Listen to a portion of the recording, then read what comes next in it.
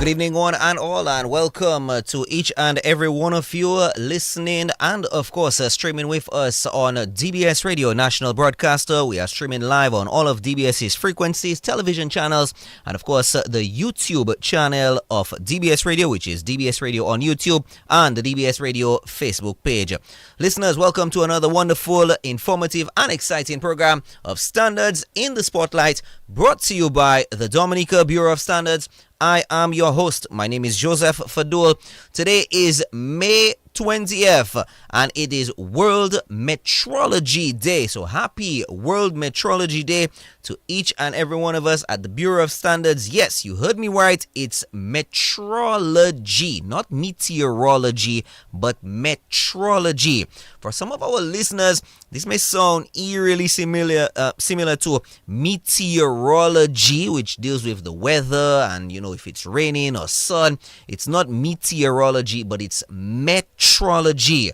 Tonight, we hope to clear up the difference a bit more for you. We will be discussing World Metrology Day 2025. We'll also be discussing the Bureau's Green Sticker campaign, which has been launched in observance of World Metrology Day. We'll also discuss the importance of metrology in a local context as it relates to fair trade.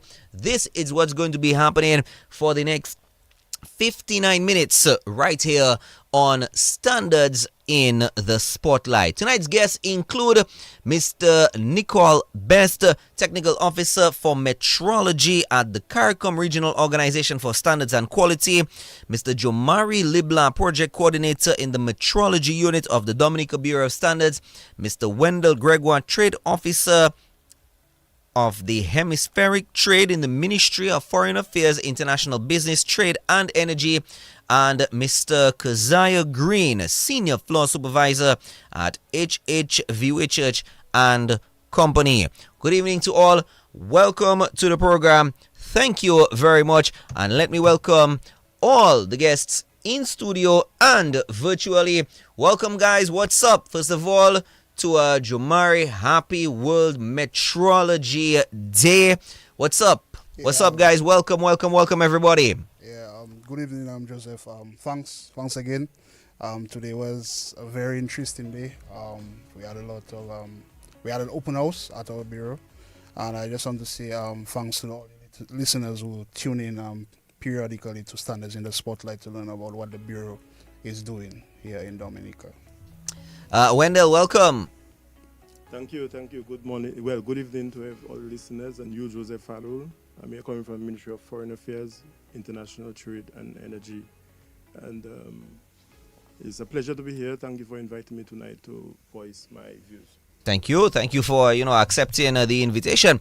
And Keziah, did I get it correct? It's Keziah, right? Yes, you are. Okay, so Keziah Green, Senior Floor Supervisor at HHV Whitchurch. Welcome, Keziah. Much thanks for having us here over at Whitchurch. We do appreciate it, and we hope to share with the listeners what this day is about and how it can also encourage other companies to get on board. And also joining us virtually, Nicole Best, Technical Officer for Metrology at the CARICOM Regional Organization for Standards and Quality. Mr. Best, good evening. Welcome. Hi, good evening, Joseph, and good evening to all our listeners. It's truly a pleasure to be part of this evening's program and to share in this important conversation with you guys. Thanks for being here. Well, thank you to each and every one of you for choosing to be here tonight. Let me start off with you, Mr. Best. I want to start off with the big picture. Mr. Best, World Metrology Day is being celebrated under the theme Measurements for All Times, for all people. What's the global and regional significance of this theme? Let's start off with you, Mr. Best. Okay, thank you for that question, Joseph. Basically, this year's theme, as you said, measurements for all times, for all people. This theme really reflects the universal nature of metrology. As we know, metrology is the science of measurement, right? It's not meteorology. Right, so just to clear that up again for the listeners. So basically, no matter who you are or where you're from, measurement basically impacts our everyday lives, whether you're buying fuel, receiving medication, or even using your GPS, right? And then globally, basically, this year's theme underscores the important role of metrology in health, first of all, sustainability, innovation, and also inclusive development or sustainable development, as we say. Basically, in our region, it reminds us of the importance of building, strong national metrology systems, measurement systems to support trade, fair trade especially, to protect our consumers and also enable industries and ensure that we are able to compete internationally, because a lot of us, we want to get our products out there, right? And it's also a call for cooperation and investment in measurement science, right? Because at the end of the day, that benefits everyone. So thanks for that. Well, yes, very, very, very important, especially the last, key part there. It's important. Science, especially these days, playing a very, very, very key role, in a lot of what we do. Also, importantly, other than, of course, we're celebrating Metrology Day today, this year as well, Mr. Best, also marks the 150th anniversary of the meter convention. Very, very, very important, aspect, especially in terms of measurement. We use the meter. If could you explain to us, what this convention is and why, especially it's such a milestone in global cooperation on measurement standards? Why is it such a milestone? Oh, well, absolutely. The Meter Convention, this was basically signed 150 years ago, back in 1875. And this is an established global framework for harmonizing measurements, right? It was essentially the first international agreement that recognized the need for one measurement system for the world globally. Right. This is basically what we now call the International System of Units, or better known as the SI. You'd have heard people saying this maybe when you're growing up, SI units and stuff. So basically, this is definitely a milestone because it allowed for the consistency and, well, trust in trade and science and technology, as, I would have mentioned before a little bit, across countries, right? Even as we speak today, over probably 100 countries or so participate in this system, making it one of the most successful international scientific collaborations in history. So it's definitely a milestone, All right. So thanks for that. Yes, definitely. I remember in high school, we were taught milli, centi, decimeter, deca, hectare, kilometer. That's the way how, we were able to kind of break it down in terms of smallest to biggest. I'm not sure if, I'm not sure if the maths teachers today still teach it like that. I'm not sure if Jomari, if you remember being taught like that. If I remember my maths teacher very early was Brother French, and he taught it to us like that. So I'm glad to know that it started off with that convention. I have one more question for you, Mr. Best, from a regional perspective, how is metrology being promoted in CARICOM countries? And where exactly does the role of cross-cues play in strengthening the national systems for us, like us here in Dominica? Okay, great. Thanks for that question. Basically, here at CrossQ, the CARICOM Regional Organization for Standards and Quality, we work pretty closely with our 15 CARICOM member states. We work with them to build and strengthen their national metrology systems, right? We help ensure that each country has the capacity to, for example, verify scales, fuel pumps, thermometers, the essential tools for trade, health, and safety. We also help them to develop their calibration capabilities as well, right? By doing this, we coordinate regional training, we provide access to calibration services, and also promote awareness through events like World Metrology Day, sorry. And basically throughout the years and also in recent times, we have been supporting the development of metrology legislation, which is very important, right? And the development of internationally recognized labs. We have our Caribbean reference labs in key areas, for example, mass, when we're dealing with weight, temperature, volume, humidity, electrical power, and also pressure, right? And also, we'd have supported the development of metrology capabilities in Dominica as well, right? Because we work really closely with the Dominica Bureau of Standards. So basically, our role is to make sure the entire region moves together towards international best practices. Basically, because when one of us improves, we all benefit as a region.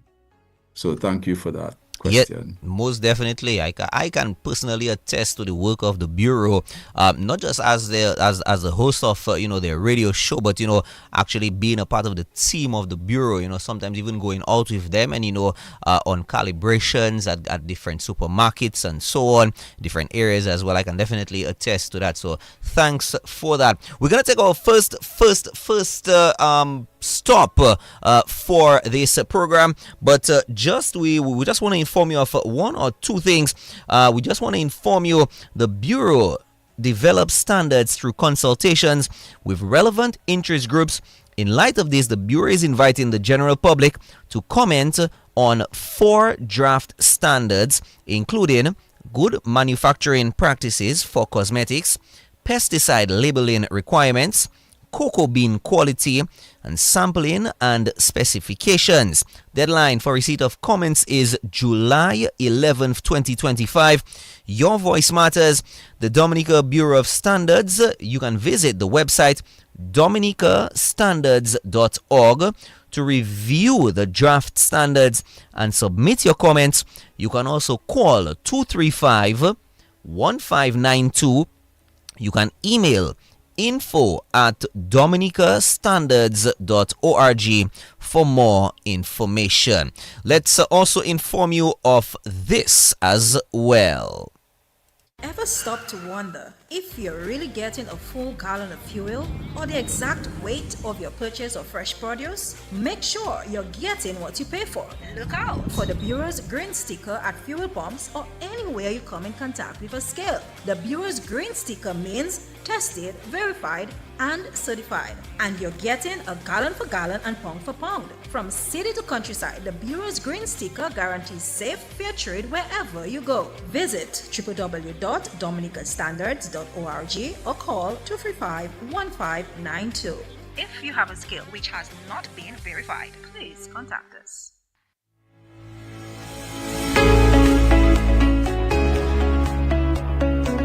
So people, next time you fuel up, even if it's 5, 10, 15, any amount, check for that green sticker.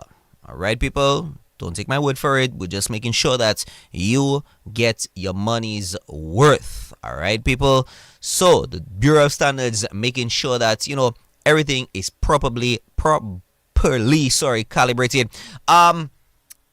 Let's come back down to Dominica. We had Mr. Best coming from a CARICOM regional standpoint. Mr. Leblanc, let me come to you. Let's come back down to a local context. How would you describe metrology in simple terms?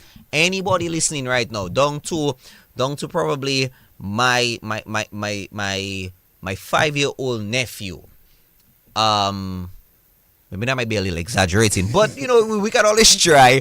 For someone listening at home, you're listening, but boy, Metro, not the weather they're talking about now. If it's gonna rain, and every time they hear that word, but it's not that. That's not what we're talking about. We're talking about metrology. First time listening, or you always saying, but it have a difference, man. In colloquial terms. Simple terms for someone listening at home for the first time or probably just trying to get an understanding of the term. Why is it such an important service in everyday life in Dominica? Mr. Leblanc, shooting that question to you. Yes, Joseph.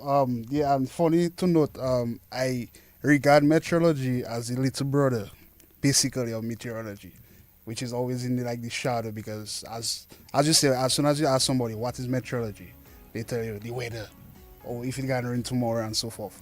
So just like even when we had our open house today, when I asked that question, I got one two answers. If it's the weather, if it's climate related, and so forth. But Joseph, in the simplest terms, metrology is basically when you measure something. That's the simplest we're gonna break it down to tonight. Let's say, for instance, you're following your grandma's special fruitcake recipe, and on there she tell you have to measure out a pound of flour.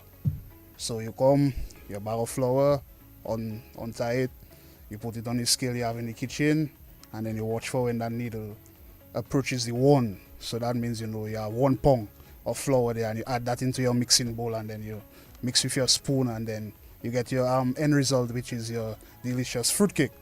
And then when you talk about the importance of metrology in Dominica, metrology serves a very crucial role to the population of Dominica, especially when it comes to inspecting and verifying measuring devices. Especially when it comes to inspecting and verifying measuring devices. Especially the measuring devices used in trade. As Nicole said, health, which is a very critical sector, and also the conservation of the environment. So I tell people, trade. Anytime we talk about trade, we're talking about money, we're talking about dollars and cents. So you always want to ensure that you're getting your values for your money that you spend. As you said, when you go to a petrol station, you give them $100, you want to ensure that you're getting $100 worth of petrol. Because the price of petrol fluctuates ever so often, and it's something that we really need, so you need to get the exact amount that you're paying for. And then when you talk about health, you can talk about the scales, especially when you're talking about the infant scales, when you're weighing newborns, also the adult scales, because then now you can use those devices, the scales, then to administer medication. So based on the weight of the newborn baby or the adult, then you prescribe a dosage of medication. If you're having an inaccurate device there, then you can get a dosage that's either too high or too low, which could be very detrimental to the patient, so which could lead to severe injuries and even in rare cases death. And then also when we talk about the conservation of the environment, we talk about protecting the earth, because as we know, global warming we can see it all around us. So when we talk about things like carbon emissions from vehicles and so forth, there's protecting the environment. So metrology is very important and very crucial to the society in Dominica, and it spreads across all the sectors basically: trade, health, agriculture, construction. Let's think of it, there is some aspect of metrology attached to that sector. Joseph. You mentioned about inspecting. I want to kind of like backtrack a little bit on that. You mentioned earlier, the bureau is responsible for inspecting, and I have seen, the bureau go into supermarkets and putting things on where it weighs and so on. You guys are responsible for inspecting, verifying that the measuring devices are accurate, working correctly. I'm a consumer. I don't know what is going on, but I want you to, if somebody walks up to you right now, walk me through somebody who is saying, but what you doing there? Why are you doing that? Why did you stop? Why did you close that cashier by Whitchurch? And what are you doing to the machine? Yes. Walk us through the process so that people can kind of have a better understanding of what it is like. What's the process like to ensure that when we go by Whitchurch, for example, when they weigh the pound of bananas, let's say it's sold by the pound, they get a pound on every single machine. Yes.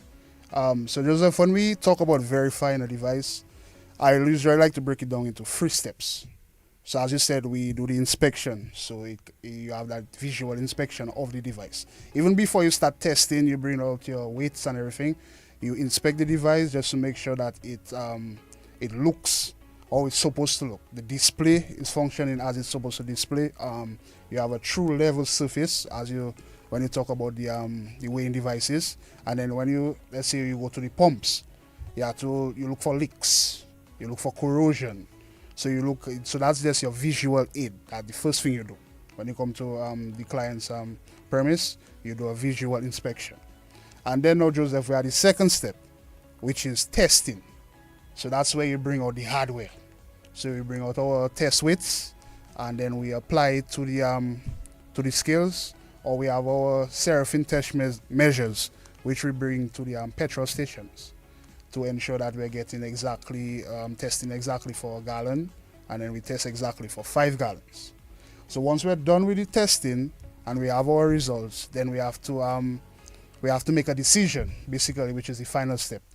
So in making that decision now, the results that you get, you either say that device has either passed or failed.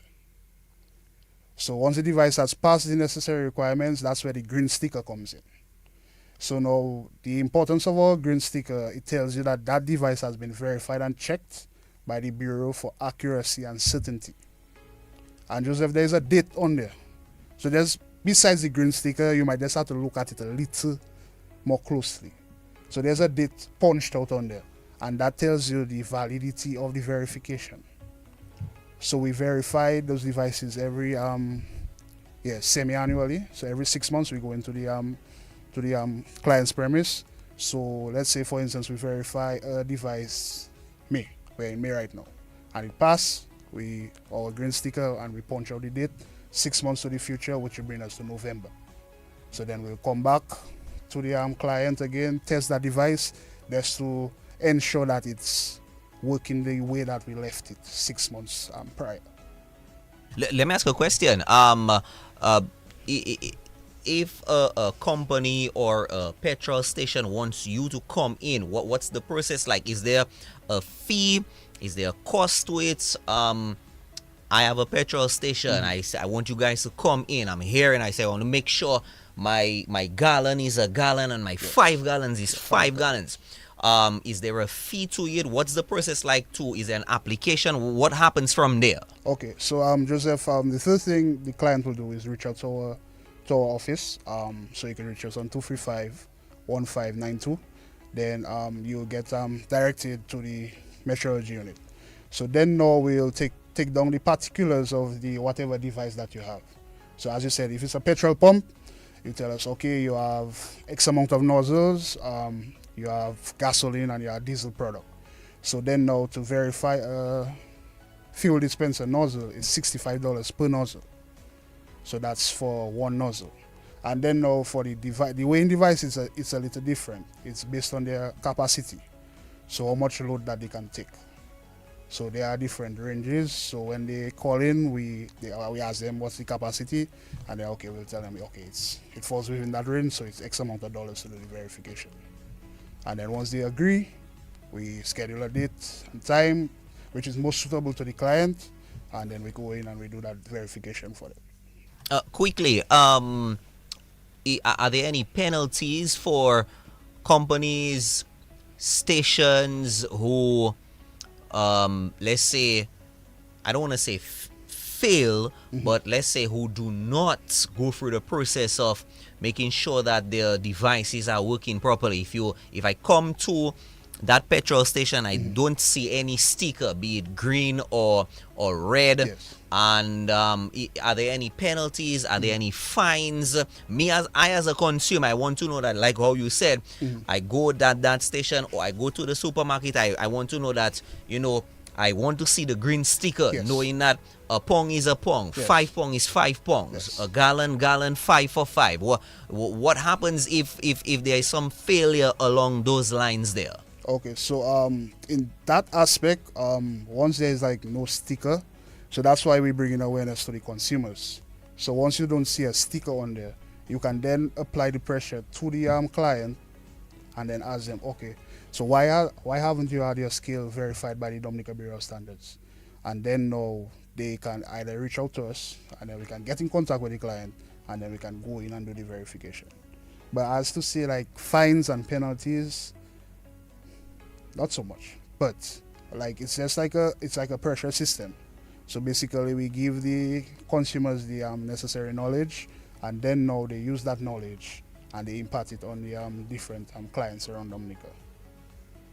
All right, so guys out there, consumers just like you, and in fact, all of us in the studios are consumers as well. Regionally as well. Make sure wherever you go, be it at the pump or be it at the supermarket or wherever you go, and there is some form of let's say weight measurement, for example, make sure that you see that green sticker. We're going to talk about the green sticker campaign, but just before we do so, we're going to take a small detour. Let me just inform you, the Bureau develops standards through consultations with relevant interest groups. In light of this, the Bureau is inviting the general public to comment on 4 draft standards, including good manufacturing practices for cosmetics, pesticide labeling requirements, cocoa bean quality, and sampling and specifications. Deadline for receipt of comments is July 11th, 2025. Your voice matters. Visit www.dominicastandards.org to review the draft standards and submit your comments. You can also call 235-1592. Email info@Dominica Standards for more information. Also, let's inform you of this. Ever stop to wonder if you're really getting a full gallon of fuel or the exact weight of your purchase of fresh produce? Make sure you're getting what you pay for. Look out for the Bureau's green sticker at fuel pumps or anywhere you come in contact with a scale. The Bureau's green sticker means tested, verified, and certified. And you're getting a gallon for gallon and pound for pound. From city to countryside, the Bureau's green sticker guarantees safe, fair trade wherever you go. Visit www.dominicastandards.org or call 235-1592. If you have a scale which has not been verified, please contact us.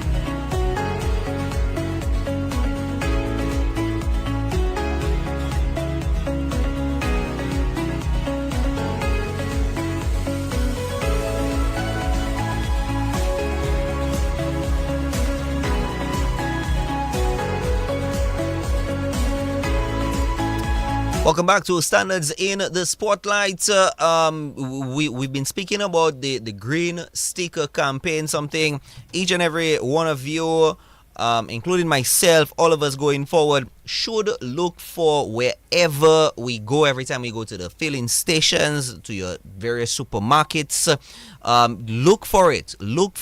I want to talk about the Bureau. Let's talk about the Bureau's green sticker campaign for the month of May, which hands down is the best month of the year. I will make no apology in saying that. I'm glad it's in the month of May. I'm very, very glad. Firstly, what exactly is the green sticker? What other bits of information?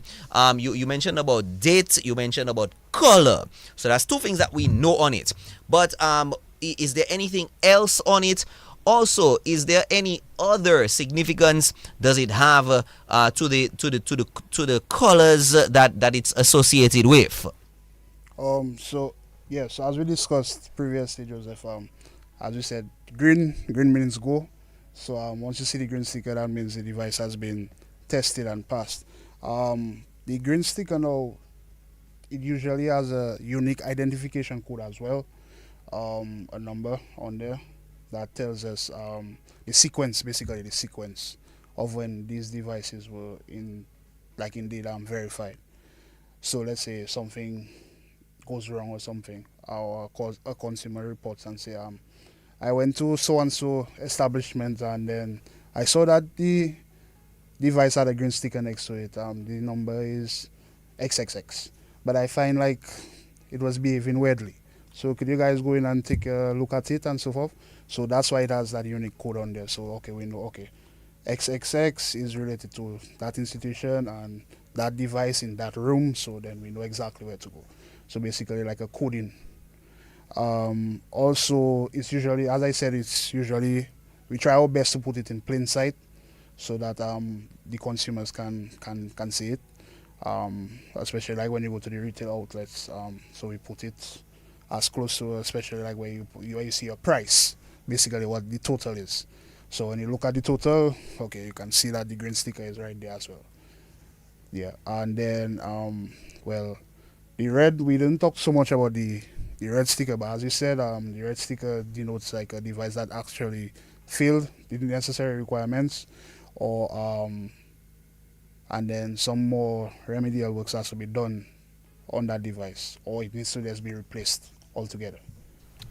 If let's say for example a device gets red, does the bureau give the establishment a certain amount of time and say, well, okay, could you we give you 7 business days, and then we can come back, we give you 14 business days? Is there any process from that aspect if a device goes into red? Yes, Joseph. Especially like if that device is very important to the client, and they themselves know the importance of that device. They will tell us okay, we'll have a guy check it out this afternoon. So maybe if you guys can come in tomorrow if you're free, and also let's come back and look at it and let's see whatever the works that has been done on it is actually brings it to the past status. Yeah, so the clients actually know the importance of their devices, and then we also know the importance of their devices, so we work hand in hand together with them. So once the remedial works can be done on it in a quick and easier manner, we just come back and we just do the verification over. Once it has passed, take out the red sticker and we put the green sticker, and they're good to go. All right, so guys, make sure that you get your devices checked. What I'm sensing consumer awareness. Is that one of the things that the bureau wants to achieve from the green sticker campaign? And what else would the bureau like to achieve from this green sticker campaign? Yes, Joseph. The green sticker campaign is primarily aimed at bringing awareness of the Metrology green sticker, and then also the significance of it. So that's the main aim of this campaign for the month of May. So basically, just to let the public know what the green sticker is, how it looks, how to identify it, what inscriptions it has on there, what they mean, and so forth. So that's the bottom line at the end of the campaign that we want to realize. The objectives of the campaign range from just being able, as I said, to identify the sticker, to fully understanding the significance of it, and what the absence of a green sticker means, as we talked on prior.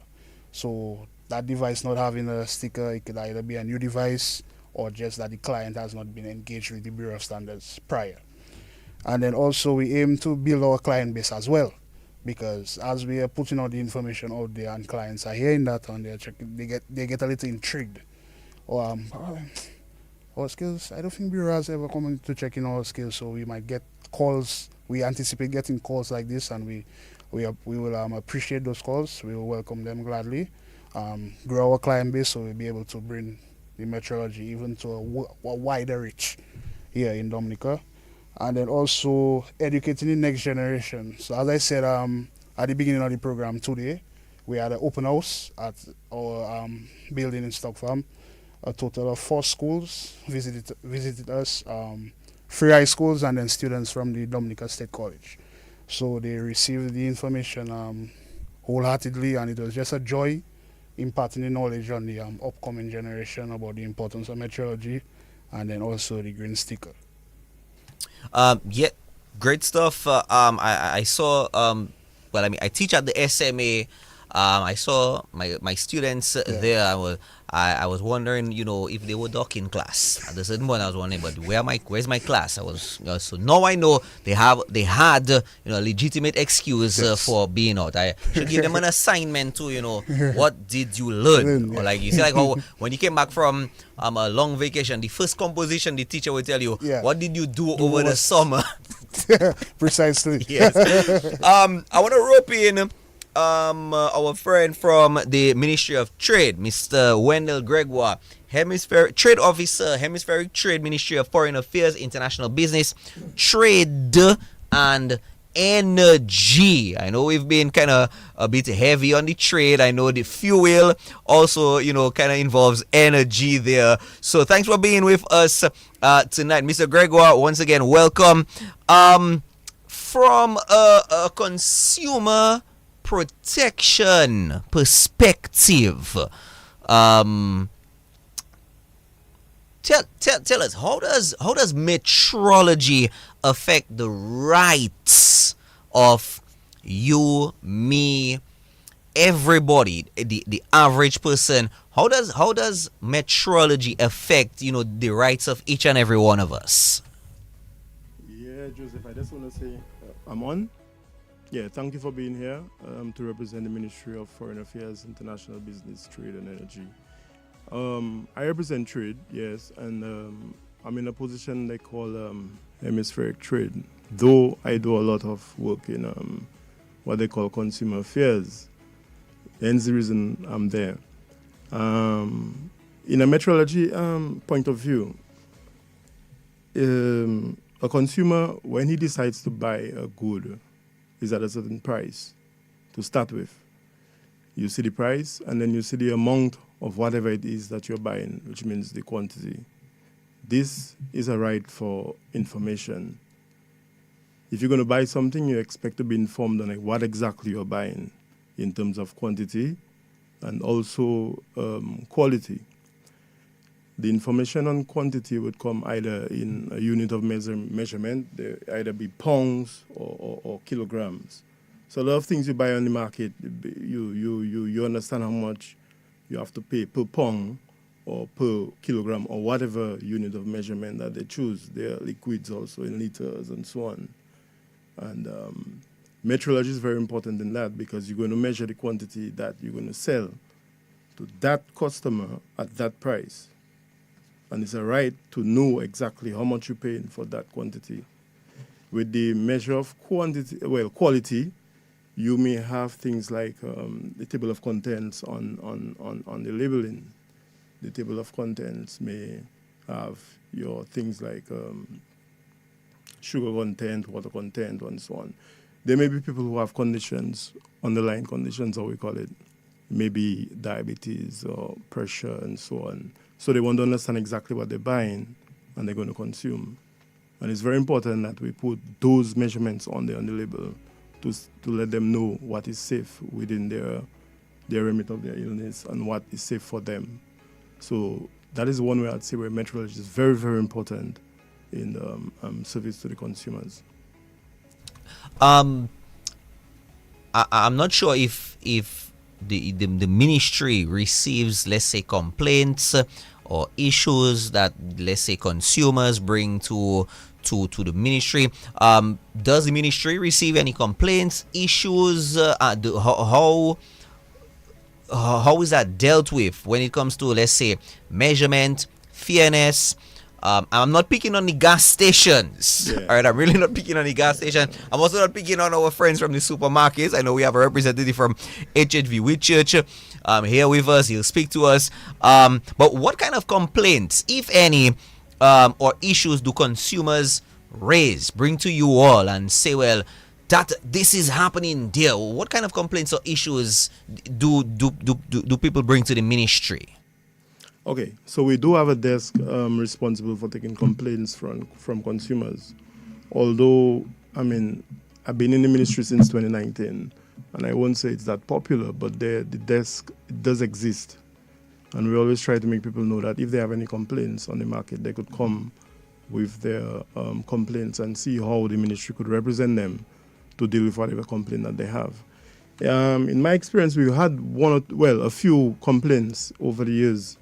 Maybe nothing serious, because Dominica, at the end of the day, we keep standards thanks to the Bureau of Standards, and people don't really have complaints based on like you have in other places in the world. However, I remember one complaint, simple thing, like I remember one time this lady came in and she said she bought a fan from some store, a ventilation fan, and she said that the fan is blowing hot air. You get complaints like that. She figured she didn't get what she paid for. And then we had to represent her because she wanted a refund. However, she at least got a credit that she could take something else on the shelf. So you get complaints like that. I remember when we had the fuel, issue with fuel supply 2.5 years ago, if I remember. And there were some complaints on the quality of the fuel. So that kind of urged us to test the quality of the fuel. And in collaboration with the Bureau of Standards, we got equipment that could test the octane level of the fuel. I don't know if a lot of people may not know about the octane level, but it tests the resistance level of fuel in the combustion engine, if it's going to cause knocking or damage to your engine. And they had to order that equipment in order to test the fuel and so on. So this is something that we do in Dominica. We collaborate with the Bureau of Standards to make sure that people get their money's worth. You spoke about collaboration. How does the ministry collaborate with the bureau to in aspects like that? Let's say in aspects like that, fair trade, compliance amongst vendors, service providers, gas stations, supermarket. Is it simply like, hey, I call Mr. Leblanc, and or is there a process? What happens? How is the link established? The Bureau of Standards is actually under the Ministry of Foreign Affairs, International Trade and Energy. So we work with them collaboratively. Me personally, I work consumer affairs. So as I say, I go on the field, I do inspections and so on. There is a normal process that you go through to get in touch and get things done. But if, for example, I'm on the field and I see something is wrong, for example, you may have a gas station owner who may complain about he not making enough money based on how much gallons he's selling. He may complain. I may call the Bureau of Standards directly. I don't wait for paperwork and all that. I call the Bureau of Standards and tell them, well, maybe this gas station needs to be inspected to calibrate their machines. You may have a quality thing where you have a customer or a few customers complain about a certain quality of fuel that cause damage to the engines. We do the normal process, but just to get things speed up, we collaborate. We are close contact with the Bureau of Standards and make a call to the Metrology department and make sure that they can do the necessary checks on time to make sure they get that. Because, stocks change rapidly. 3-4 days, some gas stations, 3-4 days, maybe a week maximum, So you don't want to come by the time they reach the next stock. So in that way, you get them to act on point and they can get the exact quality of the fuel in there and so on. So I rather do things like that, in touch with Mr. Libla and so on, and so we get something done. But you get different complaints.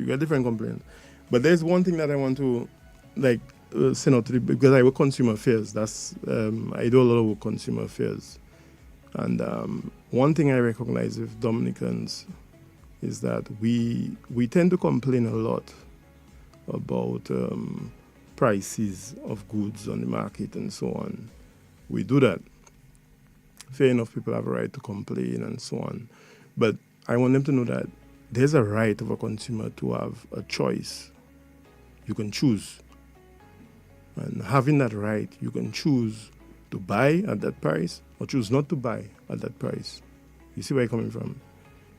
I understand a lot of these consumer goods, they are also perishables, meaning that they have a shelf life. A lot of them even a short shelf life. And I'll give an example of goods on the market. Even, let's say the Roseau market, we're in Dominica, we can talk like that. So you go to the Roseau market, you find, they have a plastic bag of tomatoes there, but you find it's very expensive. $10 for a little bag of tomatoes. People complain. But the thing is, Dominicans say buy it, and then they complain. And they come on the radio, they go to social media, they complain. My advice to you is that you have a choice. If you cannot afford that bag of tomatoes, then don't buy it. You'll be surprised, not even surprised. I can guarantee you that if the majority of clients don't buy that bag of tomatoes in the morning, in the afternoon, it will be a lower price because it's perishable.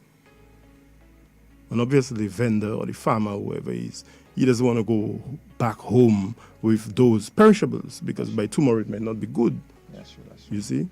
And that right to choose is actually a power to have influence on the price of goods. We talk about demand supply. People think it's something we go on computer and calculate and so on. It could be that true, but a lot of times it's something simpler. So if you choose not to buy something at one price, eventually the price is going to go down. And that's my message to Dominicans, that you have a choice as a consumer. And you can even go further.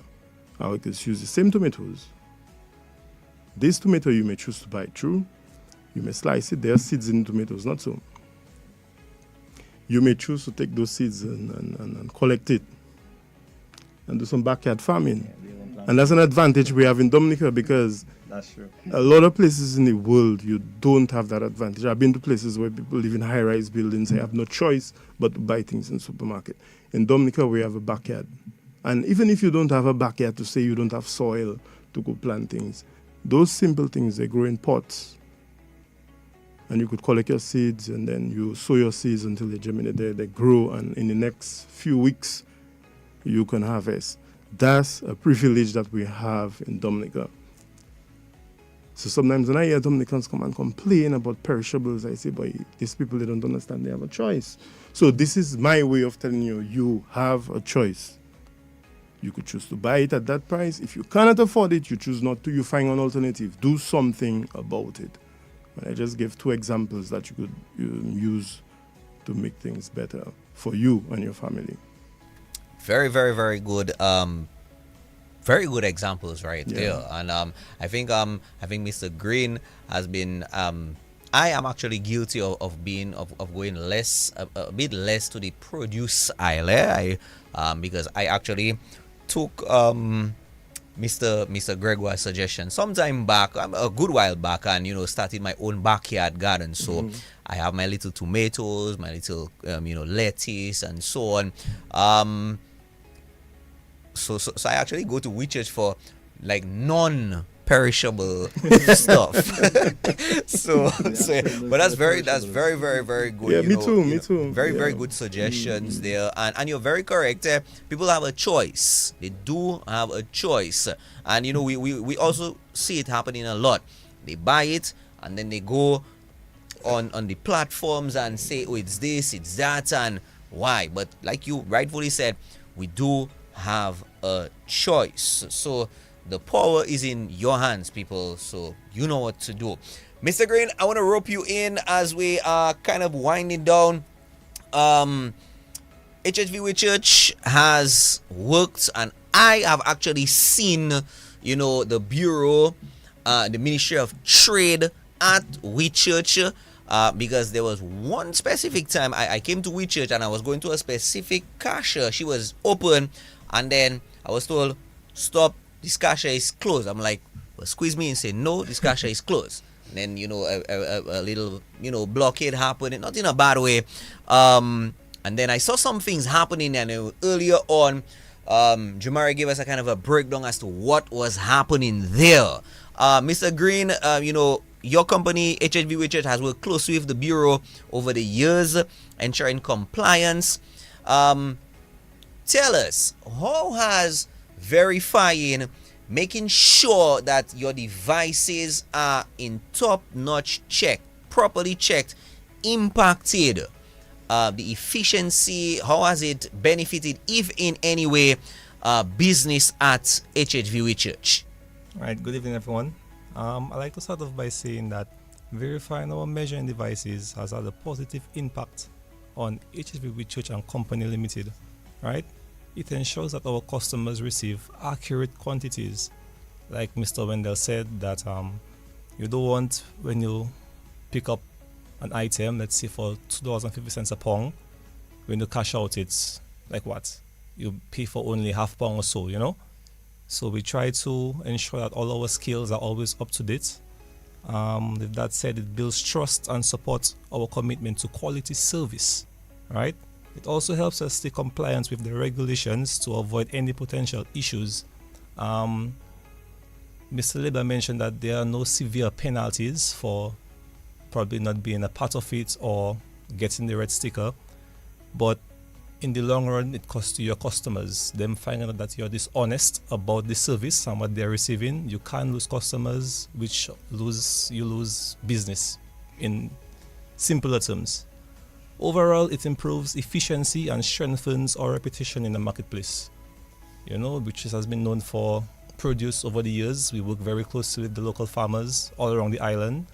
Apart from produce, we do poultry, we do different types of meats, which is very crucial as we try to stay more to weight.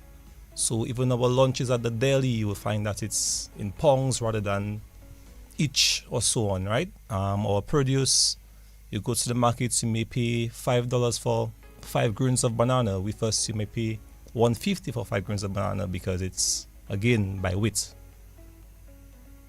Would you say that you have seen an improvement in let me speak from customer confidence. I, as a customer, for example, have you seen an improvement in customer confidence because of working with the bureau, working with the ministry, and getting your devices stamped with that green stamp?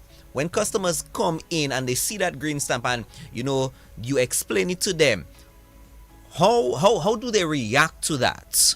Well, for starters, we have never been able to run into a situation like that before. While the stickers do help build trust with the customers, they are not so aware of what the stickers represent. Yes, we have the program and so on to raise awareness right now about it and so on, but the customers on the whole, yes, they bring in produce, we buy from them as weights, but they don't understand. They see the stickers, but they don't know what it represents. They may think that it's just some of, it's a verification that this skill is from, you purchase it from a specific company, not really stating that, or for them seeing it that it's for accuracy and so on. So if we could, do something a little more just to get the public more aware of what it actually represents, because even myself, it wasn't for with church, as I could say, I wouldn't know what those stickers represent. So me, even as a consumer, you go out there, you don't know what it's for and so on. Yeah. All right. So you're encouraging consumers to come whenever they come to We Church, look for the green sticker. Correct.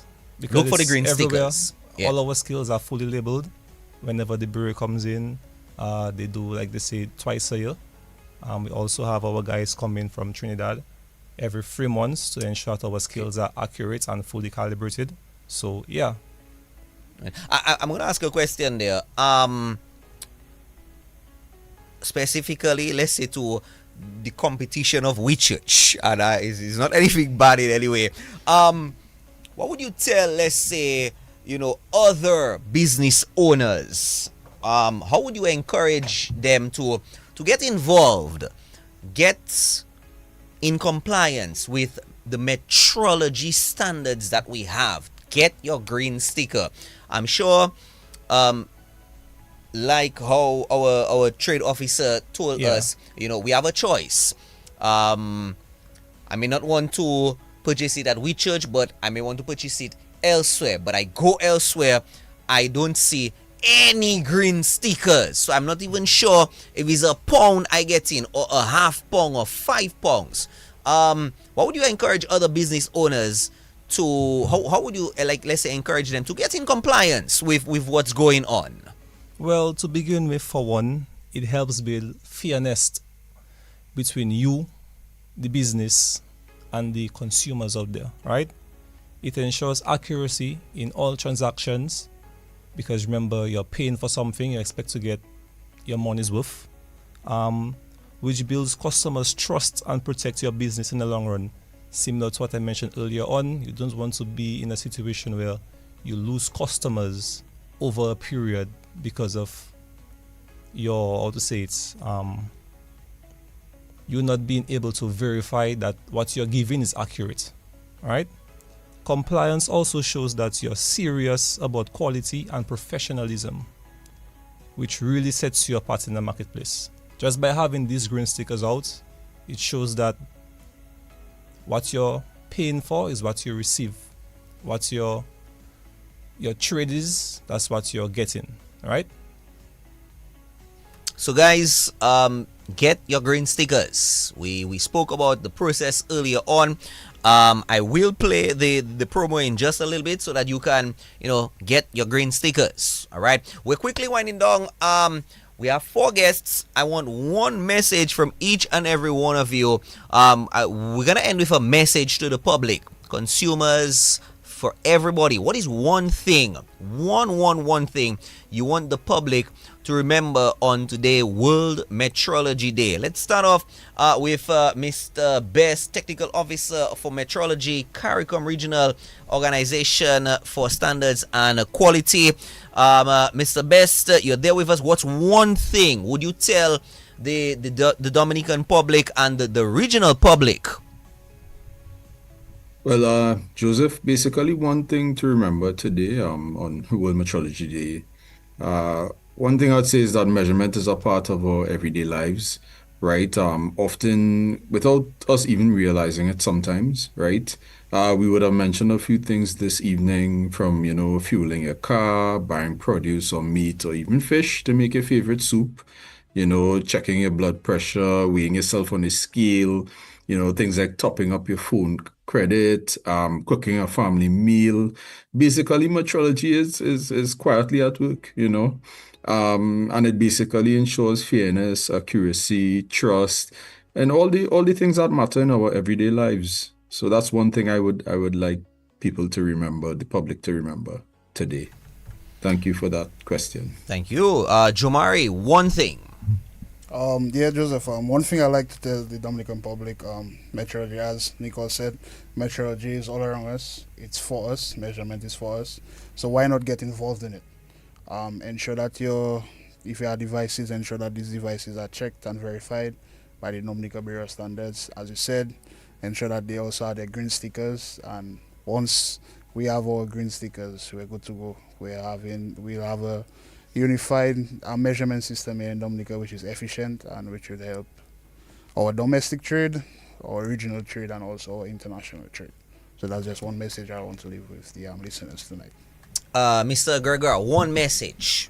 Yeah, I'll keep it short. I just want people to be aware of their rights, consumer rights, to be informed and to choose. And you always have a choice. You choose wisely based on the circumstances and the situation. And I think we can make a better Dominica out of that. Yeah. And Keziah, one final message. All right, You can make it from a We Church standpoint or a general anything.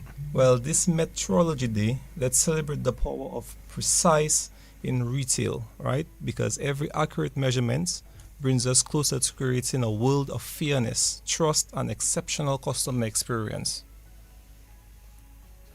Short, simple, to the point. Gentlemen, thank you very much for being here on this program today, World Metrology Day. Thank you so much. If you have any questions or want to learn more about metrology, how you can get your devices calibrated properly, reach out to the Bureau of Standards, dominicastandards.org. Send an email, info@dominicastandards.org. Call 235-1592. Follow them on Facebook, Instagram, and yes, and just before we say good night, just want to inform you of the Bureau is developing standards through consultations with relevant interest groups.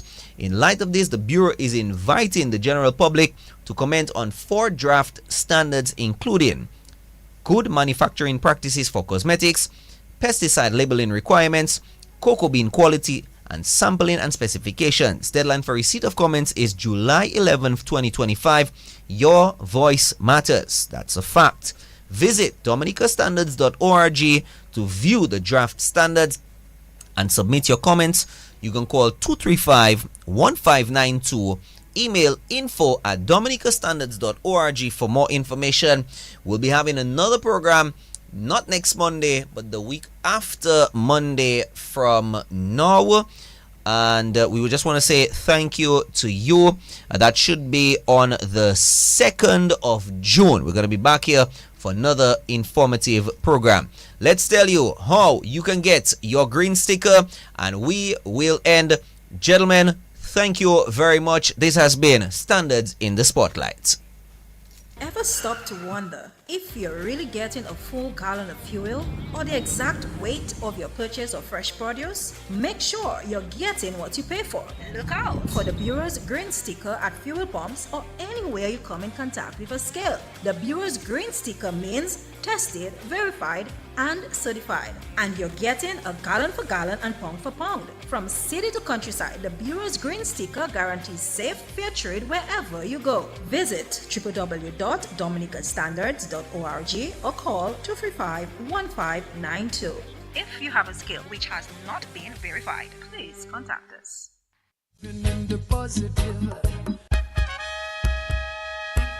Here is an invitation to get empowered on DBS Radio every Tuesday evening from 8 to 10.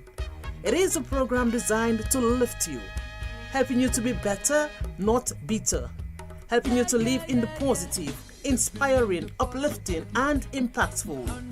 Get Empowered covers topics and real-life situations that are often not discussed.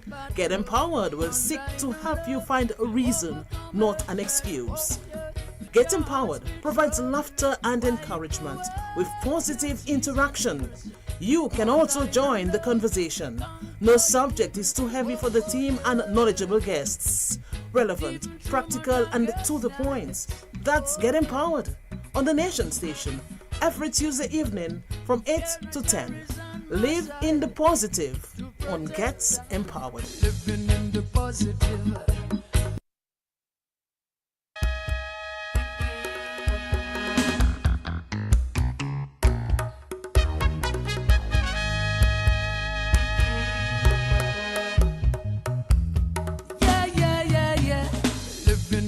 Positive, and I know good will conquer evil. Jah is here amidst the battle, and I know love will overcome hatred. Oh yeah, living in the positive. What you done? Let not your hearts be troubled. Wipe away your tears and fears, 'cause I know love will conquer evil. Oh, oh yeah. Nights, oh, fear not, Jah is on my side to protect I, oh yeah. And even though the rods are against side, Lord, Lord, Lord, yeah. Fear not, though my chances are slim, yet my hopes are so high. Living in the positive, and I know good will conquer evil. Jah is here amidst the battle, and I know love will overcome hatred. Oh yeah, living in the positive. What you done? Let not your hearts be troubled. No good will conquer evil. Jah is here amidst the battle, and I know love will overcome hatred. Oh yeah, living in the positive. What you done? Let not your hearts be troubled.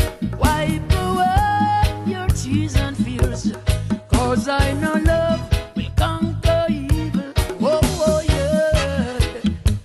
And even through my darkest nights, oh, fear not, Jah is on my side to protect I.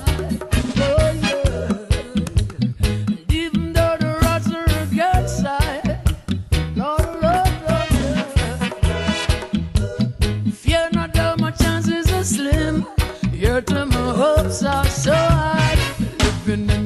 positive.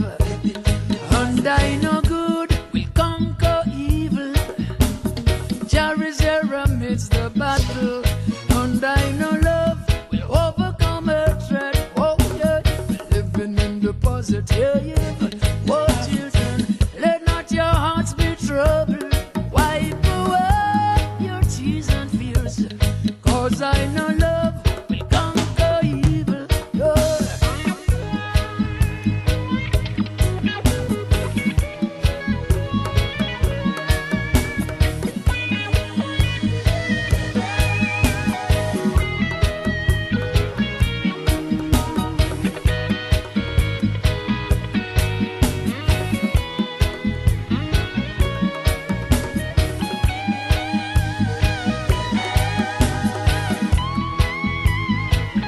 Oh, oh, yeah.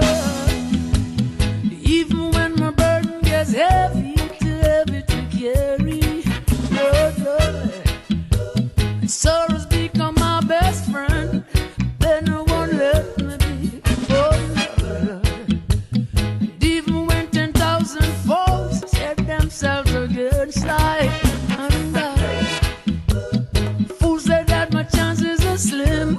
Yet my hopes are so high. Living in the positive. And I know good will conquer evil. Jah is here amidst the battle. And I know love will overcome hatred. Oh yeah, living in the positive. What children, let not your hearts be troubled. Wipe away your tears and fears. Cause I know love will conquer evil. Yeah. Living in and be living in the positive. Oh Lord, Lord, be living, yeah, and be living in the positive. From day to day, shall make our way, and be living in the positive. Struggle and the tough, things so rough, and then we're living in the positive. Keep on living, boy. Foes set themselves against life, and fools say that my chances are slim.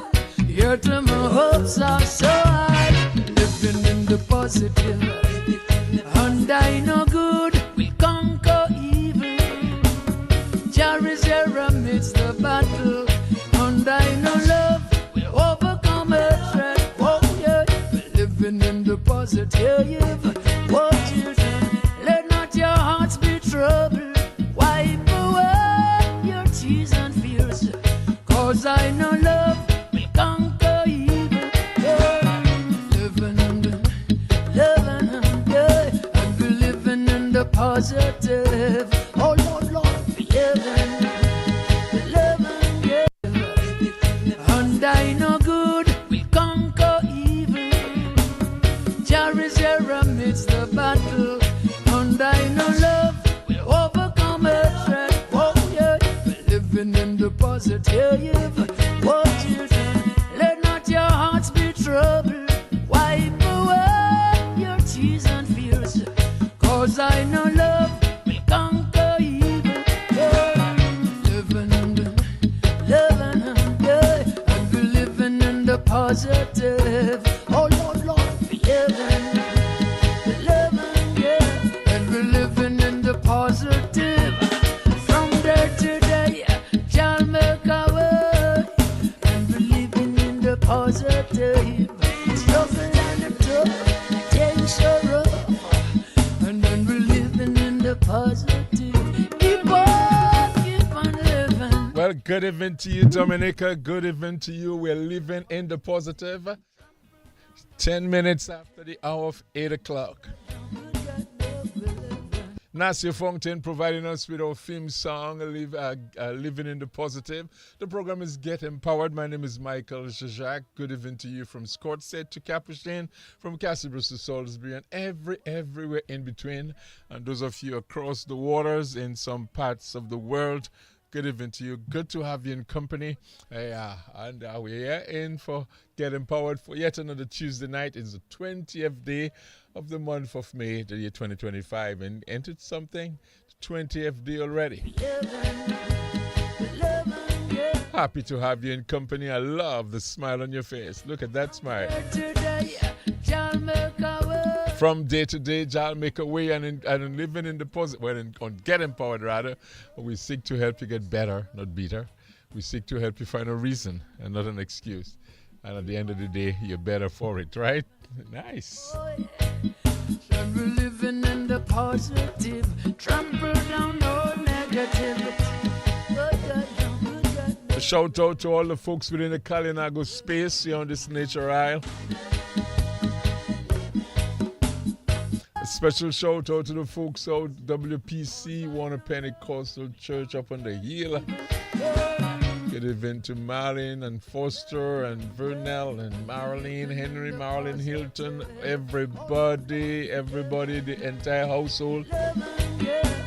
Sydney and Stalin and Tyler and Justin.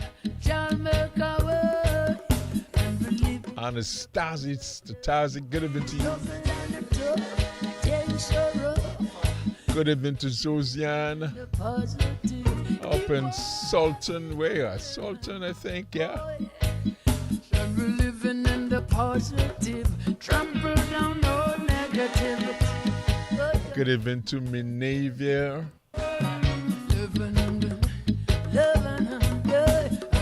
Good evening to Anthony Henry and Anthony Henry Jr.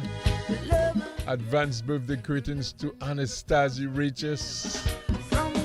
Celebrate her birthday tomorrow.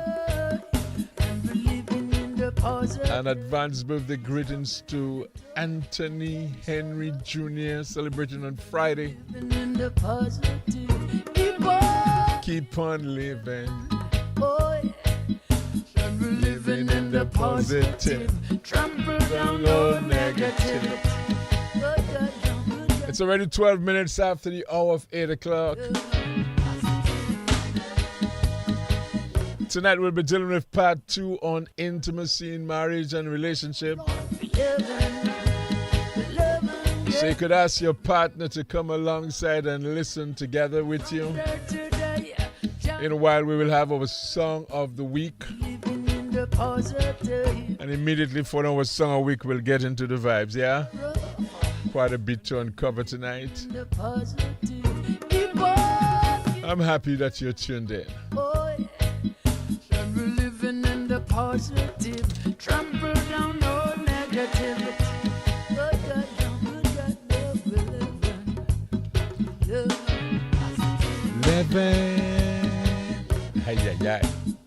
It's good to have life. It's good to be well. We give the Lord thanks for life. We give the Lord thanks for health and wellness. We give the Lord thanks for this program. Father, we just commit this time into your hands. We commit this program into your hands. We commit the listeners into your hands. Commit every marriage, every relationship into your hands. We pray, God, that as we share, as we communicate, Lord God, that you will add life to that which is spoken. You will add life to that which is spoken, Lord, and at the end of it, we all would be in a better place. Our relationships, our marriages would be in a better place. So we give you thanks. We give you praise. We truly appreciate your faithfulness. We truly appreciate all what you've done. We truly appreciate you for establishing us, creating in your own image. Your word says male and female you created them, and you created us to relate. So we pray tonight, even as we share, that which is communicated will help make relationships better, friendships better, homes better, a better society, a better Dominica. We give you thanks for it, Father, in the name of Jesus. All right, the song of the week comes to us courtesy Whitney Houston and Cece Winant. It's just a song encouraging us, counting on each other, being there, being present, being the source of strength, the source of encouragement that someone else would need and stuff like that. So the name of the song is Count Me In. The artists Whitney Houston and CC Wynant. So let's take a listen.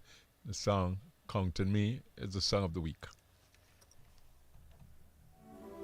Count on me through thick and thin, a friendship I will never end. When you are weak, I will be strong, helping you to carry on. Call on me, I will be there. Don't be afraid. Please believe me when I say, count on. I can see it's hurting you. I can feel your pain. It's hard to see the sunshine through the rain. Oh, I know sometimes it seems as if it's never gonna end, but you'll get through it. Just don't give in, 'cause you can.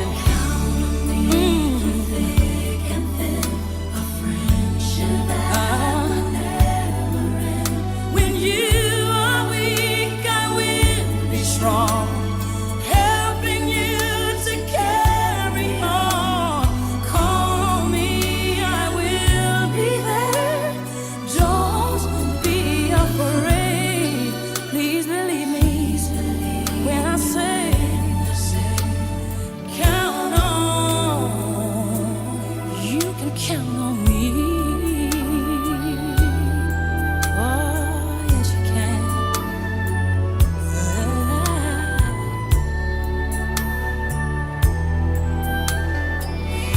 Ooh,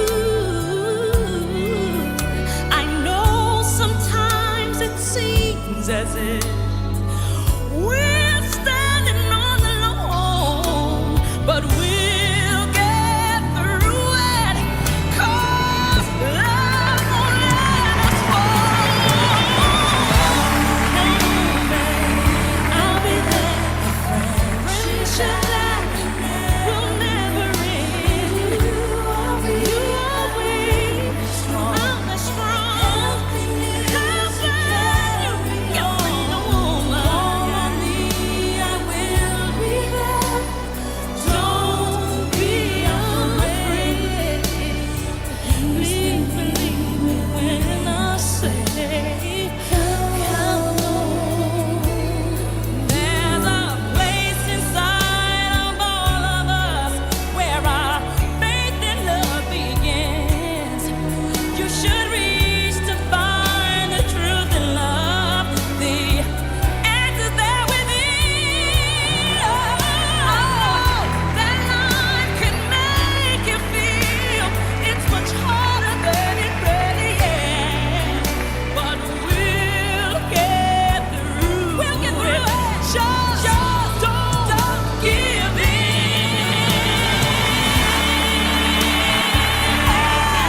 Count on me. It'll never end. I'll be strong. Call on me. I will be there. I'll be there. Don't be afraid. Don't be afraid now. Please believe me when I say, count on. Count on. Count on. Count on. Count on. Count on. Count on me.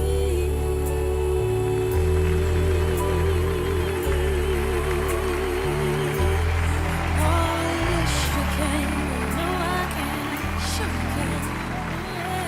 So glad I can. Count on. Yeah.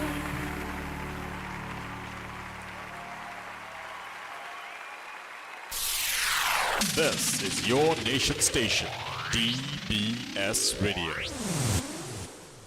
Living in the positive.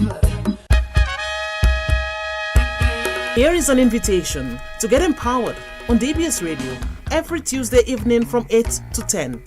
It is a program designed to lift you, helping you to be better, not bitter, helping you to live in the positive, inspiring, uplifting, and impactful. Get Empowered covers topics and real-life situations that are often not discussed. Get Empowered will seek to help you find a reason, not an excuse. Get Empowered provides laughter and encouragement with positive interaction. You can also join the conversation. No subject is too heavy for the team and knowledgeable guests. Relevant, practical, and to the point. That's Get Empowered on the Nation Station every Tuesday evening from 8 to 10. Live in the positive on Get Empowered. Living in the positive. That's what we do. We empower you. We help you get better, not better. We help enhance life. We help make life better. And we love the smile on your face. Yeah, we enjoy and love the fact that we could put a smile on your face. All right.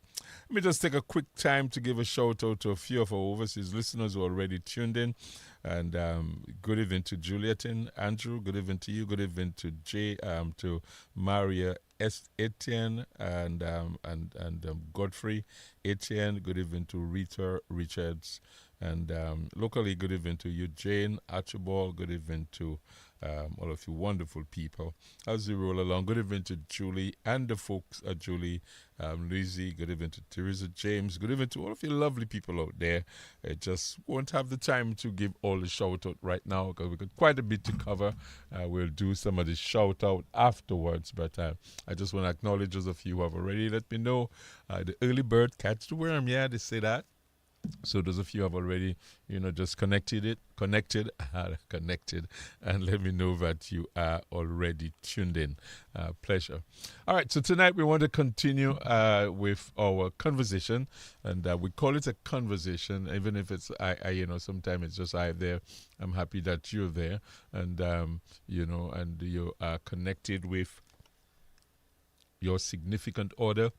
So Hector and Aisha Mac over in St. Croix, good evening. I keep saying Mac, and I need to get that right. That's sitting right. I'm not sure where I get Mac from, Hector and Aisha. I'm not sure where I got the Mac from, but your surname isn't Mac at all. All right, it's a good evening to Aisha and Hector, and that is Alexander. All right, so it's Hector and Aisha. Alexander. Oh man, your name called so many times, so calling it wrong. Okay, so we're happy that you're tuned in. We're happy, and Juliet in Mills, Reynolds and her husband over in Fonkole. Good evening to you guys also. And we want to just continue the conversation. We do a quick recap, and then we flow into some things. And I was sharing last week when I introduced this that this, between the month of June and, or actually May, right through August, it's wonderful time for families. You've got quite a few things happening. Well, you had Mother's Day, and then you have Father's Day coming up in a few weeks' time. And also, I think I read somewhere where there was a Boys' Day, and there's all kind of days happening, so there's all kind of stuff happening. So all of that is going on. And so we using the opportunity just to, solidify the family, bring strength to the family. During this month also, churches celebrate in some ways. Some churches have what they have. They have Family Day. Some churches have Family Week, some have Family Month. I know for sure at Warner we'll be having Family Month in June. And you have these type of celebrations, and you have the celebration of wedding anniversary, and a lot of weddings are happening. I know I'm booked to do couple already, so there are weddings happening and all of that. So there's quite a number of things, as it relates to relationship that's happening during that period. And as one who help people get ready for marriage, I feel let me just share general things, so that our relationships can be better. There's nothing as beautiful as a home with harmony, but there's also there's nothing as painful and as agonizing and a hell on earth as a place where the relationship is not good.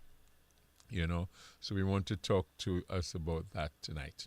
All right, the importance of marriage, the importance of intimacy in marriage, the importance of doing some things within the whole context of marriage. We want to look at all of this and hopefully just share that, and at the end of the day become better for it. All right, so that is definitely happening as we roll along with the program Get Empowered tonight. All right, so we want to first just deal with some definition. And in the Bible, marriage is not merely a legal union, but it's a sacred covenant between a man and a woman and God. All right, so a three-strand cord, the Bible says, cannot be easily broken. From the beginning, marriage is shown as a partnership intended to provide support, intended to provide companionship, intended to bring people together, and in the process, create the ability to fulfill what what God's mandate is for you on the earth. So it's a wonderful thing when we think of marriage, and when we think of all of that. And relationship, on the other hand, when we think of a relationship, we are talking and relationship, and it is defined as any connection between two or more people. So it is a connection. All right, so relationship is a connection, and this word connection is used quite a bit these days, quite a bit. We're connected, there's a connection and stuff like that, and it is used. So it is a connection between two or more people, which can be either positive or negative, and it encompasses various types of connections, including familiar, all right, the familiar, the family aspect of it. Then you have the friends as aspect of it, and you have the romantic aspect of it. All different kind of connection. Within the family, the connection is different, so the intimacy is different. With friends, the connection is again different, and the intimacy is different. Friends share a lot of intellectual and emotional intimacy, and stuff like that, and to a lesser extent, the physical part. And obviously, within a friendship, you could have all four areas of intimacy. In a broader sense, a relationship refers to the way in which two things are connected, and we established that last time. Intimacy, we're just going over some definitions. Just quick recap, I'm a teacher, so, they say repetition is the key to learning. So as the teacher in me makes that happen. All right, so intimacy is, when we think of intimacy, the word intimacy is derived from the Latin word we said intimus, which means inner or innermost. And in most Romance language, the word for intimacy refers to a person's innermost quality. But when we look and think of intimacy, we are just thinking also that intimacy allows people to bond with each other on many levels. Therefore, it is necessary. It is a necessary component to a healthy relationship, or of a healthy relationship. So when we think of intimacy, it creates a bond. There's a bonding. There's a connection. There's connectivity, and all of that is happening. And there's just that wonderful thing that's happened with intimacy that allows people to nice up, not like I say, to be tight. So that's part of when you think of intimacy. And further, intimacy is closeness between people in personal relationship. All right, it involves the feeling of being in a close personal association and of belonging together. Intimacy can include physical or emotional closeness, or even a mix of the two, and maybe for me I see four things.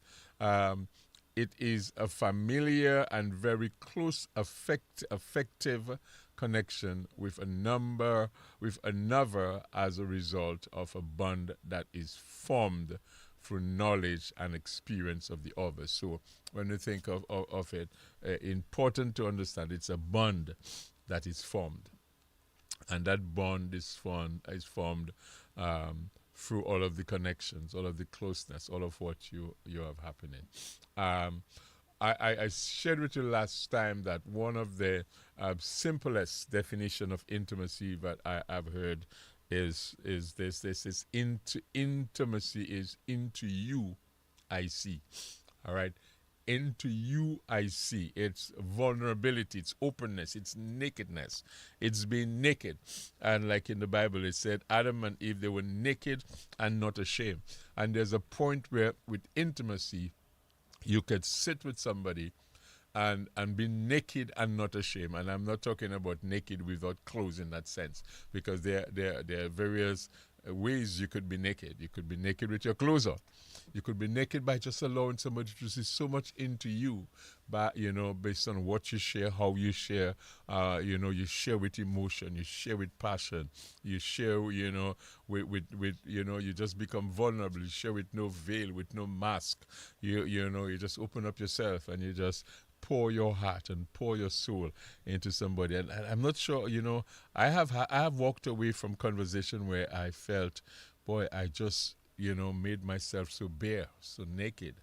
I exposed myself. I allowed the person to see right into me, and that vulnerability some persons are afraid of it because it could lead to betrayal. People could betray, that which you trust them with. But nevertheless, it's required, it's needed, for your own health and well-being. Just the fact of we being intimate, vulnerable, open in the process of life, it adds to our health and wellness. Yeah, so that is important. Okay, so we have established some of this, and we just talk about being vulnerable, being at the place where you can freely speak. You can open up yourself and let another see right into you, into your thoughts, into your feeling. You share that. And relationship need this. In your marriage, you need this. You can't be just tight. You can't be tight. Or about everything. You just need that. All right. So when hearing the word intimacy, most people's first thing they think of, boy, is touch, it's physical, it's it's kissing, it's making out, it's having sex, it's touching up and all of that stuff. But there's a lot more to intimacy than just that. All right. So what am I saying? I'm saying the kissing, the love making, and all of that part is good, but for me, it is that part is enjoyed even more as after all of the other levels have been fulfilled, that kind of stuff. It's like icing on the cake. All right, so last week we looked at different forms, expressions, ways of intimacy. This evening we want to cover maintaining the intimacy. We want to look at maintaining it. All right. Studies have revealed that the first 6 months of a friendship, or slash relationship, are the most intense and can move people, quickly into the place where they go from just the high to the bed. I mean, studies have shown that within 6 months, persons can drive, we drive relationship very fast within this, the first, couple of months of that. You push hard. So there's a lot of phone calls, right now there's WhatsApp messages flying, you know what I mean? You call in, you can't, you're looking out for each other, you're meeting after work, before work, during work, all kinds of vibes there, you keep adding, fuel to the fire, keep it going and stuff like that. So or a whole lot of stuff, virtual contact if you are overseas, all kinds of stuff, and that happens with great frequency during the first 6 months. And studies have shown that people can really move, and the intensity of the relationship can lead them to every area of intimacy, and that's why if that, and that is also foundational, all right, that's a foundational stage for relationship, that early stage, it's foundational. So what you plant into it, what you sow into it, is very important. Some people touch so much in the early stage that they never talk. So there is the intellectual and even emotional aspect of the and spiritual aspect of intimacy is non-existent. And this, and they suffer because whatever you put in the foundation, you're going to be building on it. And some people, the relationship, is built so much on the physical that there was nothing to sustain it, because they began to touch too early. They didn't take the time to listen, to speak, to connect, and that's how our world is. Our world is, let me see how fast I could get under your skirt. Let me see how fast, your pants can come down. Let me see how fast that can happen. Let me see how fast, I can physically be, in that way. That's basically what our time is. And because we touch so fast, and touching, the faster, the earlier earlier you start to touch in a relationship, is the faster you might get to your destination, and starve yourself of developing the other areas of life. All right, so it is important to to pace yourself, and avoid even the whole touching, early. You want to talk, you want to stimulate each other, you want to listen, you want to ask the question, you want to know things, you want to know favorite colors, favorite foods, you just want to talk about a whole lot of stuff, non-sexual, understanding the person, understanding background, understanding family, understanding, likes, dislike, throwing out questions and stimulating each other in that way, building the friendship. When that is done, in the early stage, you can enjoy all of the other stuff, later. And because you have established that foundation, you can continue to build. Some people don't talk, within their home, because, in their relationship, because talking was not part of what they do. All right? And we hope that you talk. So starting... for some can be easy. All right, for some, starting a relationship can be easy. What most relationships lack is maintaining of the fire. All right, it's the maintaining of the fire. Some relationship have gone to the place where there's no smoke anymore. So they say where there's smoke, there's fire. But some, there's a fire, the fire out, the smoke gone, everything, and there's no smoke, there's no fire, nothing like that. That's a hard, it's cold. The house is cold, the bedroom is cold, and the vibes is cold. And the thing about it is, as we age, our appetite for sex, fades. Hence, the other areas of intimacy can keep a fire going, which we're going to talk about, because if it's just physical, as you age and you cannot, the potency is not there, the desire is not there, the appetite is not there, there's no interest and stuff like that. People just become lonely and sad, and grumpy and bitter, and then complain about a whole lot of stuff. So that's why it is important to build the other areas. So I am speaking about maintaining of the fire. Now, fire is not sex every night or every other night. Some people think that's the fire. Man, the fire, they feel, well, we in bed, cozy and doing it every night or every other, and they think that's the fire. That fire, that fire part of it, that can go out very quickly. Fire has to do with all cylinders working, using a transportation term. All cylinders. Like you say, you're firing on all cylinders. You know, everything is working. Well, it's 4 cylinders or 6 cylinders. Well, in that case, for our discussion, we're talking about 4 cylinders. So having all of that working, firing on all cylinders, so the juice flowing nice. That's what we're talking about. Some things can work on one cylinder. Some things can work on one cylinder, and that's basically what we're talking about. The relationship can go on one cylinder. So, and I'll explain in a while. But the challenge of the journey can cause a breakdown, because the journey can have so much pressure that the one cylinder, it will be too much for the one cylinder, and you cannot kick on one cylinder. So a man can be a great provider. Let me just give you an example of the one cylinder kind of relationship. A man could be a great provider, or maybe great in bed, and fall short in the other areas. A woman can be a great cook, or spiritually a great prayer warrior, and fall short in the other areas.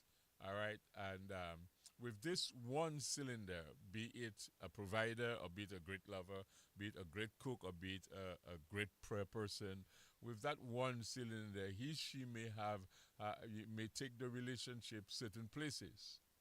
So you could be able to go a certain distance. However, when the challenges of the journey comes because of the other passenger, and I'm using, when I say other passenger, I'm just referring to the other person in the relationship. When the challenge of that journey comes because of the other person in the relationship, be it the man or the woman, or vice versa, the result can be a breakdown.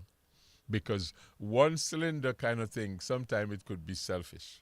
It could be all about you, all about satisfying you, all about pleasing you.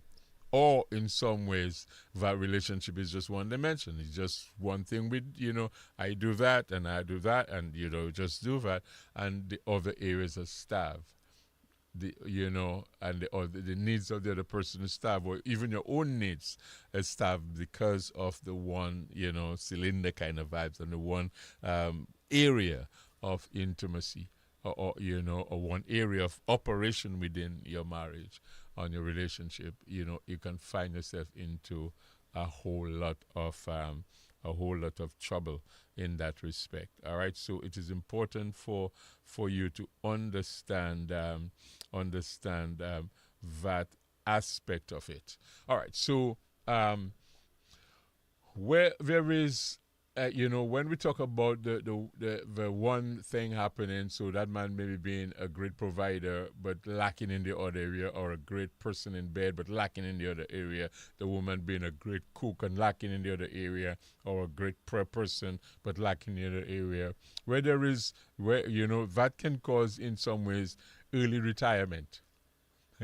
For lack of a better way to put it, it can cause early retirement in the marriage, where people retire very early within their marriage. They're still working, they still have life, they still could do stuff, but within the context of the relationship, they have retired, or the resigning of people into their own space. So people resign, people quit, people find themselves in their own space, doing their own thing, because the rest of the stuff isn't working. So that is something that folks need to understand and appreciate when it comes to that aspect of life. All right, so let me just take care of some stuff. Let me play something, take care of some things, and I'll come back with that. I just got a little distraction there with something, so let me ensure that I take care of it, and then we will be back. So let me just play a song, and then we'll be back right in a moment.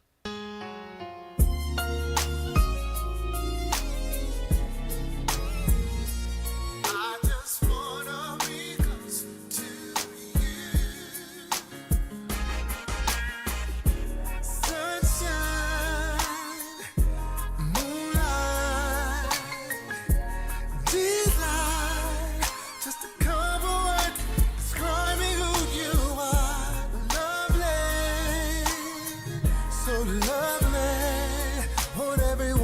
know why I'm in love with you. Patient and strong, always, no matter what I face, you've been there to bring me through just fine. On time, it took a while to see that your love was true. Thank you, BB and Sissy. So let's get back to just the conversation. All right, and just get back to that. So I was just saying that when the relationship is one dimension or it's flowing on one cylinder, that is, there's just one area of operation. It's either very physical, or there is or extremely spiritual, or someone become just a great provider, or someone just become a great cook and stuff like that, and starve the other area. Because one of the things people say, oh, she know, I love her, or I love her. I don't have to say it. I don't have to do it. I cook in, so or I bring in money. Nah. You know what I mean? So people think sometimes just doing certain things, makes everything all right. But you got to cultivate. You got to you've got to work on, and you ought to maintain the other areas.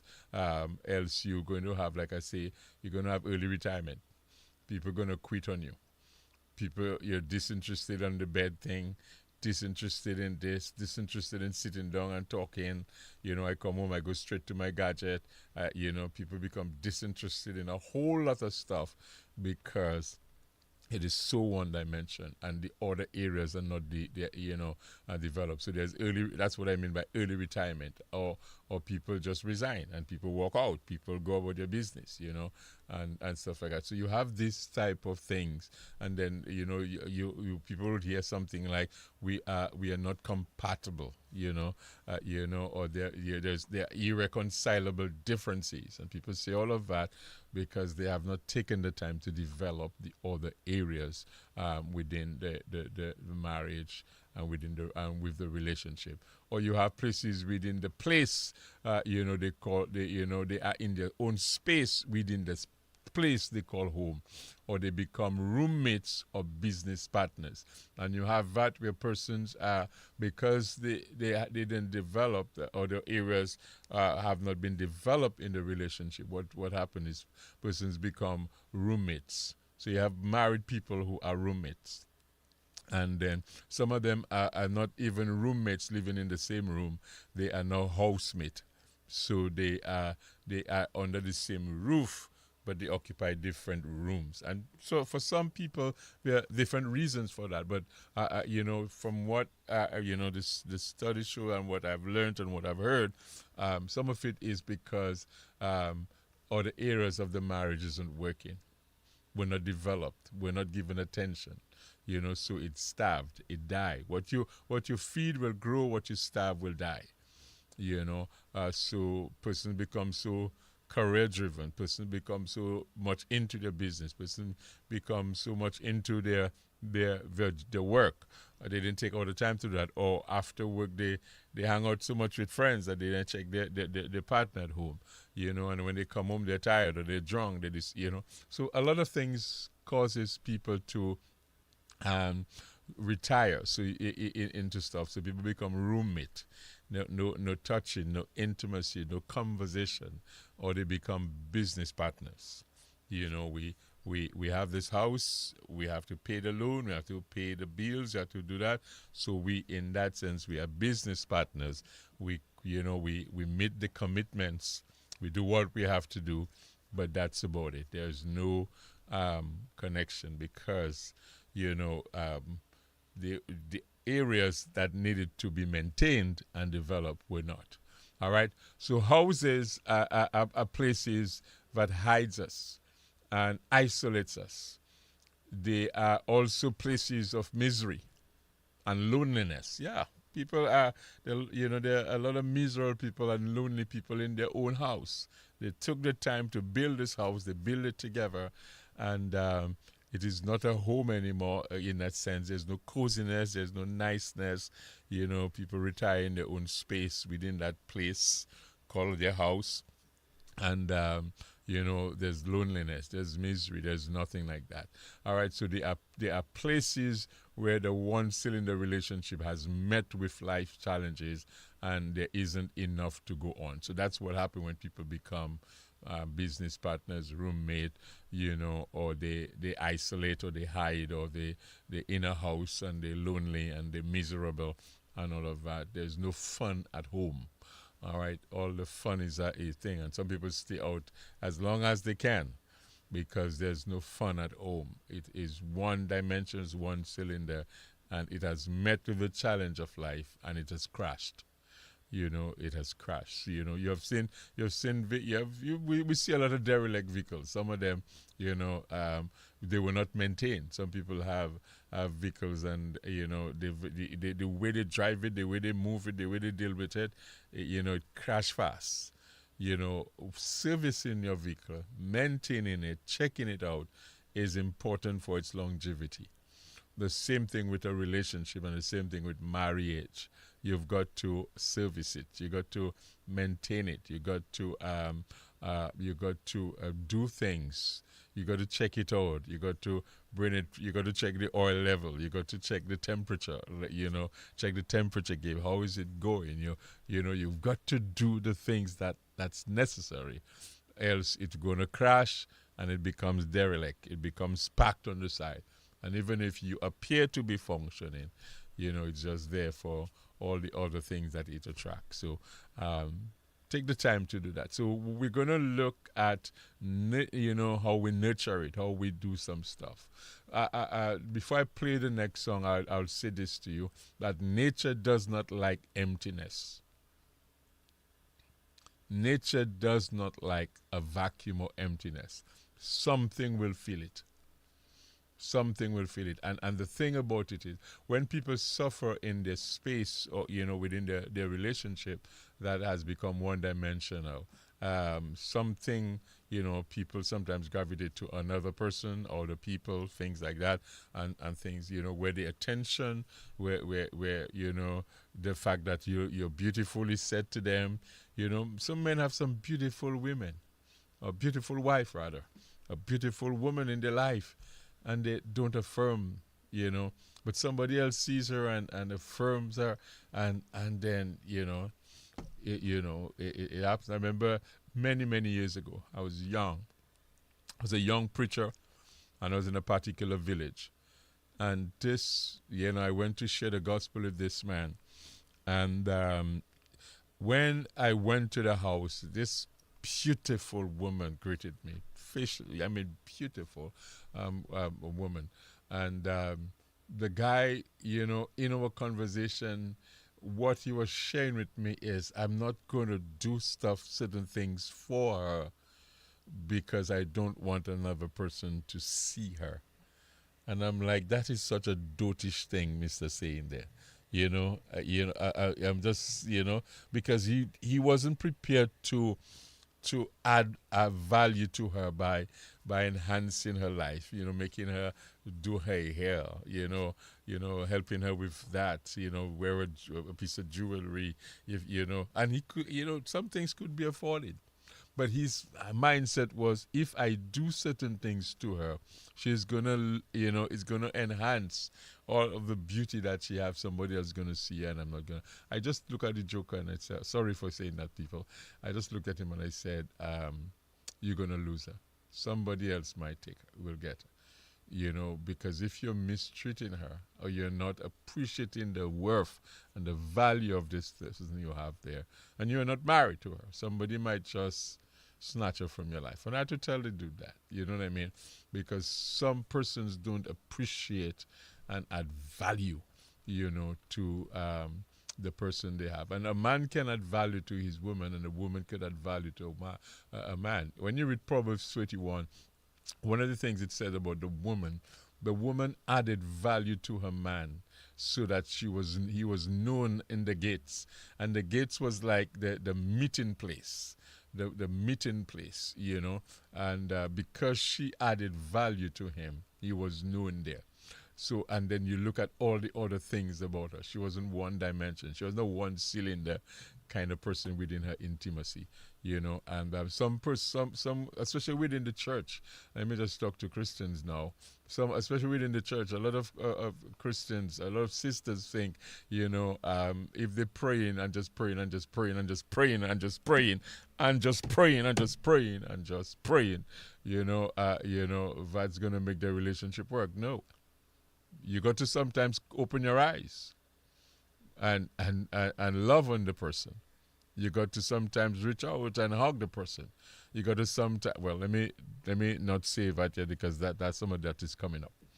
What we want to do now is to, you know, through what we're going to be sharing in a bit, is to maintain or add daily, weekly, monthly, or yearly things that can be done to each area of intimacy. So we can end up with a 4-cylinder relationship rather than a single 2 or 3-cylinder relationship. I'm going to play a song. It's a great song by Luther. Well, the song originally was written by Jim Funk and Eric Heckenlooper. I hope I said that name right. All right. That song was written by these two individuals, Jim Funk and Eric Heckenlooper, and sang firstly, I think, by Kenny Rogers around, I think, 1999, if memory serves me right from what I read. And Luther Vandross has a great version of it, you know, that I want us to listen to. And I want you to take the time to listen to this song because it speaks to developing the cylinders. Take a listen. It's the name of the song is Buy Me a Rose. Please listen.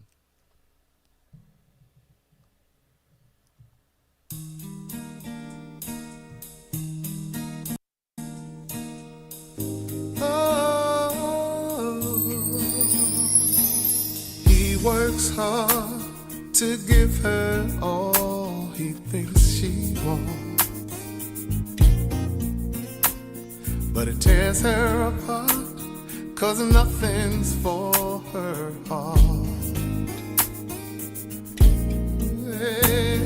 He pulls in late to wake her up with a kiss goodnight. If he could only read her mind, she'd say, buy me a rose, call me from work, open a door for me, what would it hurt? Show me you love me by the look in your eyes.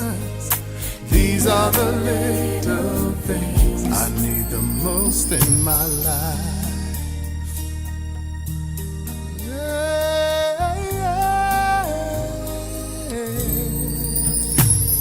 Now the days have grown to years of feeling all alone. As she sits and wonders if all she's doing wrong. Yeah, 'cause lately she tried anything just to turn his head. Ooh, would it make a difference if she said, buy me a rose, call me from work, open a door for me, what would it hurt? Show me you love me by the look in your eyes. These are the little things I need the most in my life. Ooh. And the more that he lives, the less that he tries to show her the love that he holds inside. And the more that she gives, the more that he sees. This is the story of you and me. So I bought you a rose, on the way home from work, to open the door to a heart that I hurt. And I hope you notice this look in my eyes, 'cause I'm gonna make things right for the rest of your life. Rest of your life. I'm gonna hold you tonight, tonight. Do all the little things for the rest of your life.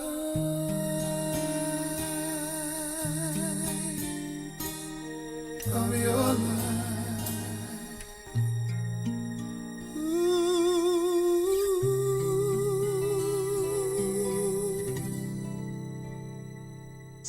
Nice.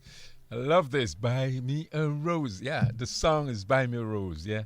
And yeah, you heard the song. It speaks of just the guy coming home and after work and just, whatever.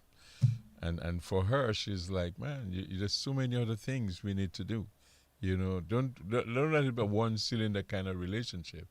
Don't let it be just you providing, what you think is, the other things. I need a kiss, I need a touch, I need a hug, I need an embrace. There are hugless relationships. And people marry and they don't have hugging. They're kissless relationships. They're kissing anymore. Intimacy is practical. Intimacy is practical. All that stuff in your head or mind should be expressed. And let me just say this, though, let me just say this. When we talk about intimacy must be practical and all that stuff in your head or mind should be expressed. If there are a lot of women who marry and they feel, they can't initiate or do things or go out and reach out and hug the man, touch his head, reach out and show affection to get affection. They just want to be like Grumpy in a corner. Oh, if you're not checking, you check him. You know what I mean? Stuff like that. And two things. Two hands. It takes two hands to clap, right? And most failures in relationship is not because of one person. Sometimes if we take stock, you could realize, boy, I didn't play my part there. I should have done better there. And this conversation that I'm having with you is not in any way to derail you or to make you feel bad. We're going to empower you. That's the program, Get Empowered. We seek to make you better and not bitter. We seek to help you find a reason, not an excuse. You could give yourself an excuse to quit, or you could give yourself a reason to go on and make it work. So what we're dealing with here is not to give you excuses to quit. You can there's a million reasons you can get to quit. But the thing about it is when you give yourself a quit, when you quit, you can give yourself a quitting habit. And some people have quitting habits. They quit quickly. They quit on the conversation at home. They start to talk and something come up and they quit. So some of you have given yourself a quitting habit. You quit kissing, you quit hugging, you quit talking, you quit you quit praying, you keep having conversation, you quit asking questions. That's his business, that's my business. You quit. No, intimacy is practical. It's practical. Get some of this stuff out your head. Get it off your head. Get it off your mind. Oh, he know or she know. No, I know, and only God knows, and only God can know our thoughts. I know your thoughts. I don't know my wife's thoughts. I don't know. You don't know people's thoughts except they express, except they share, except they speak. Except when they do, you know things. So some of you just need to do. And I pray in the name of Jesus as I share there that he adds life and fire, he resurrect, relationship in the name of the Lord. I pray that. I pray that. I'm not just having this time because I want to occupy 2 hours of, of a program, Get Empowered. I'm doing it with purpose. I'm doing it with intent and deliberately. So that is deliberate what I'm doing, I'm sharing. Because, by the Spirit of the Lord, your relationship need to be, life need to be pumped into it. And, your home need to be happy. Your home need to be happy. Your space need to be great. All right, so let's get into understanding something. So the first level is is the spiritual level. We say, so how can we maintain spiritual intimacy? How can we, spiritual intimacy is important. All right, spiritual intimacy. In fact, like I said to us, this is level 1. This is foundational. A lot of people leave it for last, but that is so crucial. So one of the most powerful ways to show spiritual intimacy is by praying together. Praying together. All right, praying together.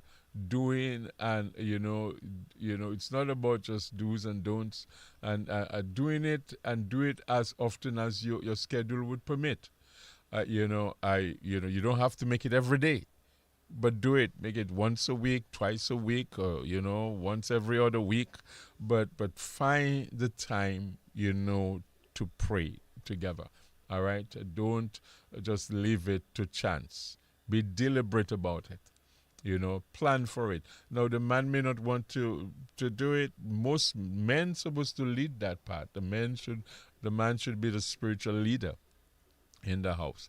But if your wife and your praying wife and the man, and care about it, sometimes just sit with him, and say, hon, or however you call him, hon, fun, done, whatever, can we pray together?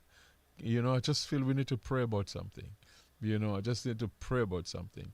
Because our marriages could have spiritual attack. Some things you have to pray through and pray out. The other areas of your marriage could suffer because of a spiritual attack. A spiritual attack that robs you of the intimate, the physical intimacy. A spiritual attack that makes you undesirable of each other. Some kind of funny behavior. You have the house, you build it, but you're just not enjoying it. Spiritual attack. You have to identify some stuff and pray together and get rid of that. Sometimes, going to a lawyer for divorce, is playing in the hands of that spiritual attack. So you just have to attack the devil and say, no, you're not going to have my marriage. You're not going to have my home. You're not going to have my husband. You're not going to have my wife, or whatever it is. Or you're not going to have my child. You're not going to have my family, because there are spiritual attack that is mounted. And wife, listen to me. If you don't want to pray, you pray. You lead it in prayer. And you make and I'm saying the praying together part. All right? He may not know how to pray, or she may not know how to pray, but if you know how to pray, lead the prayer. All right? And pray specifically about the health of your home, the spiritual health of your home. That there won't be, rebellion and plans and plots that are mounted against you, they're brought to nothing. So you want to be specific in your prayer, because, and I'm saying you have to be deliberate. You have to plan for it sometimes. You have to schedule it. Sometimes you just in the day and you're going through the day and you say, boy, we need to pray tonight. And you just let your spouse know, let your family know. Tonight, before we do anything else, or at this time tonight, we're going to break from everything and have a moment of prayer. You don't make it long, and long and drawn out. You're specific. If you want to read a scripture, you read a scripture and you get to the prayer. And you pray, and then you release it, or people back into what they have to do. All right, but sometimes you have to do that. I'm not saying that you're praying by yourself. I'm saying praying together to create the intimacy, because it ties you. It ties your soul. It connects your soul. Anyone you pray with or pray for consistently, it's very difficult to get bitter or angry with that person. We neglect praying for our spouses. You know, we don't pray for them, and we and let me say, you know, I know God knows our heart and all of that stuff, but sometimes we have to tell him specifically what is it we want. So just saying bless him, bless, you know, tell him how you want him to bless him. And sometimes it's not a bless him in it. Sometimes he needs or she needs a hook in the mouth to come home. You know, and you have to pray that. You know, you just need some fire on his foot that will take him home rather than to the rum shop, or take her home rather than to the friend where she gossip. You know, something, you know, you got to pray that. And pray from, you know, you see things, you talk to God about it. So do that. Moving the person moving the person that the love of your life, all right, you know, and moving the person that is the love of your life, and you know, you have as a girlfriend to a wife, or the person you have as a boyfriend to a husband, adds to the spiritual intimacy you both will enjoy. Let me say that again. Moving the person that is the love of your life, that you now have as a girlfriend to be a wife, or you have as a boyfriend to be a husband, is a spiritual move, and it adds to spiritual intimacy that you both will enjoy. It can serve as an eliminator of guilt. Marriage, for some of you, will serve as an eliminator of guilt and condemnation. Some of you are shacking up, and the spiritual thing you could do is to get married. And that will eliminate condemnation, eliminate a lot of things. It will bring a blessing to your relationship, because the Bible tells us marriage is honorable. All right, God honors it. It's honorable. So the shacking up that you are thinking, and someone was asking me about common law thing one time ago. It might be common, but it's not law in God's eyes. You know what I mean?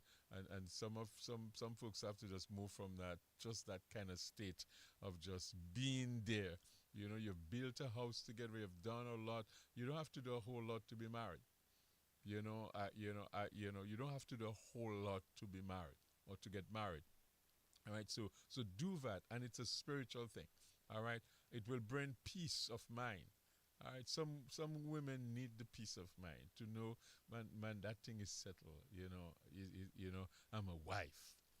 I'm not just a common law. Not just at 45, at 60. You know, you're still a common law. You're still there. No, so honor the person.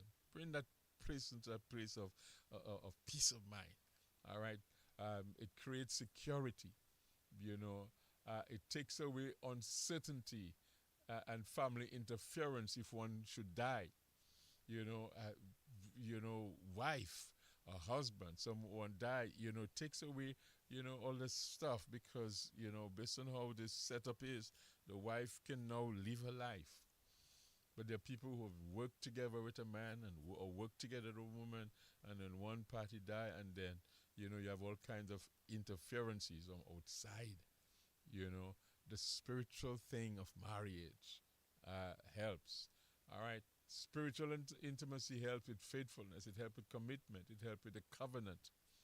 All right. And stuff like that. And it can break down things. So, and other things you could do is read the Bible together, attend church together, attend spiritual, functions together, and stuff like that. And when you go, sit by each other, and then have conversation about the sermon, have conversation about some things, when you get home, to enhance that spiritual stuff. All right?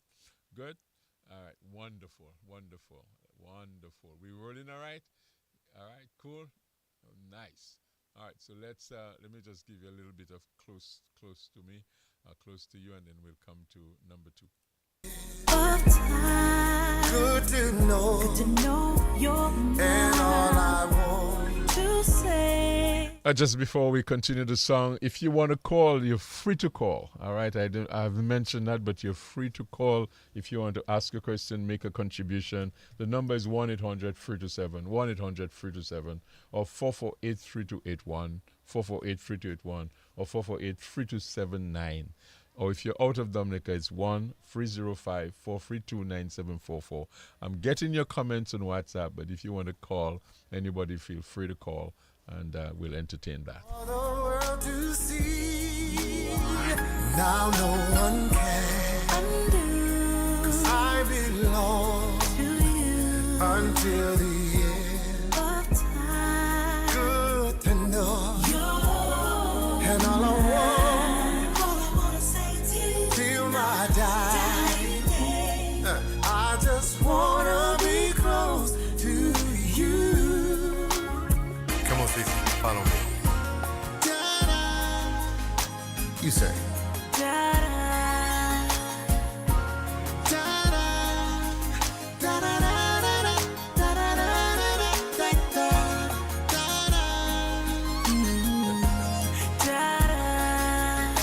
Go out to sea, but now we know the truth. Yeah, no one can undo.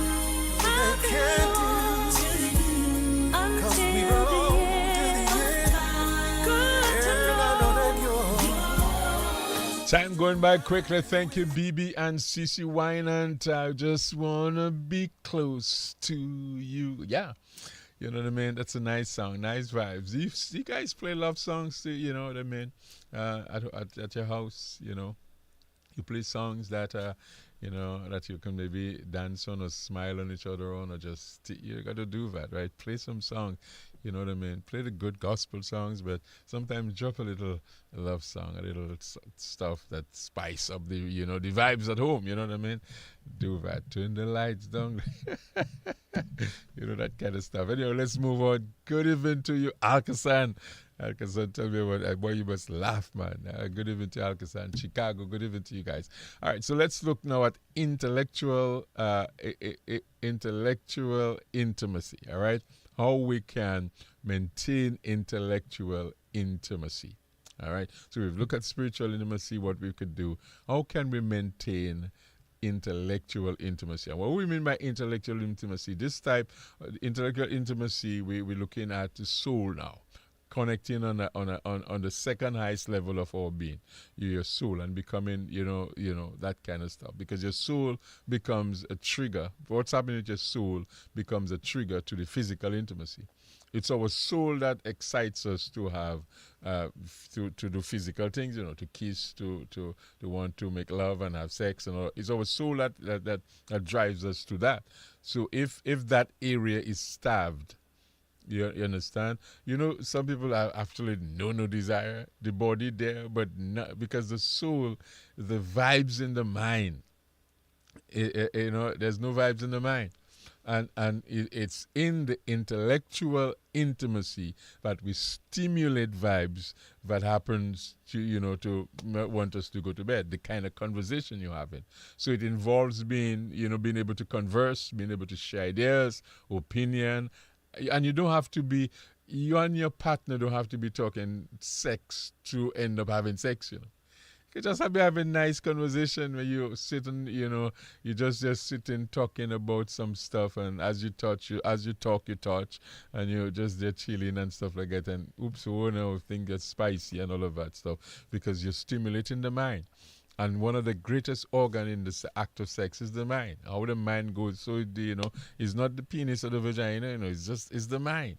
You know, and so, you know, some people having funny moments because the mind is not there, or the mind is somewhere else. The mind is important, and how you add to that area of life, you know, will help you enjoy, you know, all of that, you know, intimacy. So let's look at how to maintain the intellectual intimacy that can result in you having great time, you know, with your partner. 1, make an effort to learn about each other. Say, but learn about each other? You know, one of the things the Bible says to us men is live with your wife according to knowledge. But women could be a little complicated, I must admit. All right? And living with them according to knowledge is so important. And as a man, you have to take the time to know your wife. No, women, because I tell you this, as their hormone goes, so they go sometime.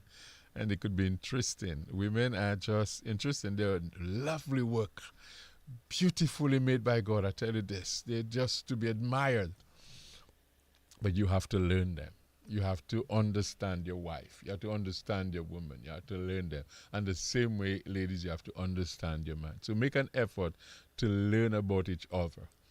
If I'm married for 34 years, this year, and I'm still learning stuff about my wife. We, still learning stuff and thing, and just always wanting to learn, being curious about stuff, asking questions, hearing some answers. It's like, okay, so make an effort to learn about each other. Once you've known someone for a long time, it can feel like, mystery is gone. But people and relationship grow and change over time. So there's always more to learn. There's always more to learn. And how you do that? All right, share stories. Share stories. Keep asking questions. I'm giving you ways you could maintain the intellectual intimacy. Share stories. Keep asking questions. Show interest when speaking. Show interest when speaking to each other. We take each other for granted when we're married. So we're talking whilst running, going outside and do something. And we expect the person, that's not, that's not conversation. That's maybe giving instruction or saying some stuff. And it's like, oh, you don't answer immediately. But you're going about your business and you ask, how you want me to think when you're going. You understand? So I'm saying show interest when speaking. Make time during conversation to have eye contact. Make the time during conversation to have eye contact. We're getting so busy and we want to be talking on our gadgets. Sometimes you got to put this down, put it away, and make the time during conversation to have eye contact. The eye contact is a very sexy thing, in a marriage, with a relationship. It speaks. Your eye, the eye speaks. And you could see love in the eyes. You could see the fact that, man, she's longing for you to just touch her, or he just wants to lick her, you know what I mean? Yeah, you could see that. So make the eye contact. Look at each other. And sometimes stop the speaking to each other whilst walking away. Keep these things alive, keep these things alive to continue to grow and know what your partner cares about. The talking, the sharing stories, asking questions, showing interest. You can add to your relationship. Some of you have just settled well. He come and he sit down there. Well, if he sit down there, maybe somebody's waiting for somebody to come. That's how it is, We even in a relationship behave like when we were like a boy and girl, we there and we see Susan sitting down on the step and we outside and we want to go talk to her and she want to come talk and we trying to figure and we play, and then stuff like that and you're there and stuff like that and you Susan is wishing you come and you want to go but you wonder what. We still behave that way even when we be. Man, the man wants to talk, or he wants to hear your voice. And lady, he want a guy. The conversation. We want to talk. So sometimes when you move in your corner and you feel, go to him. And sometimes you just have to humble yourself, and it's like, it's me that have to go all the time. Well, if you have to go all the time to make the thing, we'll go all the time to make it work. And when it start to work, man, he gonna come. You come along. Some of you have to be the one to bring the thing along. So share stories, keep asking questions, show interest when speaking, make time during conversation to have eye contact, look at each other, stop the speaking and to each other whilst walking away and doing something. There are times when maybe that have to happen in the busyness, but don't let your relationship be that all the time, if you want to develop the intellectual, intellectual intimacy. So these little things I share will help you maintain, all right, the intellectual intimacy. That is the stimulating thing for the physical thing. So some fire is not there in the relationship because that intellectual aspect is not there. All right, because women, and then we come into the emotional and intimacy part. Because women are largely emotional beings. Sometimes men, we are on the intellectual side and we do some stuff. When you do things to stimulate each other, it spice up the whole stuff. It's like adding seasoning to the vibes. You know what I mean? A little sive, a little, thyme, a little, well, I'm not a cook. I might say to put the wrong thing in the food. But anyhow, you just add the little thing and you make it Irish. Good? So that is intellectual intimacy and simple things. You heard, let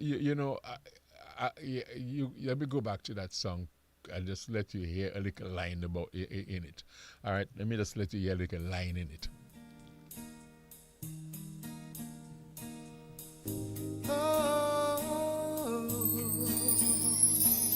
He works hard to give her all he thinks she wants, but it tears her apart, 'cause nothing's for her heart. He pulls in late to wake her up with a kiss goodnight.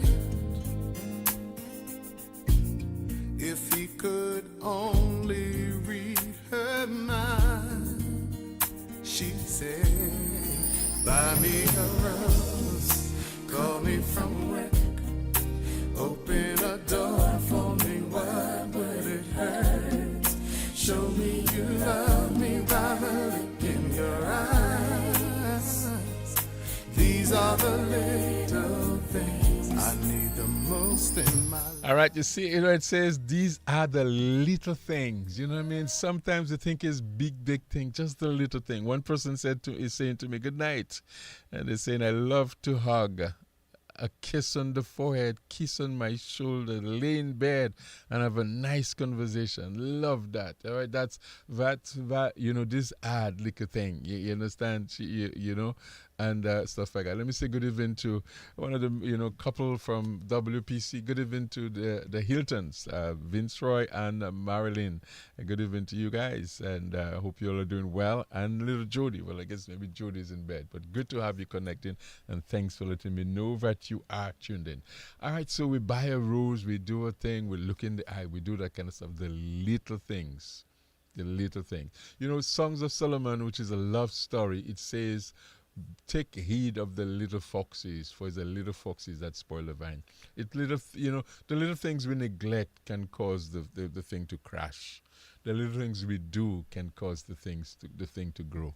All right, so let's keep doing the little things. Next, we look at emotional intimacy, how to maintain emotional intimacy. All right, this type of intimacy, it also connects the second highest part of our being, our soul.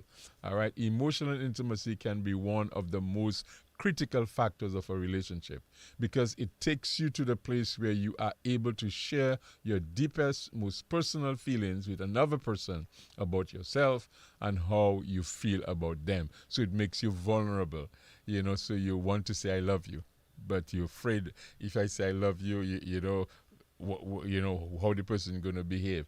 You understand? And sometimes when we fashy in a relationship, when we home and it's not nice, and he don't want you to touch her, and she don't want, that's when the love I love you and the touch just be the best. You know what I mean? When they say don't touch me, is when they want you to touch them. We're telling I love you there is now they want to hear that, and you spice it up. You add a little seasoning with it. When you say it, I love you. You don't say it rough. I mean, you add some spice. You say, hey girl, what's up? Let me, you just spice it up. Let me just put it that way, all right? So how to maintain emotional intimacy?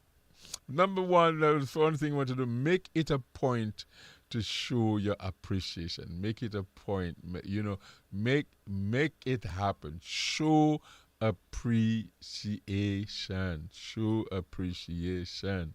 All right, do that. Take time to tell the other person what you appreciate about them. We've played some games at home where we and we just, without saying the but, tell me one thing you like about me, or so and so, what you appreciate about me. Some people will start to say something, but they could be so negative, but they have a but. I like what you did, but. No. If you want him to do it more often, don't put the but. I want you to do it more often. Just tell him, I like it when you touch my face, and just leave it there. I appreciate that. I appreciate when thank you for doing this, but make it a point to show appreciation. Express gratitude, which can take the form of gifts, favors, simple things, and simple thank you, but express gratitude. All right, so do that. We're moving on. Set aside time for each other. Now, I'm going to be saying a couple things there that is important. Hopefully I could take my time. But set aside time for each other. We're looking at emotional intimacy, which is really about connection. Time is important. If you're too busy for her, she may be too busy for you.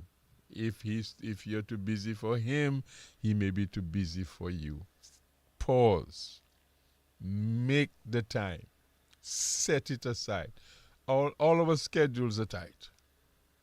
We all, a lot of us run tight schedule, but we got to sometimes set aside the time.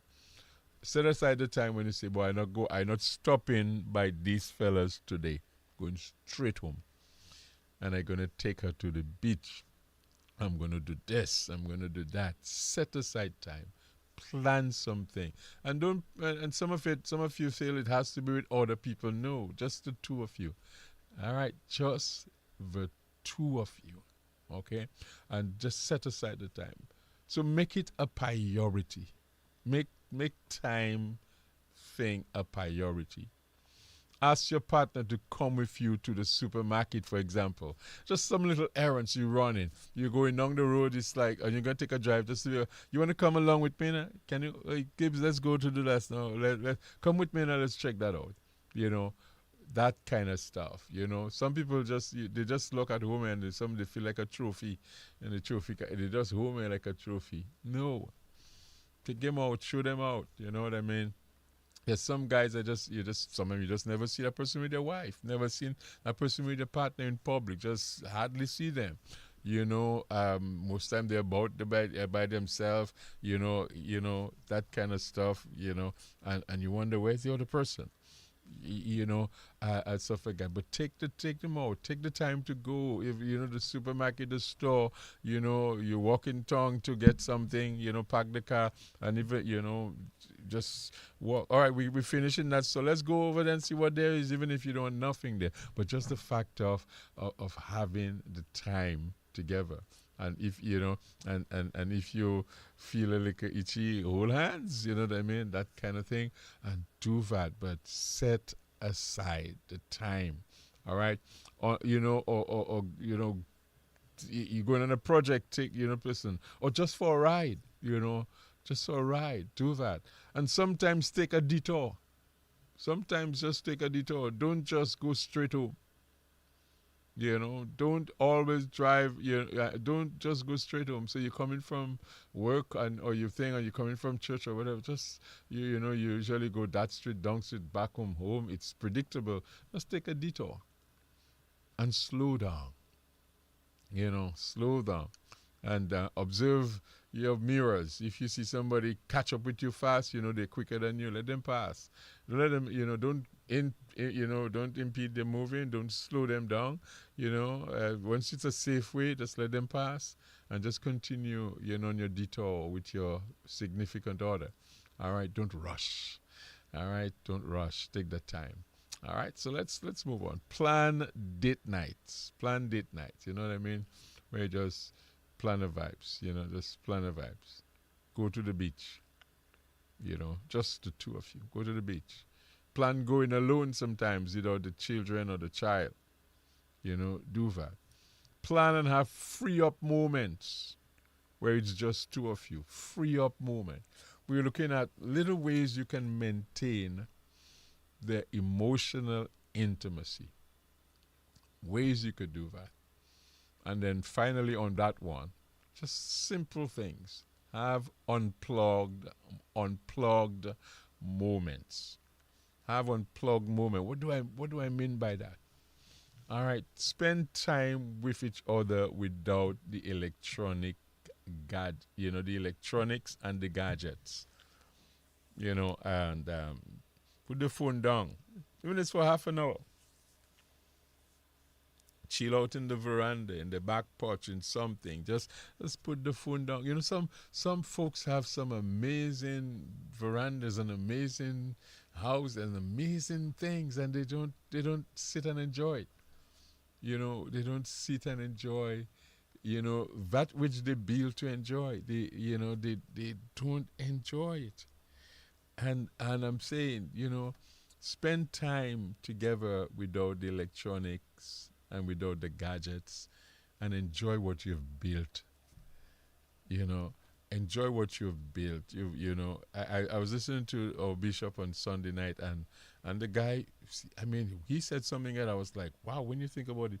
He said, if you live up to 90 years and we spend 8 hours, let's say you go 8 hours to bed and you multiply that by whatever. He said you spend almost like 30 years sleeping of your life if you live up to 90. And another 20 to 25 to 30 working. What do we do with the others? And stuff like that. How we spend it with our partners. So utilize your own space for emotional connection. Sit down in your back porch, with a glass of wine, or with a glass of juice or whatever you think, or a glass of sparkling drink, non-alcoholic. Or some of you maybe want a shandy. Just sit back at the thing, or just eat your food there. You know what I mean? Just chill and have conversation there.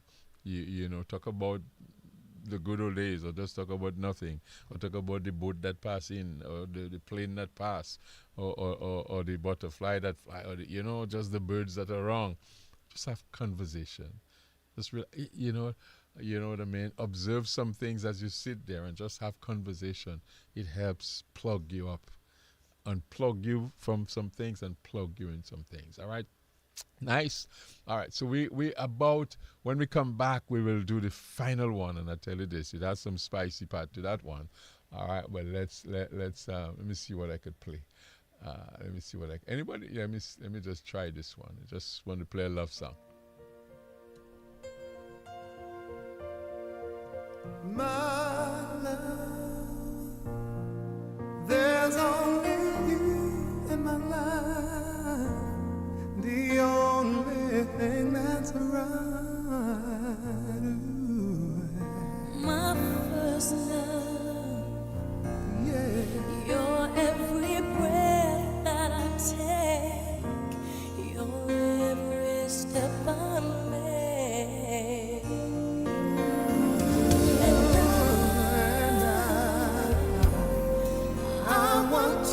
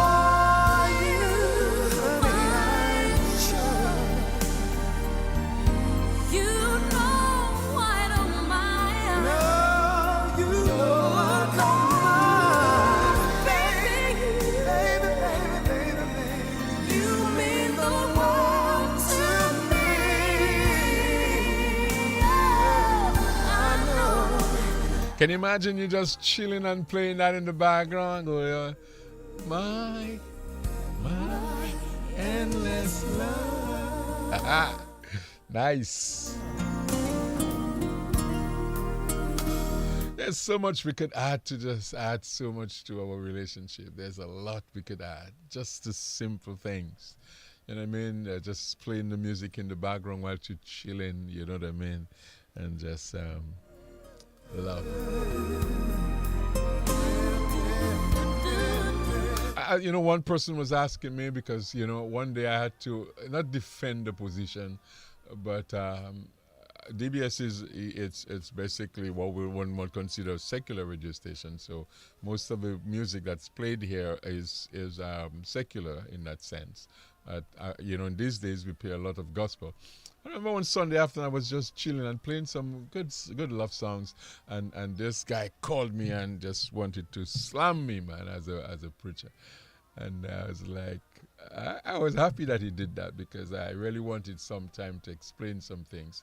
But in the Bible, not every book in the Bible mentions God. The book of the Songs of Solomon is when you check the language there, it is deep. It is X-rated in some ways when you talk about your breasts and the language of your breasts and it's almost like your eyes are like dove eyes and you all fear my love and you want the fact of wanting to climb or and the language is graphic.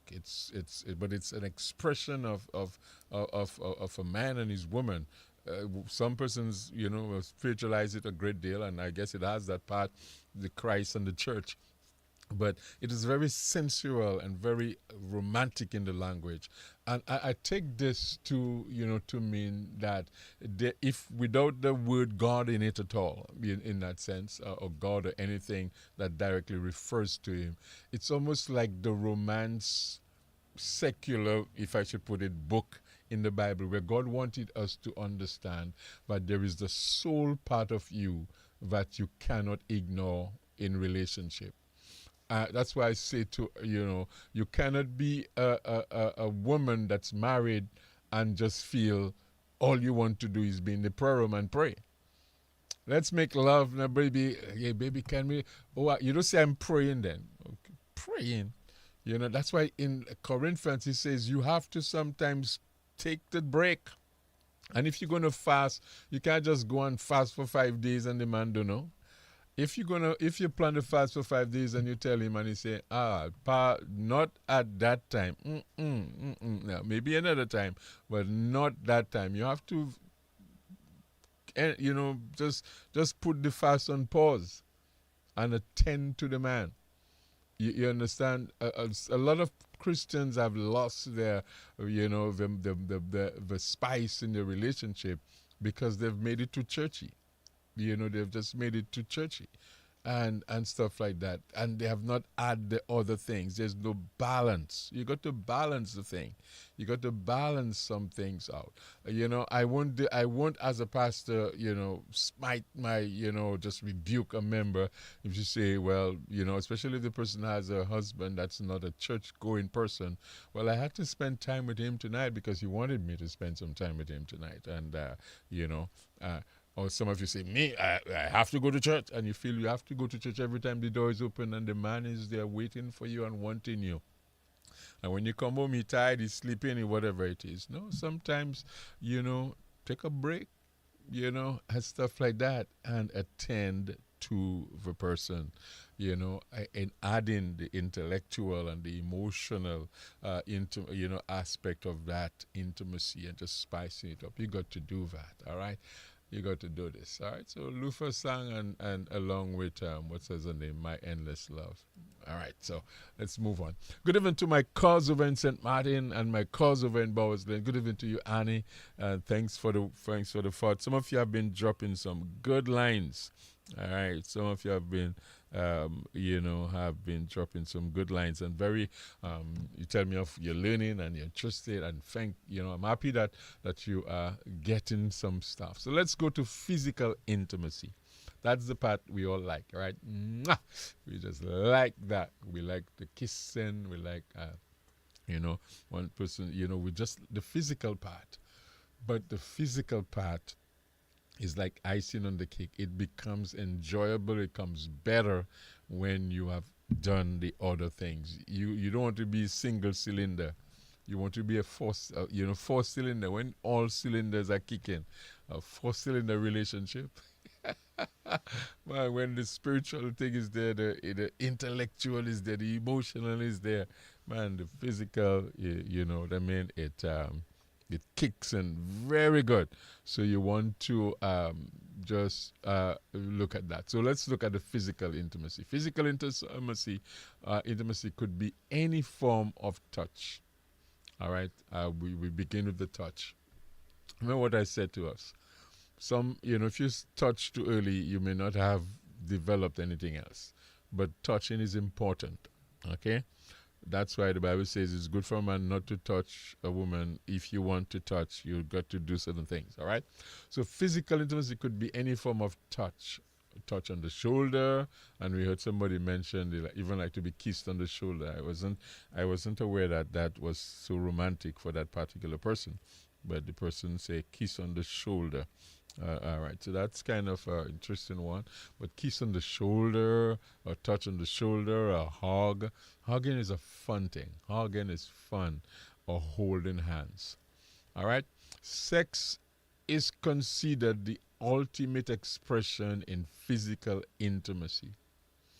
However, fulfilling physical intimacy can be accomplished and demonstrated through kissing, all forms of kissing, holding hands, touching. You can have great physical intimacy without even having sex, and stuff like that, and all of the other stuff, cuddling and all of that stuff. But let's look at how to maintain the physical intimacy. All right, so let's look at that.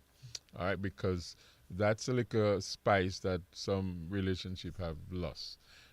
Let's look at it. Number one, the first thing I would say, avoid lockout or lockdown. That's and let me explain that. You can write it down as I say it, and let me explain. Avoid lockout or lockdown. All right, and what I mean by that is having a whole lot of clothes in bed all the time. A whole lot of clothes. You're sleeping with tights. And you're sleeping with the long, how do you call it, long tights? Leggies? You're sleeping with leggies, man. And stuff like that. You're leggy and you're tight and you're all kind of stuff. You're just, you're denying access.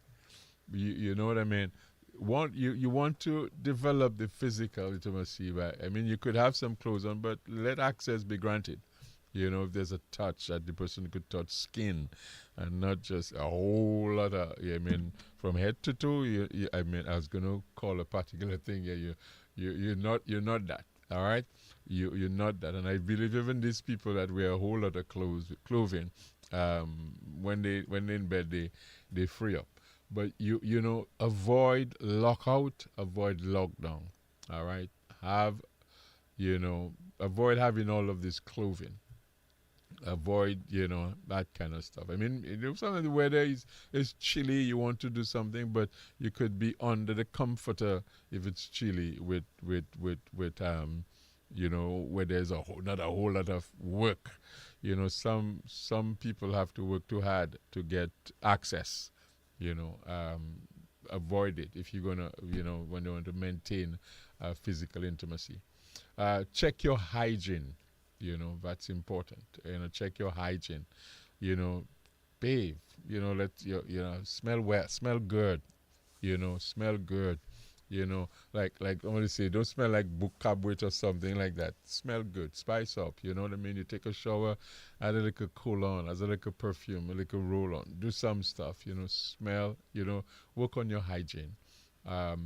Some persons are turned off in bed because the other person is not taking care of themselves.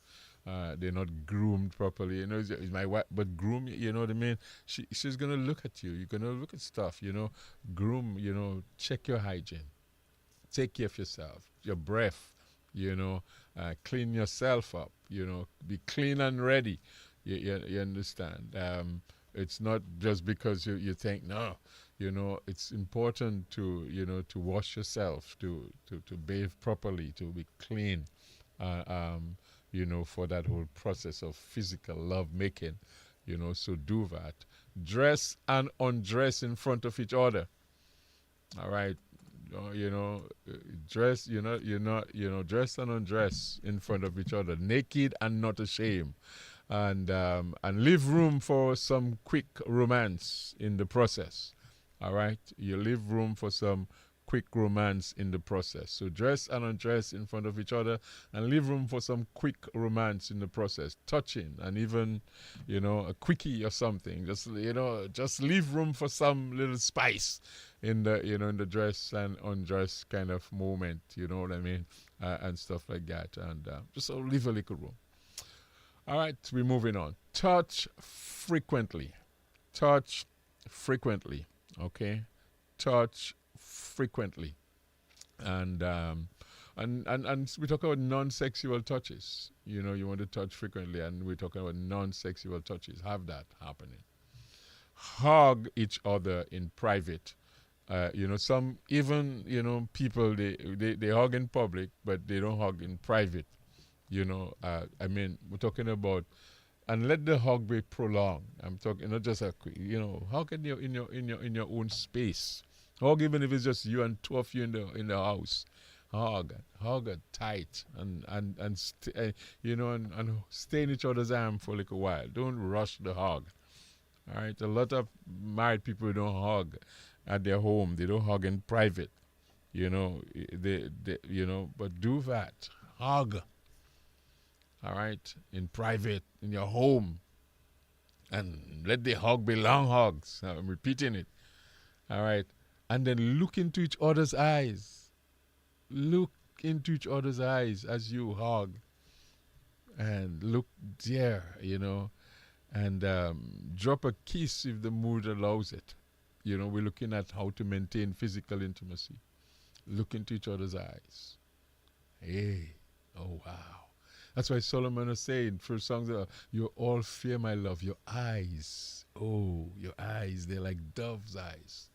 They speak to me. You know what I mean? So look into each other's eyes. And we're going to wrap this up. Women, ladies, it's your husband. The man is not the only one to initiate romance. And sometimes the man needs your initiation. It helps it helps the vibes. It can help him with his erection. It can help him with his excitement. It can help him with a whole lot of, if you initiating some things, you can. The man is, we're always ready, but you can spice up the whole thing by initiating. And some women don't understand the power of taking initiative when they, within their relationship. You have a lot of Christians who feel it's unchristian to maybe tell the man, or go ahead and touch and do. Oh no, it's not unchristian. It's your husband. It's your husband. Yeah. So in relationship, you want to be able to, as women, you want to take initiative. You want to romance the man. You know what I mean, and stuff like that. And one person say, kiss on the tip of the nose. Yeah. All right. So you do that. Okay, let me just read a few of your comments. So yeah, kiss on the tip of the nose. Person add that to the intimacy. So when you look into each other's eyes, you don't on the tip of the nose and stuff like that. You don't have to always be deep French kiss. You don't always have to talk in tongues. You know what I mean? You can just just kiss on the forehead. In that tight embrace. Kiss on the cheek, kiss on the lip, and and stuff like that, and that basically help. Okay, so these small physical show of affection, all of the little things I've mentioned there, they help in the whole process of making the relationship a 4-cylinder relationship. So your spiritual intimacy, you want to maintain it. The intellectual intimacy, you want to maintain it. The emotional intimacy, you want to maintain it. And I know some of you, the physical is suffering because the others are suffering. And when the physical is suffering because the others are suffering, you don't cause damage. Some men have caused damage to further damage by forcing themselves. And that's why I believe a man can rape his wife. You force yourself into wanting it because the others are not working, and because the others are not working, she's now having a lockdown or locking you out and and having her own lockdown as she lock you out. And you force yourself and you do whatever you have to do. You have caused more damage. You understand? That's why I'm saying you have to now find out why is it, and is it that when you want the thing, but you have not called her for the day. You've gone to work, she have a phone, you have not called her, you have not checked on her, you don't contact her during the day, there's no connection, there's no, you could touch in, there's nothing, but you just want her to perform in the night. And so some of them just lock down because women have to, you have to make deposits. If you're going to have a withdrawal, you have to make deposits. You have to make deposits into their life. So, you want to build the bank account, you know what I mean? So you can have some good withdrawal, some healthy withdrawal. But if you're not building it, thing yet, you may not have nothing to withdraw because the bank broke. And like I say, no money, no love is not always money, but there's no deposit. There's nothing. There's no spiritual intimacy, no physical, no intellectual intimacy, no emotional intimacy. So there's no withdrawal for physical intimacy. And that's what a man wants. Number one priority for a man is sex. But number one priority for a woman is not sex. All right? And we give, vice versa, and we get. So we complement each other. So these small physical things, can help develop it. Ignoring the small things can result in big problem. All right. So many have stopped the chase, like I said, and some of the things I share with you is to tell you that even when you're married, you still have to be chasing. You still have to be chasing like Mr. Rooster sometimes. You know what I mean? And sometimes the wife is doing things for you to chase. Do you desire me? In doing that, she's basically asking, you really desire me?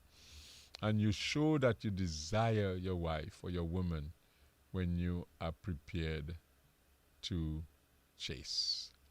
When you're prepared to keep going and going. And going after and wanting and and pursuing, you show that you have the thing. All right. Let me see if a song come to mind. Let me just see if I can just drop it there. Let me just drop it as we wrap up. Yeah, it just come to mind. So let me just drop it. Let me see if I get it. Yeah. So let me just do that. And we'll be wrapping up because it's 4 minutes to 10.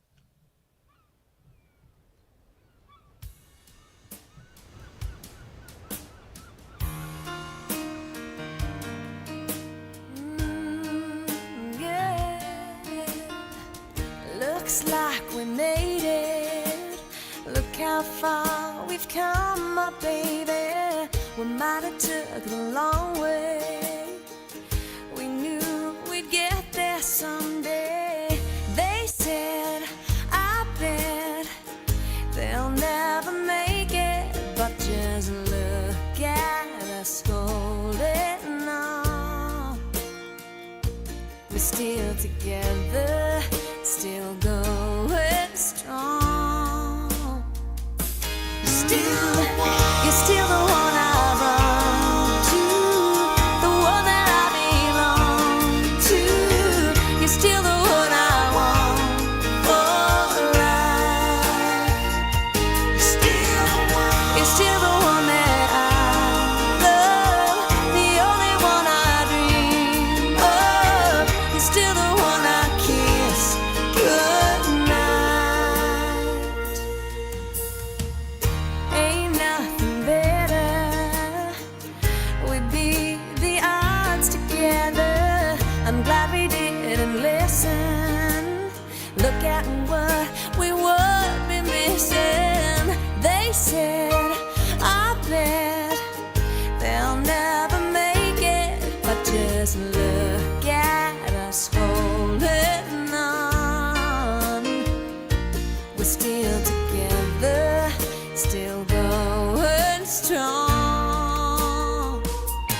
You're still the one I run to, the one that I belong to. You're still the one I want for life. You're still the one that I love, the only one I. Well, you're still the one, like the song say. I guess you gotta tell this to the one you love. It's oh, still the one. Some of you just cracked up tonight. Well, I guess the language I can get empowered, like the promo say. We keep it real. We get the language is, within reason, but the talk is direct and stuff like that. I can't help you by sugarcoating it or just pretending. I'm not a pretender. I would tell you so that I could help you. And that's what the program is about. It's get empowered. It's to empower you. So in the name of Jesus, I pray that you put into practice what you've learned and what you've heard. Those of you who have the license to do that, some of you can't drive yet. So if you can't drive yet, I'm not calling name. I seen somebody, the person just told me I have them cracking up, but they don't have license. They don't have license, so they can't drive. They can't do that kind of driving. They can have the spiritual, the intellectual. I tell you this, relationship, because the topic tonight was intimacy, in marriage and relationships. We don't have to think of relationship as only as a sexual. So you could have all four forms of intimacy with someone, if outside of marriage, without sex and all of that stuff. You pray, you have conversation, you become transparent, you share things, you hug and stuff like that, and you touch, give each other pats, and you have the non-sexual touches, because even unmarried people, needs to be hugged, need maybe a kiss on the cheek, sometimes a kiss on the some places a kiss on the cheek, that is non-sexual, a kiss on the side of the face, that this type of expression that it is healthy for relationships, and healthy in stimulating us, and healthy in helping us, and they say, well, hugs does something to your to your physical, to your emotional health, just the fact of hugging and having non-sexual touches. So you don't necessarily have to be in a love relationship to enjoy these forms of intimacy. All right, I just wanted to make that point because I am aware that some of you are not in relationships like that to go all the way with certain things. But you need to appreciate the fact that God made us relational beings. God made us to relate. And he didn't make us in isolation. So when people say, leave me alone, I say, you don't want that. You don't really want that, because you were not made to be, alone in that sense. All right? And so hope you learned something. Hope you appreciate it. I'm getting a lot of folks asking for continuation, and hopefully we will bring in some other subject matters as it relates to relationship. Next week I'll be having guests. We'll be talking about some other things. And next week, Tuesday, we'll be having some guests with me. And somewhere in June, because it's going to be Family Month, it'll be Family Month for us in Warner. And an invitation to you, if you may, I might maybe say it again, but on the last Sunday of June for us in Warner, in the evening time, we're going to have a married session for married folks, and we're going to keep it real and have some good conversation, but just only for married folks. So we're gonna, in that, we'll launch our quarterly marriage. We're gonna have quarterly marriage session. So we're gonna launch it in our during our family month. So if you want to be part of it, you feel free to do that. I'll maybe share that again as we roll along. But at Warner, we're going to be doing that because we want to be big on family and stuff like that. We don't want just to be heaven conscious. We want to. My whole approach is to develop the whole man as a minister, as a preacher. So we speak. I speak about everything, and I invite them to listen. So quite a few of the members of the church, they're listening, stuff like that, because I really want to develop all of them, not just the fact of going to heaven. We'll have fun time on heaven and in the new earth, but we want to have good time on earth. Some people are having hell on earth, and then they still want to go to hell, into eternity. Don't have a hell on earth and go to hell. Don't do that to yourself. Enjoy earth and then prepare to enjoy the other side. Good. So that was it for Get Empowered tonight. We appreciate your time. We appreciate you being part of that. Here's a reminder.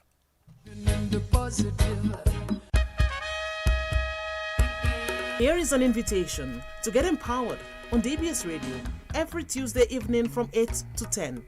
It is a program designed to lift you, helping you to be better, not bitter, helping you to live in the positive, inspiring, uplifting, and impactful. Get Empowered covers topics and real-life situations that are often not discussed. Get Empowered will seek to help you find a reason, not an excuse. Get Empowered provides laughter and encouragement with positive interaction. You can also join the conversation. No subject is too heavy for the team and knowledgeable guests. Relevant, practical, and to the point. That's Get Empowered on the Nation Station every Tuesday evening from 8 to 10. Live in the positive on Get Empowered. Living in the positive. All right, so that was it for tonight. Get Empowered. We looked at intimacy in marriage and relationship part 2. All right, thank you so much for joining. Someone just wanted to hear the Buy Me a Rose, the Kenny Rogers version. Like I said, the song was written. Let me get the name of the person who wrote the song. The song was written by, let me just get that. Yes, the song was written by Jim Funk and Eric Hickenlooper. All right, and I think it came out. Kenny Rogers first sang it in 1999 from what I read. So let's do a listen of Kenny Rogers, the version of Buy Me a Rose.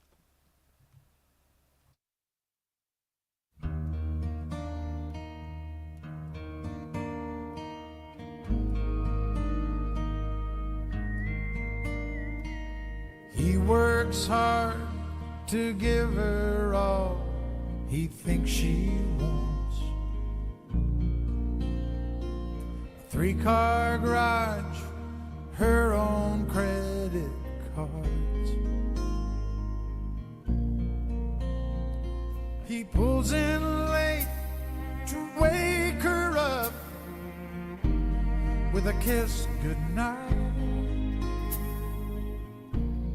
If he could only read her mind, she'd say, buy me a rose, call me from work, open a door for me, what would it hurt?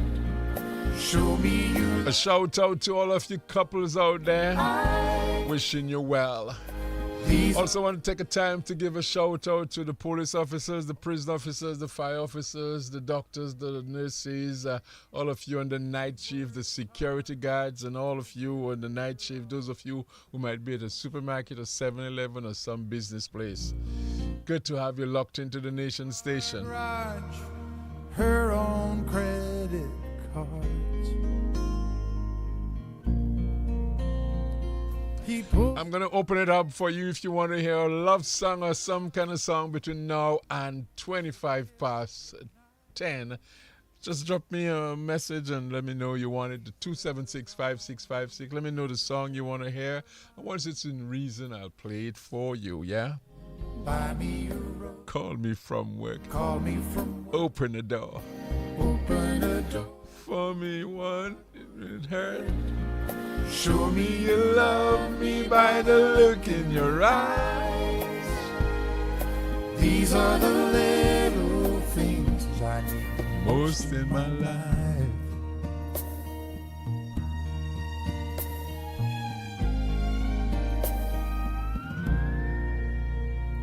Now the days have grown to years of feeling all alone. She can't help but wonder what she's doing wrong. 'Cause lately she'd try anything to turn his head. Would it make a difference if she'd say, buy me a rose, call me from work, open a door for me, what would it hurt? Show me you love me by the look in your eyes. These are the little things I need the most in my life. And the more that he lives, the less that he tries to show her the love that he holds inside. And the more that she gives, the more that he sees. This is a story of you and me. So I bought you a rose on the way home from work, to open the door to a heart that I hurt. And I hope you notice this look in my eyes, 'cause I'm gonna make things right for the rest of your life. Rest of your life. And I'm gonna hold you tonight. Do all those little things for the rest of your life.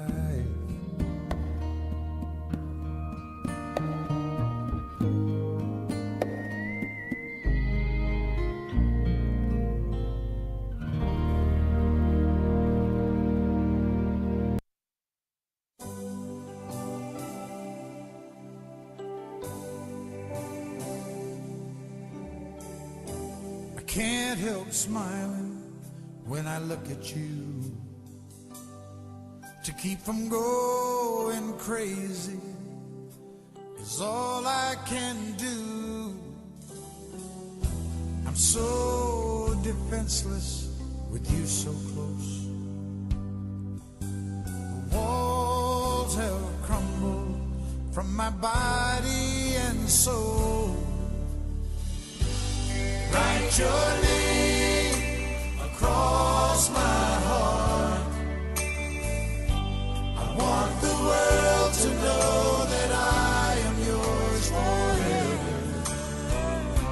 And I'll wear it like a shining star. Write your name across my heart. Oh, yeah. For you, my life is an open door. Everything I have is yours. I'll try to give you everything you need. But as far as love goes, there's a lifetime guarantee. Write your name across my heart. I want the world to know that I am yours forever. And I'll wear it like a shining star. Write your name across my heart. Thoughts, in all my thoughts, in all I do, and all I say, I belong to you with every breath I take. Write your name across my heart. I want the world to know that I am yours forever.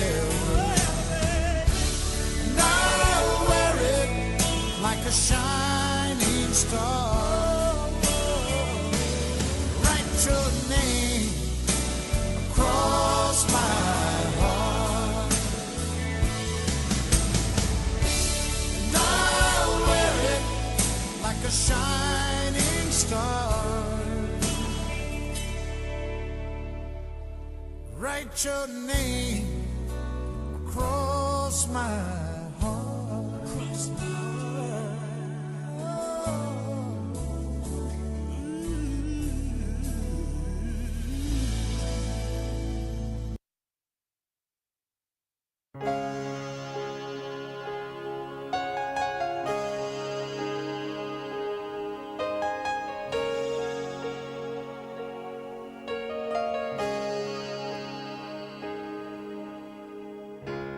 Look into my eyes, you will see what you mean to me.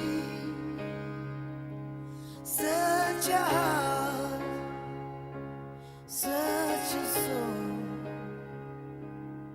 And when you find me there, you'll search no more. Don't tell me it's not worth trying for. You can't tell me it's not worth dying for. You know it's true.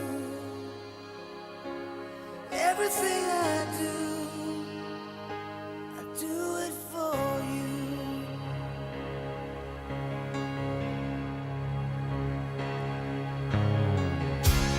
Look into your heart, you will find there's nothing there to hide. Take me as I am, take my life. I would give it all, I would sacrifice. Don't tell me it's not worth fighting for. I can't help it, there's nothing I want more. You know it's true. Everything I do it for you.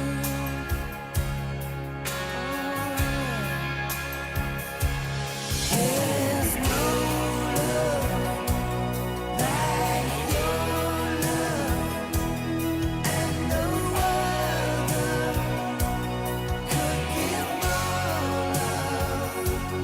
There's no way unless you're there all the time, all the way. Yeah.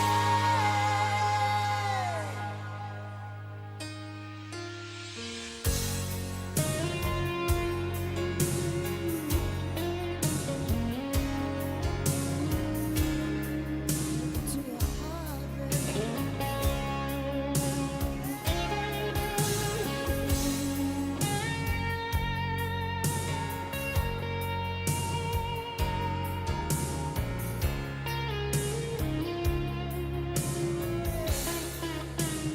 oh, you can't tell me it's not worth trying for.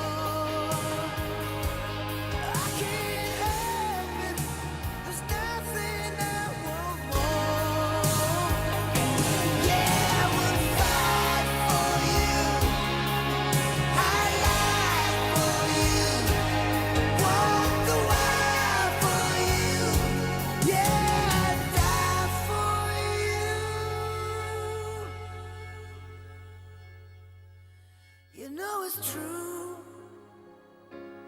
Everything I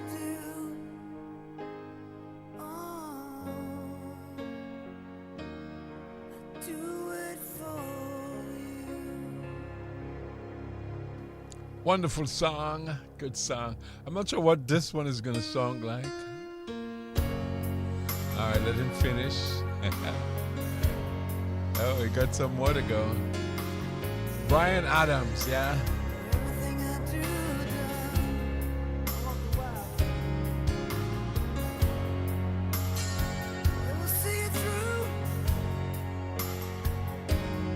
We will see it through. Oh yeah. Yeah.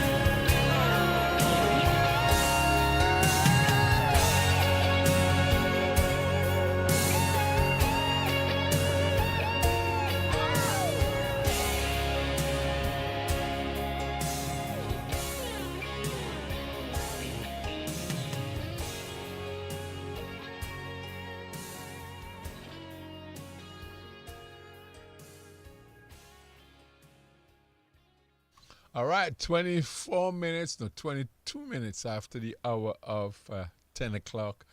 And this Tuesday night, it's Tuesday, what is this? Tuesday, the 20th day of the month of May. Yes. So you just heard a song from Brian Adams. And we want to do, is someone just not familiar with this song, but trying to get it just to play it. And let's see if I could find the song. Just a minute to that. Yeah, so, okay, whilst I do that, let me see. Yes, let me try it. Yeah, here we go.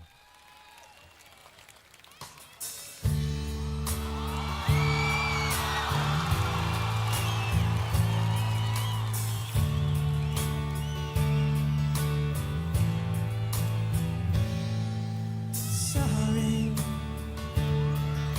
is all that you can say.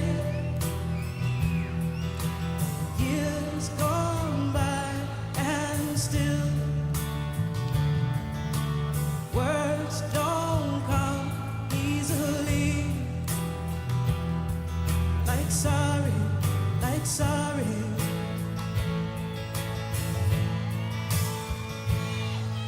Forgive me.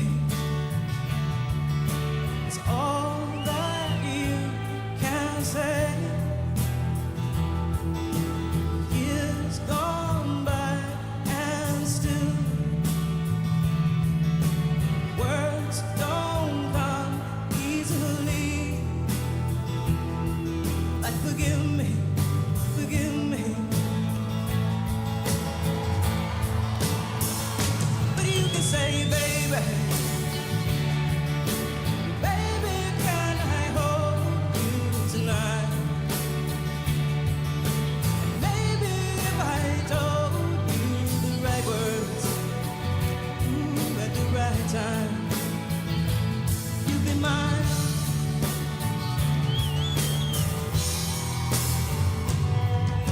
I love you. It's all that you can say. Years gone by and still words don't come easily. Like I love you, I love you. But you can say, baby, baby, can I hold you tonight? Maybe if I told you the right words, at the right time, you'd be mine. Baby, can I hold you tonight? Maybe if I told you the right words, at the right time, you'd be mine.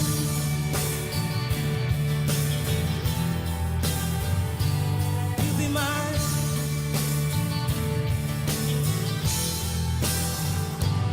You'd be mine.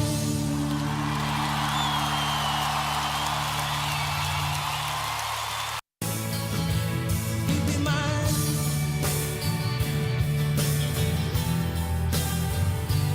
You'd be mine.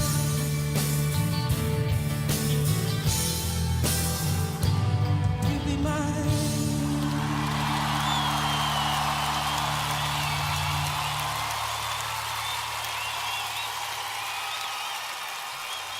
Tracy Chapman here, receiving an ovation with Baby Can I Hold You. Was done live. It's 27 minutes after the hour of 10 o'clock. We get into our inspiration half an hour after. Just a reminder of that, program promo, or station ID rather. Oops. This is your nation station, DBS Radio. All right, it's your nation station, DBS Radio. And I always like this little promo of the nation station. Let me just do it. Oh yeah, DBS again, coming through with what you love and using up, showing you how we do what we do when we do. DBS is the nation station, that is true. Y'all, I'm telling you straight, DBS along with deep fries and Wall Street, telling you that what you gotta do. DBS is what you need, what you want. So tell me what you want. DBS of course. Tell me who you need. DBS of course. Tell me who you want. DBS of course. Well, I'll sing it again. DBS of course. Yeah. Yeah, yeah, yeah, yeah, yeah. DBS. DBS of course. Yeah, DBS, DBS, DBS. 88.1 straight up DBS, yes. DBS of course. DBS, yes, yes, yes. Coming DBS, yes.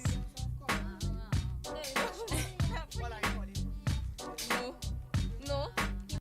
Yeah, this TBS, of course. Yeah, we're still live and we're still on. Yeah, I got a listener somewhere out there who said that they are not hearing me. So if you are outside there and you're hearing me, let me know you're hearing me, because I have there's a listener out there in St. Thomas who said they lost our connection. So if you're listening in that part of the woods and you want, just let us know that we're still locked in. Just let me know, drop me a line, 276-5656. All right, so let's do this. Let me see which I start with. Let me just rough it up. Let me just do Sinash with featuring Israel Hutton. This song says "Victory is my name." Cool song, powerful song. We get as we get into some inspiration, we'll just quiet it out. But let's do this one to start. Everybody now, let's go.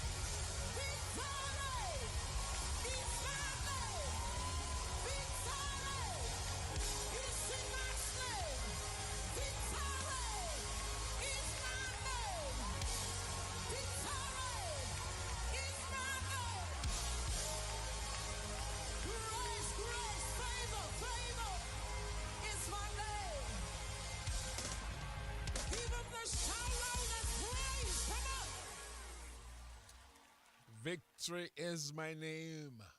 Once again, shout out to all of you listening, and hope you're having a good night, especially if you're on a night shift. Good evening to you. We spoke about love and intimacy and all of that stuff, and we share that same kind of connection with our Lord. He loves us, and we love Him, and stuff like that. Let me do a song I haven't done for a while, and I'm gonna do it. It's Africa, Excess Love, remix with featuring J.J. Harrison and Mercy Chino.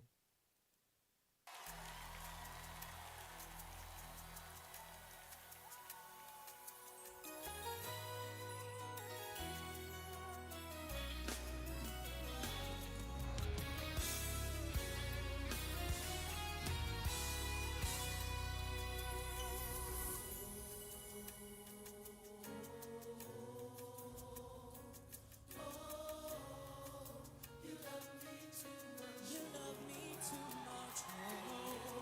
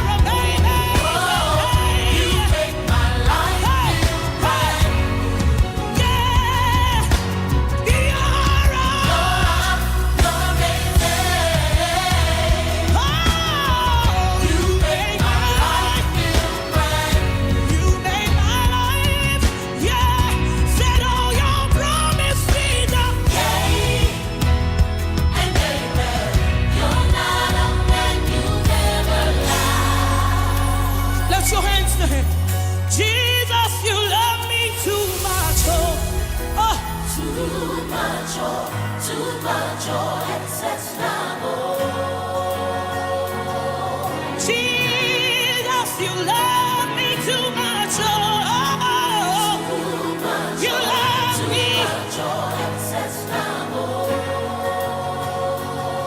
You love me. I cannot say why. Yes, you love me.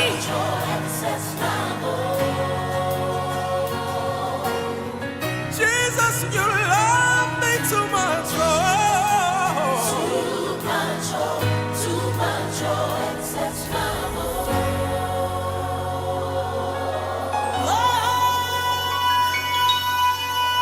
Hallelujah. Thankful for his love. Hallelujah. He loves me. I love him in return. And that good to know that you're loved by him. Jesus, you love me. And your love is amazing. Let me do an old school one, as we just talk about the love of God. Let me go old school with this one. It's now 11:45, 15 minutes before the hour of 11 o'clock. Thank you so much for just being locked in. Good evening to Julie Louise in Grand Bay, South City. I hope you're doing wonderfully well. And your mom, Miss My Dear, and the rest of the family. And all of you in that side of the woods, South City, Grand Bay. Good evening to you. We know there was a crusade happening in Bellevue. Missed it so that I could be with you guys tonight. And was there Sunday and Monday. I hope that it went well tonight. All right, let's do the song Bill and Gloria Gaynor. Let's go back. The Love of God, featuring Joy Gardner, Guy Penrod, and David Phelps. Let's listen. Old school, but powerful. Once again, good evening to Juliet and Andrew over in St. Thomas.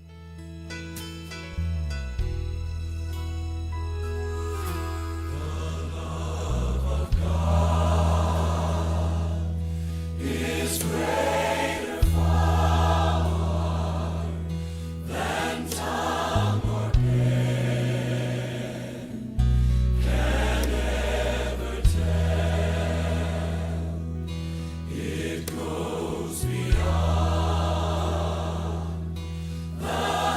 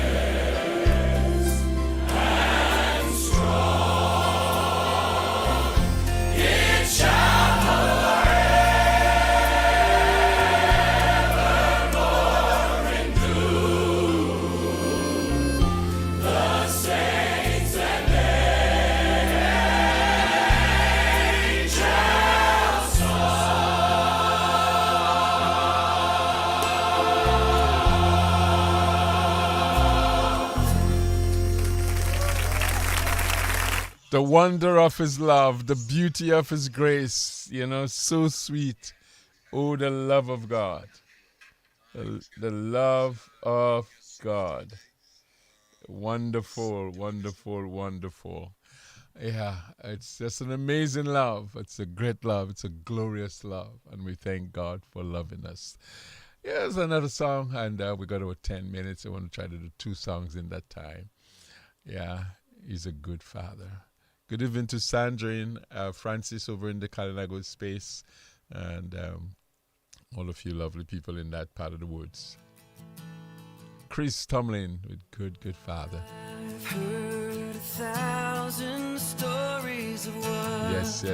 they think you're like, but I've heard the tender whisper of love in the dead of night, and you tell me that you're pleased and that I'm never alone.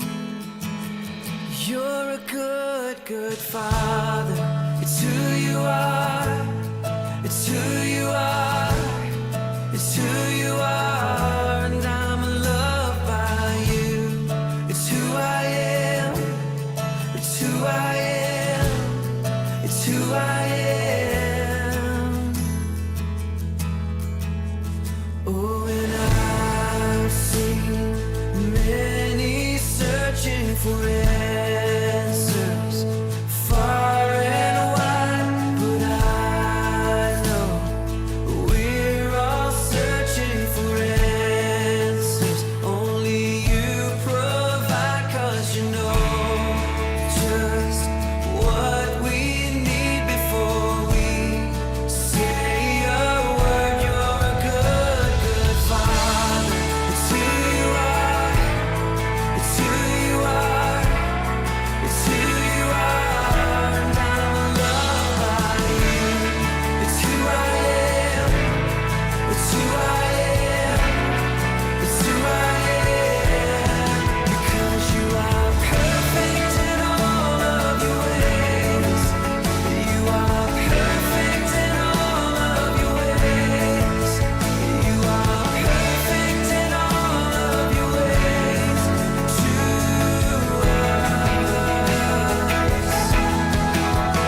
You are perfect in all of your ways. Oh, you're perfect in all of your ways. You are perfect in all of your ways to us.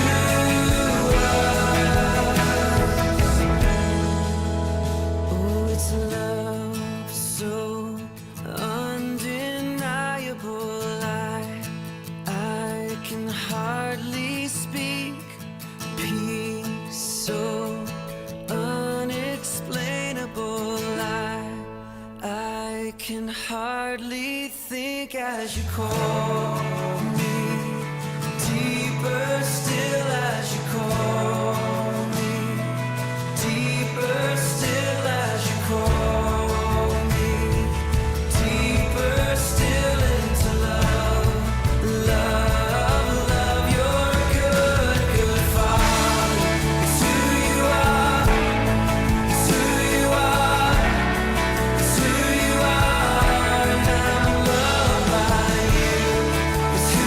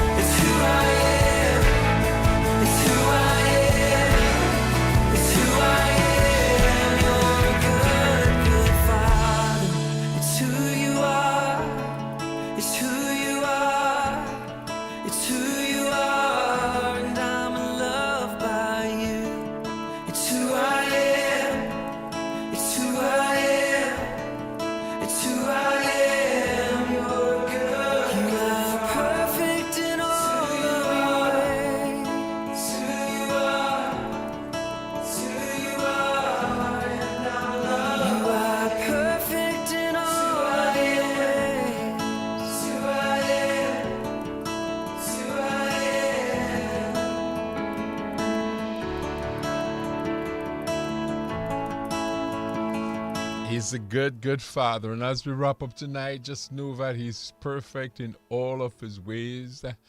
And it's my sincere prayer that He will do a turnaround for you. He will turn things around for you. Okay, He's the God of a turnaround, you know what I mean? That's basically what He is. Around for me, around for me, around for me. I pray He turn it around for me, He turn it around for you, whatever the situation. Father, I put the people, myself and all of your people in your hands. Thank you for watching over us. Thank you for preserving us. Thank you for keeping us safe. May your Spirit work and continue to work within us. In Jesus' name, give us a restful and peaceful night rest. In Jesus' name we pray. Amen. Until next time, my name is Michael Jacques. I say to you, don't die till you finish. Live your life on purpose. Live it with purpose. And as you journey, if you find your brother, your sister along the way, maybe life have roughed them up in some ways, maybe through some fault of theirs or maybe no fault of theirs. They are where they are. And you could do something to help their life. Please do. Do a kind deed for someone tomorrow, be it give a ride, share a snack or share something or do something, share a kind word, do something wonderful to make the life of somebody better. Until next Tuesday, and get empowered and for inspiration. I'll see you then. My name is Michael Jacques. I am out of here. God bless you. Oh, lady, it'll turn in my favor. Sooner or later, turn in my favor. It's turning around for me.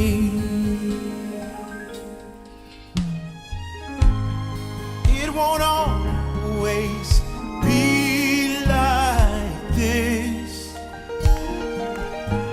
The Lord will perfect that concerning me, and sooner or later turn in my favor. Sooner or later turn in my favor. Turn in my favor. Sooner or later. Sooner or later turn in my favor.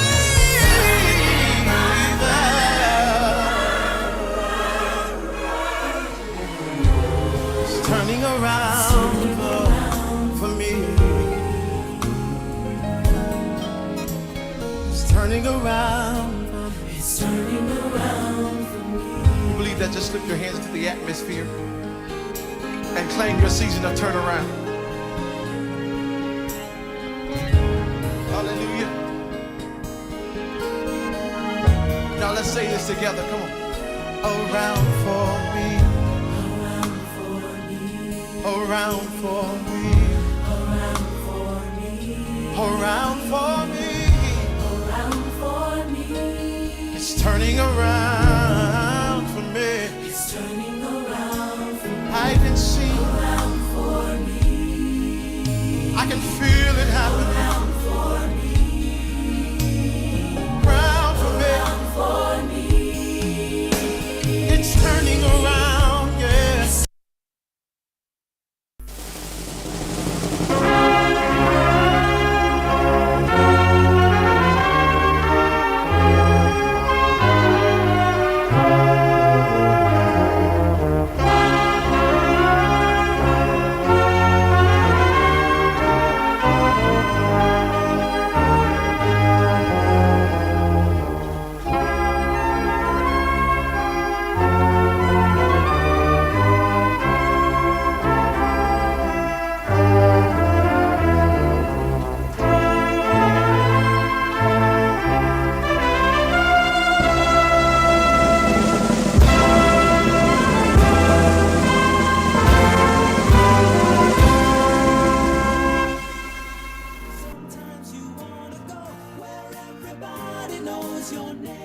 American actor George Wendt has died aged 76, all after a summary of world news. Hello, I'm Neil Nunes with the BBC News. The United Nations says no humanitarian aid has been distributed in Gaza, despite the easing of Israel's 11-week blockade. Israel has given permission for about 100 more aid lorries to enter the territory. Here's Paddy McGuire. After a blockade lasting nearly 3 months, Gaza's population of 2 million people has been pushed to the brink of famine. But despite Israel announcing on Monday it would be allowing basic amounts of aid into the territory, food and medicines are still in desperately short supply. The UN spokesman Stefan Dujarric said that while the trucks had entered Gaza, they hadn't yet reached warehouses or delivery points and remained held at a loading dock. He said it was a complicated operation. The first supplies that arrived on Monday are also yet to be handed out. The European Union has decided to review its ties with Israel because of the war in Gaza. Earlier, Britain paused free trade negotiations and imposed sanctions on settlers in the occupied West Bank. Our international affairs editor Jeremy Bowen says support for Israel may now be waning. I think it's a really significant moment because if you think back to after the October 7th attacks, when Israel went to war in response to that, it also had a great big well of solidarity from significant Western allies like Britain, Canada and France. Now, I think that the statement that they put out and the things that have been said today shows that that line of credit has been exhausted. So certainly as far as those countries are concerned, Israel is in a different place now.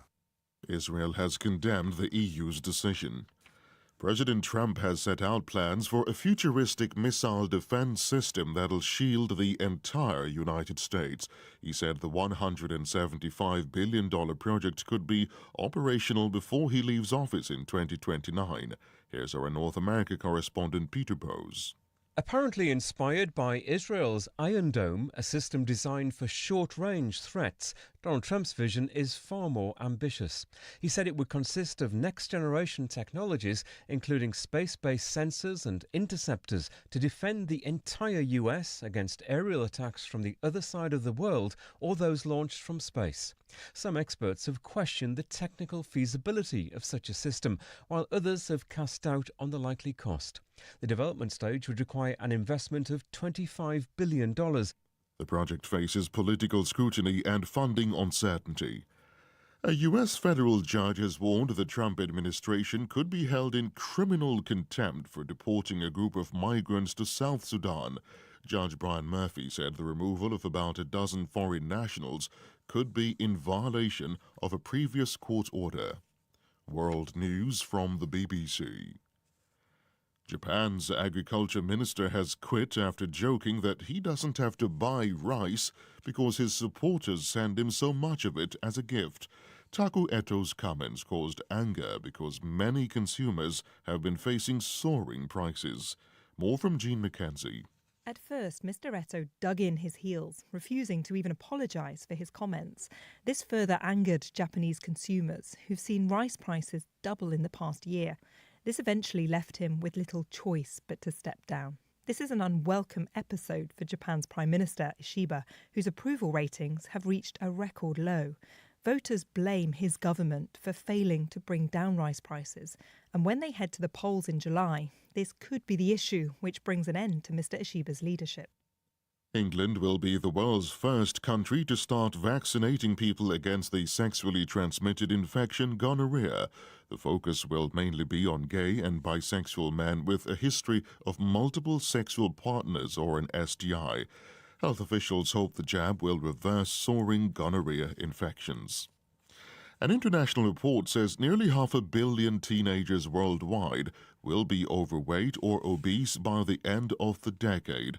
The review published by the Lancet Medical Journal warns that the health of adolescents had reached a tipping point.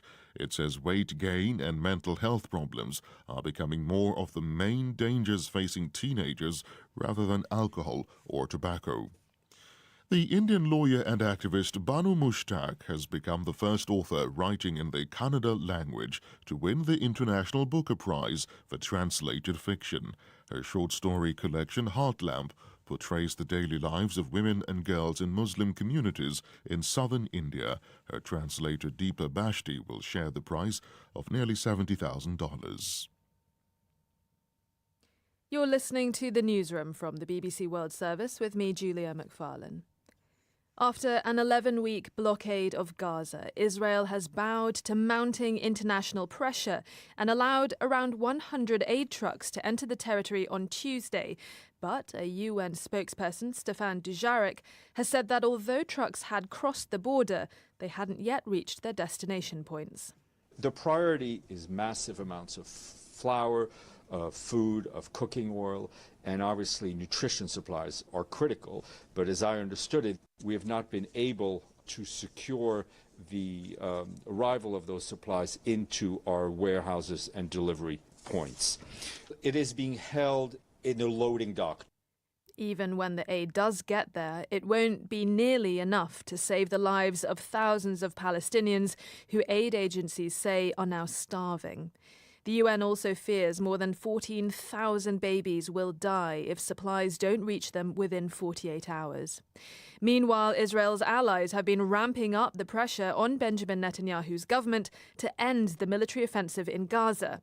The EU, which is one of Israel's biggest trading partners, said it would review its trade agreement with Israel, and the British Foreign Secretary David Lammy announced that the UK was suspending bilateral trade negotiations. Prime Minister Netanyahu, end this blockade now and let the aid in. Regrettably, Madam Deputy Speaker, despite our efforts, this Israeli government's egregious actions and rhetoric have continued. They are isolating Israel from its friends and partners around the world, undermining the interests of the Israeli people, and damaging the image of the State of Israel in the eyes of the world. Now, the BBC has not been allowed to independently report from inside Gaza, so our Middle East correspondent Lucy Williamson sent this report from Jerusalem. In the rubble of a Gaza City school, children are digging for packets of food, half buried in the thick grey dust. A displaced shelter, bombed. What they're learning in these ruined classrooms is more than some world leaders can take. Among more than 70 people reported killed, the two sons of Osama Abu Msabe, the other half of his family missing. My children are gone, he cries, 13 and 9 years old. I can't find their mother or their sister. Aid has begun trickling into Gaza after an 11-week Israeli blockade. This is Heba, a 7-month-old baby who weighs the same as a newborn. The Auda malnutrition unit in central Gaza says patients have doubled during the blockade and they have 2 weeks of life-saving drugs left. Ali Jabbar is the Auda project director. We have a problem now with the accessibility as well. So a lot of cases who are suffering from the malnutrition cannot come, cannot move, cannot go to the hospitals. No cars, no fuel. Israel is staring down the judgment of its allies. But its allies are feeling the judgment of children with empty bowls, accusing the world of empty words. Lucy Williamson in Jerusalem. Now that the UK and the EU have threatened concrete action over the latest military escalation in Gaza, where does that leave Israel? I put that question to our international editor, Jeremy Bowen. I think there are plenty of people in Israel who will realise that they need the support of important Western allies who are not the United States. When Israel went to war after the October 7th attacks, as well as American weapons, they had at their disposal a deep well of credit from, among others, Britain, Canada, France. Last year, Britain contributed forces to the defense of Israel when Iran attacked. So they are undoubtedly countries that consider themselves allies of Israel, but if they have got to a point where they have, and it's clear that they have, they've decided that that line of credit has absolutely run out, then that weakens Israel, however hard they push back, and that's something I think that is consequential. Benjamin Netanyahu has been deaf to all criticism up till now. What will it take to make him listen? Donald Trump, I think the only person he'll really listen to at this point, externally, I mean, he's listening the whole time to the ultra-nationalists who keep him in power, particularly those two party leaders, Bezalel Smotrich and Itamar Ben-Gvir.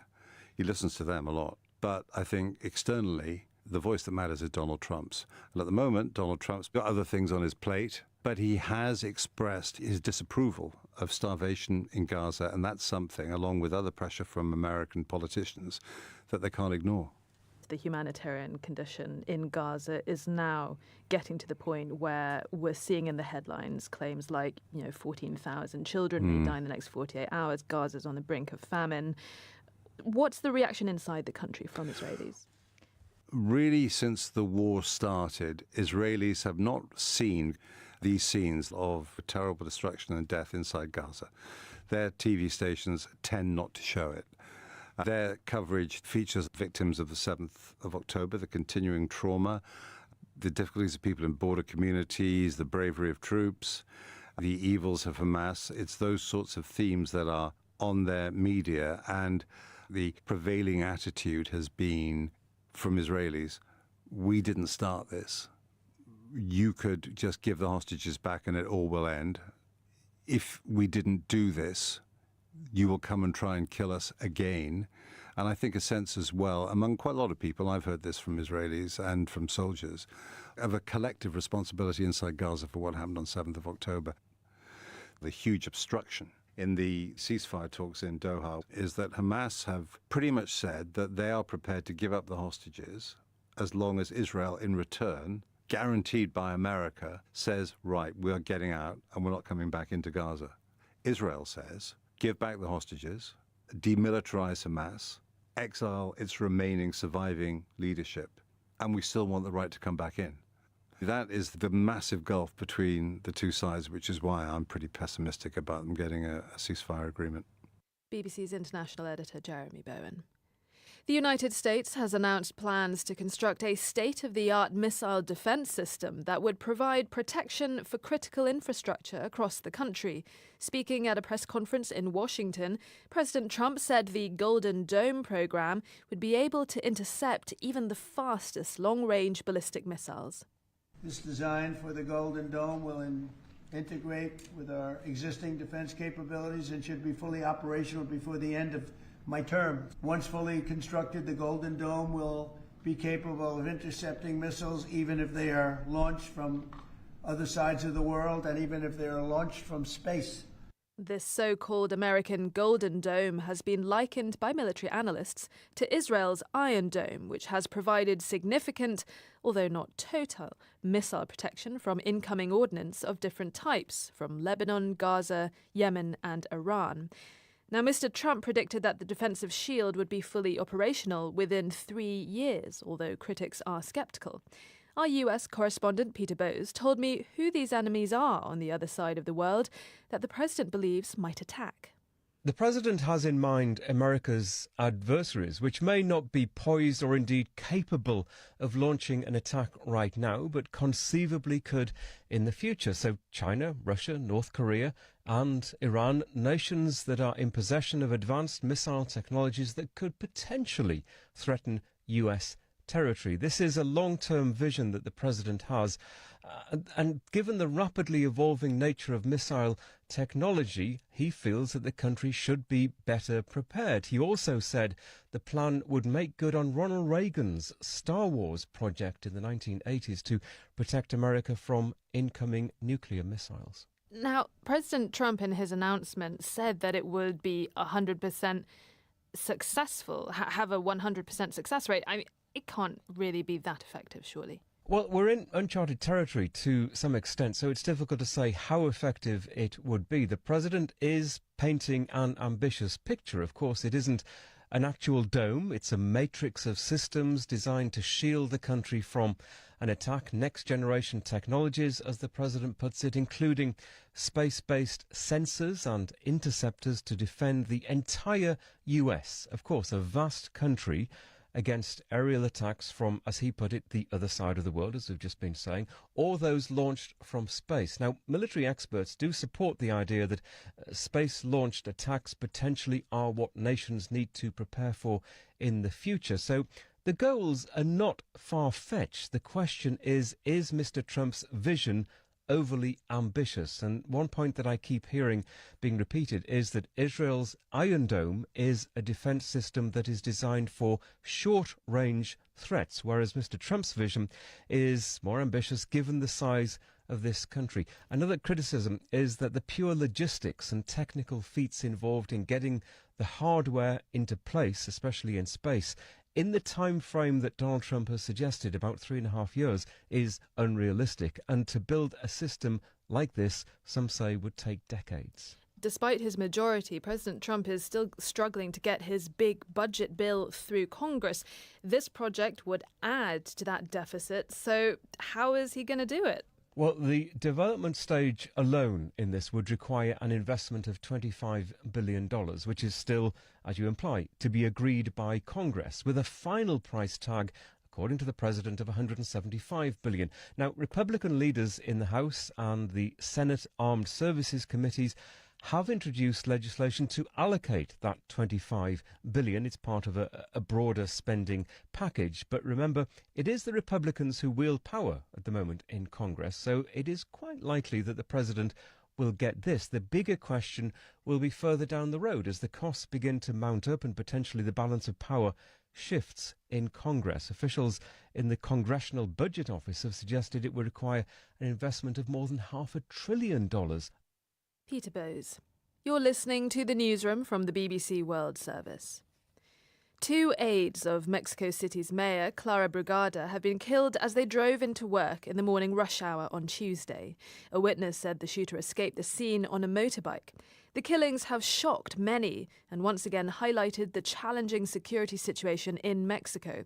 Our Central America correspondent, Will Grant, told me how the news unfolded.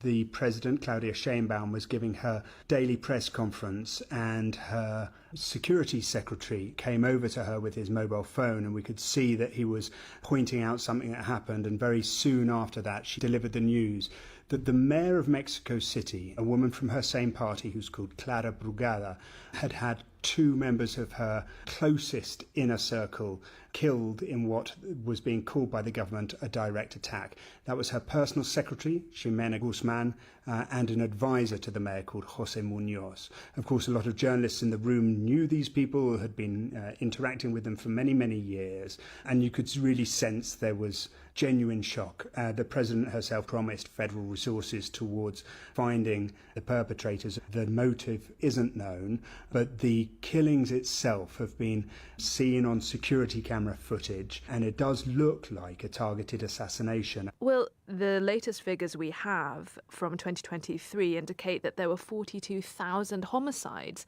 in Mexico. I mean, that's almost 120 killings a day. That's a huge amount of violence.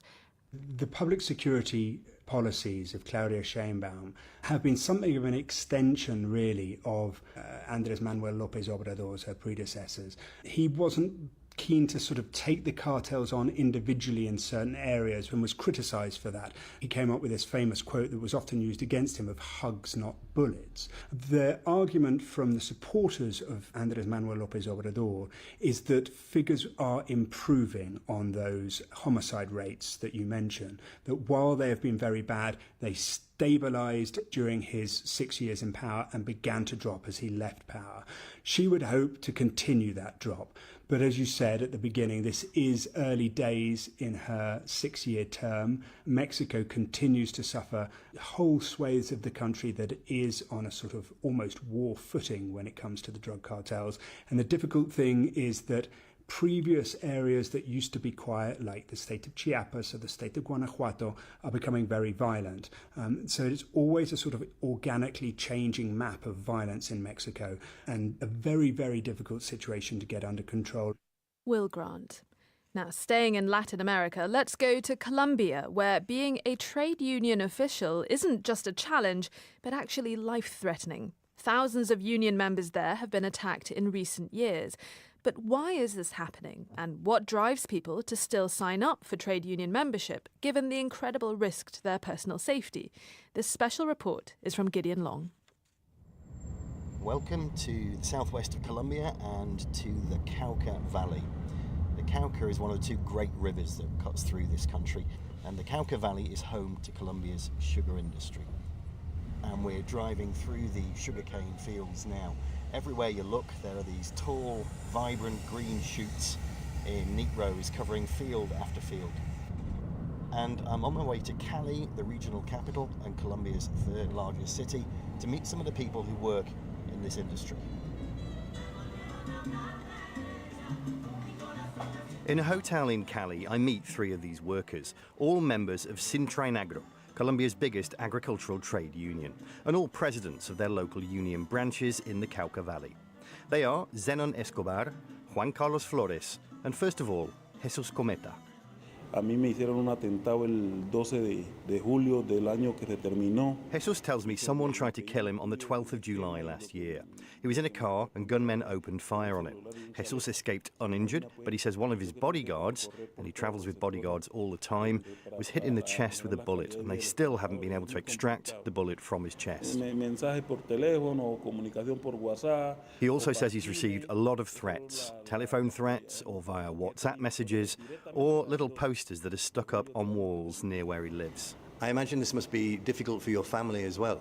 Claro, es muy difícil. Uno cuando ya llega a estos cargos pierde la vida social. Yes, he says, when you take on these jobs in the trade union, you effectively lose your social life. You can't go out anymore. You can't just hang out in a bar full of people because you might be targeted. And it affects your family too because they might also be targeted. I asked Jesus's colleague, Zenon, who's carrying out these attacks and who's ordering them? Difícil pregunta, porque pues en el Valle del Cauca.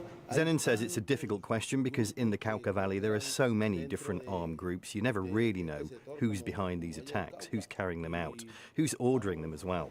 Many people listening to this will ask the question, why do people in Colombia still join trade unions? Why do you still do it?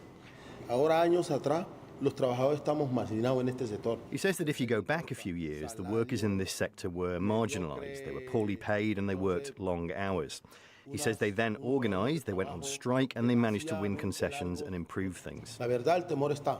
Yo en mi lugar salgo muy lleno de temor. He says he's afraid for his life every time he leaves his house, but he says you have to do it because, in his words, in Colombia, the only way to get something is to fight for it.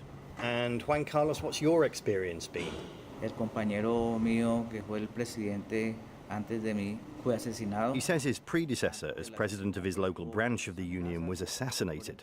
That man's name was Alberto Roman Acosta. He started receiving threats in 2013. And then in 2017, Acosta was on his day off and was watching his son play football when gunmen came up to him and shot him dead at the side of the pitch. En ese momento fue él, no saben en qué momento seremos nosotros. Juan Carlos says it makes you think, if they manage to kill him, when are they going to come after us? Gideon Long in Colombia. In recent years, more and more prisoners in France have been caught with tiny mobile phones which have been smuggled in illegally. It's thought some inmates have been using them to commit crimes from inside jail. Now, French prosecutors have begun an operation to track down the miniature devices and on Tuesday launched Operation Prison Break. The BBC's Pierre-Antoine Denis has been following the story and explains how it all works to Mark Lowen. Early in the morning, 500 cells, 60 detention centres were raided in the search for these very, very tiny cell phones, no bigger than a cigarette lighter. You can actually go online and see the comparison side by side, and it's actually quite impressive, entirely plastic, and they have this reputation for being invisible to metal detectors, and this is the key here. That allows these different inmates to have a hold of these cell phones, or sometimes it's being shipped by a drone or by different ways. They've been very creative about this over the last few years, and it's yet another big operation to try and combat this rising problem. And is this thought to be linked to the, or one of the reasons why there was a convicted drug trafficker who escaped a year ago, a chap nicknamed The Fly? Yes, The Fly. Yeah. Thought to maybe have used these phones? Yes, absolutely. So both stories are linked here. Almost a year to the day when in a very almost Hollywood-style operation, this man managed to escape a prison in the south of France, which resulted in 2 prison officers being killed. It was the first time since 1992 that a French police officer was killed as part of a prison break, led to a huge manhunt, and 9 months later he was found in Romania, and it was widely understood that he managed to use these cell phones as part of his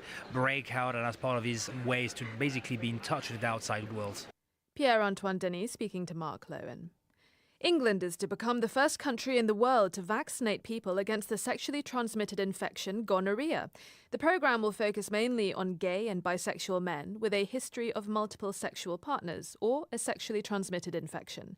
The vaccine is only 30 to 40% effective, but the UK's National Health Service, or NHS, is hopeful the vaccine programme will reduce infections. Here's our health and science correspondent, James Gallagher.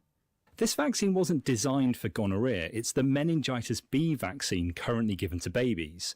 But the bacteria which cause these two diseases are so closely related that the Men-B jab appears to cut gonorrhea cases by around a third too.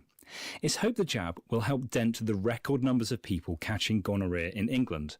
The most recent figure of 85,000 a year is more than 3 times higher than in 2012.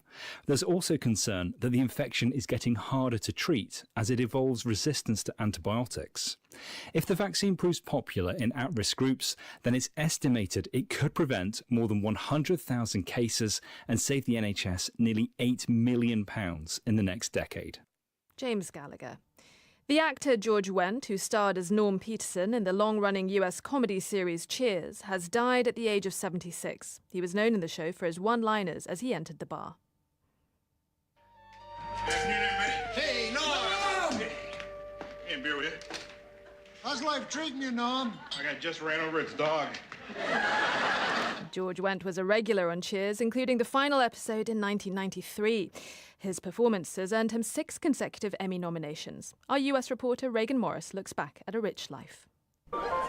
Each time he walked into Cheers to pull up a stool at the bar, the regulars cried out his name. Afternoon, everybody.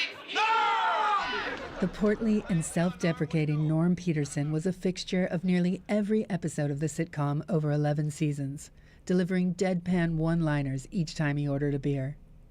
George Wendt was nominated for 6 Emmys for the role. He later starred in beer commercials and had a stage career on Broadway. But it was Cheers which secured his place in the public imagination. He once said the hardest part of the job was drinking the fake beer, a warm, flat, non-alcoholic, salty concoction, saying it tasted disgusting. In a statement to the BBC, George Wendt's family said he was a doting family man, a well-loved friend, and a confidant to all of those lucky enough to have known him. Wendt is survived by his wife of nearly 47 years, actor Bernadette Burkett, who also played the unseen voice of Norm's wife Vera on Cheers. Let's leave you now with that wonderful nostalgic theme song of long-running TV show Cheers. You've been listening to The Newsroom from the BBC World Service.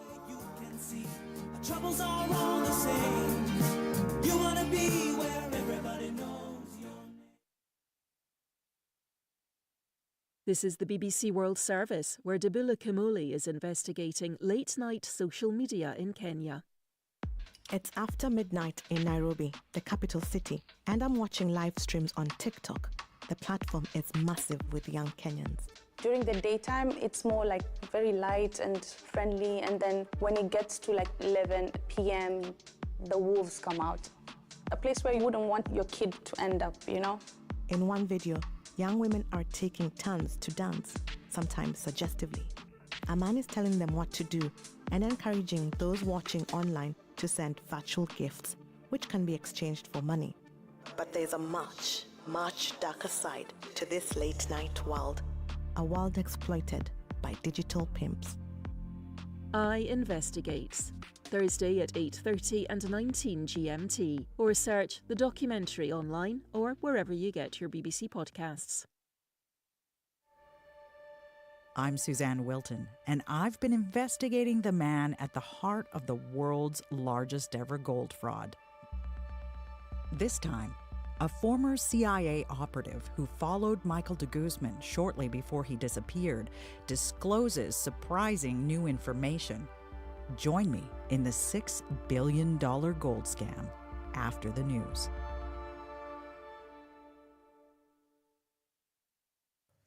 BBC News with Neil Nunes. The United Nations says no humanitarian aid has been distributed in Gaza despite the easing of Israel's total blockade. A UN spokesman said trucks had crossed into the strip but hadn't yet reached warehouses or delivery points. President Trump has set out plans for a futuristic missile defense system that'll shield the entire United States.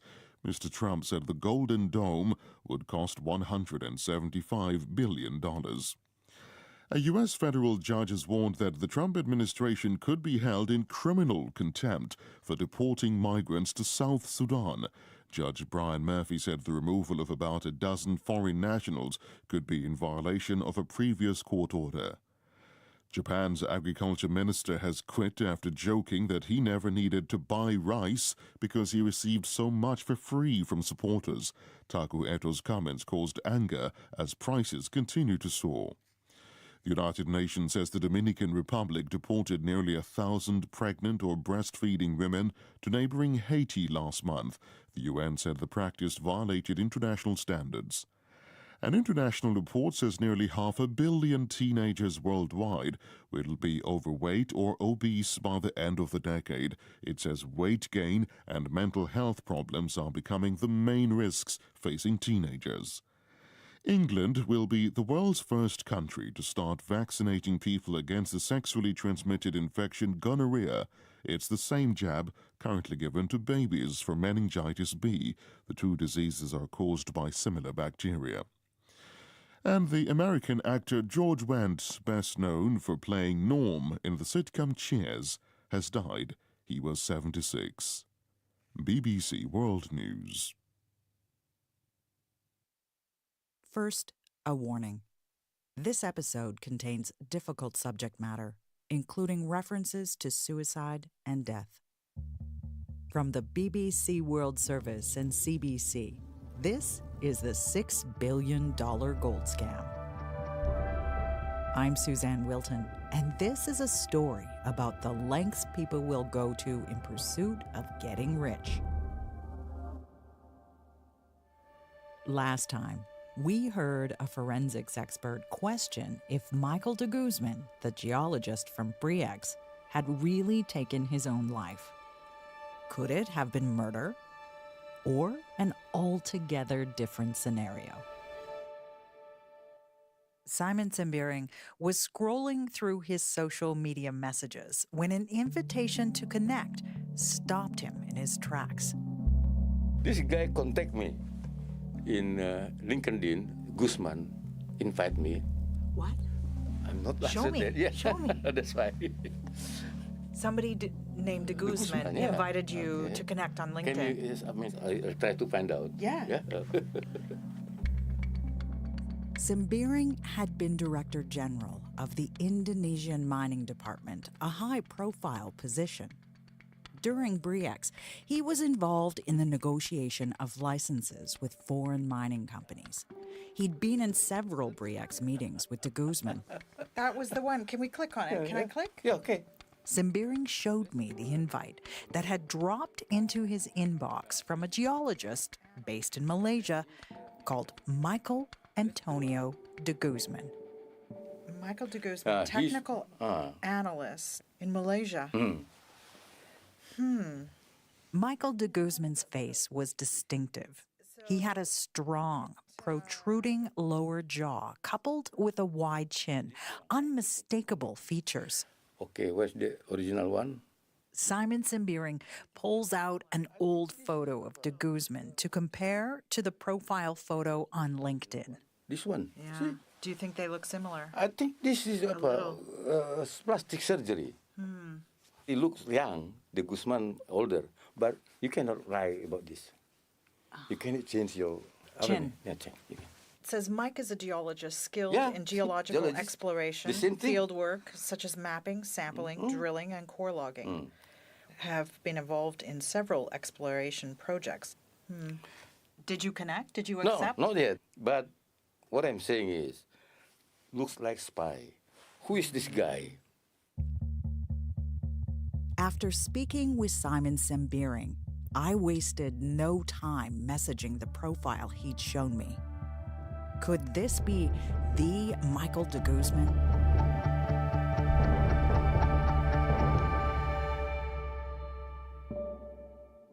In the days leading up to his death, de Guzman shared a fear with his Indonesian wife, Jeannie.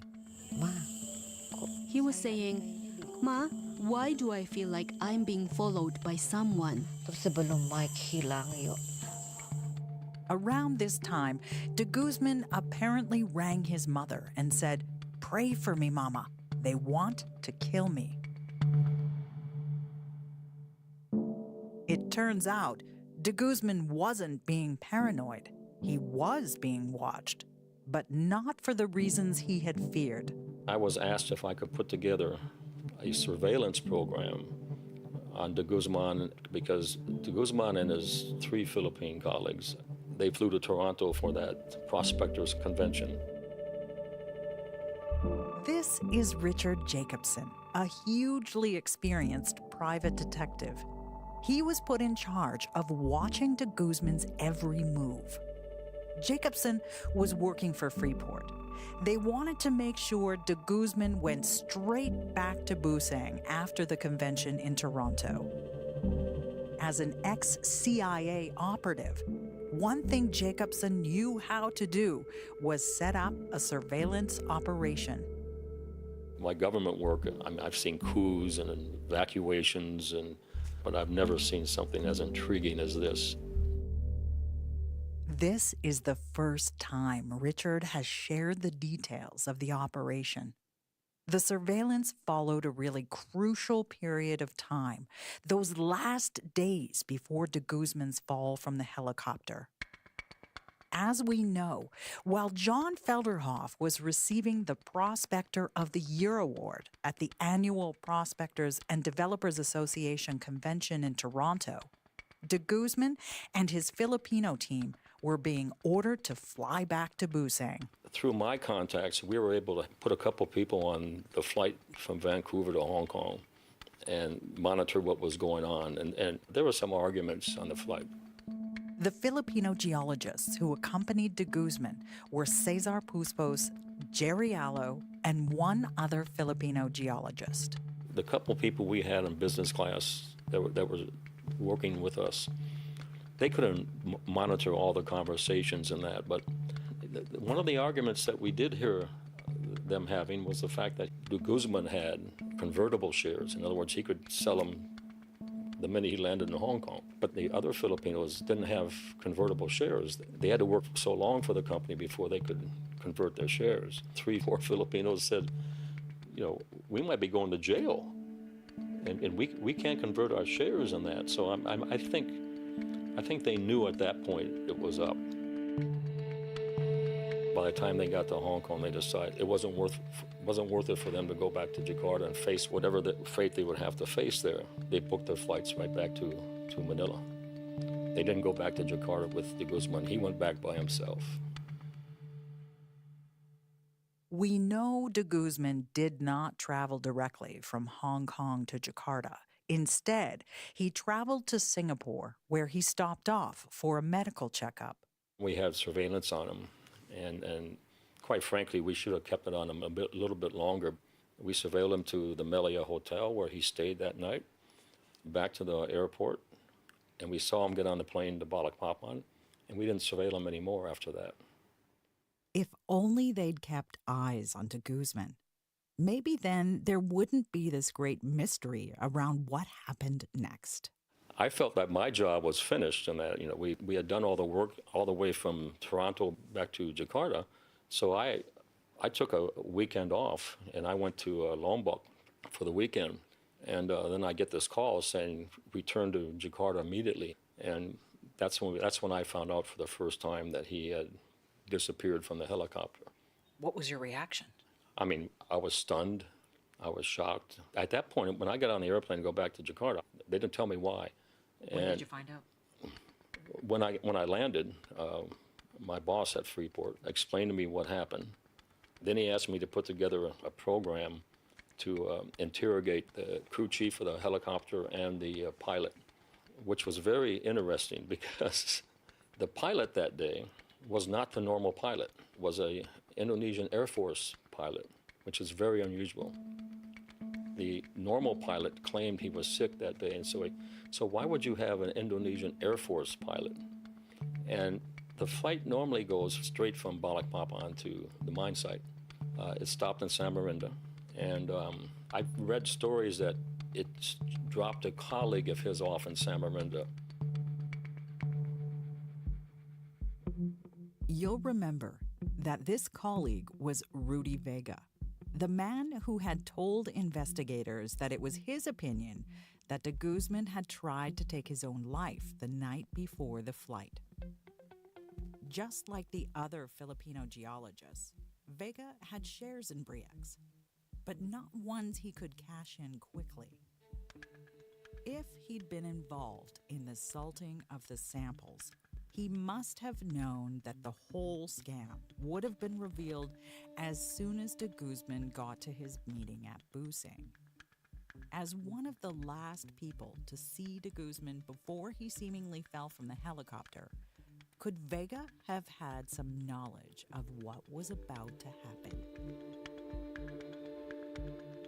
Surveillance may have been halted, but Jacobson had another opportunity to find out the truth. The crew chief traveling with de Guzman was brought in for questioning. And we couldn't interrogate the pilot because he was an active duty military officer. But the crew chief of the helicopter was Filipino. And so we interrogated him. And very strange, he said, we picked up some cargo in Samarinda. Now, he claimed it was an ambulance looking like a vehicle and that, but he said it looked like an ambulance. And we thought that was very unusual because he's the crew chief. He's the one that puts the cargo into it's a small helicopter, it's just an Alouette helicopter. And he's the one that is supposed to load any cargo, right? We didn't believe him at first. We also confirmed it with the flight tower. Ah, okay, so this was information that was validated as well. It was validated, yeah. And again, I've read that he had a companion with him that he dropped off in Samarinda, but the crew chief never told us that. He said, we stopped in Samarinda and we picked up some cargo. And Samarinda was never on that chopper's flight plan normally. It was Balikpapan straight to Busan. But that day they stopped in Samarinda and picked up some cargo. What do you think this cargo was? I think it was a body. What? They loaded it right from the ambulance-looking vehicle into the helicopter. But we never were able to confirm it was a body. A body? Could de Guzman have taken a body on board the helicopter in a plan to fake his own death? There's a medical university in Samarinda. And we went and checked the morgue. And we asked them, did anybody come in here and take a body or buy a body and that? And their answer was, oh, people come here all the time to get bodies. What? If the body that fell from the helicopter wasn't Michael de Guzman's, then where did he go? What happened in those last moments on that helicopter? This is what Richard Jacobson wanted to find out from the crew chief who was on board. He remembered everything in excruciating detail. He said that Michael de Guzman was writing letters. Now, you've been on a helicopter before. It's hard to write a letter on it. But so much detail that he even said, I saw him put registered stamps on the letters. He knew they were registered stamps. That's pretty very incredible detail. Yet he never saw him get up and jump out of the helicopter. We said, excuse me, the helicopter's moving at a very high speed. You didn't see him get up and open the door? Nope, never saw it. His story really fell apart at that point.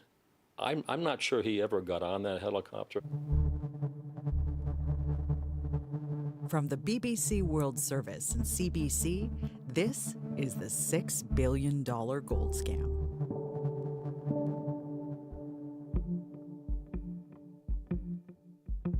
Our investigation keeps coming back to that body. There was something that de Guzman's wife Jeannie said during our interview, which hadn't got focused on before. and it could be crucial. When the decayed corpse was found, it was unrecognizable, but the teeth were intact. Mike didn't have teeth. His teeth were all false. This is de Guzman's Indonesian wife, Jeannie. The only person who knew about his false teeth was me and his family in the Philippines. Maybe the other wives would not know about it because Mike was embarrassed of it and Mike only met them recently. When he's with me, when he's about to eat, he puts his teeth in a tissue, both upper and lower teeth. He didn't have any teeth. Andrew Neal from Freeport remembers the trouble surrounding the disclosure of de Guzman's dental records. If those dental records showed de Guzman had no teeth, then that would have meant the body found on the jungle floor could not be him. They were hounding the dentist in the Philippines, and he says, "I can't release any results yet because I'm waiting on some paperwork from the family." He was waiting to get paid. Then he would say, "Yeah, these are the dental records of de Guzman, yeah." You know, money talks in this country, and you know, and just about anything can be bought here. Because there was a delay because they kept on saying, "Well, we're going to prove it through dental records." You know? The dental records were never released by the family, and the dentist has since died. I know you've spoken to Jenny. I rang her last night. I'm very close to Jenny. Oh, are you? How do you know her? She comes from Palangkaraya. Kalimantan geologist Mansur Geiger, who you heard from in the last episode, comforted Jeannie de Guzman after she heard of her husband's reported death. When the news came out that Mike had fallen from the helicopter, of course, she was totally distraught. Myself and my colleague more, because he knew her better. We kind of tried to look after her in Palangkaraya, and she was in distress. And so, we would take her out to lunch and try and entertain her and cheer her up. The kids were still really small. While we were talking, Mansur Geiger shared a surprising revelation. She showed up at the office one day and she said, "Oh, guess what? Mike rang me up. He's in Copacabana down in South America and sent me some money and everything's fine." What did you think? Did you believe her? Yes. In 2005, Jakarta journalist John Macbeth and his friend from Barrick, Tim Scott, were having lunch with Jeannie de Guzman when she, again, mentioned contact with her supposedly dead husband, Michael de Guzman. We were sitting there at lunch at the Damawangsa Hotel, I remember, and suddenly in the middle of the lunch, she dropped this bombshell on us that Michael de Guzman had sent her $250,000 from somewhere. According to Jeannie, this transfer happened around 6 weeks after de Guzman reportedly jumped from the helicopter. He had called the maid and told her to tell Jeannie to look in her bank account. I remember Scott and I looked at each other. Well, I mean, we were eyebrows raised, but we didn't want to sort of go too much further with it. And I remember later I arranged to interview Jeannie here, right in this house, right there. And she sort of elaborated on it all. Well, I think she's pretty convinced that he was alive.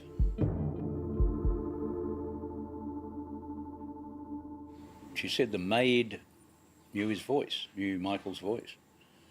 And he was laughing, and she sort of resigned to the fact that probably she wouldn't see him again. A few months after the first transfer, Jeannie told Macbeth she received another one. One of the Citibank staff knew me and told me that the transaction came from Citibank Brazil. And there's also Mike's signature. There's Mike's signature. It's not from another person. It's Mike's signature. It was thought that he was in Brazil. The second phone call that the maid got, he said he was in Brazil. That second transfer of $25,000 took place on February 14. Do you know what the other significance is of February 14th? De Guzman's birthday. Oh, well, yes. Oh, okay.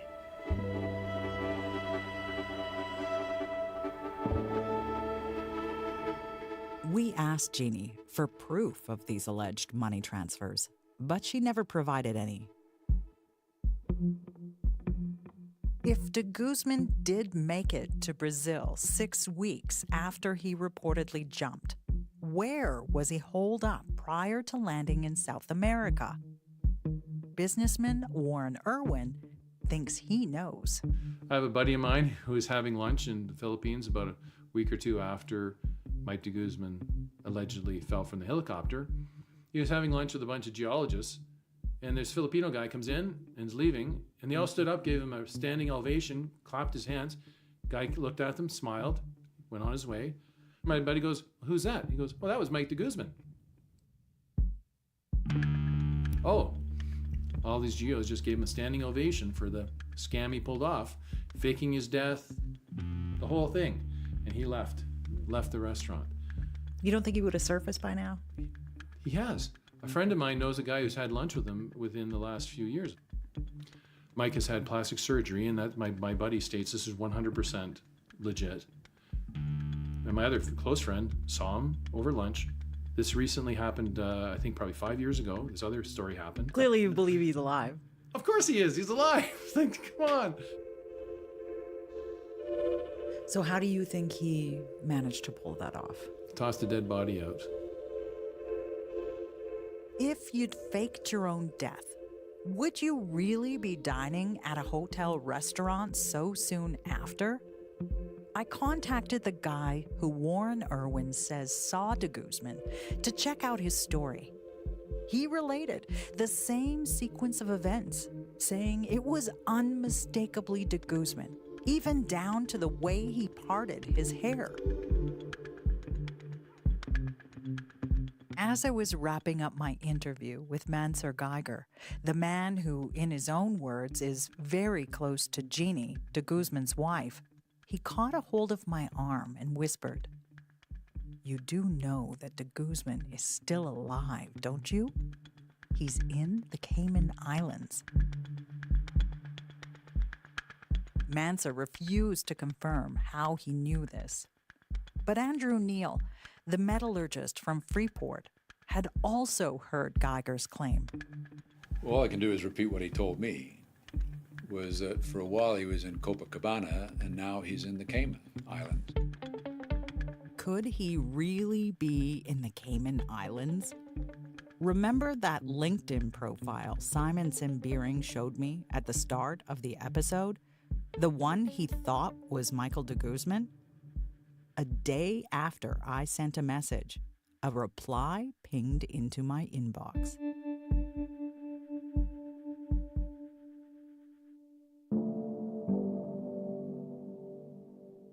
Nama lengkap aku, Michael Antonio de Guzman.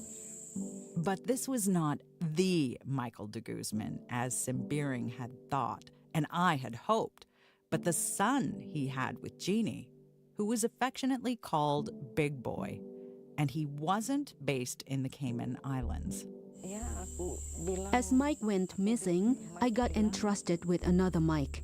He's really the copy version of his dad. From his genius thinking, his trades, and his works is also in geology. He's absolutely the copy of his dad. Asli, copy asli. Michael Jr. was a baby when his dad got on that fateful helicopter ride. He has no personal memories, but has heard stories about him from relatives. All I know about my dad is that he's a geologist. That's the main thing.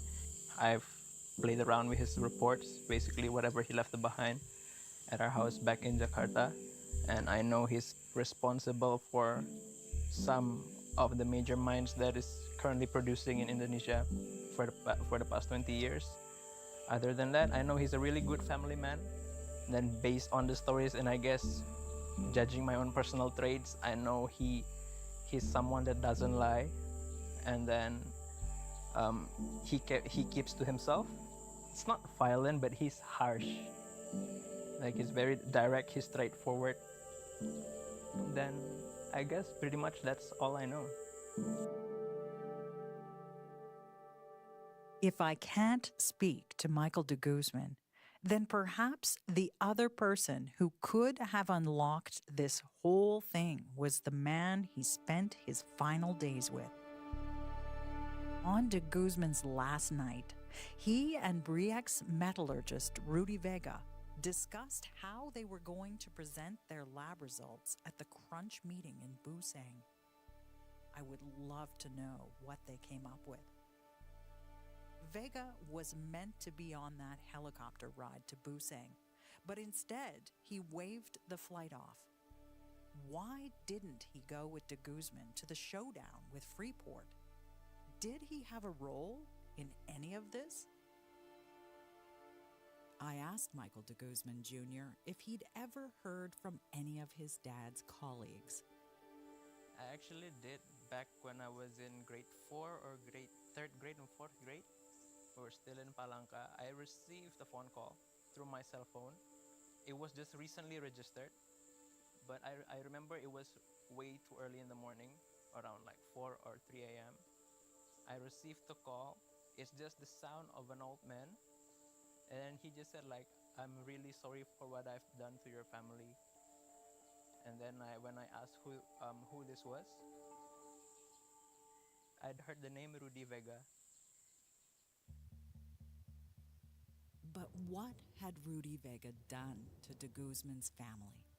What was he sorry for? Was it even Rudy Vega unburdening his conscience, or someone else on the phone? A few years after the call, Vega died, and with it, one of the last opportunities to discover the truth. Michael Jr. not only looks identical to a young Michael de Guzman, he's developing the same career as his dad, geology. Despite the fallout from the $6 billion gold scam, he's buckled down and focused his ambition into becoming a world-class geologist. And as he puts it, maybe I could start my own mines, get some investors, and again, be the better Mike de Guzman. This was the $6 billion gold scam, a BBC Scotland production for the BBC World Service and CBC. For extended episodes, search for the $6 billion gold scam wherever you get your podcasts.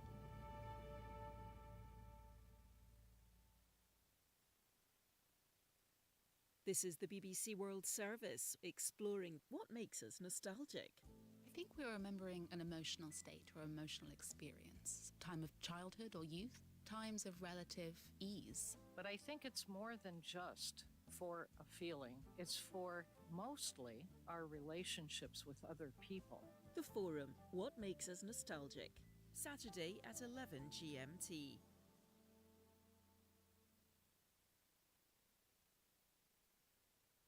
At bbcworldservice.com, The History Hour with Max Pearson. From 1955, the birth of the Warsaw Pact. Also, Edison and Tesla's rivalry over their roles in the development of electricity, and the use and abuse of sugar in history. This is the BBC World Service, the world's radio station.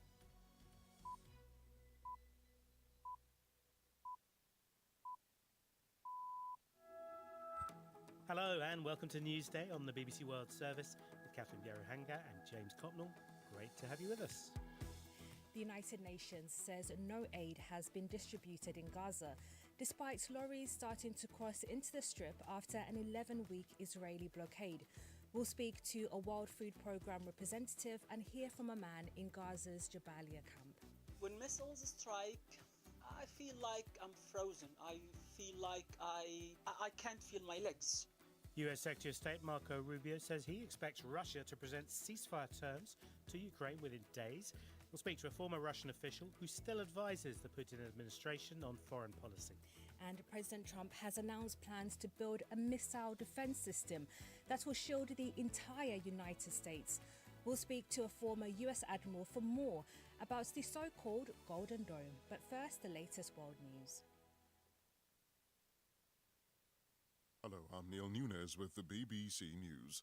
The United Nations says no humanitarian aid has been distributed in Gaza, despite the easing of Israel's 11-week blockade.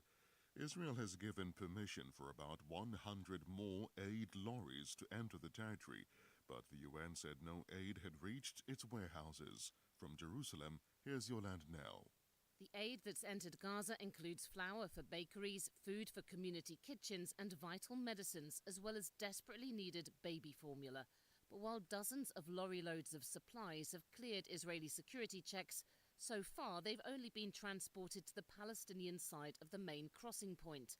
The UN's humanitarian office says its team in Gaza waited for hours yesterday for Israeli military permission to access the crossing and collect the supplies, but this was not given. The European Union has decided to review its ties with Israel because of the war in Gaza. The bloc's foreign affairs chief described conditions in the territory as catastrophic. Israel has condemned the EU's decision, accusing Brussels of completely misunderstanding the situation. President Trump has set out plans for a futuristic missile defense system that will shield the entire United States from aerial attacks. Mr. Trump said the Golden Dome would be developed by America's Space Force and would be capable of intercepting every kind of missile. This design for the Golden Dome will integrate with our existing defense capabilities and should be fully operational before the end of my term. So we'll have it done in about 3 years. Once fully constructed, the Golden Dome will be capable of intercepting missiles even if they are launched from other sides of the world and even if they are launched from space.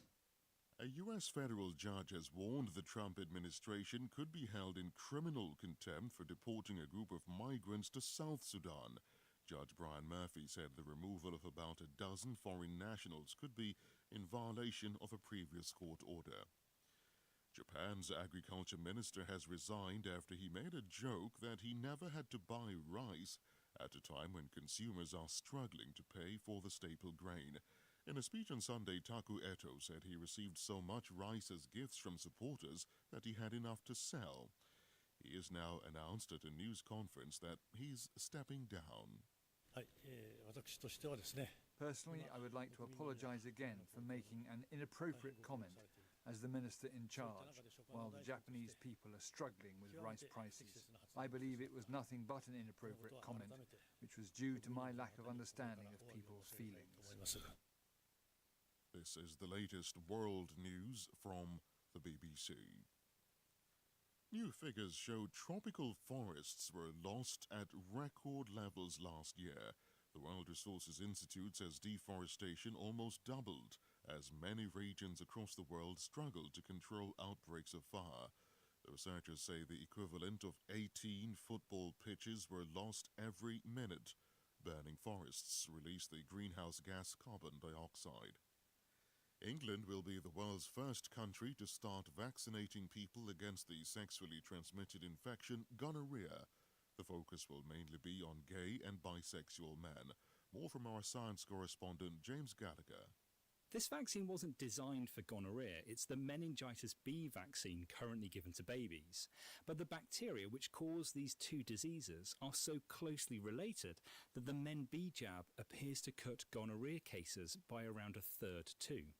It's hoped the jab will help dent the record numbers of people catching gonorrhea in England. The most recent figure of 85,000 a year is more than 3 times higher than in 2012. There's also concern that the infection is getting harder to treat as it evolves resistance to antibiotics. An international report says nearly 500 million teenagers worldwide will be overweight or obese by the end of the decade. The review published by the Lancet Medical Journal warns that the health of adolescents has reached a tipping point. It says weight gain and mental health problems are becoming some of the main dangers facing teenagers rather than alcohol and tobacco. The American actor George Wendt, best known for playing Norm in the sitcom Cheers, has died. He was 76. Wendt began his career in improvised comedy in Chicago before breaking into television. He made his first appearance as the beer-loving, wisecracking Norm Peterson in 1982. BBC News. Thank you for that news. Hello and welcome to Newsday on the BBC World Service with Catherine Byaruhanga and James Cotnell. In the programme today, trucks have gone into Gaza, but aid is not getting to the people. We'll speak to a senior World Food Programme official. We'll get a Russian perspective on the peace talks with Ukraine. And President Trump announces a new defence system for the US called the Golden Dome. So what exactly does it involve? You can send us your thoughts on that, or indeed on anything you hear on Newsday, by WhatsApp or text message on our usual number, +44 77 86 20 50 85.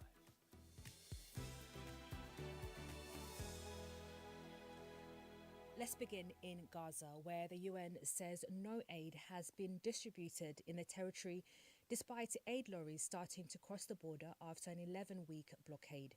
Israeli officials said 93 trucks entered Gaza on Tuesday carrying aid, including flour, baby food, medical equipment and pharmaceutical drugs. But the UN said despite trucks reaching the Palestinian side of the Kerem Shalom crossing, that aid was not able to get to residents of Gaza. Israel agreed on Sunday to allow a basic amount of food to enter Gaza, where global experts have warned of a looming famine. Well, we've been receiving messages from people in various locations in Gaza. This one is from Taleb Hamouda in Jabalia in northern Gaza. If there was a word to describe what's been happening here, the word will just be catastrophic. Everything here is beyond description. When missiles strike, I feel like I'm frozen. I feel like I can't feel my legs. As for the food trucks, I really don't know what to say about this. Like, everything feels like a rumor. Like, we haven't seen anything. The markets are still empty. I mean, I have heard that 5 food trucks have been allowed to enter, and 5 trucks compared to 600 trucks which were allowed to enter in the last ceasefire is basically nothing. They are nothing. They never suffice 2 million people. I mean, are you telling me that you want to kill them with bombs, but you want to make sure they are not hungry, so they will not die of hunger, but they will die of your bombs? Come on. Taleb Hamouda in Jabalia there. Well, later in the programme, we'll hear from a spokesperson for the Israeli government. But now let's talk to Antoine Renard, the World Food Programme Country Director in East Jerusalem. Thank you for joining us on Newsday. Just tell us, when do you expect this aid that has arrived in Gaza to reach its residents? The current challenge that we have is that we have so far a temporary opening up, and it's not sufficient at all related to the acute food needs that you have in Gaza. So far, only very few trucks managed to leave from Kerem Shalom and the platform that is in Gaza towards the Strip. And the challenge that we're still facing is that the restart of a whole humanitarian assistance, as was mentioned by your previous interview, is not sufficient related to the acute needs that are in Gaza. So the challenge that we have is not going to be few trucks for food, for medical, or for nutrition that will be sufficient for what now needs to be addressed after 80 days of a total blockade of humanitarian assistance into the Gaza Strip. Yes, aid organisations have said the amount of aid going in is just simply not enough. But there are also questions about the mechanism in terms of how this aid is going to be distributed, because the Israeli government has said it's not going to let the UN distribute this aid. So how will this aid reach Gazans, and when will that be? So the challenge we're facing is that a political decision is not a humanitarian solution. We have been working into the Gaza Strip for more than 19 months. we have network, we have the capacities, and the few trucks that are now being allowed to enter, we are using our networks to reach population. We are insisting that we keep networks in place, partners on the ground, reaching population. Are they all already facing the fact that they have to evacuate many different areas? So that's why it's important that we keep our network in place, and we need to have a sustained and large-scale assistance reaching. Otherwise, we will not avert what is currently a whole population on the brink of starvation. I hate to keep picking at the mechanism of how this aid is going to be distributed because, of course, lots of people have been calling for aid to get to Gaza. So at the moment, these trucks that have arrived, where are they and how will this aid get to Gazans? So the way we operate is that we will have wheat flour going to the bakeries. We are going to produce again bread that will be distributed through some of the kitchens that are providing hot meals. We are also insisting to have proper ingredients for the hot meals to restart the distribution to the population. You still have, as we speak today, more than 250,000 people that still have access to a hot meal, but it's very minimum, and the type of food that they have is not sufficient. So we're going to use the network that we had in place as UN, as humanitarian, and this is the way we're going to distribute it to the population. We've been working on this, and we intend to continue relying on our own distribution system with communities outreach, with local NGOs, with partners on the ground that know the population and know how to serve the civilian population into Gaza. So where does this sit in terms of the reshaping of aid deliveries that we're seeing being put forward by the Israeli government and the US government as well, giving much of this contract, they say, to an American company that will then have its own contractors on the ground? How is it going to sit in terms of those renewed plans from Israel and the US? So that's exactly the message that we've been passing through the Secretary General of the United Nations, through the Emergency Relief Coordinator. We don't need plan. We actually have network in place. It is time for us to So I guess that there's act. still not much agreement at the moment, even though there is an expectation that aid resumptions should begin soon. There's still no agreement on how that's going to happen. This is exactly now that we have a window that is temporary. We are and we continue to engage with the Israeli Authority to ensure that the assistance that we are providing is reaching population with networks that we have in place, and we know how to reach population. Antoine Renard from the WFP there in East Jerusalem. Thank you so much for joining us on Newsday.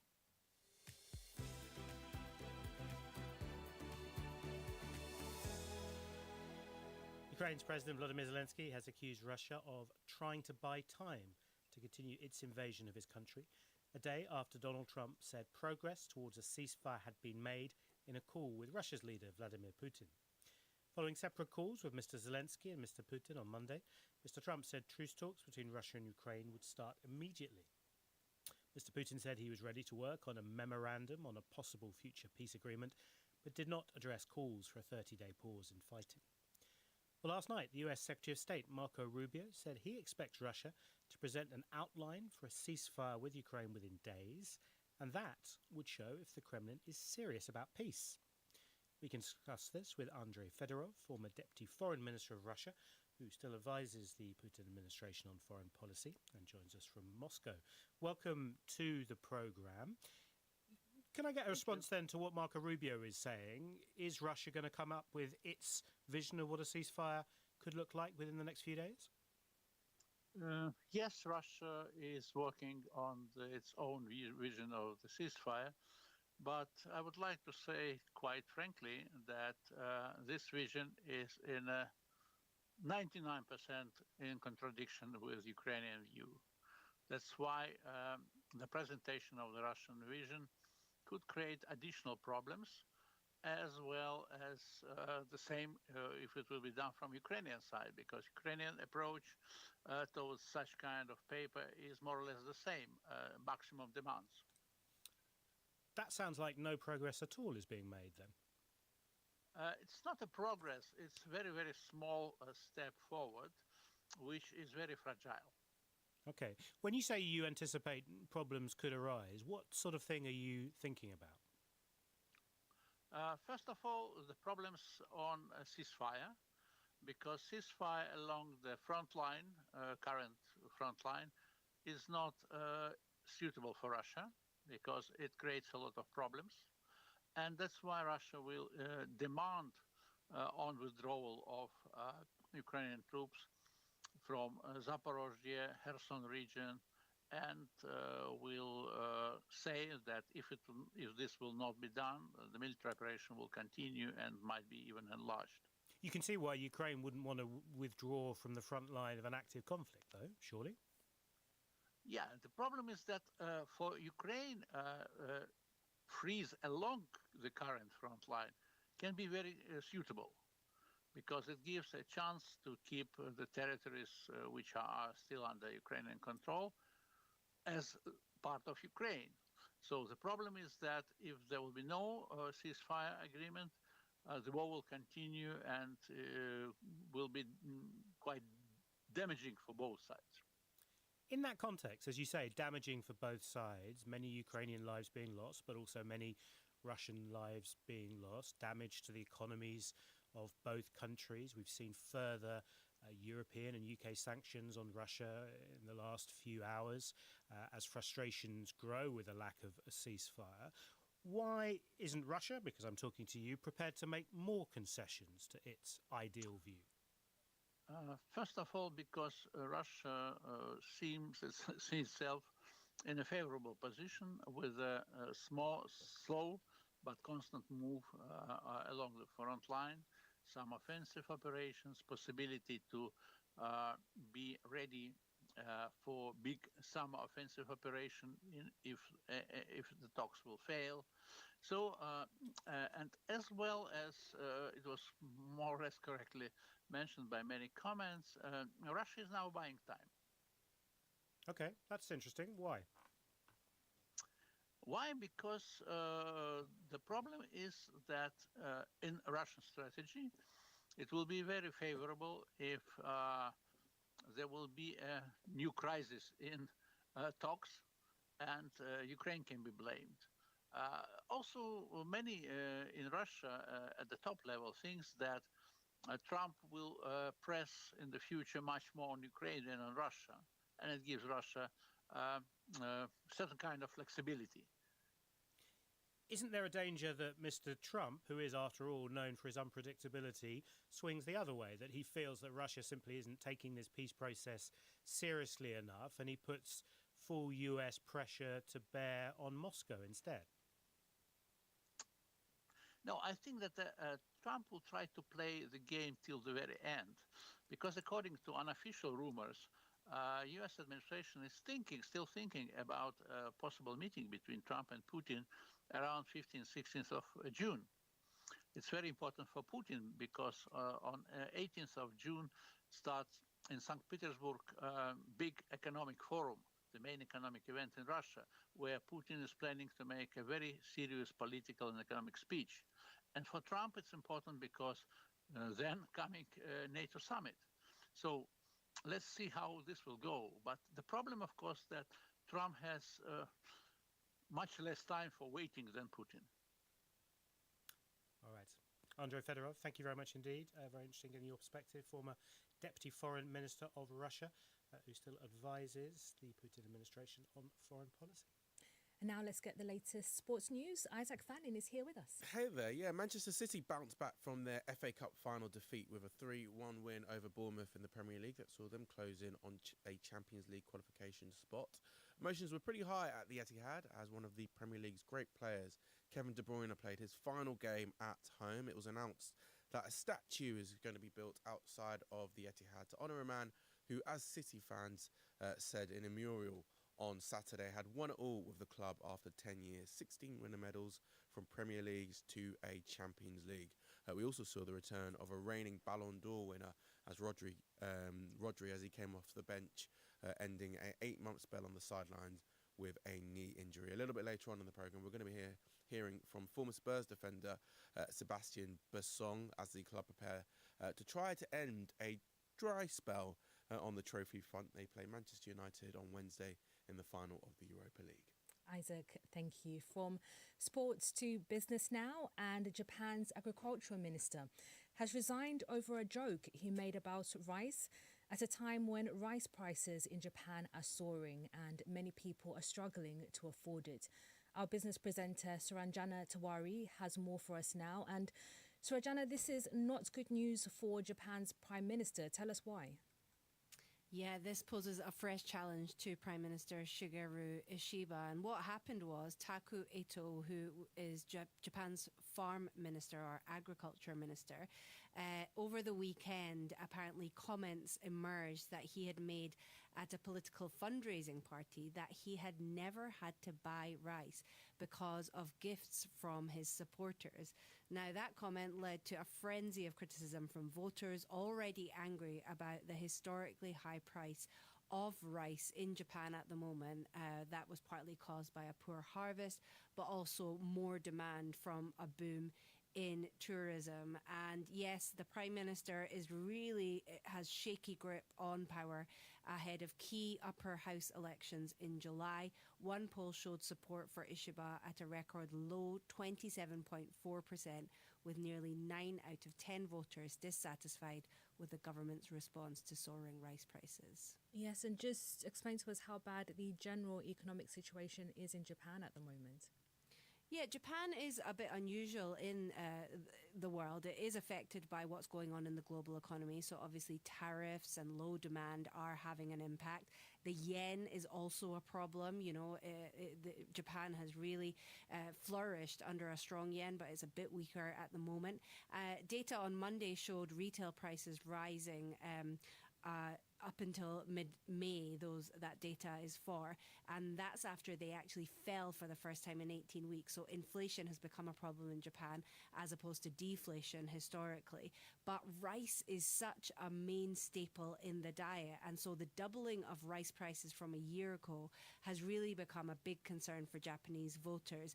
They're really accustomed to lower prices because of that deflation, and also, unfortunately, lower wages as a result of that deflation as well. The government has taken steps since March to try and tame prices by releasing rice from its emergency stockpile, but those moves have had very little impact so far.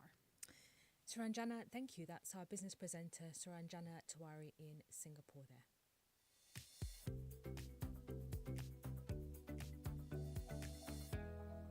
President Trump has announced plans to build a state-of-the-art missile defense system to shield the entire United States. An additional $25 billion has been allocated for the project. The full cost, though, is expected to be many, many times this. Mr. Trump said the system would be fully operational before the end of his term in office, so in the next 3 years or so. For more, I spoke to the retired US Admiral Mark Montgomery, who joined me from Washington, D.C. I started by asking him what exactly this Golden Dome system would involve. The Golden Dome is President Trump's initiative to attempt to protect the United States from the growing hypersonic ballistic missile and cruise missile threat from predominantly Russia and China, but in theory from any country that could fire them at us, which is really a growing threat to the United States at this point. How does it differ from the threats from which the US would already expect to be protected? Yeah. So generally, the United States and most democracies have really failed to build appropriate missile defenses. In other words, for nuclear threats, we rely on a mutual assured deterrence strategy of, we'll nuke you if you nuke us. But for conventional threats, that can come in cruise missiles or hypersonic missiles or even ballistic missiles, in theory, you would build a robust air defense system. But we have not made those investments. No country has. The only way that this can be done at scale is through a space-based system. And what that is you have groups of satellites. There's satellites that do detection, several hundred of them detecting launches and things. Then you have a series that are tracking, that track and do fire control solutions. And then you have engagement satellites that, carry the kinetic weapons or whatever you're using to shoot down. So you have 3 or 4 groupings of satellites like that add up to hundreds of satellites total. And, that would be prohibitively expensive 20 years ago. But now, with one thing I'll say about Elon Musk is he's driven down the cost of space launch dramatically, and therefore made things like this something you can consider doing.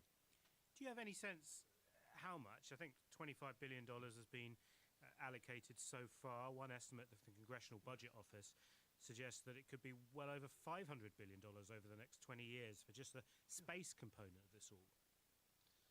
So I believe the president accidentally revealed what they think the initial bottom line is, which is $175 billion. I don't believe he was supposed to say that, but in response to a question, as he often does, he says a little bit more. But I'd say $175 billion is probably the entry point for budget discussions. To the layman, that sounds like a lot of money, but in defense terms, would you argue that that is probably money well spent? Well, you know, the nuclear deterrent, right? Strategic submarines, the intercontinental ballistic missiles, and the bomber that we're modernizing all three of them right now to a cost well over $500 billion, $600 billion. So if this were only $175 billion, I guess it would be money well spent. I worry a little bit about costs with this. We abandoned trying to do this 40 years ago under President Reagan and 20 years ago under President Bush because of cost. But the one thing I'd say is the cost of space launch, putting satellites in the air, has been reduced more than 90% over the last 20 years. So that one big cost, the cost of launching satellites to do this kind of mission, has gone significantly down. So I guess there's a potential we can do it for this amount of money, but it would be money well spent if we actually delivered it for $175 billion. President Trump has talked about getting the system in place by the end of his term in the next 3+ years, as is, I suppose, a politician's want. Is that feasible, do you think? No, absolutely not. This is a 5 to 7 to 10 year mission set, you know, to get it right. Will things exist 3 years from now that make us more secure? You bet. We'll never have what he said, which is a 100% secure system. He said that during the briefing today. That was a little surprising. Nearly that 100%, won't exist. Yeah. That won't exist, and it certainly won't exist within 3 years. Expand a bit, if you could, on what the current thinking is about the threats, precisely why this might be needed. China and Russia have spent the last 20 years, you know, China was never inside the Intermediate Range Nuclear Forces Treaty, so they were never limited in their ability to build these kind of threats. Russia was cheating on that treaty for about a decade before the United States withdrew from it. So each one had a significant head start on us in terms of developing the next generation of weapons. The ones that concern people the most are hypersonic weapons. These are weapons that are going hypersonic speeds, which many weapons do. You know, that's in excess of 5, you know, around 5 Mach. But in addition, they do maneuvering, and they're very difficult to track and engage. They're going very fast, and you can't predict where they'll be. My real fear with President Trump is that he wants something right now, and has no discipline, because that would mean building THAAD and Patriot, you know, the existing systems that are 30-year-old technology, you know, yesterday's technology to handle tomorrow's problems. I do like the idea of space because it gives you that opportunity to handle tomorrow's threats with tomorrow's technology. Thoughts there of the retired US Admiral Mark Montgomery, now working with the think tank, looking at just these sorts of issues after President Trump's announcement that the US is going to set up a Golden Dome defence system. Plenty more to come here on Newsday on the BBC World Service with Catherine and James.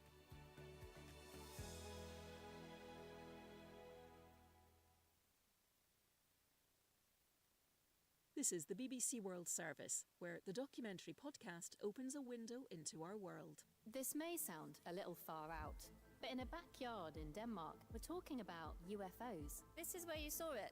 Yeah, right here, yeah. Suddenly, out of nowhere, lots of people came.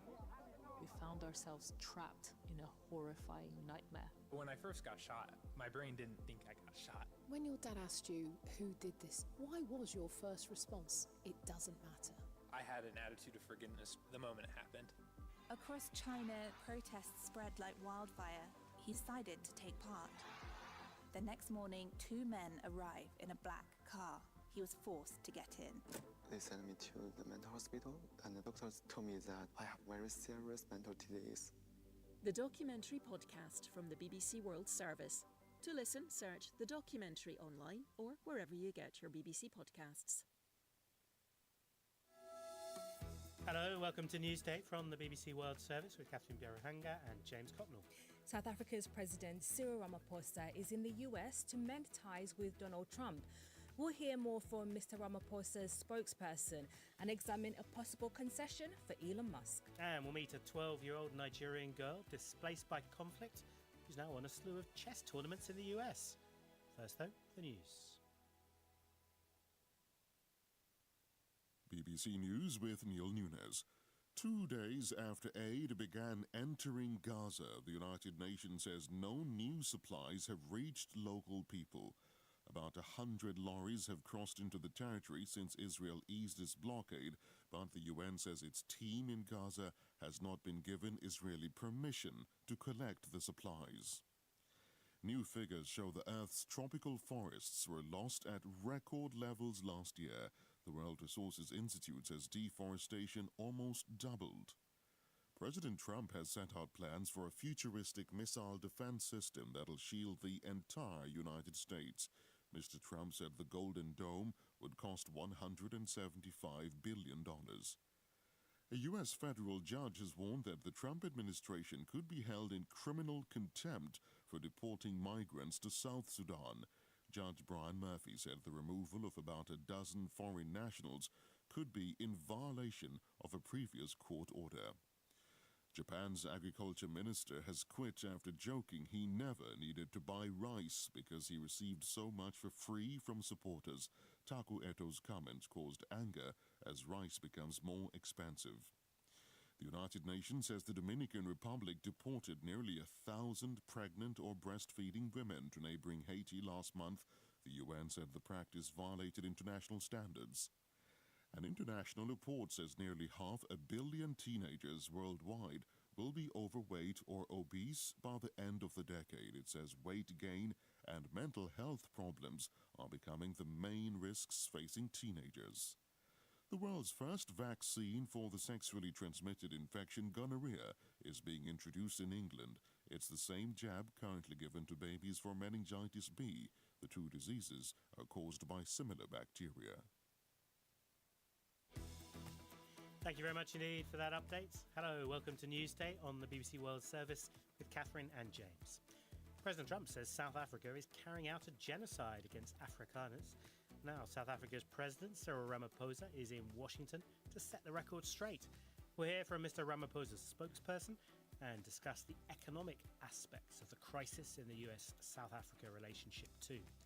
We'd love to hear your thoughts on all this. You can send us a WhatsApp or text message on our usual number. That is +44 77 86 20 50 85. We'll also hear how chess has transformed the life of a young girl displaced by conflict in northern Nigeria. And we'll hear from the former Spurs defender Sebastian Bassong ahead of his former club's Europa League final with Manchester United.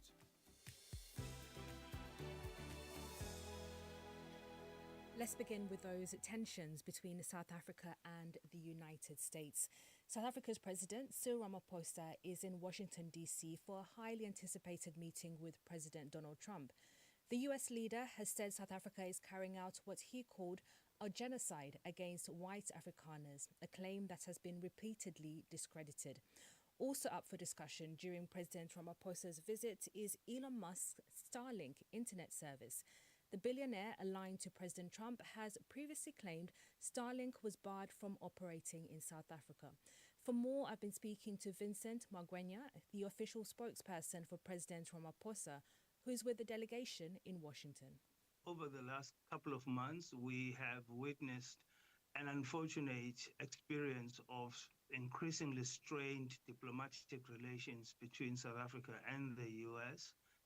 And the president is here to reset the relations, lay to rest all the issues that have contributed to the strained diplomatic relations, and seize the opportunity to use that resetting of relations to map a new, or rather an enhanced, trade relationship framework between the two countries.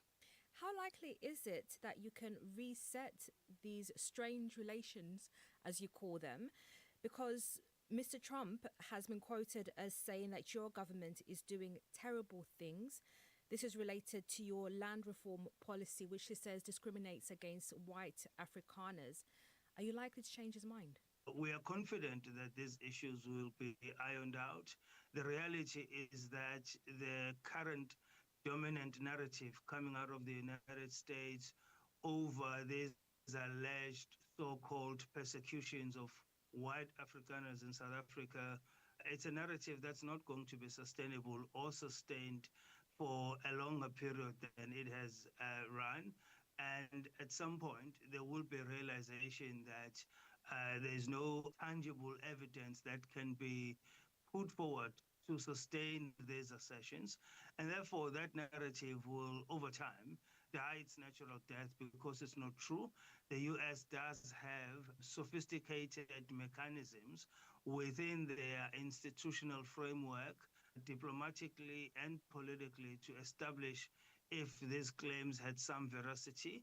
They've not done so to date, and so it is a narrative that ultimately will be done away with, and we'll be able to then move forward with a far more constructive level of engagement and place this strategic relationship between the US and South Africa where it belongs. As well as meeting President Trump, President Ramaphosa will be meeting with Elon Musk, who, of course, is from South Africa, a US citizen now. He has said he's not allowed to launch his Starlink project in South Africa because he says he's not black. Will you have to make concessions to a powerful ally of the President of the United States? No, there are no concessions to be made. What we've done as a government is to look at regulatory instruments that regulate the subsector of telecommunications of low Earth orbit satellites that Starlink is part of. And that exercise is not only going to benefit Starlink, it will benefit other players in that subsector of telecommunications. And very soon announcements will be made in regards to the review of those regulations. The meeting with Elon Musk is not going to be a separate bilateral meeting or one-on-one meeting. Elon Musk is going to form part of the United States delegation in the meeting tomorrow. And should he chooses to raise the Starlink matter, the president will be ready to talk him and President Trump through the process that we've conducted to date, and also dispel with the myth that South Africa has racist laws. Part of Elon Musk's complaint, I understand it, is around affirmative action laws that require some percentage of ownership of companies to be owned by black South Africans. So you're saying that you've reviewed that specific regulation and you're making changes accordingly? What we have in South Africa is what we call equity equivalence. And so in the empowerment scorecard, you have elements, empowerment elements that exclude ownership. The impact of those elements in terms of socio-economic advancement of previously disadvantaged individuals is similar to that of ownership. And it's viewed by a lot of multinationals that operate in South Africa as being less intrusive into the ownership structures of businesses. It's a system that is already in place. It's applicable in the automotive sector as well as many other sectors in South Africa. Up until now, it had not been applied in the telecommunications sector. And the Minister of Telecommunications and Digital Technologies has then been working on the process to harmonize the ICT sector code with the rest of other laws that regulate licensing and operating a business in South Africa. So you're saying that you are removing that requirement for some equity ownership to be under the economic empowerment regulations? No, what I'm saying is the black empowerment regulations are broad. One of the elements is ownership, but there are also other elements that are just as empowering to those communities and individuals that were previously excluded from mainstream economic activity. So, for example, they involve doing projects in communities, assisting schools, assisting various vulnerable groups, extending services to rural communities.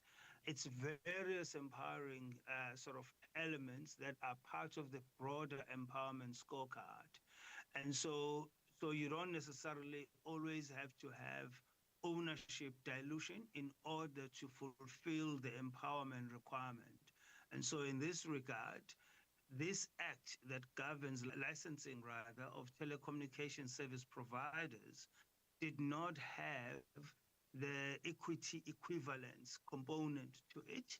And the minister has conducted a review in this regard to ensure that the act is harmonized with all other regulations and it's not prohibitive to investments in this sector in South Africa.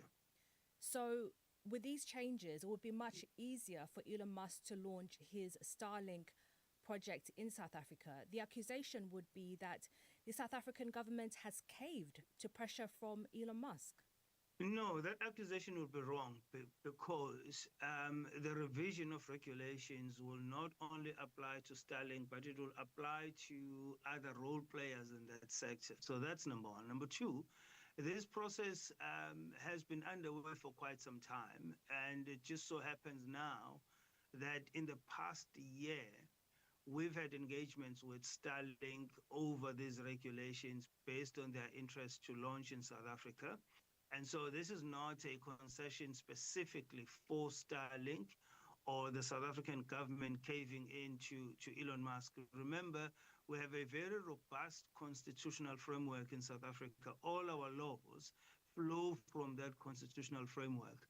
And so there is no way we could have, at a stroke of a pen, change regulations just to suit one billionaire. And that was the official spokesperson for President Cyril Ramaphosa, Vincent Magwenya, talking about what could be a significant development during those talks between the US and South Africa. Well, let's head to Johannesburg to discuss this with Davi Root, Chief Economist of the Efficient Group Limited. That's a financial services group. Vincent Magwenya, presidential spokesperson, was very keen to say no concessions were being made. Didn't quite sound that way, though, did it? Good morning to you. Well, no, I'm afraid I don't really agree with him. I think that they really buckled under pressure from Donald Trump and certainly from Elon Musk as well. So they're trying to make a special deal to try to get those individuals perhaps to allow them to invest in South Africa without complying to all these very strict rules and regulations. The reality is that it's extremely difficult to do business in South Africa and that we have many various rules that are basically based on race and making it quite difficult for individuals like Starlink or businesses like Starlink to invest in the country. And quite ironically, if you look at South Africa, we really do need a business like Starlink to invest in South Africa because the rural areas in South Africa do not have reliable and cheap access to internet. And quite ironically, the majority of people that's going to suffer under that or the lack of internet access are actually black people. Is this then an acceptable concession, do you think, politically in South Africa? Well, you mean that by changing some of these rules, I guess that's going to be difficult to sell that to the people of South Africa because we can all see what is happening. And what is happening is that there's pressure being applied on the South African government from the Trump administration, and the ANC government is buckling under this pressure. So how they're going to spin it when they come back from Washington will be interesting to see. Yeah, because Elon Musk is not particularly popular in South Africa right now, is he? Depending on who you ask, for amongst certain people, he certainly is very popular. But I would guess for the majority of people, the message that you get from the ANC government is that he's trying to undermine South Africa. But of course, many people don't see it that way. They see Elon Musk as somebody for South Africans to be proud of, somebody that achieved a lot, and somebody that can actually invest many billions of dollars in South Africa. And we should try to be on his good side to get him, to encourage him to invest in South Africa. And that's my view as well. Okay. What about the agricultural dimension? South Africa's agricultural products have duty-free access to the US market because of AGOA, the African Growth and Opportunity Act. That's under threat, though, of course, from tariffs. That's a key discussion point, is it not? That certainly will be discussed. I've got a suspicion that, you can't have tariffs and get South Africa preferential access via AGOA. It doesn't make sense. There's a bit of a contradiction. You can't have both. So I've got a suspicion that AGOA is pretty much gone for South Africa, and we won't have access to through AGOA to the US markets. And again, there's a bit of an irony here because the people that will be on the losing side here are mostly white Afrikaner farmers because the farming industry in South Africa is pretty much dominated by white Afrikaners. And if we lose the access via AGOA, they will be the people that will be affected by this mostly. Is it right to think that this visit by President Ramaphosa and a really high-level delegation is a pretty crucial one, vital moment for South Africa's economy? Absolutely. It is absolutely crucial and vital. The South African economy is really struggling to growth. The economy is under tremendous pressure from all sort of levels, and we need as much as we possibly can get in terms of international trade. And of course, most of these goals, most of the reason why the South African economy is not performing as it should be performing is because of own goals. The macroeconomic policies in South Africa are simply wrong. And there are many other issues, like, for example, corruption and plain incompetence on the government side as well. So this is absolutely crucial for South Africa. The economy is hardly growing. And if we lose AGOA, for example, we're probably going to shave off 0.2% of economic growth. And that's perhaps not that much. But with an economy that is hardly growing, 0.2% is actually quite a lot. Dawie Roots, economist, speaking to us from Johannesburg. Thank you.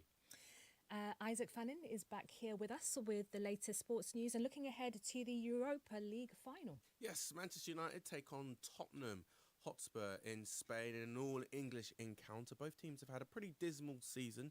United find themselves 16th in the Premier League. Spurs are below them at 17th, but winning in Bilbao could be salvation. For Spurs, they haven't won a trophy since 2008 when they won the League Cup. And I spoke to former Spurs defender Sebastian Bassong and I asked him how he was feeling ahead of the game.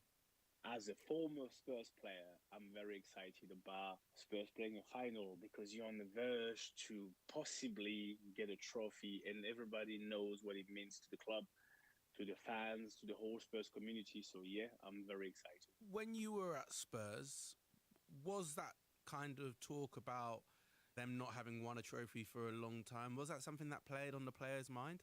I don't think he played on the players' mind. But that's something that's been mentioned a few times, obviously. You know, when you get to a club like Tottenham Hotspur, you want to win trophy, especially with the rivalry and that the banter. And as an individual, for your own goal, you want to get trophy, you want to be the best, you want to be known, you want to be remembered forever.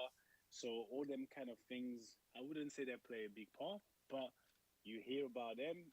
And every now and then you think about them. It's been a difficult season for both teams, Manchester United and Spurs. Who do you think needs to win more? Spurs. Simple answer? No, see, I don't. For different reasons, because I think they're both in this kind of same situation this season. Honestly, this is very atrocious to say the least in terms of result in the Premier League. So both teams need that win. They need that win to kind of, I wouldn't even say save the season, but that would bring, when you bring silverware, even temporarily, that can, patch the pain. There's a wound and you could put a patch on it, a patch that would last long in terms of joy, that would bring joy to both clubs. But I would rather that Spurs got that joy because Spurs has been waiting for so long. So I think Spurs needs it a little bit more than Man United. For Spurs, their players at the moment, they've had injuries all season long, and this final is another game in which they're going to be without a number of key players, Dejan Kulusevski, James Maddison, Bergvall. Who do you think going into this game would be the favourite? Considering the injuries, the crisis that has been hitting Spurs lately, I think Man United got the edge a little bit because of the injuries in terms of being the favorite. I think, when you look at the squad, who's fit, who's not fit, I'm not talking about the latest performances because for me, in terms of that, the both teams are even, but in terms of who's missing and who's fit, maybe Man United got a slight advantage, which is good for Spurs. Do you think Ange Postecoglou, the Spurs manager, can save his job by winning this trophy? That's a tricky one. Can he? He could, because I'm not a decision maker. I'm not in the boardroom. I don't take no decision. He could. That's potential. But will he save his job? I don't think he will. I think this situation of the Europa League final is it's a joy, it's a refresher. People got to really make the most of it, enjoy that. So that's going to put on pause everything that's been happening. And that's what people got to concentrate. The whole club got to concentrate. But once it's going to be over, as a club, you're going to have to look back, make an assessment of what happened, what went right, what went wrong, and how can you address going forward. And that's when I think people's going to have to be realistic and very, very tangible, not on emotion. Because if Spurs win the Europa League, the danger is that the emotion that's going to be produced going to take over and maybe blind people about what happened. And I think the season has been that as bad that is not going to be the case. 17th in the table at the moment, 16th for Manchester United. How do you see the game going? I think it's going to be a final. I don't think both teams are extremely confident at the moment. So even though it's a final, it's going to be a slow start. Both teams knows each other really well, which sometimes doesn't really help. So it might take a minute before the game to really kick off, but it's a final. There's no second leg. So at some point, somebody's going to have to open himself up. So somebody's going to have to try. He's going to have to commit players, and that's when I think as soon as the first goal is going to be scored, it's going to be really a very interesting game, end to end, and that's what we want to see. And we want to see Spurs winning at the end. That is former Spurs defender Sebastian Besson. What a game that will be later on this evening. Ajifanin, thank you. Let's head to northeast Nigeria now, where 12-year-old Mary has spent most of her life in an internally displaced people's camp, an IDP camp. Her family were driven out of their village by Boko Haram militants. According to the Norwegian Refugee Council, over 3 million people have been displaced in Nigeria. More than half of those are children. It's also contributed to the Northeast's reputation for having the highest number of children out of school. But over the last year, a very different world has opened up for Mary. And it's all because of chess. For today's Africa Daily podcast, Alan Kasuja speaks to Mary, her mother Hannatu, and coach Vivian. He began by talking to Mary about her experiences in the United States. We went to Athens, Georgia. We went also to New York. So I was very happy and excited when they said I was going to the US. We played tournament and I won a medal. So the category that we had in the tournament is higher class, middle class, and lower class. I took place in the middle class, and from there, I won a medal and dollars. And dollars. Very, very good. And I played most of them from the US, and then I won them. That's why I got a medal. Congratulations to you, Mary. Do you feel a lot of pressure when you play in that environment? When I was playing it, I was somehow scared that US children are going to be able to beat me. But when I started, I first lost my first game. So Uncle Tunde encouraged me. He encouraged me and told me that it is not all. I just played the first game. And through the second one, I won. The third one to the last one, I won all of them. Let me speak to your mother, Hannatu. You must be very proud of your daughter. I'm proud to be her mother of a truth. How has Mary changed since she started playing chess? Have you noticed any changes? Yes, even when she came back, she's behaving in my matured way. She thinks before she do something. Small thing, she will tell us that is how they do in chess. You don't just play until you sit down and think before you make a move. So whatever she does in the house, she thinks before she make a move. Was it easy for you to release her to go to the United States for a tournament? Actually, at first we were scared. We said she's just 12 years old. So we will not allow her to travel that. But they said there's no problem. So we now give everything to God and couple with Vivian. So from there, they encourage us. And then we said, from now on, anywhere she can go. Because of this chess, she was able to go change her school. Because of this chess, she was able to go out and experience so many things. So the way she talks and behaves now is more maturing. Everybody is surprised. How can a 12-year-old girl behave the way she does? So all this is because of the chess. It has really made a positive impact on her. Tell me a little bit about the IDP camp itself. How many people stay there? What is it like? Do you have schools there, hospitals? Yeah, about 59 houses. People are there with their children. We have school and a primary school, but it's not that serious. But we still have clinic whereby UIN used to bring drugs for us to help those that are sick. What do you mean the primary school is not serious? As in the primary school is not that people don't cherish it so much because of the nature of the place. You're listening to the Africa Daily podcast from the BBC with me, Alan Kasuja. Next, I heard from Mary's coach, Vivian, about where her passion for the project came from. What I do is I am using chess as a tool to help them gain access to opportunities in life. And currently, I've been able to get about 40 of them in school using chess. Actually, I was once Miss Adamawa, so in 2017-18. So I've been doing project. I would go to IDP camps. I did encouraging girl-child education. So that was when I fell in love with the humanitarian work, because I saw that any small thing I do for them, the way they appreciate it, like to me it's small, but to them they make it a big deal.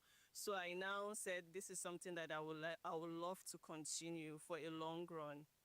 And I wonder, when you look at Mary, why is she doing well? Why are the ones who are excelling doing well? What does it require to be good at chess? The first time I went to the camp, I was surprised at the level of intelligence that these kids have. It's just lack of opportunity to project it out. So chess has a way of doing that, because from the thinking capacity, it's a strategy game. From their thinking capacity, some of them can see moves ahead. So I'll be like, what? So that's projects, because whenever I see a kid like being exceptional, like being ahead of the rest, I now pick interest in the kid, and then I play with him, and then I see how they move, how they think, and then their level of intelligence, and then I try to project them to people outside. Oh, what this particular kid is doing. And then if you can get any help, because that's how I was able to get some of them back to school. I wanted the world to see the level of intelligence that these kids have, especially in northern Nigeria, because of the mindset, the concept of how other Nigerians see us. So because it's like we have the highest dropout of out of school students in northern Nigeria. So I wanted the world to see, because that already make them to like write us off. So I wanted to project the kids to be like, oh, we actually have intelligent kids here. So I organized a tournament between the two IDP camps, and then I contacted Tunde Onakoya, since he's already a well-known public figure in the world of chess, and maybe see how he can help us to project these kids more. So in the process, he saw how Mary was also playing, and then he interviewed her. He asked her, what does she want in life? She replied, from God or from humans? And then he said from God first. She said wisdom. And then he said from humans. She said for her parents to be able to pay her school fees. And as a result of that, he now picked interest in her, because already they were preparing some of the kids in chess and slums to go to the US to play at the chess and community tournaments, and they also played in the United Nations Games. So he now said he will give us one slot in chess and IDP camps. So we now decided to push Mary to go there. Mary, what do you want from the future? What sort of future would you like to have? A good future, like can enjoy life through school, to learn education. Do you know what you want to become? Yes, Tell me. a nurse. A nurse? To look after people? It's Very interesting. Mary, I wish you the very best with your future, and thank you for spending some time with me. If you want a longer version of that conversation with Mary, her mother and coach, and Alan Kasuja, just look for BBC Africa Daily, wherever you get your podcasts.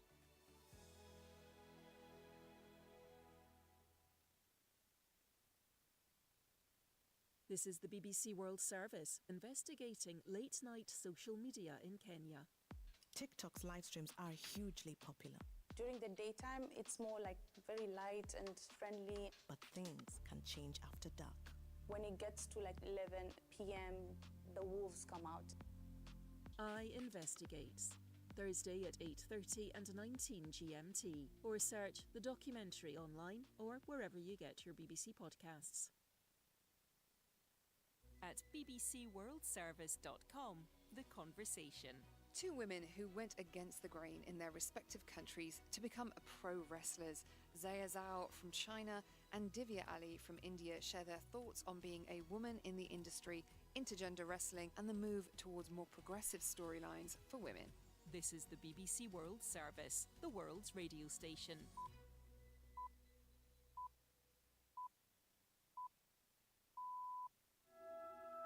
Hello and welcome to Newsday on the BBC World Service with Catherine Biero-Hanga and James Copnell. Thanks very much for joining us. The United Nations has said that no aid has been distributed in Gaza, despite some aid lorries starting to cross the border after an 11-week Israeli blockade. We'll hear from a resident on the situation where he is in Gaza City. The European Union has decided to review its ties with Israel because of the war in Gaza, with the UK taking similar action as well. So, is pressure mounting on Israel to stop its renewed offensive in the Gaza Strip? We'll hear from Israel's ambassador to the UN. And researchers say wildfires destroyed tropical forests at record levels last year, with the equivalent of nearly 20 football pitches lost every minute. We'll have much more on that story for you and others, and that's after the latest world news.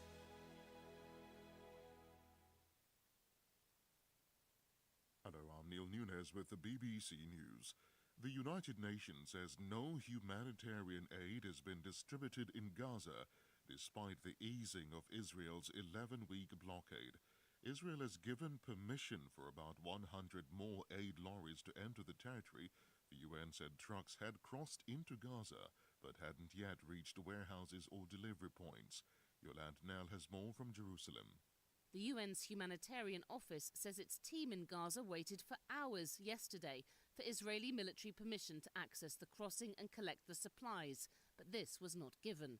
Experts have warned of looming famine in Gaza, and under international pressure, on Sunday the Israeli Prime Minister said a basic amount of aid would be allowed to enter.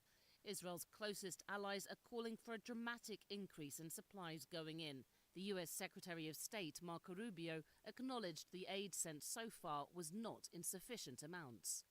New figures show tropical forests were lost at record levels last year. The World Resources Institute says deforestation almost doubled as many regions across the world struggled to control outbreaks of fire. Here's Esme Stallard. Last year's record-breaking temperatures brought drought to almost every continent and the increased risk of fire. It is this, say researchers from the WRI, which caused the highest levels of primary tropical forest loss ever seen. The equivalent of 18 football fields were lost every minute. These pristine old-growth forests are important buffers against climate change, but scientists warn that as more burn, they could end up releasing rather than storing planet-warming gases. Japan's agriculture minister Taku Eto has resigned after he made a joke that he never had to buy rice at a time when consumers are struggling to pay for the staple grain. He said he had received so much rice as gifts from supporters he had enough to sell. Here's Jean Mackenzie. At first, Mr. Eto dug in his heels, refusing to even apologise for his comments. This further angered Japanese consumers, who've seen rice prices double in the past year. This eventually left him with little choice but to step down. This is an unwelcome episode for Japan's Prime Minister, Ishiba, whose approval ratings have reached a record low. Voters blame his government for failing to bring down rice prices, and when they head to the polls in July, this could be the issue which brings an end to Mr. Ishiba's leadership. A U.S. federal judge has warned the Trump administration could be held in criminal contempt for deporting migrants to South Sudan. Judge Brian Murphy said the removal of about a dozen foreign nationals could be in violation of a previous court order. He had issued an earlier injunction barring the government from deporting migrants to third countries without meaningful notice. BBC World News. President Trump has set out plans for a futuristic missile defense system that'll shield the entire United States. He said the $175 billion project could be operational before he leaves office in 2029. Here's our North America correspondent, Peter Bowes. Apparently inspired by Israel's Iron Dome, a system designed for short-range threats, Donald Trump's vision is far more ambitious. He said it would consist of next-generation technologies, including space-based sensors and interceptors, to defend the entire US against aerial attacks from the other side of the world or those launched from space. Some experts have questioned the technical feasibility of such a system, while others have cast doubt on the likely cost. The development stage would require an investment of $25 billion. The project faces political scrutiny and funding uncertainty. The UN says the Dominican Republic deported nearly 1,000 pregnant or breastfeeding women to neighboring Haiti in April in violation of international standards. Thousands of Haitians crossed into the Dominican Republic every month to escape gang violence and also to seek medical care. England will be the world's first country to start vaccinating people against a sexually transmitted infection, gonorrhea. The focus will mainly be on gay and bisexual men. The vaccine is currently given to babies to prevent meningitis B. The bacteria which causes the two diseases are so closely related to so that the injection appears to cut gonorrhea cases by about a third. An international report says nearly 500 million teenagers worldwide will be overweight or obese by the end of the decade. The review published by the Lancet Medical Journal says weight gain and mental health problems are becoming some of the main dangers facing teenagers. BBC News. Thank you for that news and welcome to Newsday on the BBC World Service with Catherine Bierahanga and James Cotnell. Coming up, we'll hear from Israel's ambassador to the UN as his country faces increased diplomatic pressure from its allies to end its offensive in Gaza. We have a special report on how out-of-control fires are leading to the loss of tropical forests around the world. And after 3 years of intense negotiations, an agreement on how to make the world safer from future pandemics. We welcome your messages on that, or indeed anything you hear on Newsday. Our number for your text and WhatsApp messages is +44 77 86 20 50 85.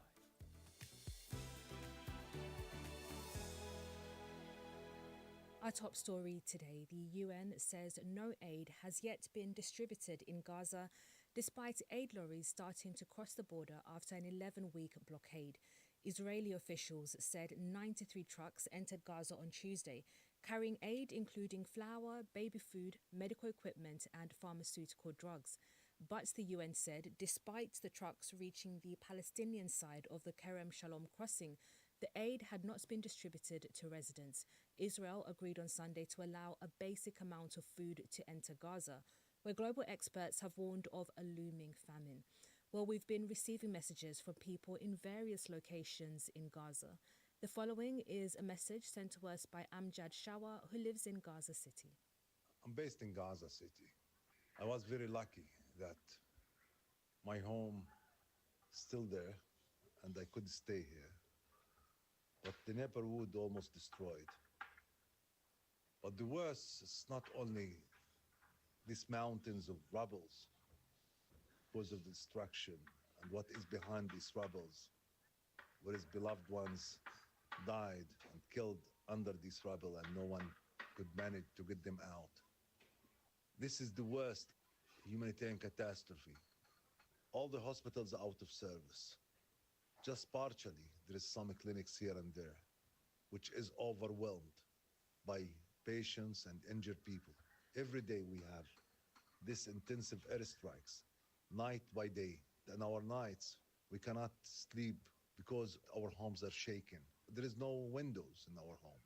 So you can imagine that my daughters and my son, that's just threatened by these airstrikes.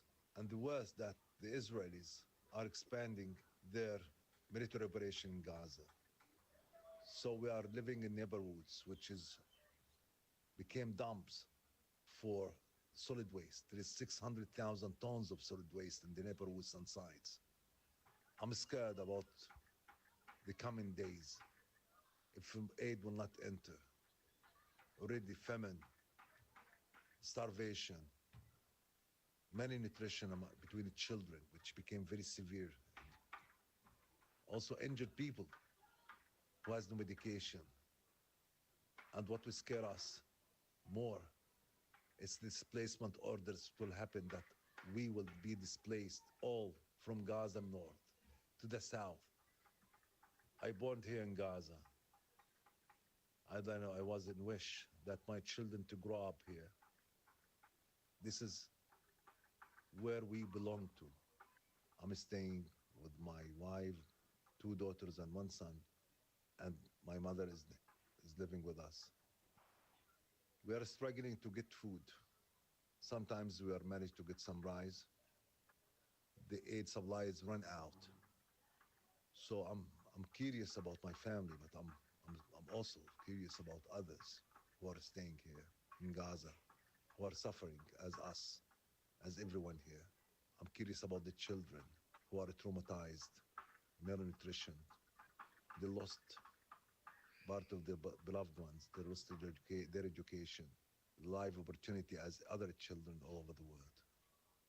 And that there was Amjad Shawa, who spoke to us there from Gaza City. Well, speaking to the BBC yesterday, the United Nations humanitarian chief, Tom Fletcher, described the situation in Gaza as chilling. Let me describe what is on those trucks. This is baby food, baby nutrition. There are 14,000 babies that will die in the next 48 hours unless we can reach them. This is not food that Hamas are going to steal. We run all sorts of risks trying to get that baby food through to those mothers who cannot feed their children right now because they're malnourished. Well, the BBC's Victoria Derbyshire spoke to Ambassador Danny Denon, who leads the permanent mission of Israel to the United Nations, and asked for his reaction to what the UN humanitarian chief was saying. Absolutely not, and not for the first time. Mr. Fletcher last week in the Security Council accused Israel for committing a genocide with no base, no proof, allegations that it's slander, plural libel. And also today when we heard that the UN said that the humanitarian aid did not enter Gaza, that's another lie. Maybe the aid came without the UN, and that's what bothers Mr. Fletcher, because the US is leading a major humanitarian effort into Gaza without the UN, and they don't like it. But they should think about the well-being of the people in Gaza and cooperate with the US and not ignore the new humanitarian effort. So as I understand it, 93 trucks have gone into the Strip, but I repeat again, the UN spokesperson says they haven't reached UN warehouses and distribution facilities. 93 trucks when during the ceasefire it was 600 trucks a day. Well, as I said earlier, we will work with agencies that are not infiltrated by Hamas, and that's what will happen. I was talking about the number of trucks. 93 trucks doesn't touch the sides. In the next few days, there will be a major effort that the US will lead. They will open a few centers inside Gaza. We will provide security to the perimeter. We will not take part in the centers themselves. And they intend to distribute millions of people that will come and receive support from this initiative. We have all seen the images of baby Siwa Ashur, 5 months old, weighing 2 kilograms. Do you know how much a baby who is 5 months old should weigh? Victoria, what we are doing now is part of the propaganda of BBC. No, that's not true. Well. No. Those horrible pictures that you are showing now, you should blame Hamas for that. They are the one who brought misery to the people of Israel and to the people of Gaza themselves. And it can end tomorrow morning. If Hamas will release the hostages, lay the weapons, then we can speak about the future for the people in Gaza without Hamas. We will not stop this war leaving the hostages behind. It will not happen. We will fight until we get all of them back home. They are horrible pictures because it's a 5-month-old baby that is malnourished and it weighs 2 kilograms. I'll tell you how much it should weigh at 5 months old, 6 kilograms. That baby is not responsible for the actions of Hamas. The blame is on Hamas, period. I can show you pictures of what happened on October 7th to Israeli babies who were burned alive. We are not targeting the civilians in Gaza. On the contrary, the US, not the UK, not the EU, the US will spend hundreds of millions of dollars providing aid in Gaza, and I don't hear anyone speaking about it. They ignore it. So yes, we care about the humanitarian issues in Gaza, and we care about eliminating Hamas, and we expect the international community to understand that we have to achieve both goals. Bringing back the hostages, eliminating Hamas, that will bring hope for the people in Gaza. You say you're not targeting civilians in Gaza, but we know many are malnourished because aid agencies tell us. And we know that tens of thousands of innocent civilians have been killed. Do you know how many in total? I don't know, and I don't think anyone knows. I know that Hamas, they are lying also about the numbers of people who died. It's very hard to make the distinction between civilians and terrorists because they are hiding among civilians. Well, I can tell you what the UN says. It's 34,904 reported fatalities in Gaza since October the 7th, not including, they say, 10,000 or so people buried under rubble. So let me respond to that number. That number is based on data that was provided by the health ministry in Gaza, which is in control of Hamas. So I don't buy anything from Hamas. Well, tell us how many you have killed then. Let me finish. Also, you don't know how many of those people were Hamas terrorists. But when you speak about non-combatant civilians who were casualties in this war, that's also, the blame is on Hamas for starting this war, for hiding behind civilians, and we act according to international law. We actually ask the population to move out from the war zone, and if we will not receive the hostages in the very near future, we will continue our military operation. We will allow the population to move out from those areas to areas where we can meet NGOs and humanitarian aid, and we will continue to fight Hamas. Israel's ambassador to the United Nations, Danny Danon there, speaking to BBC's Victoria Derbyshire.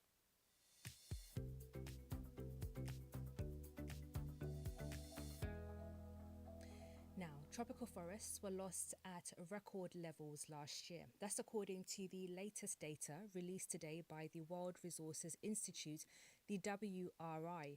The figures show deforestation almost doubling as many regions of the world struggle to control fire outbreaks. Esme Stallard, climate and science correspondent, reports. For 2 decades, researchers at the World Resources Institute and Maryland University have been tracking levels of deforestation globally, in particular within primary tropical forests. Because these pristine old-growth forests, which include the Amazon and Congo basin, are biodiversity hotspots and important buffers against climate change. The researchers estimate that a record 26,000 square miles were lost in 2024, the equivalent of 18 football pitches every minute. That's 80% more than in 2023. It is no coincidence that last year was also a record for global temperatures. Climate change pushed the mercury up on almost every continent on the planet, bringing with it dry conditions and increased fires.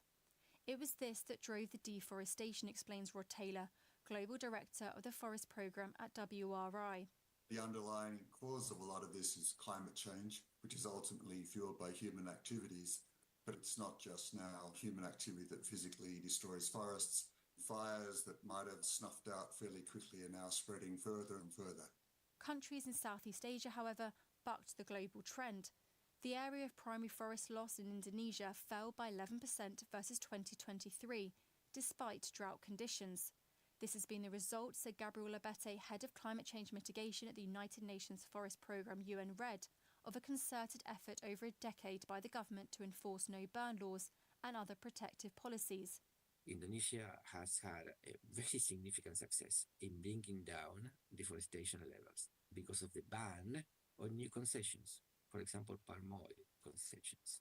A good share of this success is because of the actions of indigenous people, local communities, local authorities working all together. Such measures, he said, can be replicated in other countries, but the challenge is local capacity and financing. Teodor Gunchua, Strategy and Engagement Lead for the WRI, says this rings true for the Congo Basin. In the GRC, where we have not yet seen conflicts leading directly to deforestation or tree cover loss, is the fact that conflict disempowers governments. And in the GRC, there is simply no state acting. All state agents in charge of addressing deforestation are simply unable to do their job. We have the same situation in the western part of Cameroon.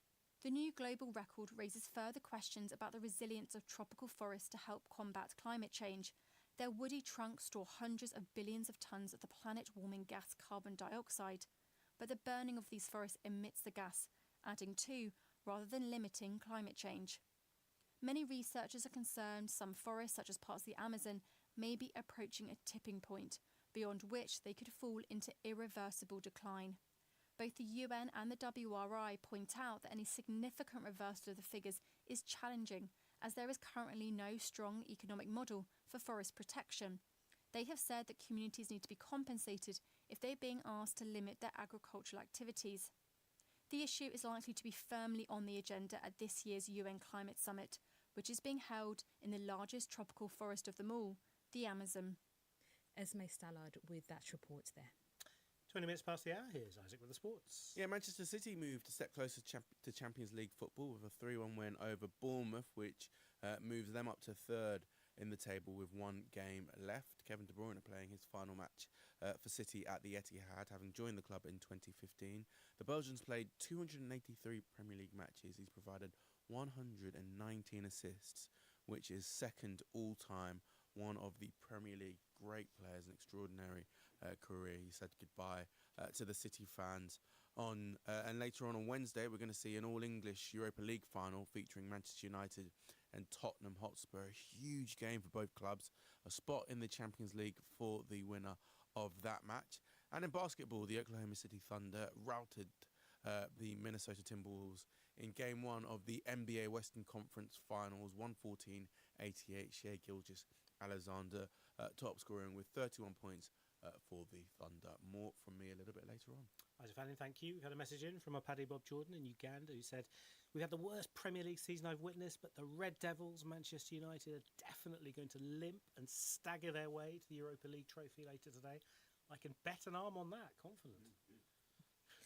Let's turn to business news now. And Google says that retailers in the United States are being targeted by a notorious group of cyber attackers that have caused chaos in the UK.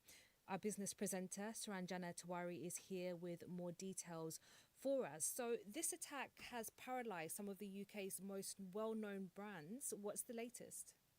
Yeah, detectives are investigating these cyber attacks on both UK and US retailers, and they're focusing on a notorious cluster of cyber criminals known to be young English speakers, some of them teenagers. That's according to police. Now, as you mentioned, hackers have hit some of Britain's most well-known brands, Marks and Spencer's, the Co-op and Harrods. And Google did say last week that those responsible were also targeting US companies. Now, these young English speakers could be the work of, could be related to a hacking community called Scattered Spider. And the National Crime Agency in the UK says that the group is a key part of its ongoing investigation into who might be behind these attacks, and that catching these offenders is top priority. And what do we know about how this attack happened, and what can be done to prevent similar attacks? Yeah, that's not clear, but as far as what these retailers can do, I mean, Co-op has taken their systems offline to prevent ransomware infecting it, but obviously a huge amount of customer and staff data was also stolen and is being held to ransom. Operations at supermarkets, insurance offices and funeral services belonging to Co-op have also been badly affected. Harrods admitted it had to pull computer systems offline because of the cyber attack, and Marks and Spencer's has not been able to provide online services at all because there's been empty shelves, and the online ordering system has been totally affected as well. So it's and Marks and Spencer's especially has lost a lot of money, so they'll really be scratching their heads about how to deal with this. Suranjana, thank you. That's our business presenter, Suranjana Tiwari there.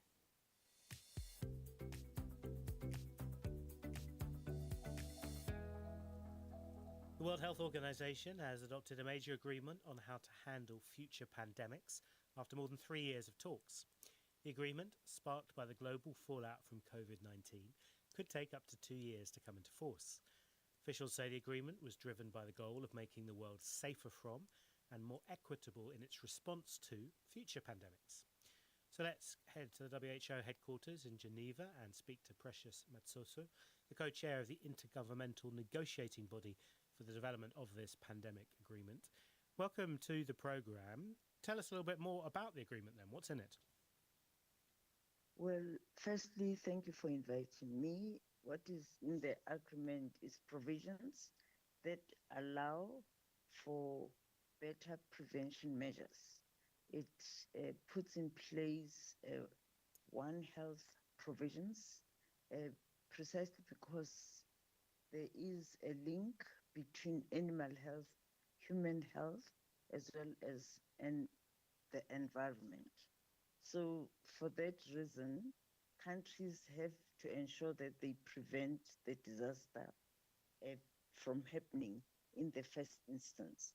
It also allows for the health systems to be strengthened, to be resilient, and for the health workforce to be protected, and for them to have the tools of trade so that they can protect us when disaster strikes. It has in place provisions that allow for technology transfer, diversified production of pandemic-related health products, and it puts in place pathogen access and benefit sharing and global logistics supply network, so that when there's a pandemic across different regions of the world, we may be able to move products that are needed to help respond effectively to pandemics. Does that mean, for example, that if we get another disease a bit like COVID and somebody in one of the WHO member countries comes up with a drug that deals with it, that drug would then be cheaply available around the world? Well, certainly. It means it will not only be affordable, but a certain percentage of these products will be available so that they can be distributed across the world, and countries can start, firstly, protecting the health workforce, because these are the people who have to be protected so that they can run the health services and make sure that we are also safe when we get to the facilities, to the health facilities. The second thing is that when those products are distributed and are affordable, they will also be accessed by those who are at risk. As you know, there are people who have comorbidities, and when there are outbreaks and epidemics as well as pandemics, they are the most vulnerable and they are the most at risk, and they need to be the first to be protected. Okay. It's the health workers first, and also those with comorbidities. Those most vulnerable, and those that are at risk. There were 11 member states who abstained, and of course, President Trump withdrew the United States from the World Health Organization when he came back into the White House. So how effective can a global agreement be in those sorts of conditions? Well, the 11 member states who abstained firstly expressed the concerns that they had that with every treaty making, they normally go through internal processes of approval. In this particular instance, it was expected that we were going to have a consensus, and one member state expressed his wish and his right to have a vote. And when we had a vote, we had 124 that voted yes and 11 that abstained. And for those who abstained, they said they were not yet, I think most of them said they were not yet ready because they had not been given approval to vote. They were not abstaining because they did not want the pandemic agreement. They did not have the go-ahead from their capitals. Okay, so more procedural than anything else. Got it. Precious Matsoso, thank you very much indeed. Co-chair of the Intergovernmental Negotiating Body that helped draw up that agreement from the World Health Organization. This is Newsday. This is the BBC World Service, exploring a very common injury in female athletes. Women are 6 times more likely to suffer ACL injuries compared to men. I've got lots of friends that have had ACL injuries or had ACL surgeries. It is a thing that's prominent. ACL stands for anterior cruciate ligament. But why is it more prevalent in females? That's really the big question, right? I can't give you a short and easy answer because we really don't know. The effect it has on players is something that Kate noticed while working with young athletes. I was a sports doctor working in professional football and could see it's not just the 12 to 18 months physical impact, it's psychological and it's social, and that has a big impact on them. I'm former England footballer Leanne Sanderson. I'm exploring the solutions being put in place to tackle this problem. Built different at bbcworldservice.com/documentaries or wherever you get your BBC podcasts.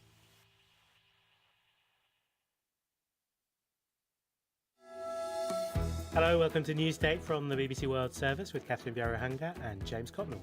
Coming up, we'll speak to our correspondent to get the latest on the situation in Gaza, where the UN says delivered aid is yet to be distributed. And we'll hear from the spokesperson of the South African president ahead of talks with the US President Trump and a possible concession for Elon Musk. First, though, this news.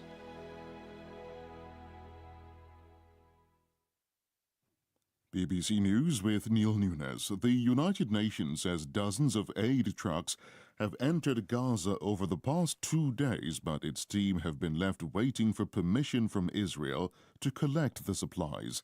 Israel has eased its blockade of the territory after coming under growing international pressure. New figures show the world's tropical forests, which provide a crucial buffer against climate change, disappeared faster than ever recorded last year.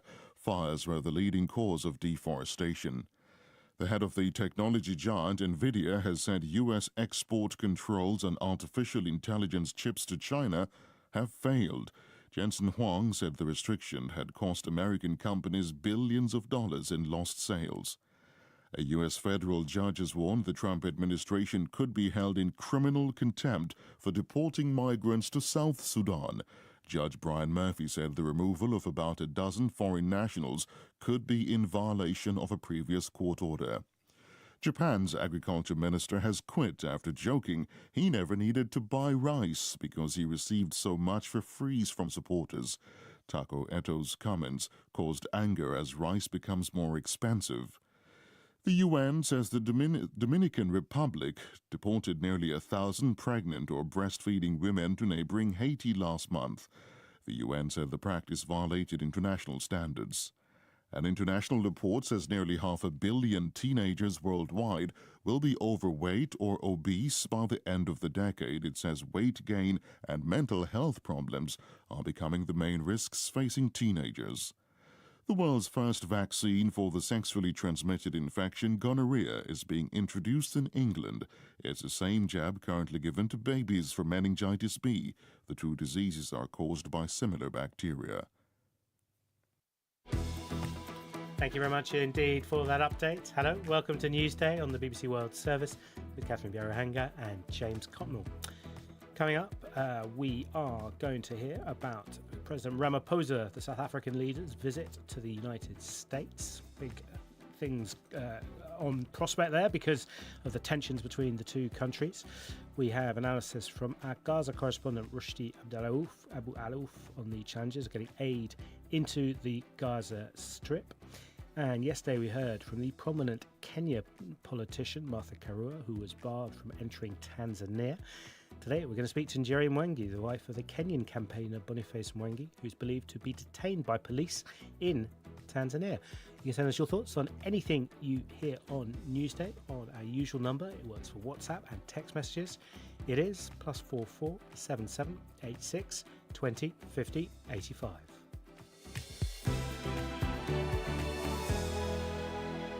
So we're starting in Gaza, where the United Nations says no humanitarian aid has been distributed, despite the easing, or small easing, of Israel's 11-week-long blockade. Israel says almost 100 aid trucks have been allowed to enter the territory. UN spokesperson Stefan Dujarric said the trucks had crossed into Gaza, but hadn't yet reached warehouses or delivery points. The World Health Organization is warning that the 2 million people in Gaza are starving, and hundreds have been killed by Israeli airstrikes over the last few days.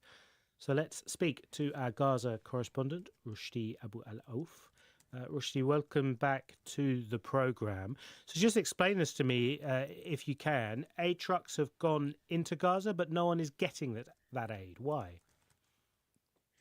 Well, simply because the process is very complicated, and what the Palestinians are now accusing Israel of delaying this process. What is happening is not back-to-back, offloading trucks. It's Israel allowing trucks into some certain like security designated area at the border, which called Kerem Shalom crossing. So that is already happened yesterday. Uh, Trucks were offloaded their shipment on the ground. Palestinian in the Palestinian side, trucks were called on yesterday afternoon. They have been queuing like a 1.5 kilometer away from the crossing, waiting for the Israelis to allow them to go in and collect the aid. That is not happening, and that is very frustrating news for the 2.2 million people in Gaza who have been waiting and waiting for 11 months to get this. They were very optimistic yesterday after Israel said that they would allow aid in, but in fact nobody in Gaza has received any of the aid who is stuck now in the border and not allowed inside Gaza. Has Israel commented on that at all? There are perhaps suspicions that Israel simply doesn't trust the United Nations and certainly the Palestinians. It wants its own sort of US-backed delivery system that is due to come into place in a few days' time. Well, actually, we don't know exactly what's going on there, what's wrong, because a day before, yesterday, 5 to 9 trucks were allowed in the same mechanism. We have seen this mechanism working very well during the 57 days of ceasefire, where every day Israel used to process about 400 to 500 trucks using the same mechanism in the same crossing and in the same area and the same cars, I mean, the same organizations. This time, they believe, Palestinians in Gaza believe, that this is a deliberate Israeli action to delay the entry of the food. So they are aware of food on the border, but not getting the most needed people, and it's very very hard to understand what is the problem there. We know it's very complicated situation, and it's delivering aid in a war zone, but we have seen this mechanism working well before. We have been playing messages from people in Gaza City and elsewhere about their desperation for food and their fear, of course, of the ongoing airstrikes and so on. I wonder about the sort of messages you are receiving from people in Gaza, what they're thinking right now. I mean, it's very complicated issue. Well, the people were divided. I mean, yesterday I've seen people very appreciating the move from Europe, especially from UK, to put some sanction on Israel.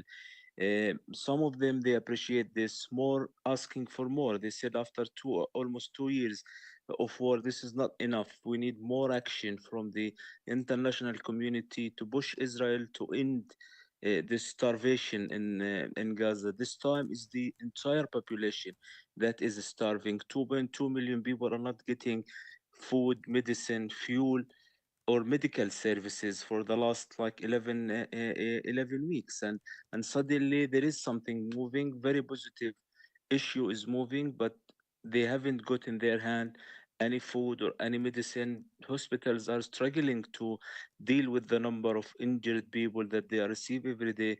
Last night one hospital received about 100 patients, 100 injured from airstrikes, and they don't have fuel to run their generators and run their essential operation. They don't have the right equipment to treat the people. So very difficult situation in Gaza. Rushdie Abu Alouf, thank you very much indeed, our Gaza correspondent.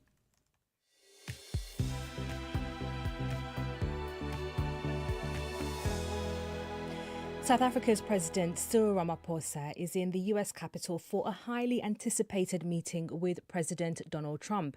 The US leader has said South Africa is carrying out what he called a genocide against white Afrikaners, a claim that has been repeatedly discredited. Also up for discussion during President Ramaphosa's Washington visit is Elon Musk's Starlink internet service. The billionaire, aligned to President Trump, has previously claimed Starlink was barred from operating in South Africa. For more, I've been speaking to Vincent Magwenya, the official spokesperson for President Ramaphosa, who is with the delegation in Washington. Over the last couple of months, we have witnessed an unfortunate experience of increasingly strained diplomatic relations between South Africa and the US. And the president is here to reset the relations lay to rest all the issues that have contributed to the strained diplomatic relations and seize the opportunity to use that resetting of relations to map a new, or rather an enhanced, trade relationship framework between the two countries. How likely is it that you can reset these strange relations, as you call them? Because Mr. Trump has been quoted as saying that your government is doing terrible things. This is related to your land reform policy, which he says discriminates against white Afrikaners. Are you likely to change his mind? We are confident that these issues will be ironed out. The reality is that the current dominant narrative coming out of the United States over these alleged so-called persecutions of white Afrikaners in South Africa, it's a narrative that's not going to be sustainable or sustained for a longer period than it has run. And at some point, there will be a realization that there's no tangible evidence that can be put forward to sustain these assertions. And therefore, that narrative will, over time, die its natural death because it's not true. The US does have sophisticated mechanisms within their institutional framework, diplomatically and politically, to establish if these claims had some veracity. They've not done so to date. And so it is a narrative that ultimately will be done away with, and we'll be able to then move forward with a far more constructive level of engagement and place this strategic relationship between the US and South Africa where it belongs. As well as meeting President Trump, President Ramaphosa will be meeting with Elon Musk, who, of course, is from South Africa, a US citizen now. He has said he's not allowed to launch his Starlink project in South Africa because he says he's not black. Will you have to make concessions to a powerful ally of the President of the United States? No, there are no concessions to be made. What we've done as a government is to look at regulatory instruments that regulate the subsector of telecommunications of low Earth orbit satellites that Starlink is part of.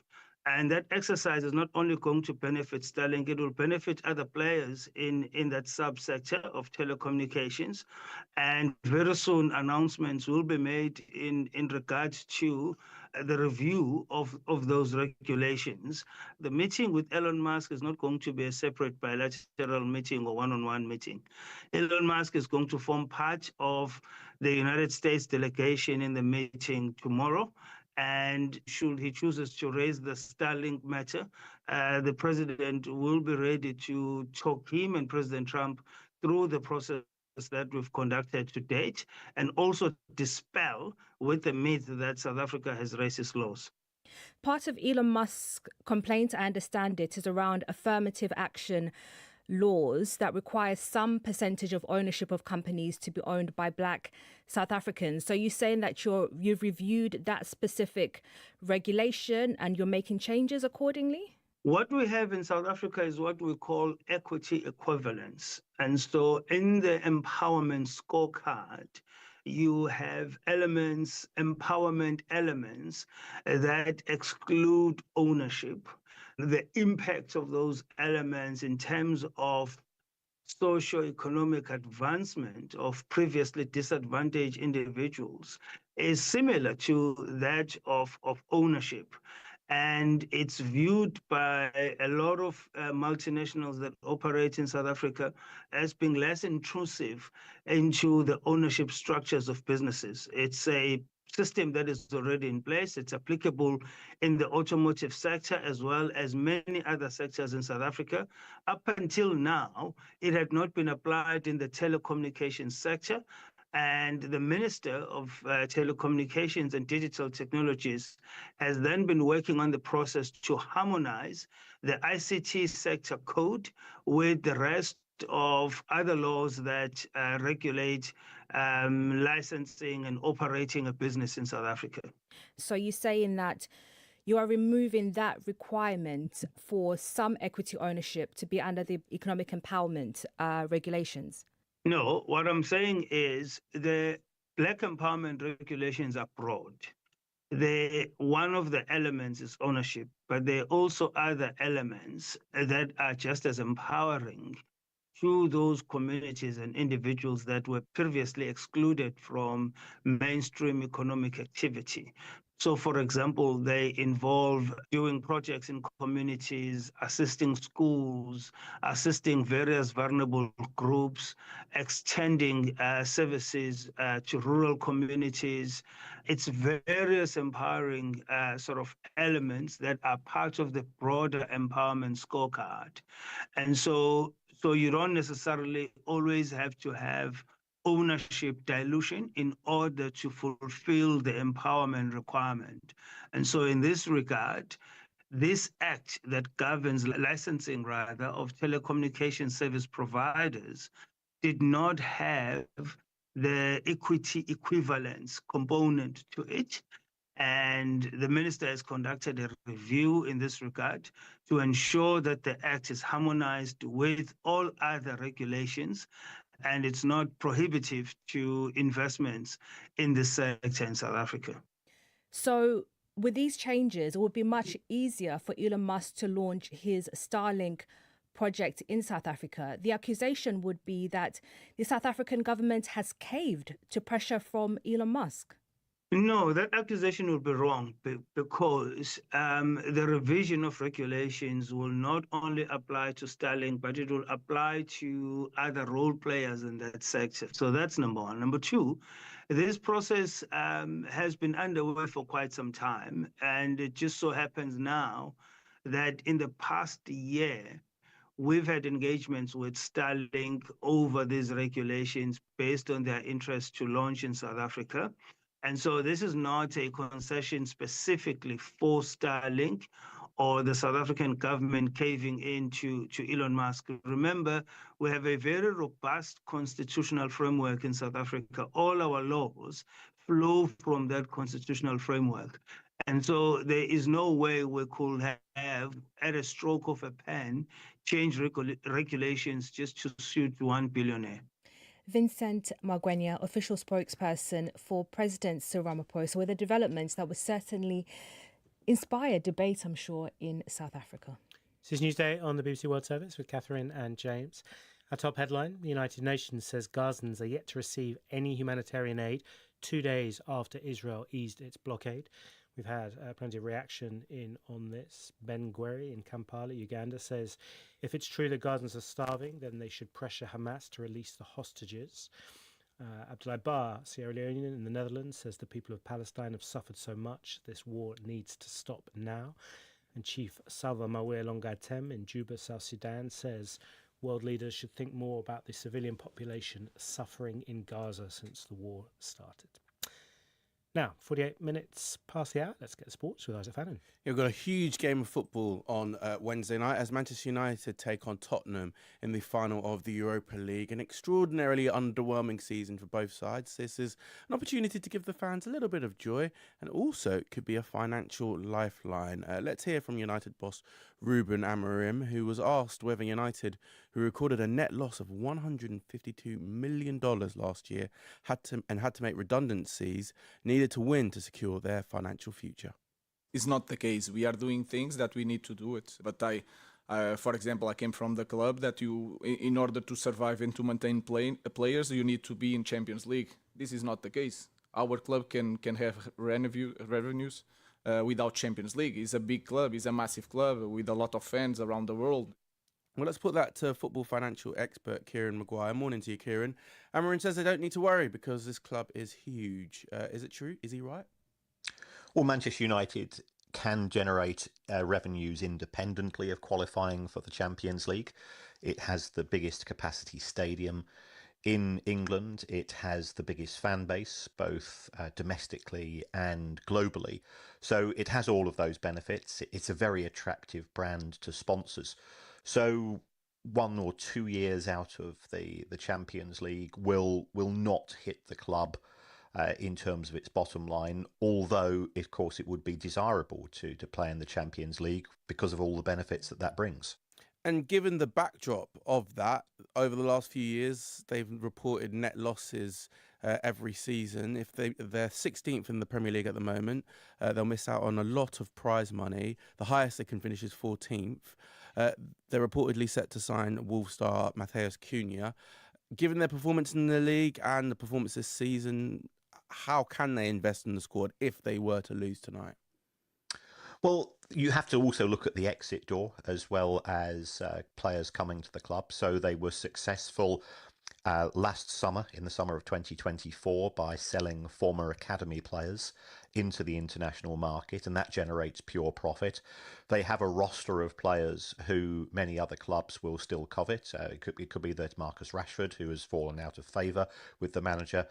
He's been on loan to Aston Villa. He would be an attractive proposition, as would some of the other players.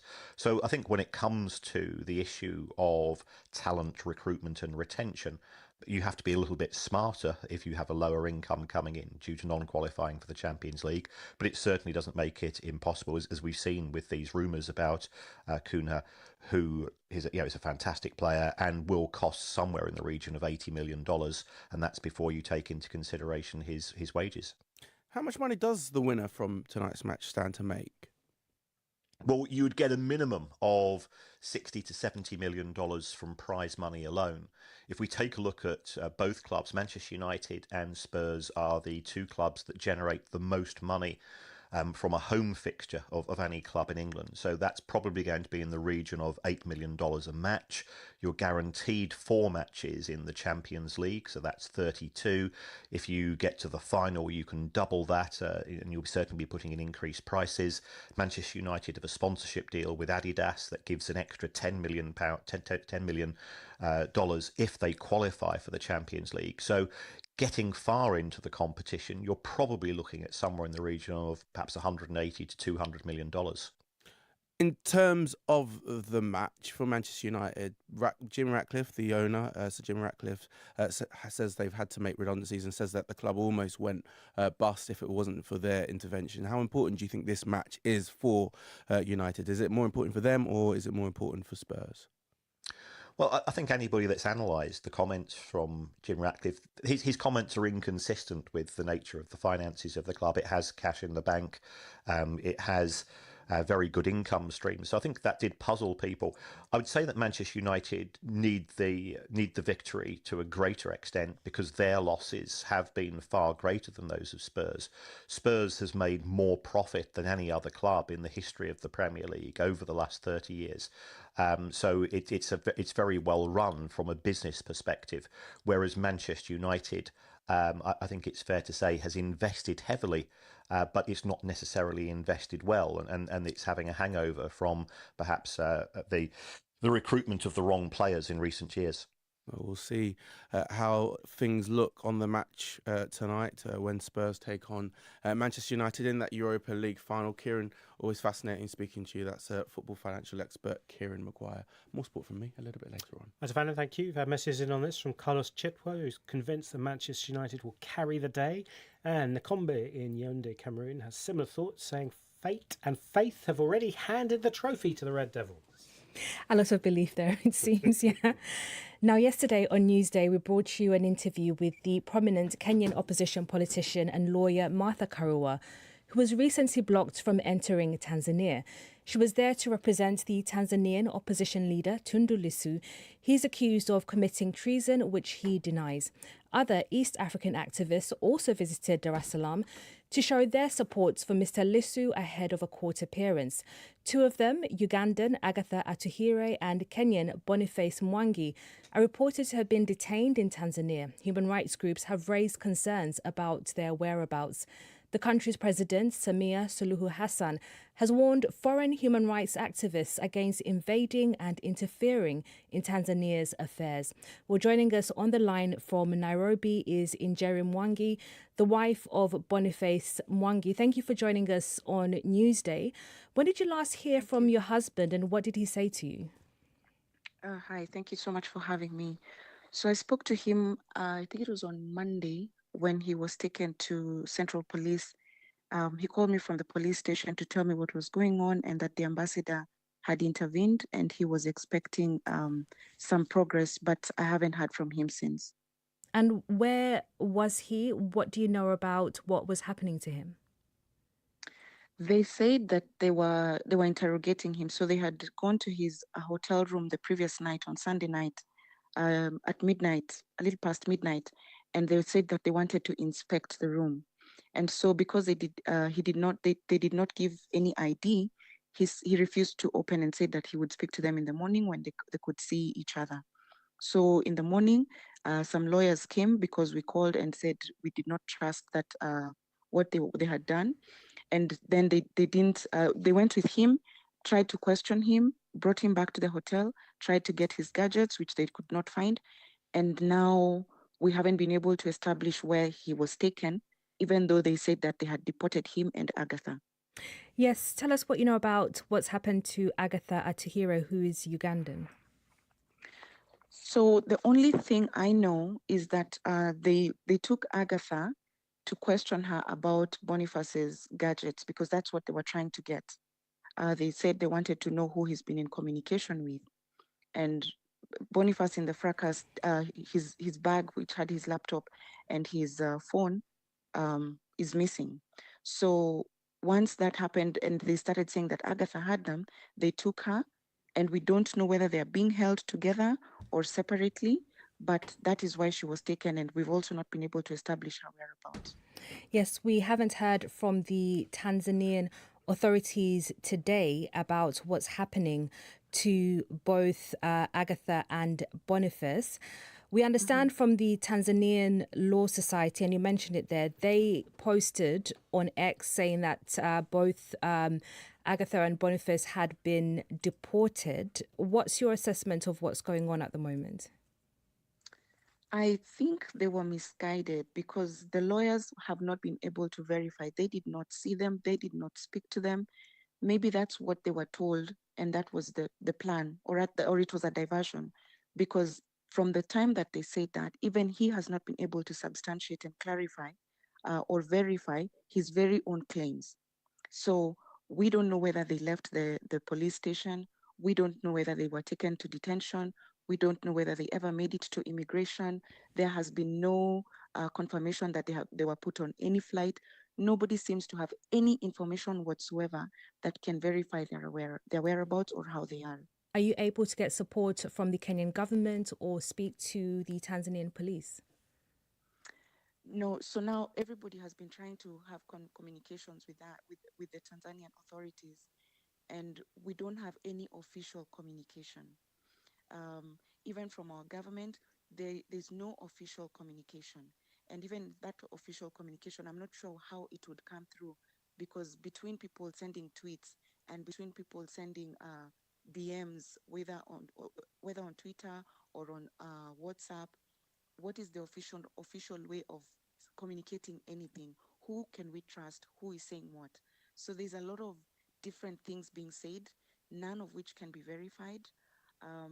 And unless the government, either the Kenyan government or the Tanzanian government, give official communication, there is just speculation that is going up and about. And briefly, very briefly, what are your concerns for your husband? I'm actually very concerned for his life because we know what happened to Tundu Lissu. We've heard what is happening in Tanzania, and him being held incommunicado. I know my husband, he would have communicated to me. He'd have found a way to text me or to call me. He'd have found a way. And because he hasn't, it makes me very worried what state he's in, that he's not been able to do that and where he's being held. I fear for his life, to be honest, because we know what's happening in Tanzania, and there being no word, that is very solid until we hear or see a photo of him. Njeri Mwangi, wife of Boniface Mwangi, thank you for joining us on Newsday. This is the BBC World Service, and here's Harriet Gilbert to tell us about June's World Book Club. I'll be joined by the critically acclaimed science fiction and fantasy writer N.K. Jemisin. We'll be talking about her celebrated novel, The City We Became. It's a mesmerising story about 5 New Yorkers who must band together to defend their city from an ancient and terrifying evil. World Book Club from the 7th of June. At 7:30 GMT, Business Daily. Today we're in Colombia, the most dangerous country in the world in which to be a trade unionist. I talk to workers who've been shot at, threatened with violence, and who've seen their colleagues killed. Why is this happening, and what motivates people to still sign up for trade union membership? This is the BBC World Service, the world's radio station.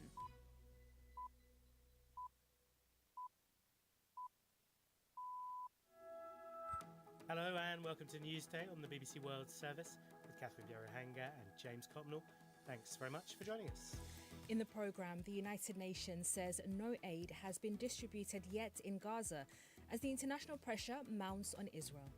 UK has suspended talks on a trade deal with Israel, while the European Union has decided to review its ties with the country.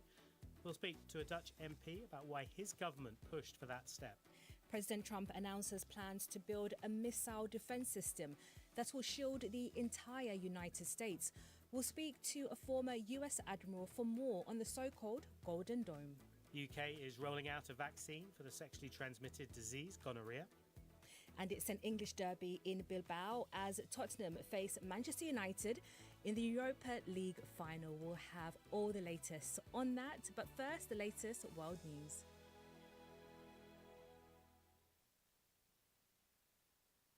Hello, I'm Neil Nunes with the BBC News.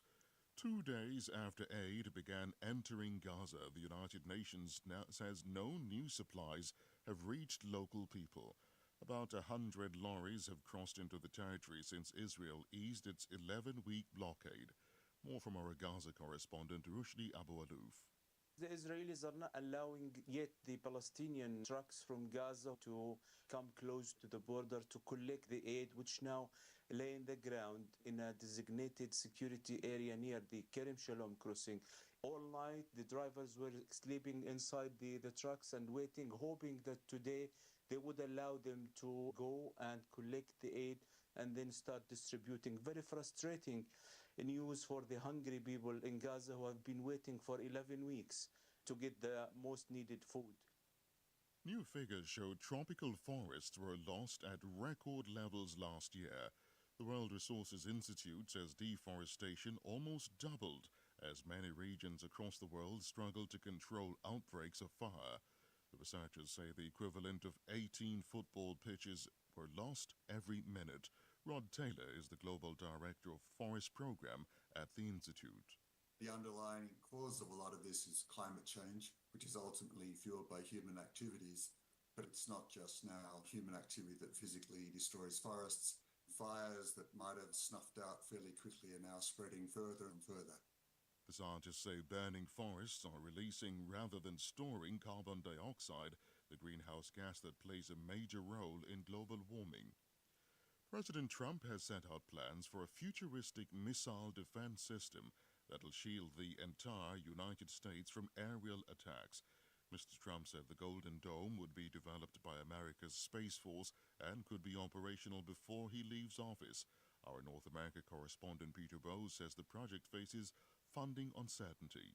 The chances are reasonably good that Donald Trump will get the initial $25 billion, but there is a big question mark over whether the money will be there to complete the project. And just completing the project is a matter of huge debate here. Some experts are suggesting that it just simply isn't possible to protect a country of this size with this kind of technology. Just getting the hardware in place in space, the logistics, is going to be a huge task. A U.S. federal judge has warned the Trump administration could be held in criminal contempt for deporting a group of migrants to South Sudan.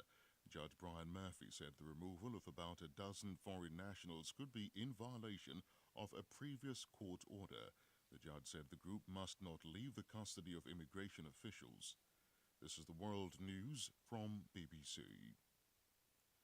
Officials in Pakistan say 5 children have been killed and dozens more injured after an explosion hit an army school bus in Baluchistan province.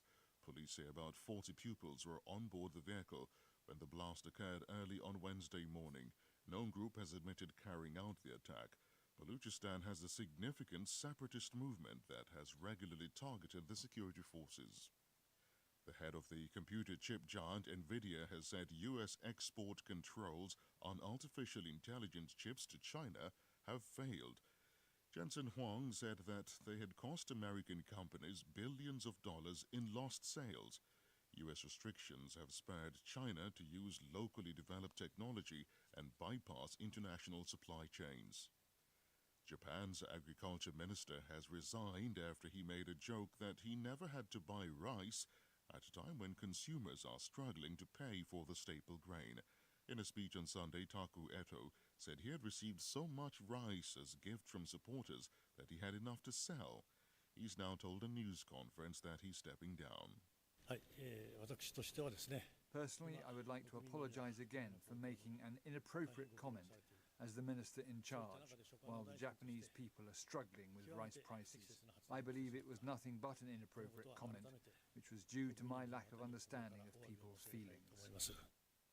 The Indian lawyer and activist Banu Mushtaq has become the first author writing in the Kannada language to win the International Booker Prize for translated fiction. Her short story collection Heartlamp portrays the daily lives of women and girls in Muslim communities in southern India. Her translator Deepa Bashti will share the prize of nearly $70,000.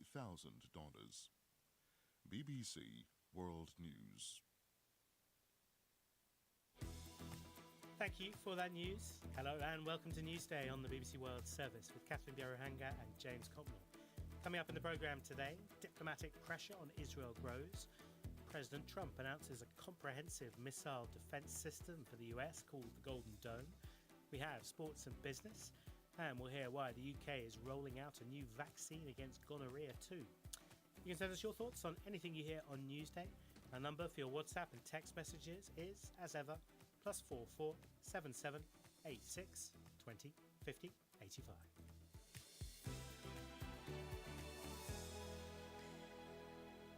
The European Union has decided to review its ties with Israel because of the war in Gaza, with the bloc's Foreign Affairs Chief, Kaya Kallas, describing conditions in the territory as catastrophic. Israel has condemned that decision by the EU, accusing Brussels of completely misunderstanding the situation and providing encouragement to Hamas. Earlier, Britain also took action in protest at Israel's military offensive. It's paused free trade negotiations and imposed sanctions on settlers in the occupied West Bank. Well, joining me down the line from Brussels is the Dutch Member of Parliament, Thijs Routen, member of the Progressive Alliance of Socialists and Democrats. Thank you for joining us on Newsday. So your government, the Dutch government, was behind this vote that has taken place, but some countries, crucially countries like Italy and Greece, did not agree with it. What's your take on that? Well, I think also the proposal by the Dutch government is rather late. I mean, it's blatantly clear now that war crimes are being committed. The ICJ opinion of 1 year ago confirms probable genocidal actions and atrocities that we see every day. So it was rather late, but even that was too much for certain member states. I think that it's a good step, but it's a very small step because the situation is now so dire that the European Commission, in my view, should take further action immediately. But of course, those claims of war crimes still stand as allegations. And that ruling by the ICJ simply said that Palestinians had a right not to have genocide committed against them. But what do you make of the mounting diplomatic pressure on Israel? Do you think that it can change the situation on the ground? Well, it must, because this is not leading to anything. It's not leading to the release of the remaining hostages. It's not a pathway to any kind of peace. And apart from destroying Gaza and destroying the Palestinians completely, it's also now attacking Israel as a state. Jewish communities around the world are worried. Citizens in Israel, Israeli citizens outside Israel are worried. And with regards to the evidence of what is happening now in Gaza, I mean, the experts now are almost unanimous in their judgments on what is actually happening, and that it is way beyond what is acceptable within international law and international humanitarian law. The most basic and highest norms of international law are violated here. So I think that the European Union, as a community that has in its treaties a strict application of international law, should take action now and not, as was decided yesterday, take now more time to investigate what is already clear. Yes, because even though the Foreign Affairs Chief, Kaya Kallas, described the situation in Gaza as catastrophic, there is no time frame for this review and for the EU to necessarily change its relationship with Israel. This doesn't mean that action will be taken anytime soon. Yeah, and that is exactly the worrying part of it, because we are clearly running out of time. It's too late that action has been taken. Even the UK government now has decided to suspend the talking about a future agreement. I think that in view of the situation, the European Commission should now take its responsibility. And then I want to see the member states that oppose the decision of immediately suspending the trade agreement, at least the trade part of the agreement, which is in the remit of the European Commission. The European Union's credibility is being undermined by not taking action for so long, and that is seen around the world as double standards, because you see also increasingly that around the world people are critical of the European Union's approach to the Middle East, and it has an effect on the support for the European Union's initiatives, such as the Crime of Aggression Tribunal for Ukraine, which is lacking support throughout the world because of this. So it's undermining our credibility. It's undermining the treaties of the European Union itself. So I think action is needed now. It's going on for way too long, in my opinion. But realistically, how much leverage does the EU have over Israel? Because the argument is that Israel listens much more to its crucial ally, the United States. Yeah. Whatever the EU does or says, its power, its authority over Israel is limited. Yeah, but that is rooted in the fact that the member states are divided. We have a divided European Union, which makes that the European Union does not take clear positions, does not take clear actions on suspending this trade relation. And I want to point at the fact that the European Union, with this preferential trade agreement, is the most important trade partner of Israel by far. So suspending these advantages for Israel will clearly have an impact, but we have to do more. I would be in favor also of targeted sanctions, travel restrictions on Netanyahu, on these ministers that openly talk about their genocidal plans. Also, not buying weapons from Israel anymore. Many people talk about not sending weapons to Israel. Well, many EU member states do not send themselves so much weapons, sell so much weapons to Israel, but we buy weapons also from Israel, which is, of course, giving them also an income. I think the pressure can be raised on the government, and it must be raised on the government of Israel, because this is not leading to anything. Thijs Routen, Dutch member of the European Parliament, thank you for joining us on News. And just to remind you that we heard a little earlier in the programme from Israel's ambassador to the UN, who of course pushed back against this diplomatic pressure, saying it was an encouragement to Hamas.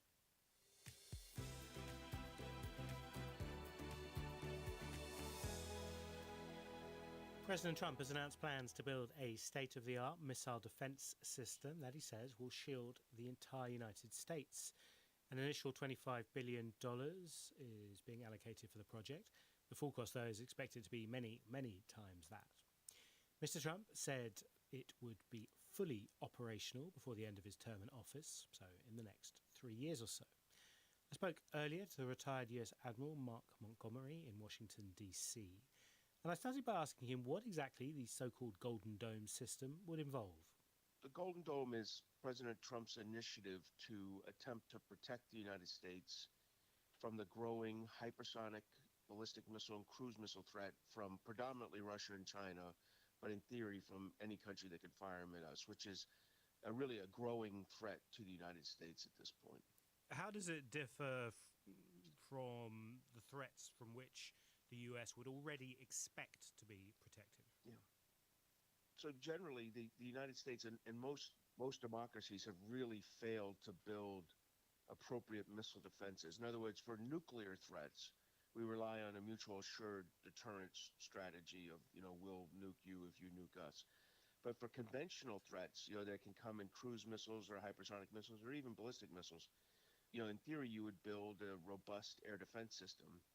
But we have not made those investments. No country has. The only way that this can be done at scale is through a space-based system. And what that is you have groups of satellites. There's satellites that do detection, several hundred of them detecting launches and things. Then you have a series that are tracking, that track and do fire control solutions.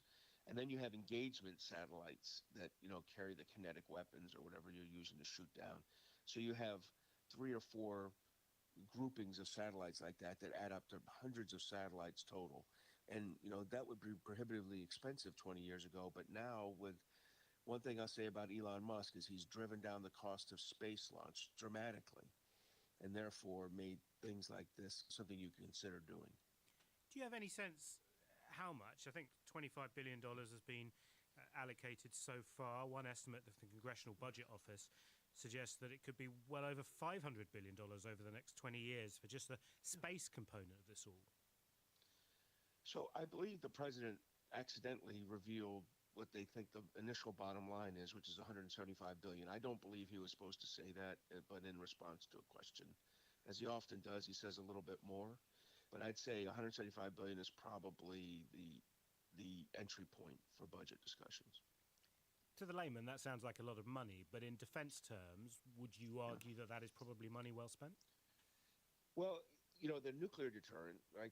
Strategic submarines, the intercontinental ballistic missiles, and the bomber that we're modernizing all 3 of them right now to a cost well over $500 billion, $600 billion.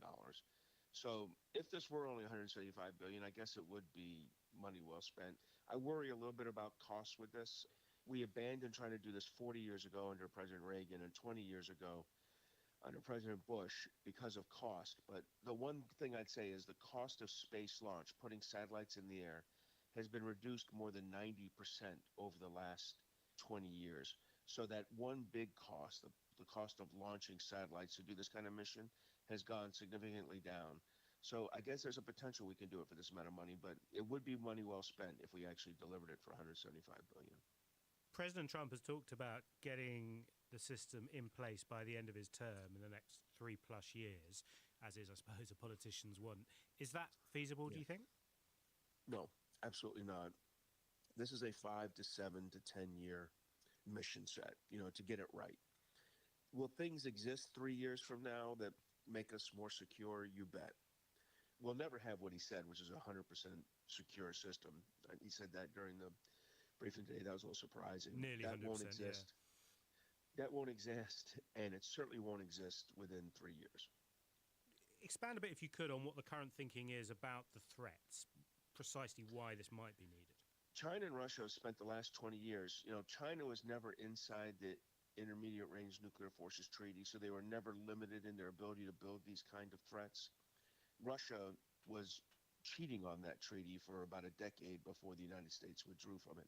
So each one had a significant head start on us in terms of developing the next generation of weapons. The ones that concern people the most are hypersonic weapons. These are weapons that are going hypersonic speeds, which many weapons do. That's in excess of 5, around 5 Mach. But in addition, they do maneuvering, and they're very difficult to track and engage. They're going very fast, and you can't predict where they'll be. My real fear with President Trump is that he wants something right now, and has no discipline, because that would mean building THAAD and Patriot, the existing systems that are 30-year-old technology, yesterday's technology to handle tomorrow's problems. I do like the idea of space because it gives you that opportunity to handle tomorrow's threats with tomorrow's technology. The thoughts there of the retired US Admiral Mark Montgomery. Well, let's get the latest sports now with Isaac Fanning. Hi, Isaac. Yeah, big day for Manchester United and Tottenham fans in the final of the Europa League. A huge game for both teams. They've struggled in the Premier League this season. Spurs sit 17th. Their manager, Ange Postecoglou, though, came out firing when asked about his future. Wouldn't be the first person who changes jobs, mate. We all change jobs. I'm sure you've had more than one job. My future's assured. I've got a beautiful family. I've got a great life.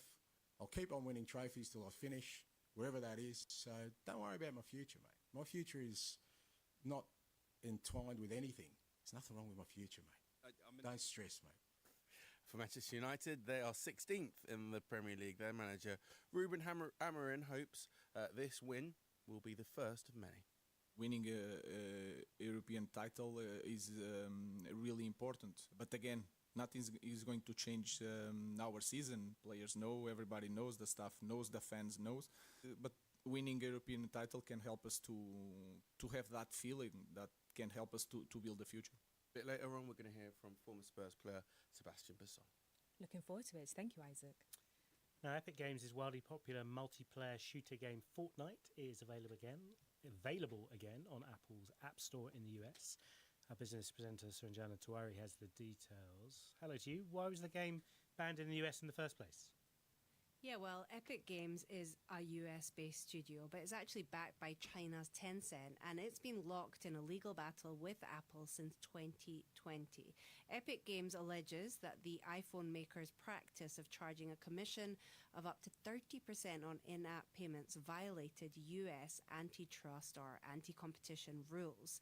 Now, Fortnite's return to Apple's iOS systems in the US follows a ruling on April 30th by a federal judge in the US saying that Apple violated a court order that required the company to allow greater competition for things like app downloads and payment methods in its App Store. The ruling also said that Apple had failed to comply with the judge's prior injunction order and would be referred to federal prosecutors for a criminal contempt investigation.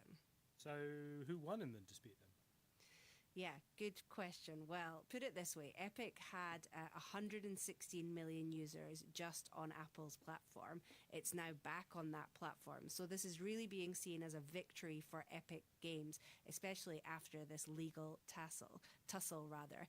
And Epic has effectively forced open a door that Apple and others worked very hard to keep shut. That's what one analyst told the BBC. He added that the industry has long tiptoed around platform gatekeeping, but this moment signals a shift in the balance. Creators and publishers will now have more leverage to challenge entrenched distribution models. Now, Fortnite, of course, was launched in 2017. It became an instant hit, drawing millions of players around the world thanks to its last player standing battle royale format. And other analysts have said that this is also good news for subscription apps like Spotify and Netflix to claw back margin and for independent studios to monetize without having to pay Apple an extra commission, which could potentially reshape iOS economics over the next few years. Suranjana Tiwari, our business presenter, thank you very much.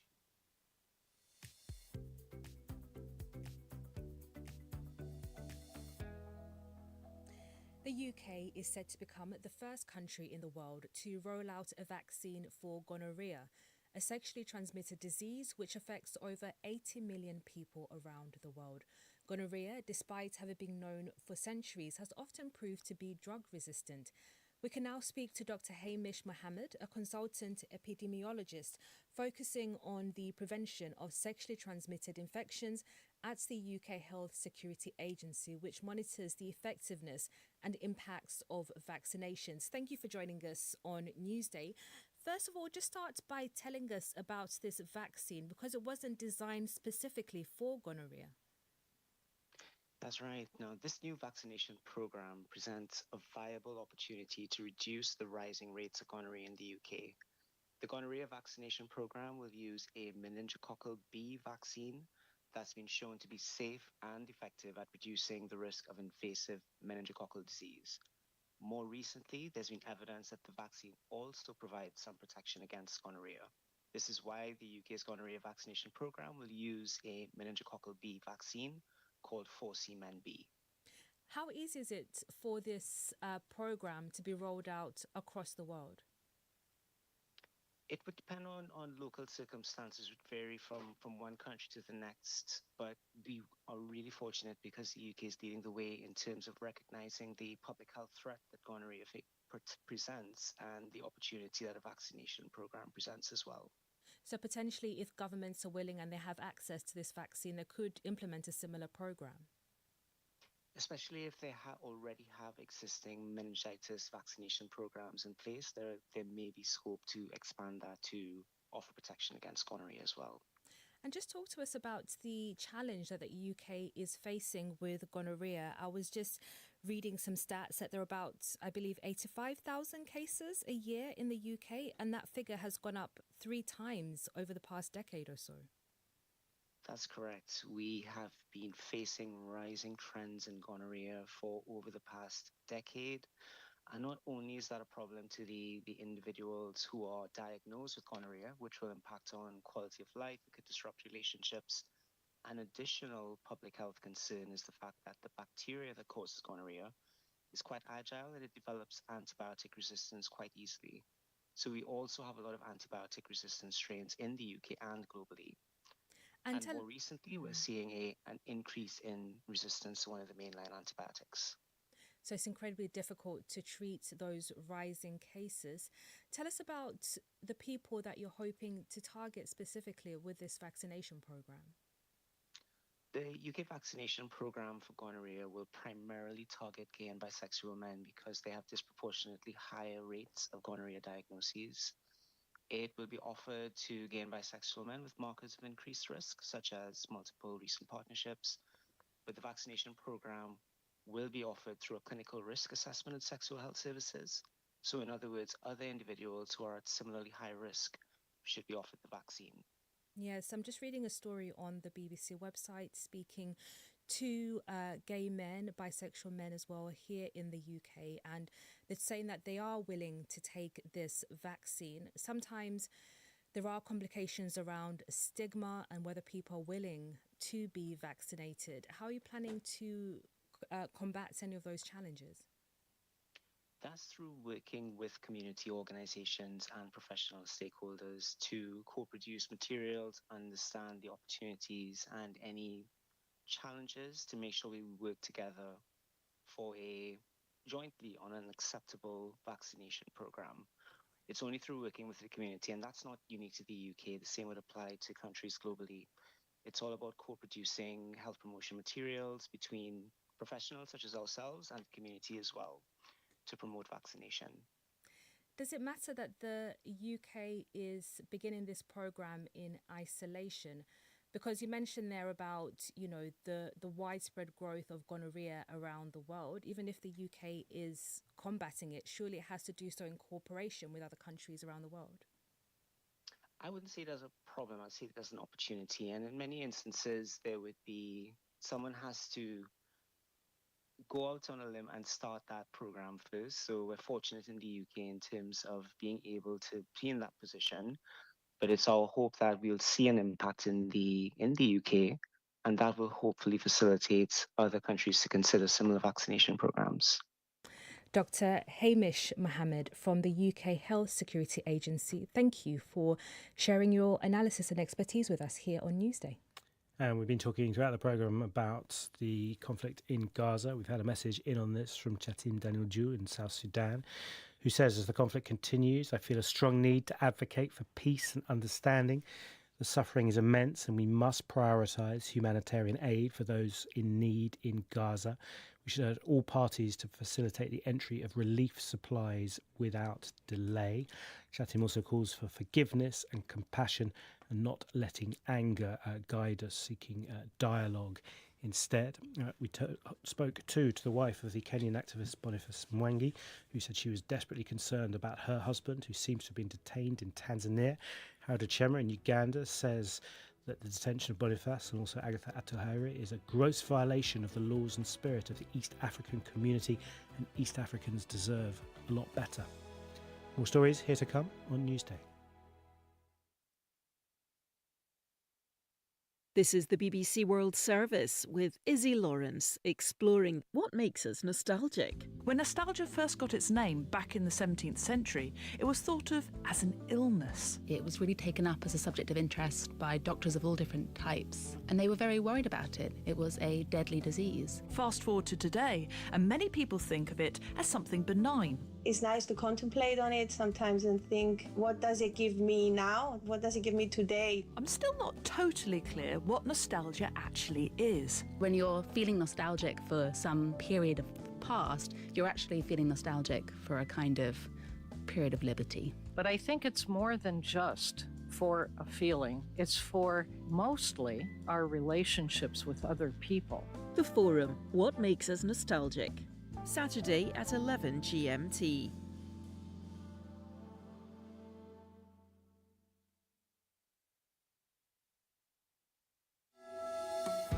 Hello, welcome to Newsday from the BBC World Service with Catherine Biarahanga and James Copnell. President Zelensky accuses Russia of buying time to stall truce talks with Ukraine. We'll hear from Russia on possible next steps. No aid yet is distributed in Gaza as Britain suspends trade talks with Israel. We talk to our international editor. And how an island called Hope is standing up to Beijing in the South China Sea.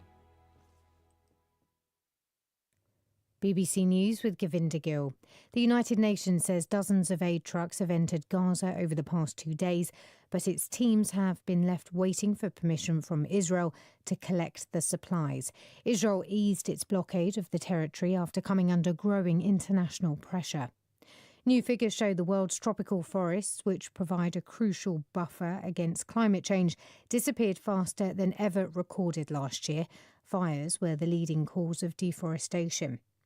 Police in Pakistan say an explosion has hit an army school bus in Balochistan province, killing at least 5 people. No group has admitted carrying out the attack. Separatist rebels in the area have frequently targeted the security forces. The head of the technology giant Nvidia has said US export controls on artificial intelligence chips to China have failed. Jensen Huang said the restrictions had cost American companies billions of dollars in lost sales. A US federal judge has warned the Trump administration could be held in criminal contempt for deporting migrants to South Sudan. Judge Brian Murphy said the removal of about a dozen foreign nationals could be in violation of a previous court order. Japan's agriculture minister has quit after joking he never needed to buy rice because he received so much for free from supporters. Taku Eto's comments caused anger as rice becomes more expensive.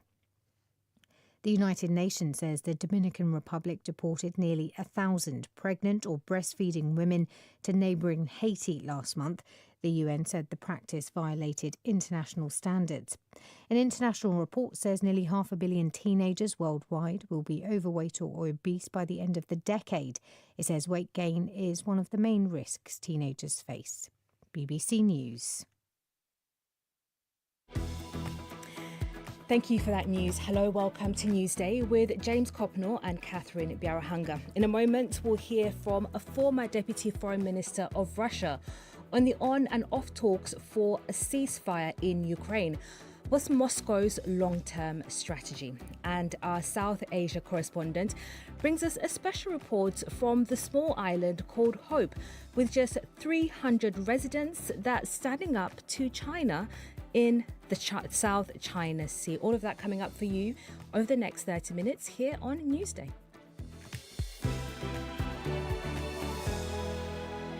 Ukraine's President Volodymyr Zelensky has accused Russia of trying to buy time to continue its invasion of his country, a day after the US President Donald Trump said progress towards a ceasefire had been made in a call with Russia's Vladimir Putin. Following separate calls with Mr. Zelensky and Mr. Putin on Monday, Mr. Trump said truce talks between Russia and Ukraine would start immediately. The Russian president said he was ready to work on a memorandum on a possible future peace agreement, but did not address calls for a 30-day pause in the fighting. Well, last night, the US Secretary of State Marco Rubio said he expects Russia to present an outline for a ceasefire with Ukraine within days, and that would show if the Kremlin is serious about peace. Well, Andrei Fedorov is a former Deputy Foreign Minister of Russia. who advises the Putin administration on foreign policy. So what does he make of Mr. Rubio's comments? Yes, Russia is working on its own vision of the ceasefire, but I would like to say quite frankly that this vision is in a 99% in contradiction with Ukrainian view. That's why the presentation of the Russian vision could create additional problems, as well as the same if it will be done from Ukrainian side, because Ukrainian approach towards such kind of paper is more or less the same, maximum demands. That sounds like no progress at all is being made then. It's not a progress, it's very, very small step forward, which is very fragile. Okay. When you say you anticipate problems could arise, what sort of thing are you thinking about? First of all, the problems on ceasefire, because ceasefire along the front line, current front line, is not suitable for Russia because it creates a lot of problems. And that's why Russia will demand on withdrawal of Ukrainian troops from Zaporozhye, Kherson region, and will say that if this will not be done, the military operation will continue and might be even enlarged. You can see why Ukraine wouldn't want to withdraw from the front line of an active conflict, though, surely? Yeah, the problem is that for Ukraine, freeze along the current front line can be very suitable, because it gives a chance to keep the territories which are still under Ukrainian control as part of Ukraine. So the problem is that if there will be no ceasefire agreement, the war will continue and will be quite damaging for both sides. In that context, as you say, damaging for both sides, many Ukrainian lives being lost, but also many Russian lives being lost, damage to the economies of both countries. We've seen further European and UK sanctions on Russia in the last few hours as frustrations grow with a lack of a ceasefire. Why isn't Russia, because I'm talking to you, prepared to make more concessions to its ideal view? First of all, because Russia sees itself in a favorable position with a slow but constant move along the front line, some offensive operations, possibility to be ready for big summer offensive operation if the talks will fail. So, and as well as it was more or less correctly mentioned by many comments, Russia is now buying time. Okay, that's interesting. Why? Why? Because the problem is that in Russian strategy, it will be very favorable if there will be a new crisis in talks, and Ukraine can be blamed. Also, many in Russia at the top level thinks that Trump will press in the future much more on Ukraine than on Russia, and it gives Russia certain kind of flexibility. Isn't there a danger that Mr. Trump, who is, after all, known for his unpredictability, swings the other way, that he feels that Russia simply isn't taking this peace process seriously enough, and he puts full US pressure to bear on Moscow instead? No, I think that Trump will try to play the game till the very end, because according to unofficial rumors, U.S. administration is still thinking about a possible meeting between Trump and Putin around 15th, 16th of June. It's very important for Putin because on 18th of June starts in St. Petersburg big economic forum, the main economic event in Russia, where Putin is planning to make a very serious political and economic speech. And for Trump, it's important because then coming NATO summit. So let's see how this will go. But the problem, of course, that Trump has much less time for waiting than Putin. Andrei Fedorov, former Deputy Foreign Minister of Russia there, who still advises Mr. Putin's administration on foreign policy.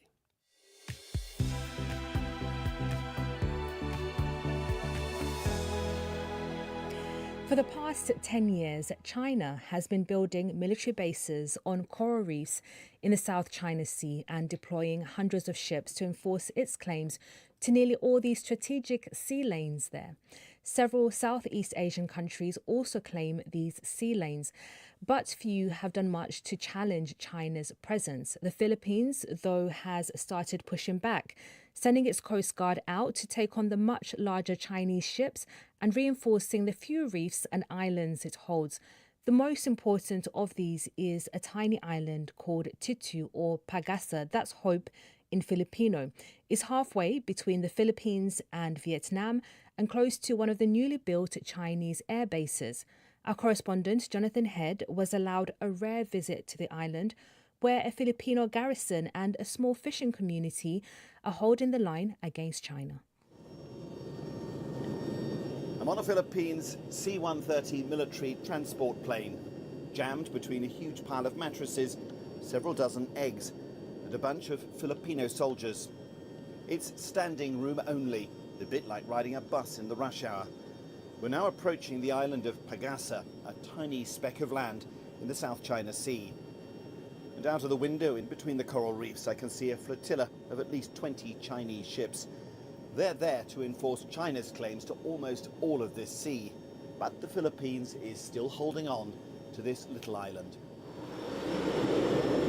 After a dramatic stop on the short runway, which extends into the sea on either side of the island, they unloaded the plane. There is almost nothing on Pagasa. Pretty much everything has to be brought in. But says Jonathan Malaya, Assistant Director General of the National Security Council, as one of the few proper islands in the South China Sea, not just a reef, it's worth all the effort. It can support life. There are Filipino communities there, there are fishermen living there, and we have expanded the runway, we're expanding the port, dredging it. It's very important for us because given the size of the island, it generates a territorial sea of 12 nautical miles. So it is, in a way, a linchpin for the Philippine presence. Around 300 people call the island home. It seems idyllic. Wooden fishing boats bob in a transparent sea, which laps against a dazzling white sand beach. But in its isolation, this is a tough place to live. We met Melania Alojado, a volunteer health worker who was checking a baby. She's not even a fully trained nurse, yet sometimes she's the only medic at hand. The main challenge is when people, especially children, get sick. When it's a serious case, we need to evacuate them quickly to the mainland. But planes are not always available, and sometimes the weather is too rough. On the beach, we found Nari Hugo. He's a bit of a celebrity on the island, a fisherman who's filmed his run-ins with the Chinese ships. But their constant harassment of the fishing boats makes his living much harder. Those Chinese are not fishermen. Their ships are huge compared to our small wooden boats. They threaten us, coming close and sounding their horns to chase us away. Because of that, we can only fish close to the island, and the fish stocks here are much smaller. And fishing is, or was, just about the only non-government job on Pagasa. So everyone relies on subsidised food handouts from the government and the steady improvements in infrastructure, which have now given the islanders 24-hour electricity and internet access for the first time. Yet we met no one who wanted to leave. Raylene Limbo arrived to teach here 10 years ago and is proud to have more than 100 pupils now in her school. If you stay in the island, it's a paradise for me. A paradise? Yes, for me, it's a paradise because all our needs are provided.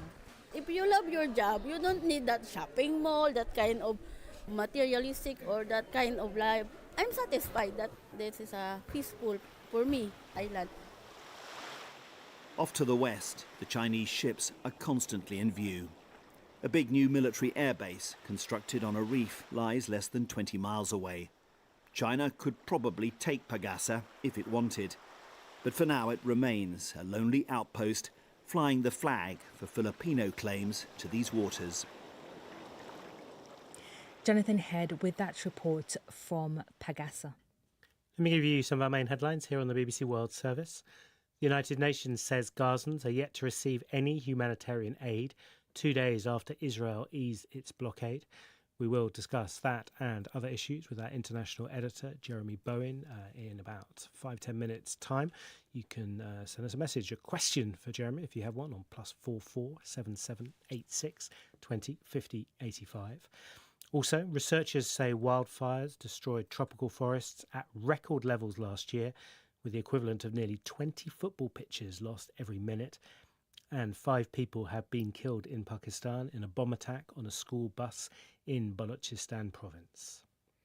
And now let's get the latest sports headlines with Isaac. Yeah, Europa League final day. Manchester United taking on Tottenham Hotspur in Spain in an all-English encounter. Both teams pretty dismal this season. United find themselves 16th in the Premier League. Spurs are below them in 17th, but winning in Bilbao could be salvation and Champions League football for next season. For Spurs, they've not won a trophy since 2008 when they won the League Cup, and I spoke to their former defender Sebastian Bassong and I asked him how he was feeling ahead of the game. As a former Spurs player, I'm very excited about Spurs playing a final because you're on the verge to possibly get a trophy, and everybody knows what it means club to the fans, to the whole Spurs community. So yeah, I'm very excited. When you were at Spurs, was that kind of talk about them not having won a trophy for a long time, was that something that played on the players' mind? I don't think he played on the players' mind, but that's something that's been mentioned a few times. Obviously, you know, when you get to a club like Tottenham Hotspur, you want to win trophy, especially with the rivalry and that the banter, and as an individual for your own goal, you want to get trophy, you want to be the best, you want to be known, you want to be remembered forever. So all them kind of things, I wouldn't say they play a big part, but you hear about them. And every now and then you think about it. It's been a difficult season for both teams, Manchester United and Spurs. Who do you think needs to win more? Spurs. Simple answer. No, I don't. For different reasons, because I think they're both in this kind of same situation this season. Honestly, this is very atrocious to say the least in terms of result in the Premier League. So both teams need that win. They need that win to kind of, I wouldn't even say season, but that would bring, when you bring silverware, even temporarily, that can, patch the pain. There's a wound and you could put a patch on it, a patch that would last long in terms of joy, that would bring joy to both clubs. But I would rather that Spurs got that joy because Spurs has been waiting for so long. So I think Spurs needs it a little bit more than Man United. For Spurs, their players at the moment, they've had injuries all season long, and this final is another game in which they're going to be without a number of key players: Dejan Kulusevski, James Maddison, Bergwijn. Who do you think going into this game would be the favourite? Considering the injuries, the crisis that has been hitting Spurs lately, I think Man United got the edge a little bit because of the injuries in terms of being the favourite. I think, when you look at the squad, who's fit, who's not fit, I'm not talking about the latest performances, because for me, in terms of that, the both teams are even, but in terms of who's missing and who's fit, maybe Man United's got a slight advantage, which is good for Spurs. Do you think Ange Postecoglou, the Spurs man, can save his job by winning this trophy? That's a tricky one. Can he? He could, because I'm not a decision maker. I'm not in the boardroom. I don't take no decision. He could. That's potential.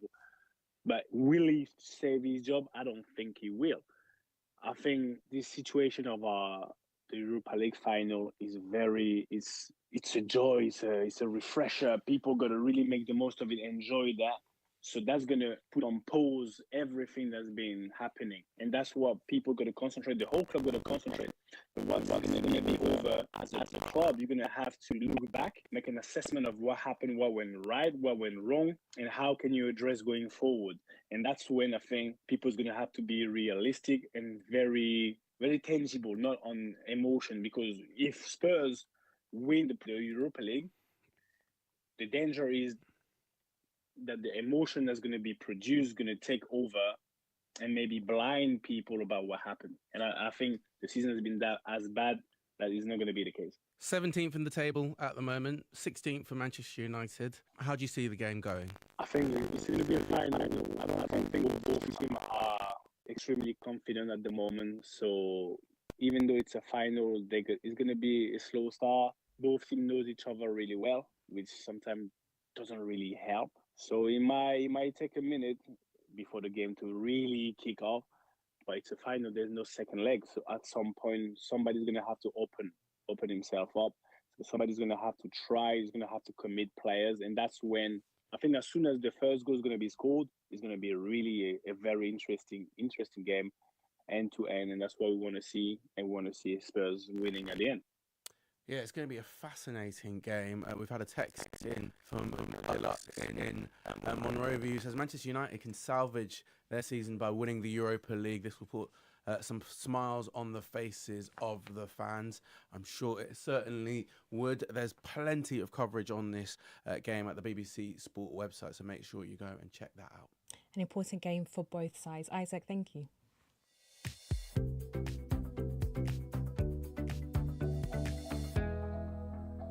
Throughout Newsday today, we have been hearing about Gaza, looking at the needs of people there as Israel's military attacks continue, and looking at the increase in diplomatic pressure on the Israeli government to change course.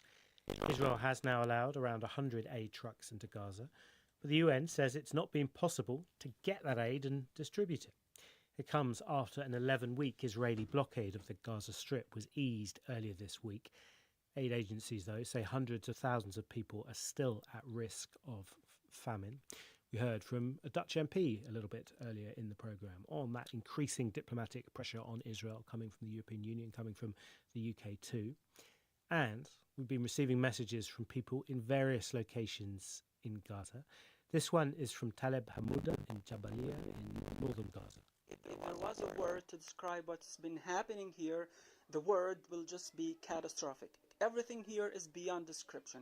Like, the suffering that we have been going through is really unimaginable. Like, when missiles strike my area, one of the first things that comes to my mind is my family. Like, I really think of my family, like, really quickly. Like, is my brother here? What about my father, my mother, my sister, my uncles, everything, everyone.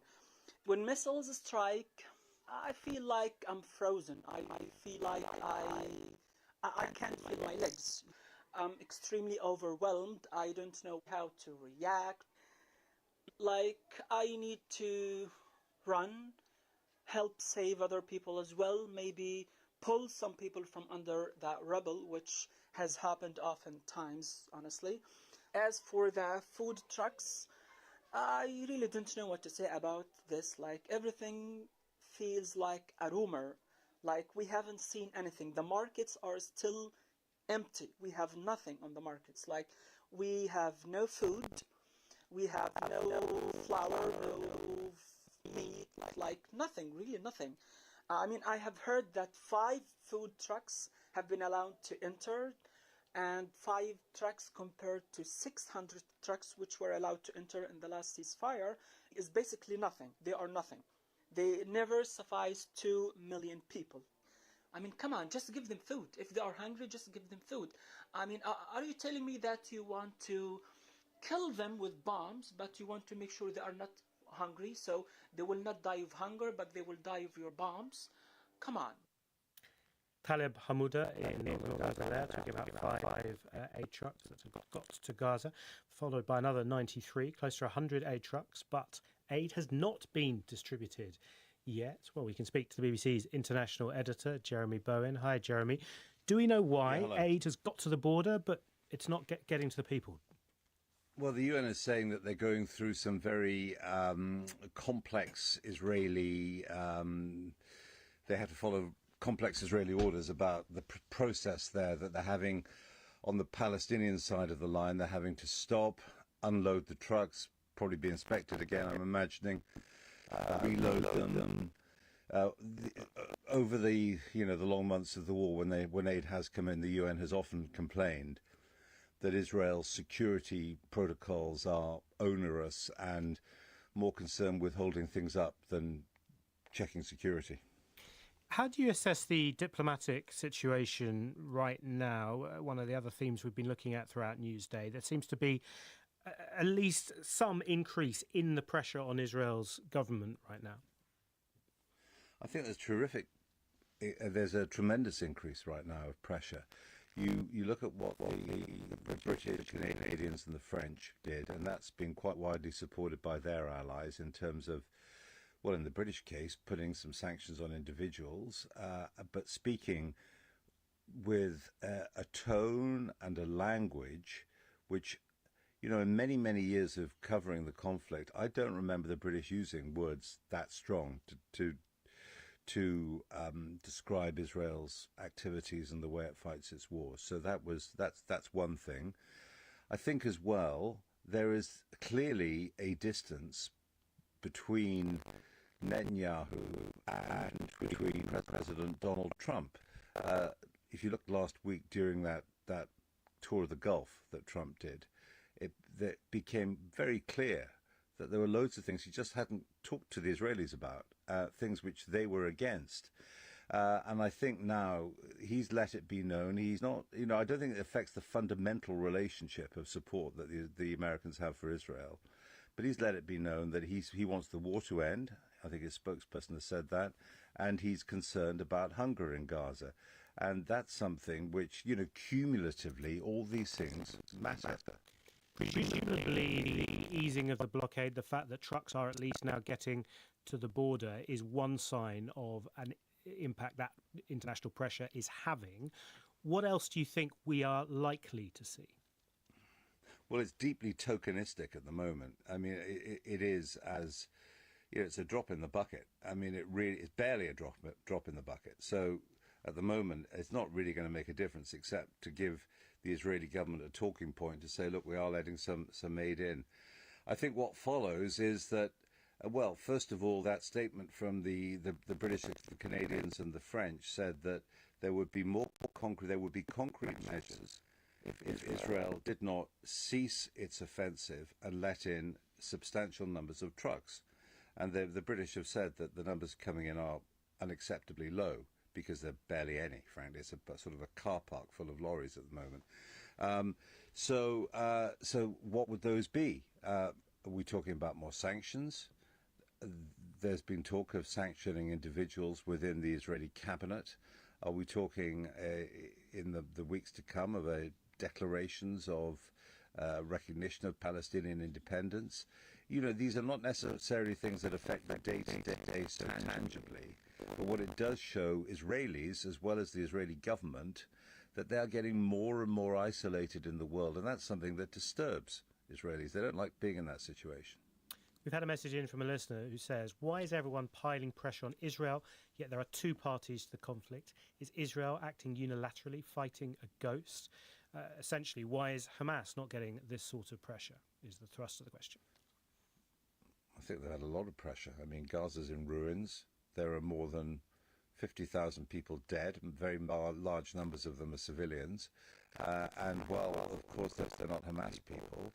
I think that, I've certainly picked up when I've been in Israel and even talking to soldiers, a bit of a sense that there isn't really anyone particularly innocent in Gaza, that they have enabled Hamas to do what it did.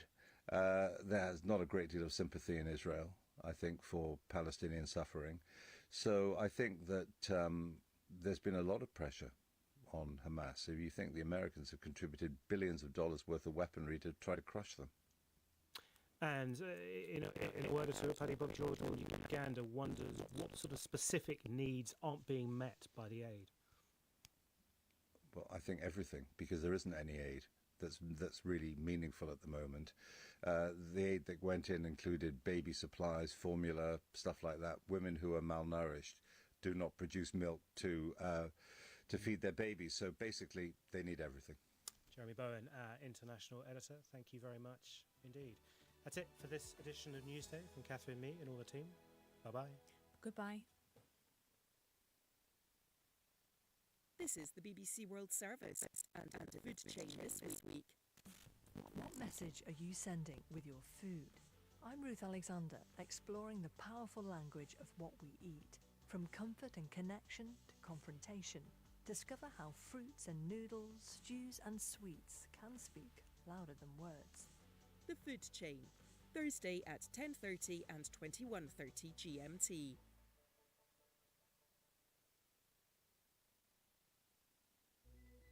Business Daily is in 30 minutes. Today we're in Colombia, the most dangerous country in the world in which to be a trade unionist. I talk to workers who've been shot at, threatened with violence, and have seen their colleagues killed. Why is this happening, and what motivates people to still sign up for trade union membership? This is the BBC World Service, the world's radio station.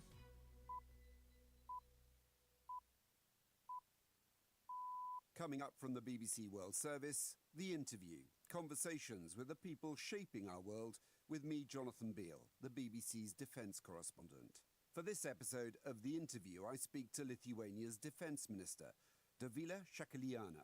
The Baltic nation, along with its neighbours Latvia and Estonia, share a border with Russia and have nervously watched the invasion of Ukraine, fearing they could be next. I'm able to hear very well messages by Mr. Putin and to see visually all those maps, how the exercises look from their side. The scenario of their exercises for years are towards us, towards the region that we still feel that somehow should belong to Russia. They are sending a very clear message for years. Lithuania's Defence Minister, Dovile Šakaliene. Hear more on The Interview after the news.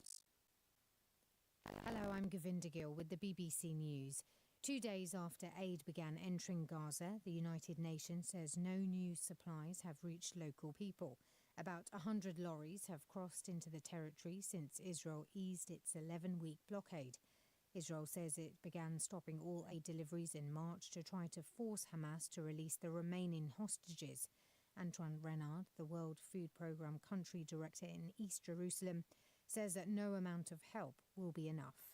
We have so far a temporary opening up, and it's not sufficient at all related to the acute food needs that you have in Gaza.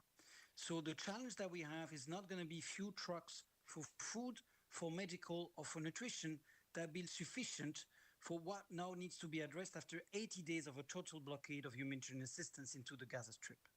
President Trump has set out plans for a futuristic missile defense system that will shield the entire United States from aerial attacks. Speaking in the Oval Office, Mr. Trump said the Golden Dome would be developed by America's Space Force and could be operational before he leaves office. New figures show tropical forests were lost at record levels last year. The World Resources Institute says deforestation almost doubled as many regions across the world struggled to control outbreaks of fire. The scientists say burning forests are releasing rather than storing carbon dioxide, a greenhouse gas that plays a major role in global warming. Mr. Gabriel Labate is the head of the Climate Mitigation Unit at the UN Environment Programme. He told the BBC how some countries in some East Asia have managed to buck the global trend. Indonesia has had a very significant success in bringing down deforestation levels because of the ban on new concessions, for example, palm oil concessions.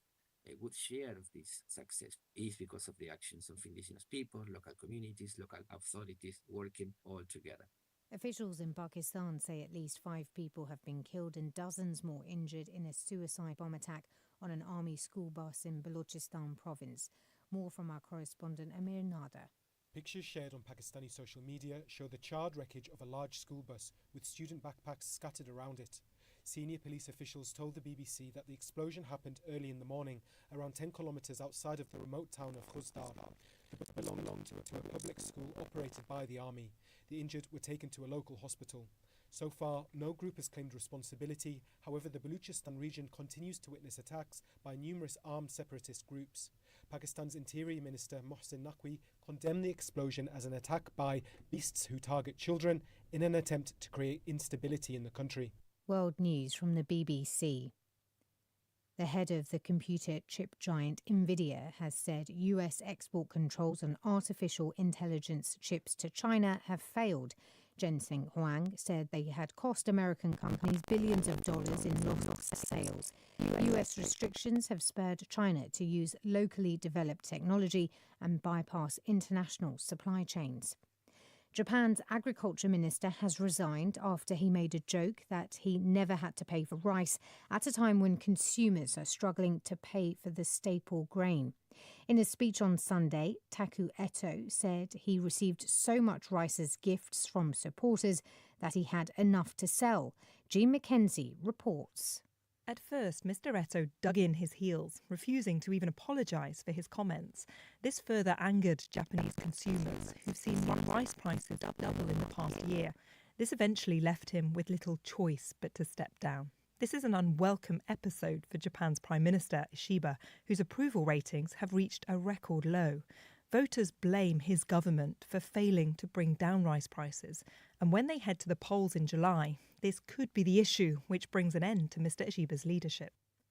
The UN says the Dominican Republic deported nearly 1,000 pregnant or breastfeeding women to neighbouring Haiti in April. The United Nations said the practice violated international standards. The two countries share the Caribbean island of Hispaniola. Haiti is much poorer and is going through a serious political and economic crisis. England will be the world's first country to start vaccinating people against the sexually transmitted infection gonorrhea. The focus will mainly be on gay and bisexual men with a history of multiple sexual partners. Health officials hope the jab will reverse soaring gonorrhea infections. That's the latest. BBC News. Hello, I'm Jonathan Beale, the BBC's defence correspondent, and this is The Interview from the BBC World Service. The best conversations coming out of the BBC, people shaping our world from all over the world. I will come back to Russia. I will participate in the elections. There's an increase in violence according to the coca crop. There's no place in the world where women are equal. I will give away the vast majority of my money. It's my full-time focus for the rest of my life. For this interview, I met Dovile Shakelyana, Lithuania's defence minister, at a conference for investing in the European defence industry. Lithuania is the largest of the three Baltic nations in northeastern Europe, with a population just shy of 3 million people. All three countries have had turbulent relationships with their much larger neighbour Russia. They were annexed by the Soviet Union during the Second World War and were subject to decades of rule from Moscow up until the end of the Cold War. It wasn't until 1990 that Lithuania managed to declare independence once again and set itself on a path to become a modern European nation. In 2004, it joined both the European Union and NATO, and just over a decade later, adopted the euro as its currency. But despite looking westwards, the country has always kept one eye on developments over its eastern border, in neighbouring Russia. Russia's annexation of the Ukrainian region of Crimea in 2014 set off alarm bells in the Lithuanian capital Vilnius. And when the full-scale invasion of Ukraine by Russia began in 2022, Lithuania, its neighbours in the Baltics, as well as countries in Scandinavia to the north and in Eastern Europe to the south, began fearing and preparing for the worst. I'm talking about Finland, about Baltic states, about Poland. I don't really have time to listen to their propaganda. But, this narrative, that there are Nazis living in the Baltic states, that Russia has no borders, that they are not going to wage war against Baltic states, and at the same time that they are going to restore what is rightfully historically Russian. In contradiction of the messages, what is that? We don't know about that. Those concerns have been compounded in recent months by the re-election of President Trump in the US, whose rhetoric around Ukraine, NATO and the Russian President Vladimir Putin raise what was once considered the unimaginable prospect of America no longer coming to the defense of Europe.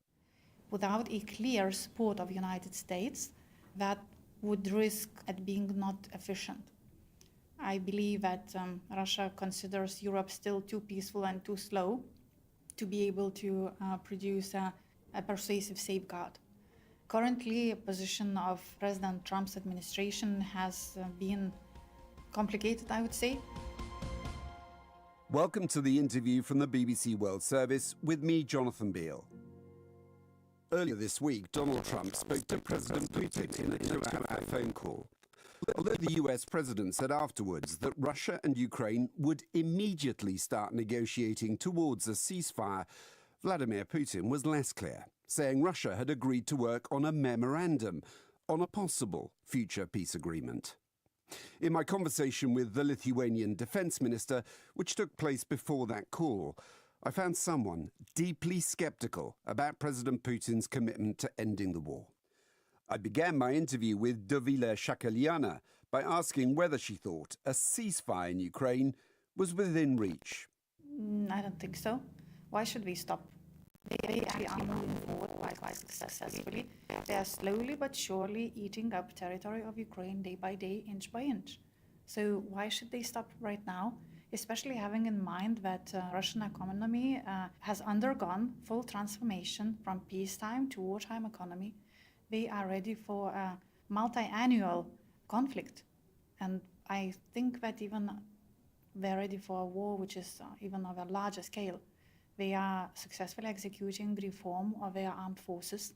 They have divided the Western military districts, Moscow and Leningrad military districts, and they are enhancing the number of troops quite fast. They may have 1.5 million troops by the end of this year. Their military industry is really pumped up, and the cooperation that they have with China, North Korea and Iran is actually quite efficient. And Putin cannot stop waging war, actually. He's an old person who really wants to keep his power. This is like life or death issue, in my opinion. And therefore, he needs his country to be at war. Why should he stop? So you see no sign of a ceasefire? I mean, you know Donald Trump is clearly trying to broker a ceasefire. You see no possibility of a ceasefire? I see a very low probability of ceasefire in the near future, and the only possible motivation would be for Russia to speed up, to accelerate development of its military industry and finalizing its military reform. So would you call President Trump's efforts futile in that case? You know, in certain cases, even when the percentage of success is 0.001, you still have to try. In this case, I can understand the reason, I can understand the motivation. Really, nobody wants this war to end more than Ukrainians.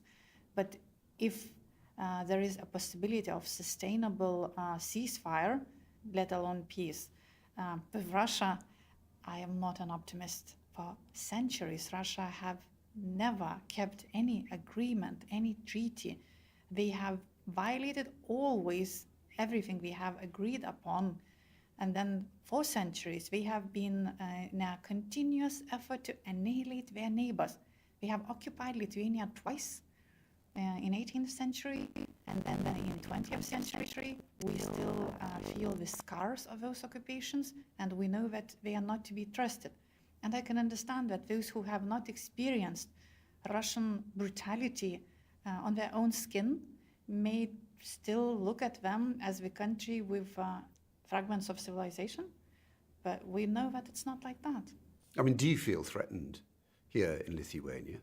Well, I'm able to hear very well messages by Mr. Putin and to see visually, all those maps, how the exercises look from their side. So they are sending a very clear message for years. Well, hang on, they're focused on a war at the moment in Ukraine. You're talking about military exercises. I mean, they can't do both. Well, they haven't even tapped yet normally into their human resources. They do have ability to mobilize live troops with not really much challenges. So I don't think that the upcoming military exercises of Zapad, where Belarus and Russia are going to have their exercises at the moment. I don't think that they could become something more than military exercise, but military exercise is happening.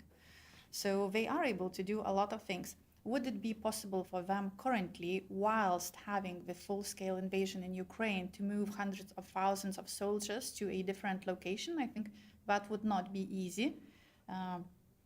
But regarding exercises, the scenario of their exercises for years are towards us, towards the region that they still feel that somehow should belong to Russia, although You're talking about the Baltic States. I'm talking about Finland, about Baltic states, about Poland. I don't really have time to listen to their propaganda, but this narrative, that there are Nazis living in the Baltic states, that Russia has no borders, that they are not going to wage war against Baltic states, and at the same time that they are going to restore what is rightfully historically Russian.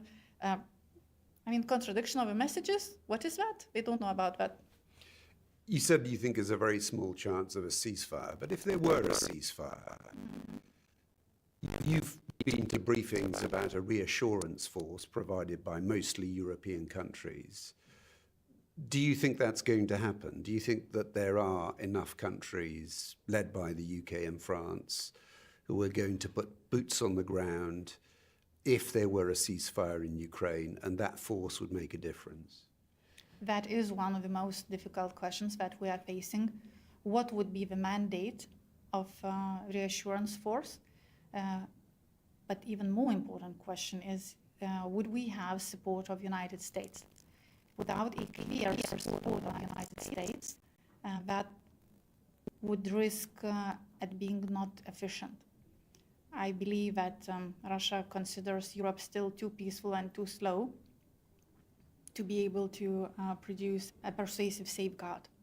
Currently, a position of President Trump's administration has been complicated, I would say. So we have heard actually, I think, a very important message recently that General Keith Kellogg, that President Trump would be able to ensure that Russia does not violate ceasefire if it is agreed upon. If that means that the United States would be on board with that backstop, with that reassurance from their side, I think that would be a critical element of efficiency of such a force. You're listening to the interview from the BBC World Service, people shaping our world from all over the world. For this episode of the interview, I'm speaking to Dovile Shakelyana, Lithuania's defense minister.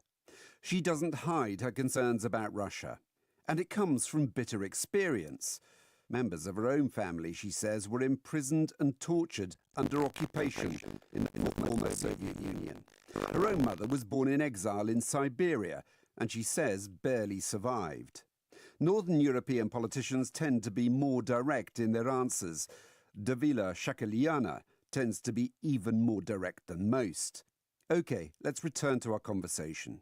Are you worried about your own security? If, for example, there is a ceasefire and European countries commit troops to that, and the UK and the France are lead nations in that coalition of the willing, but they're also nations that are defending the Baltics with battle groups here. Are you worried that the defences of the Baltic states would be weakened if there was a commitment to put European troops on the ground in Ukraine?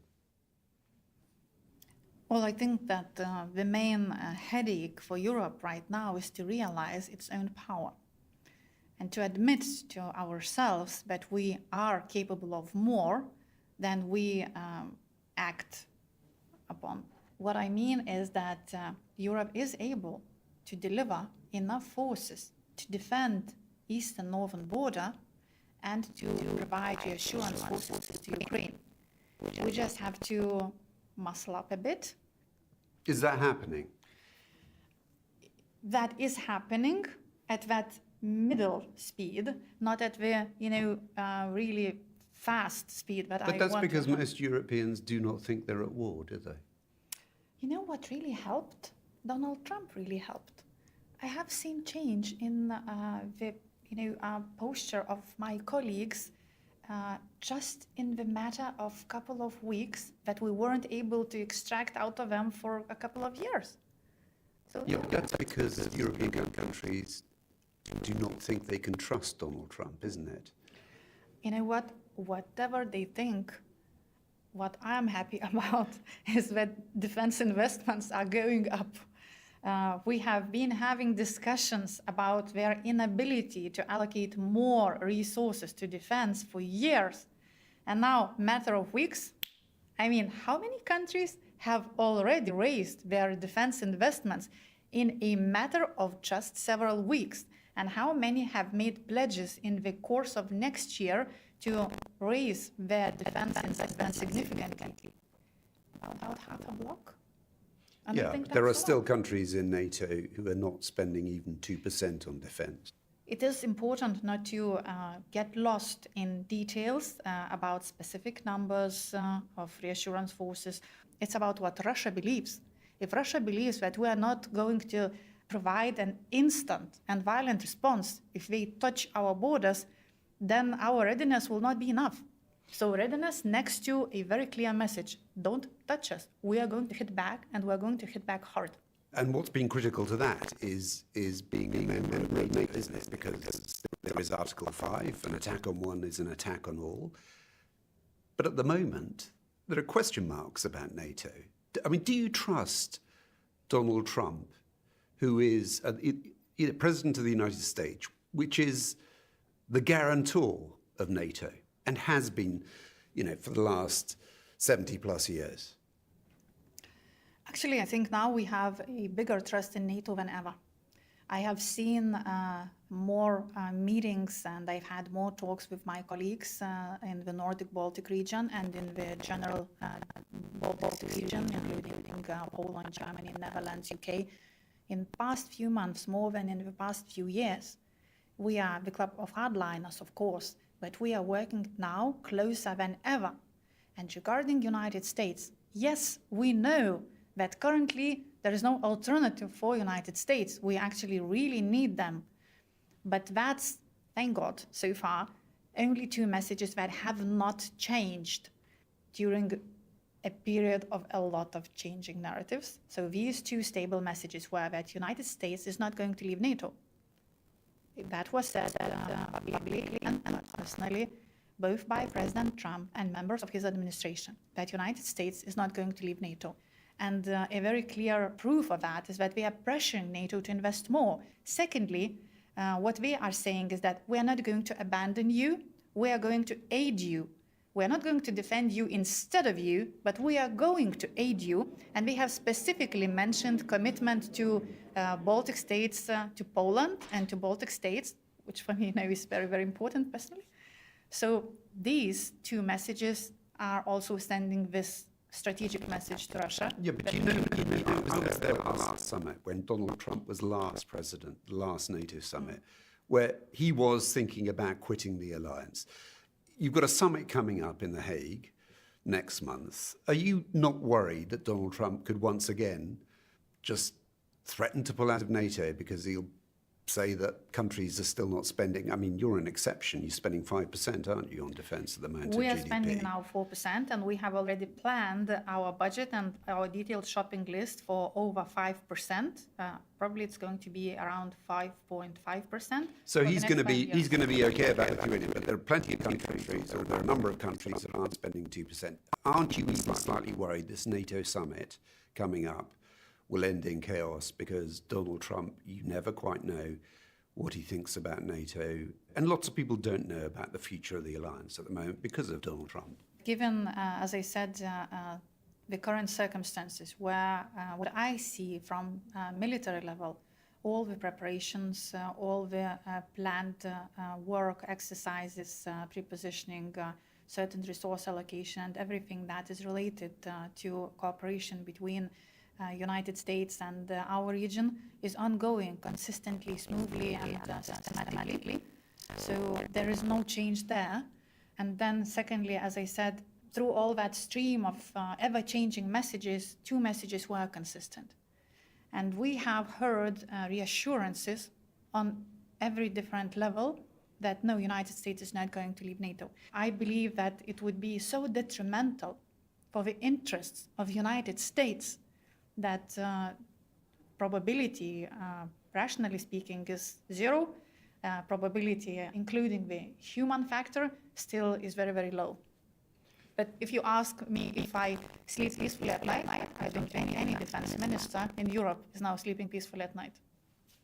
You seem to be sure that NATO will survive and that the US will be an important part and provide security for NATO allies, even though Donald Trump has said things like, if they're not spending 2%, Russia can do what the hell they like to them. Yeah, but next day he edited that. But do you think it is now time to look beyond NATO and for Europe to take responsibility for its own defence without America? But I mean, Europe is in NATO. All of us are in NATO. I don't think that we have to look beyond NATO. I think that we need to strengthen NATO and to ensure that the element of NATO Europe is on equal footing as the element of United States. That is our way forward. Are we doing certain additional work in strengthening bilateral relations of NATO allies in the region? Yes, we are. Are we considering scenarios, how to ensure flexibility and speed of reaction? Yes, we are. But NATO is the most efficient defense framework that we have in the current world. And Ukraine is the best example of that. Couldn't the European Union take over and do that? European Union is in NATO?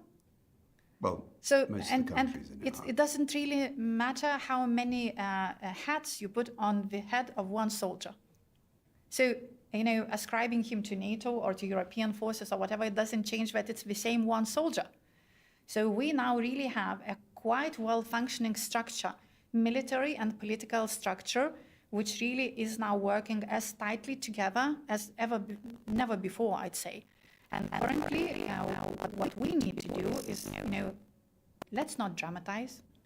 Let's not, jump to conclusions where we need not jumping but steadfast work forward. And let's invest money right now. And you talk about investment. What are the problems of European defence procurement at the moment in terms of speed and amount? In other words, if you look at the war in Ukraine, what lessons should Europe be learning? What should they be doing now? At the risk of sounding very blunt, I would say the bureaucracy. That would be the principle number one, because that ensures speed, that ensures flexibility, and that ensures that we adapt to changing circumstances. Next to murdering bureaucracy, and by bureaucracy, I do not mean institutional structures which are necessary, but over-regulation in the areas related to banking, environment, and building permits, and et cetera, we really need to act fast. And second thing is to, in this case, this is one of the rare cases where diversity is detrimental, uniformity is an ideal. We cannot have an army in Europe which looks like a patchwork blanket. We really have to have an army which can function on the battlefield as efficient as possible, because any delay can cost lives. And buying European rather than American military equipment, is that something that you're learning the lesson of?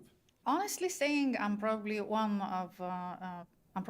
part of minority here saying that we need everything. Everything that will be produced on both sides of the pond is going to be bought, because the need is now so much bigger than the supply. Let them produce. Let us produce. We need to rebuild our armies. We really need hundreds of thousands of more soldiers in Europe that are ready to go. We need dozens of huge, sophisticated platforms in this region alone. And if we talk about Europe, we have to have an army which is so strong that when Russia looks at it, it decides that, maybe we move our forces somewhere else. Are they going to move their forces? They are. I don't believe that Russia is going to stop. But as Minister of Defense of Lithuania, I will do everything that we don't move in our direction. Thank you for listening to The Interview from the BBC World Service. If you enjoyed today's programme, you can listen to The Interview wherever you get your BBC podcasts. Until the next time, it's bye for now. In 20 minutes on the BBC World Service, we witness history as we learn about a pioneering Peruvian photographer. He was able to take unique photographs of people. It was very easy for him to make people feel at ease. Then learn how literature played a role in the climate crisis with The Climate Question. I'm not sure climate fiction is only about the future, it's about now. What is happening in a village in Nigeria when the trees are all coming down, there's no rain.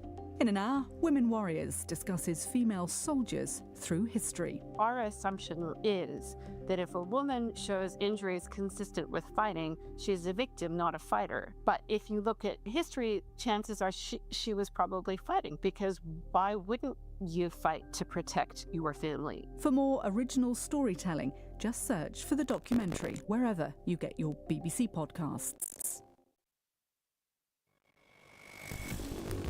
Coming up on Business Daily on the BBC World Service, we're heading to Colombia, the most dangerous country in the world in which to be a trade unionist. I talk to workers who've been shot at, threatened with violence, and who've seen their work colleagues killed. Why is this happening? What's been done about it? And what drives people to still sign up for trade union membership? Find out after the latest news.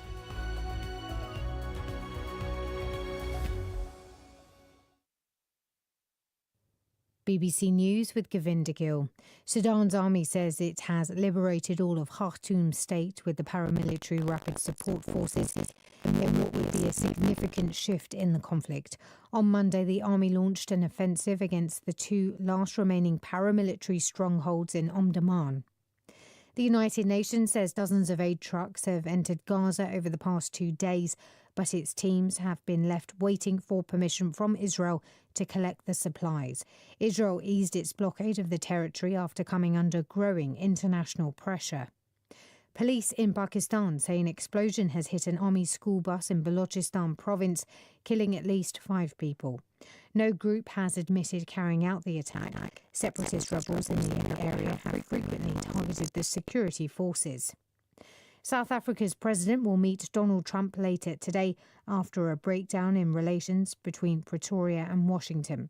Cyril Ramaphosa's visit comes after the Trump administration said South Africa's Afrikaner community is facing a genocide, something which has been widely discredited. New figures show the world's tropical forests, which provide a crucial buffer against climate change, disappeared faster than ever recorded last year. Fires were the leading cause of deforestation. Japan's agriculture minister has quit after joking he never needed to buy rice because he received so much for free from supporters. Tako Eto's comments caused anger as rice becomes more expensive. The United Nations says the Dominican Republic deported nearly 1,000 pregnant or breastfeeding women to neighbouring Haiti last month. The UN said the practice violated international standards. A report says nearly 500 million teenagers worldwide will be overweight or obese by the end of the decade. It says weight gain is the main risk facing teenagers. BBC News.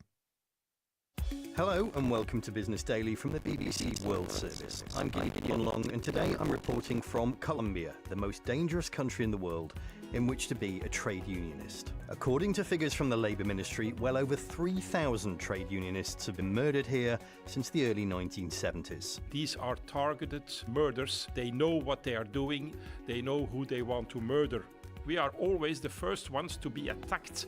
In this programme, I speak to Colombian workers who've been shot at, threatened with violence, and who've seen their work colleagues killed. 10 people have been murdered just from our branch of the union. In this country, social leaders and trade union leaders are killed every day. And you'll hear a call for multinational companies to act. Global companies and foreign investors that are present in Colombia must step up. That's the dangers of being a trade unionist in Colombia, coming up on today's Business Daily from the BBC World Service. Welcome to the southwest of Colombia and to the Cauca Valley. The Cauca is one of the two great rivers that cuts through this country, the other being the Magdalena. and the Cauca Valley is home to Colombia's sugar industry. And we're driving through the sugarcane fields now. Everywhere you look, there are these tall, vibrant green shoots in neat rows covering field after field.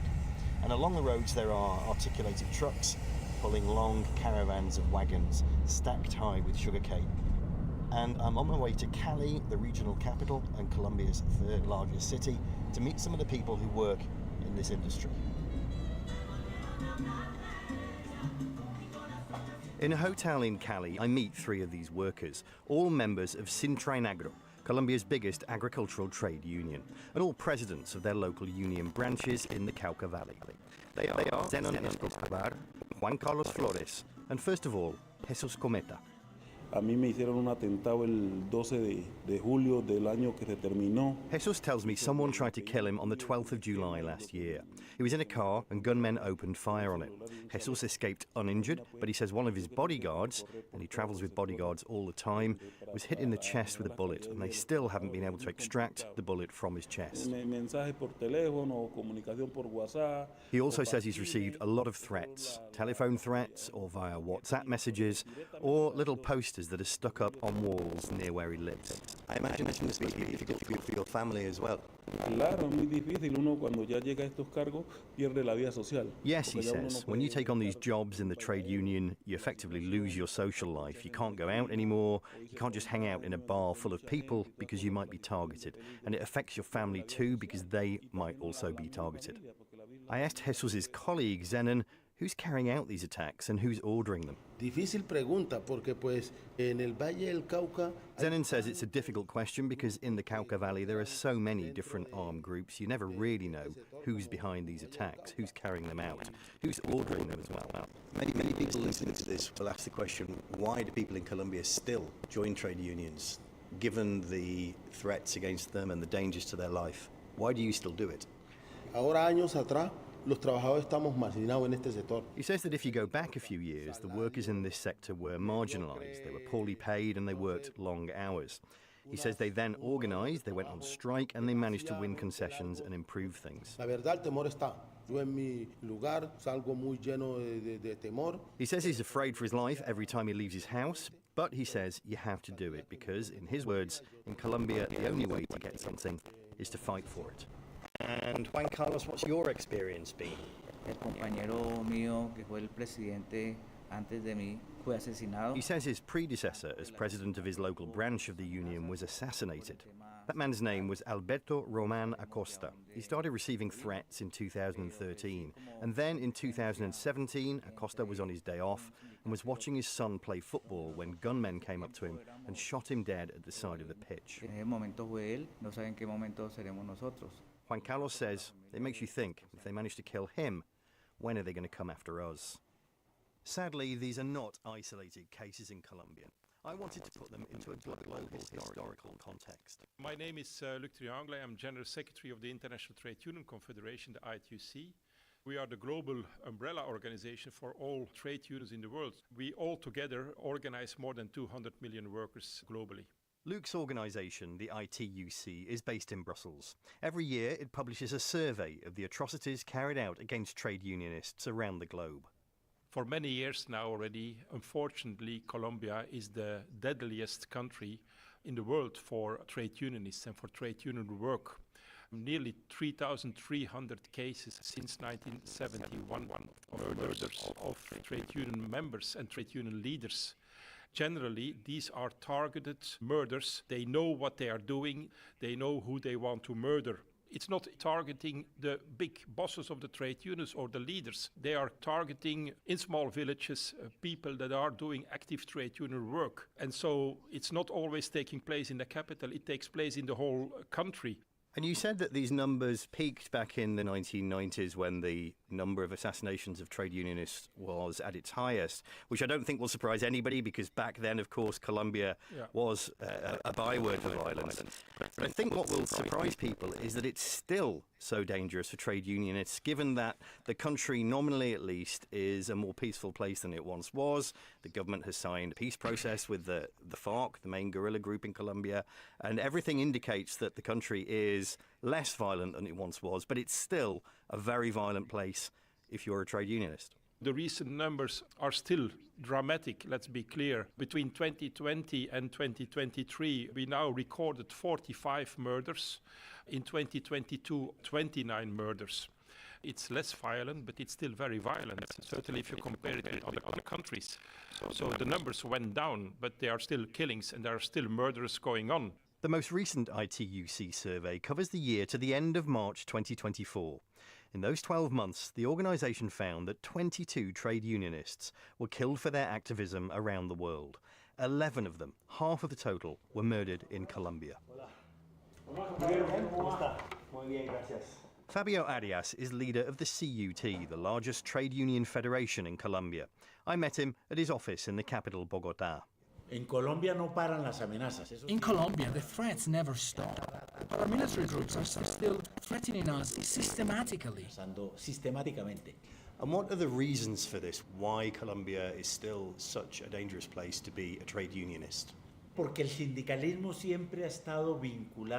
It's because the trade union movement has always been linked to the parties of the left. And unfortunately, many right-wing governments we have had in Colombia have always claimed that anyone who is a leftist is a guerrilla, a terrorist. And once you have established that, then people feel justified in attacking them. And that's why they keep murdering so many trade union leaders. And which sectors of the economy are being most impacted by these problems? And which parts of the country? The sector that's been hit the worst is the teachers. Because you find teachers in every corner of the country, and because they are often the leaders in their community. And so, sooner or later, the armed groups will go after them. The other sector that's been badly hit is the mining and energy sector, where people are often working in the middle of nowhere. So they are exposed. And in terms of areas, Cauca, Nariño, Putumayo, Arauca, Norte de Santander, Caquetá. So mostly in the south of the country.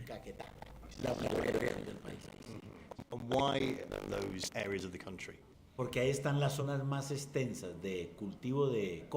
Because that's where the biggest coca plantations are, and where the illegal mining is. That's why. So the violence against trade unionists, in your view, is definitely linked to the drug trade? Of course, because in those areas, trade unionists often join forces with other social leaders, and eventually they come into conflict with the armed groups that are behind these illegal businesses. And do we know who is carrying out these killings? It's mostly paramilitary groups and organized crime groups. Some of the attacks are linked to dissidents from the left-wing guerrilla groups, but mostly it's the paramilitary groups. And what does the private sector need to do to improve this situation?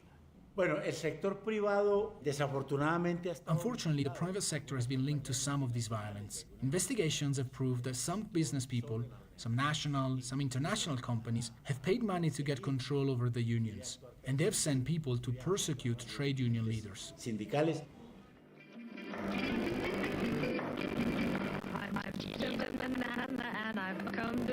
Well, we know that in the past, at least one international company did finance Colombian right-wing paramilitaries. A stunning verdict in a South Florida federal court. Chiquita, the banana giant, found liable by a U.S. jury for funding a so-called Colombian death squad and ordered to pay more than a dozen relatives of victims a total of $38.3 million. Last year, the banana company Chiquita was found responsible for the wrongful deaths of 8 men killed by the AUC, a Colombian paramilitary group that killed thousands of people in the 1990s and 2000s. Chiquita says there is no legal basis for the claims and is appealing the verdict.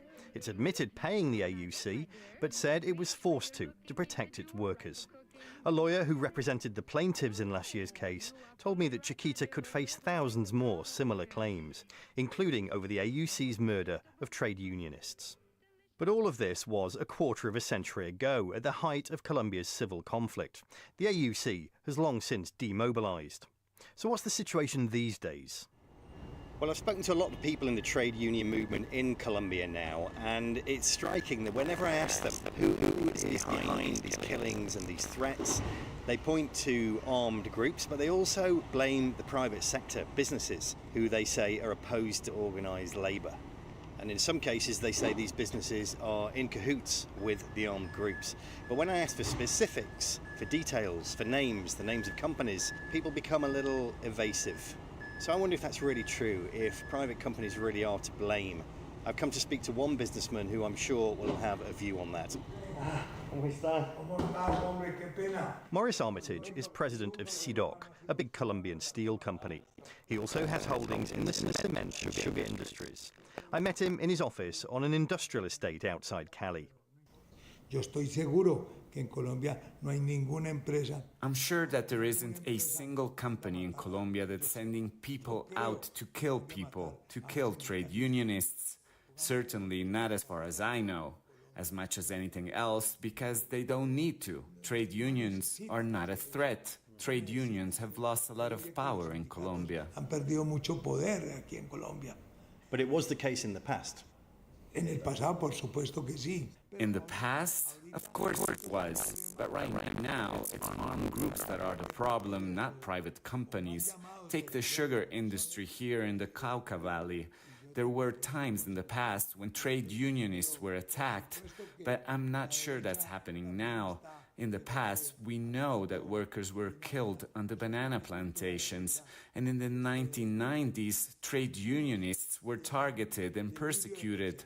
But that time, in the 1990s, has passed. Esa época del año 90 ya pasó. As well as being a successful businessman, Maurice Armitage is a former mayor of Cali, and he's known as a progressive with forthright views on how to improve the often fraught relationship between Colombia's business elite and its workers. Colombia sigue siendo un país muy desigual. Colombia is still a very unequal country. Income distribution is very poor. We have to change that. We've always placed too much value on the manager and not enough on the worker. We have this attitude here in Colombia that the workers should thank us for giving them work. I say, on the contrary, those of us who have companies should thank the people who work for us and help make us rich. The threats to trade unionists in the Cauca Valley aren't limited to the sugarcane industry. Jimmy Núñez is the leader of a union that represents street traders in Cali. In 2007, I was in a van, and men drew up next to us on a motorbike and asked for me. And then they opened fire. My colleague who was sitting next to me was killed, and my wife was injured. In 2010, they attacked me again on the road between Cauca and Cali. They opened fire on my car. In 2012, we were attacked in a shopping center in Cali, and one of us was killed. And in 2013, my family had to leave Cauca due to threats. And so you personally have been attacked several times, and is that the case for other union leaders as well? Several of my colleagues have been attacked and killed. 10 people have been murdered just from our branch of the union. In this country, social leaders and trade union leaders are killed every day. Given the experience of people like Jimmy Núñez, it's perhaps not surprising that trade union membership in Colombia has fallen. According to the campaign group Justice for Colombia, it's halved in less than 20 years, leaving only 850,000 trade union members in the country. That's less than 4% of the workforce and the lowest rate in the Americas. So what are the authorities doing about this? In 2022, Colombia elected arguably the first truly left-wing president in its history, at the head of a government sympathetic to trade unions. And the following year, that government took a step towards redressing the past. For the first time, it formally recognized the trade union movement, collectively, as a victim of Colombia's armed conflict. Luc Triangler from the International Trade Union Confederation again. We consider this as an important step to recognize the violence against trade unionists in Colombia, which was not the case before. We are talking here about targeted attacks, threats, but also killings against people that try to give a voice to those that don't have a voice, and that try to oppose employers or criminal gangs that see them as a threat. the right to organize, the right to collective bargaining, the right to set up a trade union are all part of democratic values. And it's obvious that those that don't want to have a democratic Colombia will target the trade unionists first. We are always the first ones to be attacked. And of course, this is not just a question for the Colombian state, but it's also a question for the private sector. Many of these people who are being targeted and assassinated work for private companies. So the private sector also has responsibility here as well. Absolutely. If I would be the CEO of a multinational, I would question my activities in Colombia if I see that workers of my plant that try to organize trade unions are murdered. So I think there is a huge responsibility for multinational companies also to take this responsibility here. They cannot have a nice code of conduct and at the same time being silent when trade unionists are killed in or around their facilities in Colombia. That's not acceptable. Global companies and foreign investors that are present in Colombia must step up. The ITUC's next global report on the threats to trade unionists around the world is due to be published in June. That'll give us some further insight into whether the situation for unionised workers in Colombia is getting better or worse. For now, though, that's all from Business Daily with me, Gideon Long. Thanks for listening. Goodbye.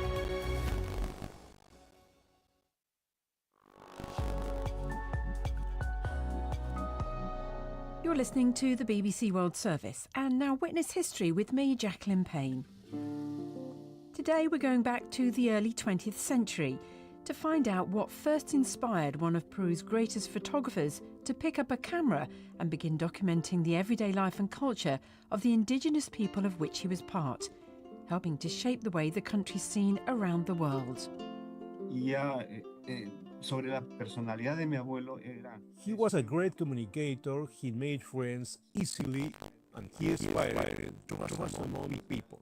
And it's thanks to his personal qualities that he was able to take unique photographs of people.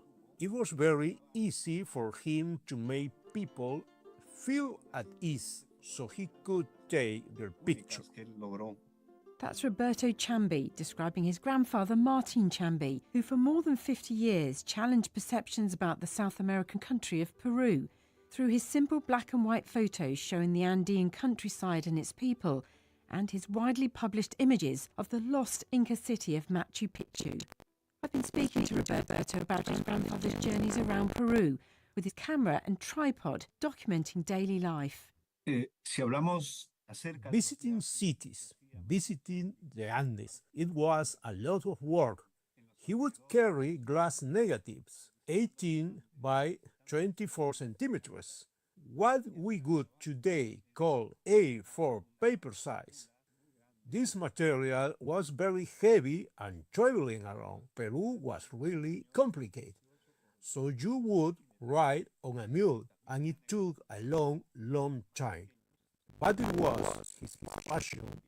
He made several pictures of Machu Picchu. He took several well-known photographs of that citadel that are so important in Peruvian culture. Martin's photographic style was simple and natural.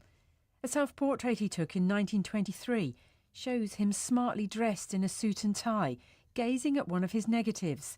He's surrounded by shadow, but his face is illuminated, demonstrating his trademark use of light and shade to add impact. It was called Rembrandt style photography, to handle the contrast, to dominate the light, just like the famous painter Rembrandt did. And Martin was a master of this technique in his studio and outdoors, where he would take photos of groups of people, where he directed the people like a choreographer.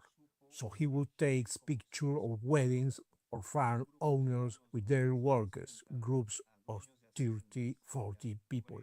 And if you look at each face, each could be a portrait itself. In 1986, an award-winning BBC documentary revealed more about Martin's inspiration. His photographs were a political as well as an artistic statement. And despite his humble origins, he became a prominent member of a group of intellectuals known as the Indigenista movement, who brought the dominant European classes of Peru face to face with a culture they had long ignored. Born in 1891 in Puno, a mountain village near Lake Titicaca in the south of Peru, Martin was part of a poor farming family who spoke the indigenous language Quechua. But it's on a trip with his father while out selling the family's agricultural produce that the 14-year-old is put on the path to a new life after spotting two men taking photos. Martin accompanied his father to the gold mine and saw for the first time in his life a camera. For the first time, he talked to two men who were taking pictures of the works of the mine, and that's when discovered his magic, and he was very impressed. In search of a better life, he leaves the family home to travel west for a 9-year apprenticeship at one of the busiest photo studios in Arequipa.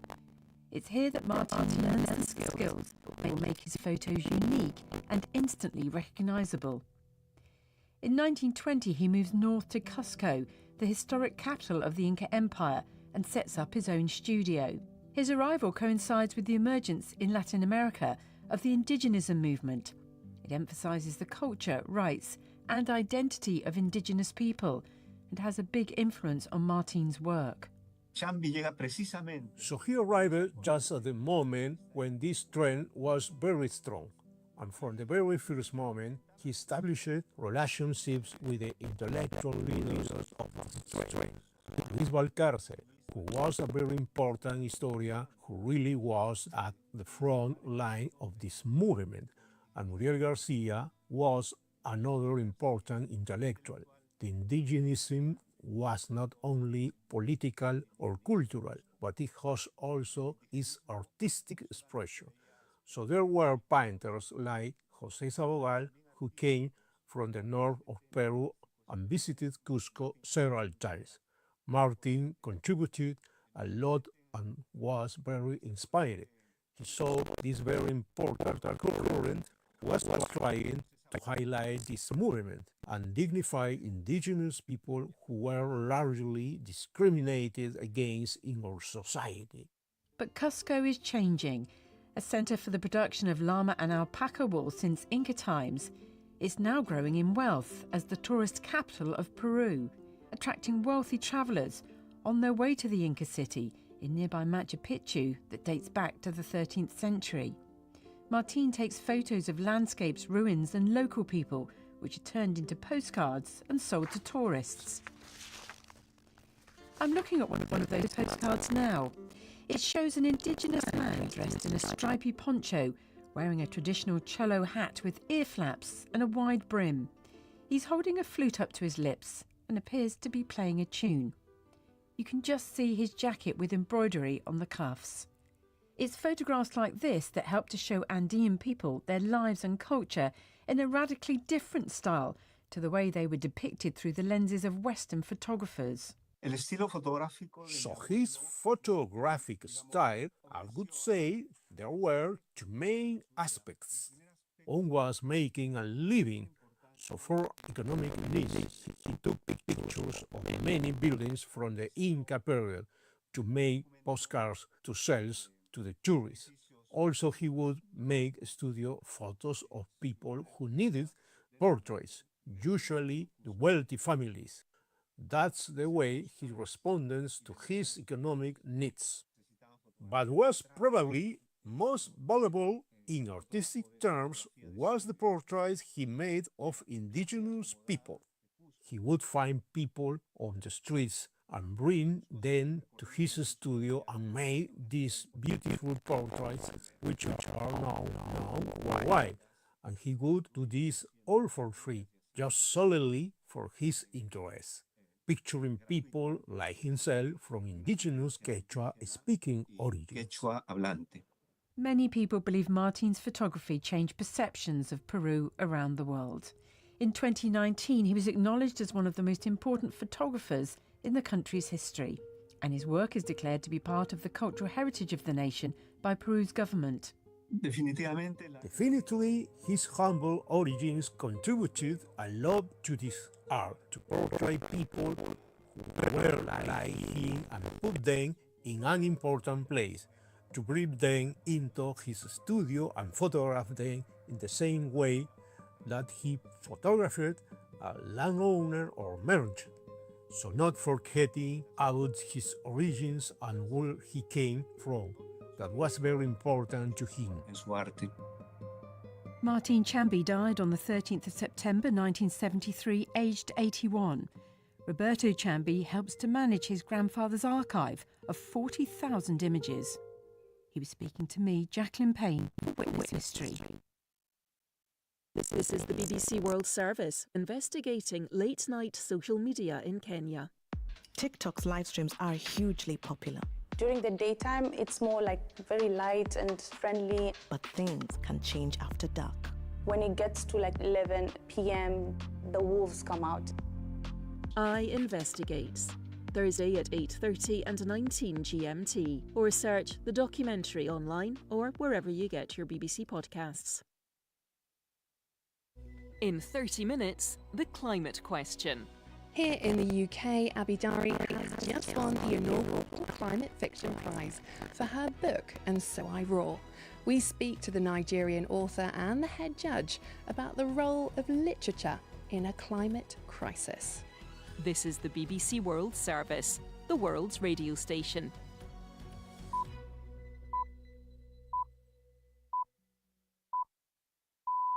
This is Andrew Peach with the headlines at 8 hours GMT. 2 days after aid began entering Gaza, the UN says no new supplies have reached local people. Is still very much being controlled by the Israeli authorities. We're being given conditions on where the aid should go and how it should get there, and it's not safe. Sudan's army says it's driven paramilitary forces out of the whole of Khartoum state, marking a significant shift in the civil war. Researchers say wildfires are destroying tropical forests at record levels, with the equivalent of nearly 20 football pitches lost every minute. Also in the newsroom, Japan's agriculture minister resigns after a joke that he never had to buy rice at a time when consumers are struggling to afford it. And waiting to find out what that tumour was, it was 2 weeks. And that was 2 weeks of pure hell and anxiety. Intensive to improve treatment for brain tumours. Those stories on the way in the newsroom. Hello, I'm Govinda Gill with the BBC News. Sudan's army says it has liberated all of Khartoum state from the paramilitary rapid support forces, marking a significant shift in the conflict. The move would cement the army's control of central Sudan. Barbara Plett-Usher reports. The Sudanese armed forces pushed the RSF out of most of the capital district in March, but the paramilitaries had held on to 2 positions in Omdurman, which is across the Nile from Khartoum. On Monday, the army launched an offensive to recaptured areas and now says it has done so. The center of the conflict is shifting to the RSF stronghold of Darfur in the west and to the southern Kordofan region. The army is battling to retake key cities in several states of Kordofan. That would provide a strategic access route to the embattled Darfur city of El Fasher. New figures show tropical forests were lost at record levels last year. The World Resources Institute says deforestation almost doubled as many regions across the world struggled to control outbreaks of fire. Esme Stallard reports. Last year's record-breaking temperatures brought drought on almost every continent and the increased risk of fire. It is this, say researchers from the WRI, which caused the highest levels of primary tropical forest loss ever seen. The equivalent of 18 football fields were lost every minute. These pristine old-growth forests are important buffers against climate change, but scientists warn that as more burn, they could end up releasing rather than storing planet-warming gases. South Africa's president will meet Donald Trump later today after a breakdown in relations between Pretoria and Washington. Cyril Ramaphosa's visit to Washington comes after the Trump administration said South Africa's white Afrikaner community was facing a genocide, a claim which has been widely discredited. Since his inauguration, Mr. Trump has cut all aid to South Africa. Vincent Magwenya is President Ramaphosa's spokesman. The president is here to reset the relations, lay to rest all the issues that have contributed to the strained diplomatic relations, and seize the opportunity to use that resetting of relations to map a new, or rather an enhanced, trade relationship framework between the two countries. German authorities have carried out early morning raids against a suspected right-wing terrorist group. The group, named as the Last Wave of Defence, describes itself as the last resort to defend the German nation. According to the Federal Attorney General, the group aims to bring about the collapse of the democratic system through acts of violence. Methods include using arson and bomb attacks on asylum seekers' homes and institutions. BBC News. Officials in Pakistan say at least 5 people have been killed and dozens more injured in a suicide bomb attack on an army school bus in Balochistan province. Police say about 40 pupils were on board the vehicle when the blast occurred early on Wednesday morning. 3 of the dead are children. Pakistan's army has accused India of carrying out the attack without providing any evidence. The head of the computer chip giant Nvidia has said US export controls on artificial intelligence chips to China have failed. Jensen Huang said they had cost American companies billions of dollars in lost sales. US restrictions have spurred China to use locally developed technology and bypass international supply chains. In recent years, the US had tried to lower exports of these chips to China over fears they would undermine American dominance. The municipal government in the Japanese capital, Tokyo, has decided to subsidise residents' water bills this summer to help them cope with extreme heat. It's hoped by reducing water payments, people will be able to afford to put on air conditioning. Japan experienced its hottest summer on record last year. England will be the world's first country to start vaccinating people against the sexually transmitted infection, gonorrhoea. The focus will be mainly on gay and bisexual men. Here's James Gallagher. This vaccine wasn't designed for gonorrhea. It's the meningitis B vaccine currently given to babies. But the bacteria which cause these two diseases are so closely related that the MenB jab appears to cut gonorrhea cases by around a third too. It's hoped the jab will help dent the record numbers of people catching gonorrhea in England. The most recent figure of 85,000 a year is more than 3 times higher than in 2012. There's also concern that the infection is getting harder to treat as it evolves resistance to antibiotics. That's the latest. BBC News. And this is Andrew Peach here on the BBC World Service. Welcome to the newsroom. Good to have your company. Israel has allowed 100 aid trucks into Gaza, but the UN says it's not been possible to get that aid or distribute it. This after an 11-week Israeli blockade of the Gaza Strip was eased earlier this week. Aid agencies say hundreds of thousands of people are at risk of famine. So why are the supplies not getting to people? Claire Monera is an emergency coordinator for the medical aid group Doctors Without Borders, known as MSF. She's been in Gaza for the past 3 weeks. The aid and the way it's allowed to reach the people is still very much being controlled by the Israeli authorities. We're being given conditions on where the aid should go and how it should get there, and it's not safe. It's not safe for us to deliver it that way, and it's also not safe for the people to receive it in the way that the Israeli authorities are insisting. International pressure on Israel has been mounting in recent days amid complaints about the lack of aid and over a renewed military offensive in Gaza.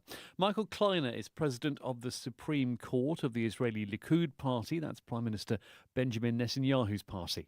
My complaint is against people in Europe who don't support us, who don't put the finger on the real party to blame, the one who started the war. We say there wouldn't have been 7th of October, no one single baby in Gaza would have been harmed. Well, to get his assessment, I've just been talking to our international editor, Jeremy Bowen. Essentially, the permissions to allow a small number of lorries into Gaza, an absolute fraction of what's required, seems thus far not to be designed to deal with the humanitarian catastrophe there, but in fact to give the Israeli government and its spokespeople talking points so they can say, look what we're doing, and also respond to pressure not just from the British, the Canadians, the French and others, but particularly the United States, because President Trump has said he doesn't want to see people starving in Gaza. Yes, I was going to ask you about the international pressure and how the Israeli government was feeling about that. Up until this point, it's always felt like they're more bothered about their own coalition partners and all sorts of other issues rather than what other countries around the world are saying. Is that still true?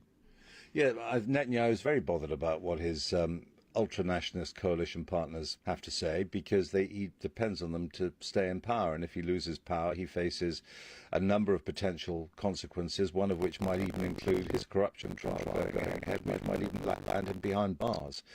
But he also has to listen particularly to the Americans. And I think a reason why so little has been allowed in is because it allows him to say, look, OK, some trucks are going in, but actually it's not really significant. He's used the word minimal himself to describe it, because those people, those real hardliners, Jewish nationalists in his coalition, they don't want even a breadcrumb to get into Gaza. Donald Trump's got a lot of issues on his plate. He's looking in lots of different directions at the same time. Do you get any sense of how high up his agenda Gaza is? What the Israelis are worried about is that the signs coming out of Trump, the fact that he went to the Gulf and he had a tour which he seemed really to enjoy and like, you know, it was the bling, the money, the power. He loves all that sort of stuff in Saudi Arabia, in Qatar, and in the United Arab Emirates. And they are worried. If you look at the Israeli media this morning, there are columnists saying things like, well, is he signaling that he's not as rock solid again with Israel as we thought? Columnists are raising questions like, for example, what if a resolution critical of Israel was submitted to the UN Security Council? Would the Americans veto it? The Americans always veto, in the last 30, 40 years, resolutions which are critical of Israel, with very few exceptions. Would they still do that? So there is this doubt has now been seeded into the minds of people inside Israel. And I think a genuine concern. They are becoming more isolated, and that's something that they don't, people don't like. And Jeremy, what do you think happens next on the ground in Gaza and with the diplomacy around all this? The diplomacy is going nowhere at the moment. It's been reported in Israel this morning that the main members of the Israeli delegation to the very stuttering ceasefire talks in Doha have been pulled out, told to come back to Israel. The UN has said this morning, and it's a remarkable statistic, that 80% of Gaza is now effectively off limits to Palestinian civilians, and that's because 80% of this very small territory, in which more than 2 million people live, has either been covered by warnings to get out because of military activity, or because areas have been declared as buffer zones. Our international editor, Jeremy Bowen. Now to Sudan. The conflict there, often referred to as the Forgotten War. It's seen very few attempts at resolution since it began a couple of years ago. The humanitarian crisis is deepening by the day, with widespread death and displacement. Now the military says it's made a significant gain, securing all of Khartoum state, the political and economic heart of the country, after recapturing it from its rival, the Rapid Support Forces, or RSF, 2 months ago. But can they hold it? What does this mean for the wider conflict? Live to Barbara Plett-Usher, our correspondent in the region. Just give us your take on the significance of this announcement about the whole of Khartoum state, Barbara. It's a step that the army has been wanting to complete. The big advance was nearly 2 months ago, when the Sudanese armed forces were able to retake the majority of the capital city, the capital region, from the RSF, when they entered especially central Khartoum and pushed the RSF out. But the Rapid Support Forces did have 2 holdout positions in the city of Omdurman, which is directly across the Nile from Khartoum and is part of the capital region. And those 2 holdout positions now, the army says it has conquered, that it launched an offensive on Monday to clear the RSF out from these areas from where they had been shelling parts of Omdurman. So it basically cements army control now then over central Sudan, the end of a push that began late last year, peaked with the capture of the capital, most of the capital, and now means that the RSF has been pushed out of central Sudan, where it had made gains. But the war is not over, of course. The focus then shifts elsewhere. Where is the RSF still strong? Well, the RSF is strong in Darfur, the vast western region of Darfur. That is its stronghold, really. That is its tribal base. It also has quite a lot of control of Kordofan states, which are in the south. There it has allies of local a local militant group in particular. And in fact, that is where the front line is now if you're talking about active fighting. The RSF actually made quite a big gain at the beginning of May, capturing a strategic city there, and the army has been pushing back since then. There are conflicting claims about what advances or who has won, who controls what, but the idea for the army is that it wants to gain control of these areas so that it can push into Darfur, into the main front line in Darfur, which is, of course, the siege on El Fasher, because it's going to be a strategic route. So that is where the active front line is. But then again, although the RSF has been losing territory, it has intensified long-range drone strikes in recent weeks and months. This is deep into army-held territory, and that targets key infrastructure, civilian infrastructure, which affects power, which affects water, and so it is still able to make an impact from afar. And just give me the latest on the humanitarian situation in amongst all of this that you're describing. So the humanitarian crisis is most acute in RSF-held areas. That's where you have the UN-adjacent organization has called it several pockets of famine in those areas. There's always been struggle to get humanitarian aid into those regions, partly because both sides have restricted or blocked it for various reasons. There was a real concern recently when these long-range strikes blamed on the RSF hit Port Sudan, which is where all the humanitarian aid comes in. It's not clear whether that has affected the distribution of aid significantly, but certainly the indicators continue to be dire. And also, if the civilian infrastructure continues to be hit, that has knock effects for civilians. So, for example, an NGO, an international NGO that monitors health conditions, says that this has disrupted healthcare. It has also reported a rise in cholera cases because it's affected the water. Barbara, thank you very much indeed for that. This is the BBC World Service with Andrew Peach. Some positive news now from the scientific community. The time it takes to diagnose types of brain tumours could be reduced from weeks to hours because of a new test developed by researchers in the UK. There are reports that there are more than 100 types of tumour. Knowing which one you've got determines what treatment you need. So this rapid test could improve patient outcomes and help shorten the worrying wait time. Gemma Dakin's 2-year-old daughter Nancy had 2 operations to remove a brain tumour. She's optimistic about the research. I'd say groundbreaking, because from Nancy's first surgery to waiting to find out what that tumour was, it was 2 weeks. And that was 2 weeks of pure hell and anxiety. But to have it done that quick, it could have saved her that extra brain surgery. What normally happens is a sample of tumour is taken during surgery, it's sent to a lab for examination. It can take weeks to get to a diagnosis. Researchers at the University of Nottingham have used nanopore genetic sequencing. That enables them to choose which parts of the DNA to look at in detail, and you can get results in as little as 90 minutes. The study reveals the method has already been used 50 times with a 100% success rate in diagnosing the exact type of tumour. Stuart Smith is a consultant neurosurgeon at Nottingham University Hospital. I think it's a really big step forward. I think for all sorts of reasons. Firstly, if we can get the information back within an hour or two, then that information could be fed directly to the surgeon in theatre, and that may alter surgical strategy. We've had cases where we think it could have prevented second operations in patients, even if this technology was standardly available. But also, perhaps most importantly, it's really important for a patient. Having your results back within a week is clearly a less stressful experience than having to wait 8 weeks or more. So reducing that anxiety at what is already a very stressful time for people with brain tumours is important, and also allows them to get on to their next stages of their treatment more quickly, such as radiotherapy and chemotherapy. Brain tumours are a hugely diverse group of tumours with over 100 different types, and our colleagues in neuropathology have the unenviable task of trying to decide which type it is. And that clearly has huge implications. They range from very slow-growing tumours to very aggressive, some of the fastest-growing cancers known to man. And so deciding that is critically important in getting people to the correct treatment, and clearly the quicker we can get them to treatment, hopefully the better the outcome.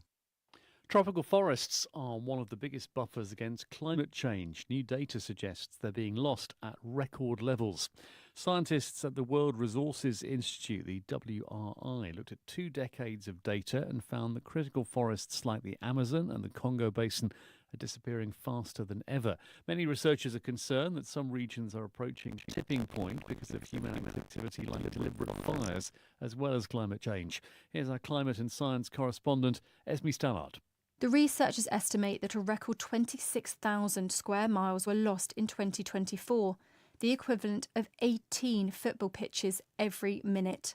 That's 80% more than in 2023. It is no coincidence that last year was also a record for global temperatures. Climate change pushed the mercury up on almost every continent on the planet, bringing with it dry conditions and increased fires. It was this that drove the deforestation, explains Rod Taylor, Global Director of the Forest Programme at WRI. The underlying cause of a lot of this is climate change, which is ultimately fueled by human activities. But it's not just now human activity that physically destroys forests. Fires that might have snuffed out fairly quickly are now spreading further and further. Countries in Southeast Asia, however, bucked the global trend. The area of primary forest loss in Indonesia fell by 11% versus 2023, despite drought conditions. This has been the result, said Gabriel Abete, head of climate change mitigation at the United Nations Forest Programme UN-RED, of a concerted effort over a decade by the government to enforce no-burn laws and other protective policies. Indonesia has had a very significant success in bringing down deforestation levels because of the ban on new concessions, for example, palm oil concessions. A good share of this success is because of the actions of indigenous people, local communities, local authorities working all together. Such measures, he said, can be replicated in other countries, but the challenge is local capacity and financing. Teodor Gunchua, Strategy and Engagement Lead for the WRI, says this rings true for the Congo Basin. In the GRC, where we have not yet seen conflicts leading directly to deforestation or tree cover loss, is the fact that conflict disempowers governments. And in the GRC, there is simply no state acting, all state agents in charge of addressing deforestation. Many researchers are concerned some forests, such as parts of the Amazon, may be approaching a tipping point, beyond which they could fall into irreversible decline. Both the UN and the WRI point out that any significant reversal of the figures is challenging, as there is currently no strong economic model for forest protection. They have said that communities need to be compensated if they're being asked to limit their agricultural activities. The issue is likely to be firmly on the agenda at this year's UN Climate Summit, which is being held in the largest tropical forest of them all, the Amazon. Japan's agriculture minister Taku Eto has stepped down from the job after making a joke that he never had to buy rice at a time when consumers are struggling to pay for basic goods. To find out what's going on, I spoke to my colleague Suranjana Tiwari in Singapore. This was triggered after criticism from voters and lawmakers because Taku Eto, Japan's agriculture minister, he apparently said at a political fundraising party over the weekend that he had never had to buy rice thanks to gifts from supporters. Now, the comment led to a frenzy of criticism from voters already angry about the historically high price of the staple food due to a poor harvest and elevated demand from a boom in tourism. Okay, and this is basically a joke that went wrong but landed so badly because of the price of rice for everybody else. That's right. And rice is so important to the Japanese diet and to consumers there. And actually, rice prices have doubled from a year ago. That's been a top concern for Japanese voters. They are long accustomed to years of deflation. And unfortunately, they've been suffering from very low inflation-adjusted wages as well. But the price of rice has really got them talking.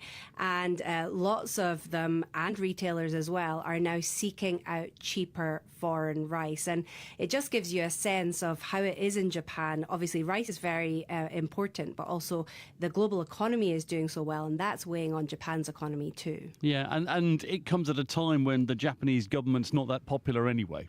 That's right, and this is a real problem for Prime Minister Shigeru Ishiba's already embattled government. He is facing elections in the key upper house in July, and one poll that came out over the weekend showed that support for him was at a record low, with nearly 9 out of 10 voters dissatisfied with the government's response to soaring rice prices. Now, the government has taken steps since March to try and tame those prices by releasing rice from its emergency stockpile, for example, but the moves have had little impact, and this resignation has only made things worse for the Prime Minister.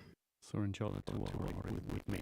Now, the Indian lawyer and activist Banu Mushtaq has become the first author writing in the Kannada language to win the International Booker Prize for translated fiction. Her short story collection Heart Lamp portrays the daily lives of women and girls in Muslim communities in southern India.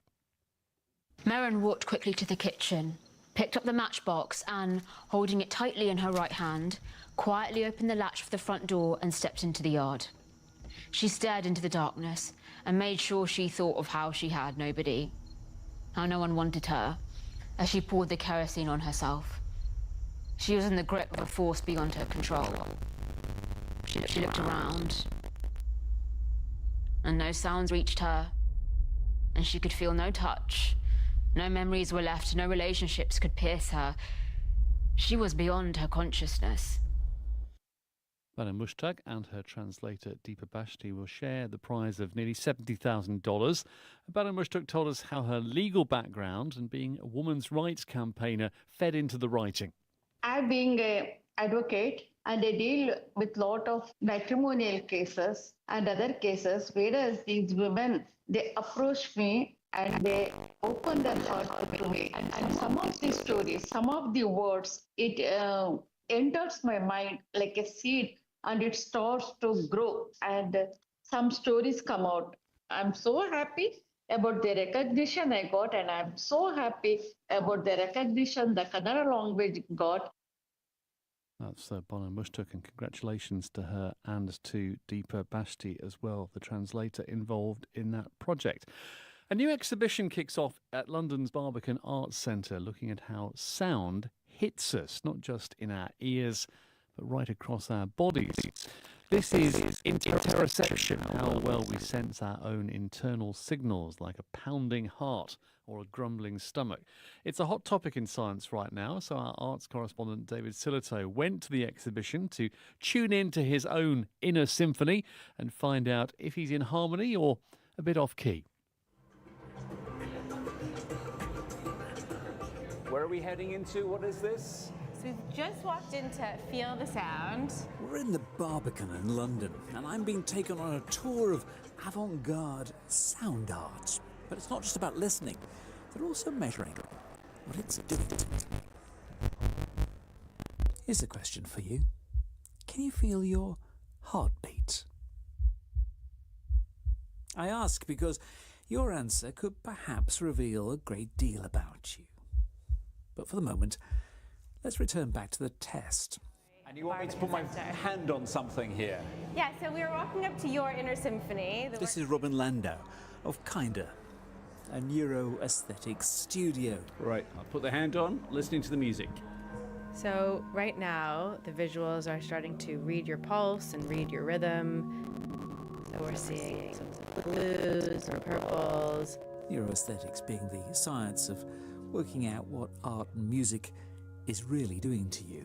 Okay, I'm blue and purple. What does that mean? It would suggest that you're probably in a fairly calm state, I'd say, right now. This is Alex Jenkins of Nexus, who's developed the technology. Well, that's fantastic. Any more music for me? Yeah. And then, when the music changes, so too do my colours. From what we can see here, you're immediately responding quite positively to the music here. Something is going on inside me. So this is my pulse, my sweat response, those things. Exactly. Your inner symphony, and we change all the time. There's a name, isn't there, to this perception? Yes, the science of mostly what we're talking about here is the sense of interoception. And interoception is your sense of your internal bodily sensations. And if you want a practical demonstration of its value, one study suggests it's a skill that could be profitable. There was a study that was done with traders, stock traders on the trading floor. And what they found is that the traders who had higher interoception, who could feel into their bodies more, made faster decisions on the trading floor. They were able to be more decisive. And actually the decisions they did make ended up being more profitable. And now back to the wires and machines.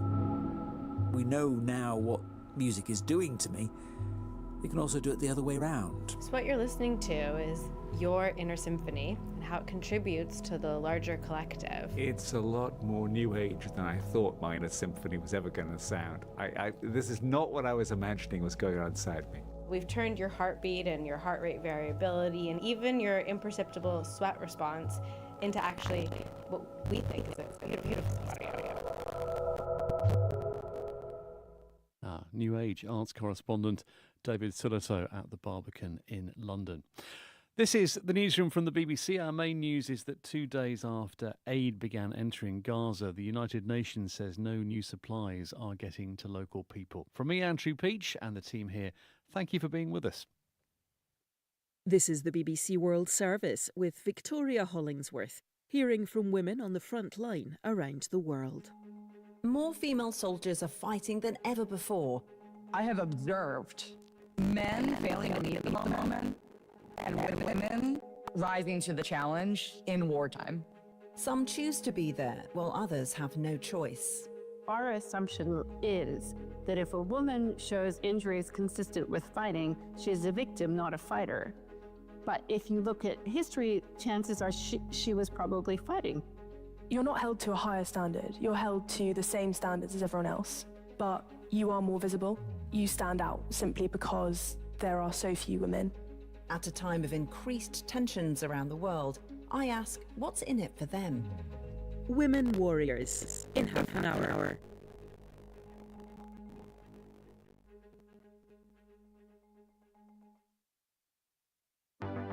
Here in the UK, Abby Dari has just won the inaugural Climate Fiction Prize for her book, And So I Roar. It's a story about sisterhood, friendship, motherhood, and essentially set against the backdrop of climate change. We speak to the Nigerian author and the head judge about the role of literature in a climate crisis. That's all to come on The Climate Question with me, Greer Jackson, after the BBC World Service News. BBC News with Govinda Gill. Sudan's army says it has liberated all of Khartoum state from the paramilitary rapid support forces in what would be a significant shift in the conflict. On Monday, the army launched an offensive against the two last remaining paramilitary strongholds in Omdurman. German authorities have carried out raids against a suspected right-wing terrorist group. The group, named as the Last Wave of Defence, describes itself as a last resort to defend the German nation. According to the Federal Attorney General, the group aims to bring about the collapse of the democratic system through acts of violence. The United Nations says dozens of aid trucks have entered Gaza over the past 2 days, but its teams have been left waiting for permission from Israel to collect the supplies. Israel eased its blockade of the territory after coming under growing international pressure. New figures show the world's tropical forests, which provide a crucial buffer against climate change, disappeared faster than ever recorded last year. Fires were the leading cause of deforestation. The United Nations says the Dominican Republic deported nearly 1,000 pregnant and breastfeeding women to neighbouring Haiti last month. The UN said the practice violated international standards.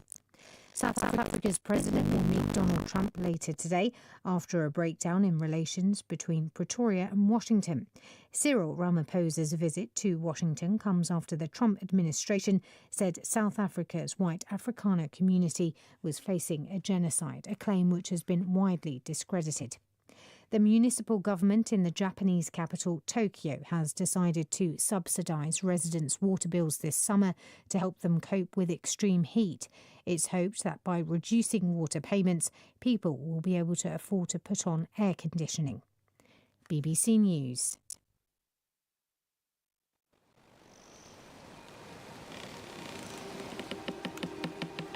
Trees. They die dead like people too. They need care too.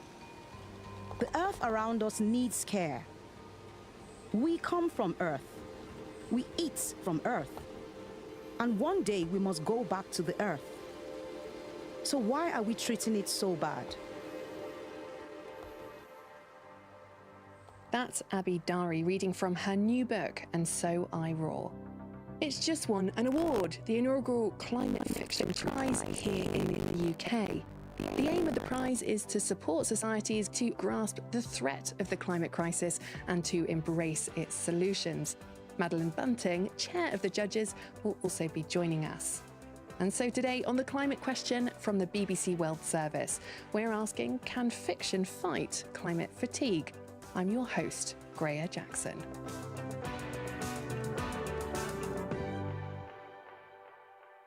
Abby, Madeline, thank you so much for joining me today. Thank you so much. It's really, really exciting to be here.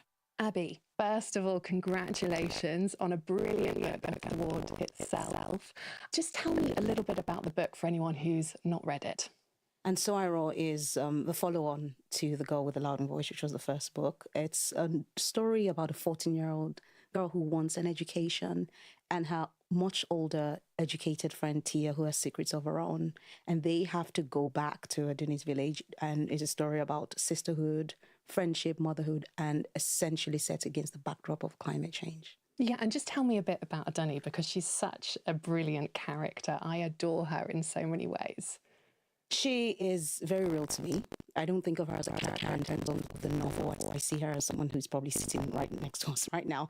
She's spirited, intelligent, brilliant, who has a heart for the environment, for people, and a fighter of her dreams. When she believes in something, she goes for it. And sometimes would not shut up, and that gets her into trouble sometimes. It does indeed. And it's all based in Nigeria, which is where you grew up. Yes, I grew up in Lagos, Nigeria, and the novel is set partly in Lagos, but in Ikati, which is a rural fictional village in Nigeria. And was climate change something that you experienced as a child in Nigeria? I mean, I saw things happening with the environment and the climate, but I didn't think of it as climate change. It wasn't until I was older and was more educated that it began to make sense. But not as much. I've been in the UK for 25 years now, so I think most of my adulthood is when I've seen those effects around us. How do people in Nigeria see the climate crisis? Do they recognise it? So that is such an interesting question, because Nigeria is a large country. It's very large, largest population of Black people live in Nigeria. And what I found was that depending on where you're from, you are either very educated or not educated at all. And that's what I try to powerfully reflect in the novel, where we have Tia, who actually is an activist, right? She works for an environmental consultancy. The first time she meets Aduni, Aduni says to her, why you care so much about the ozone, right? Talking about the ozone layer in the first book. And so we have that going from very educated, understands the issues, and then goes over to the rural areas where there's very limited understanding, partly due to lack of education, partly due to lack of infrastructure and investment from the government. And so it feels to me that there are two extremes: those who understand it and have the funding and can fight and educate other people, and those who don't understand it, have a lack of education about it, and don't even believe in it, would rather believe in the cultural aspects and superstitions than that.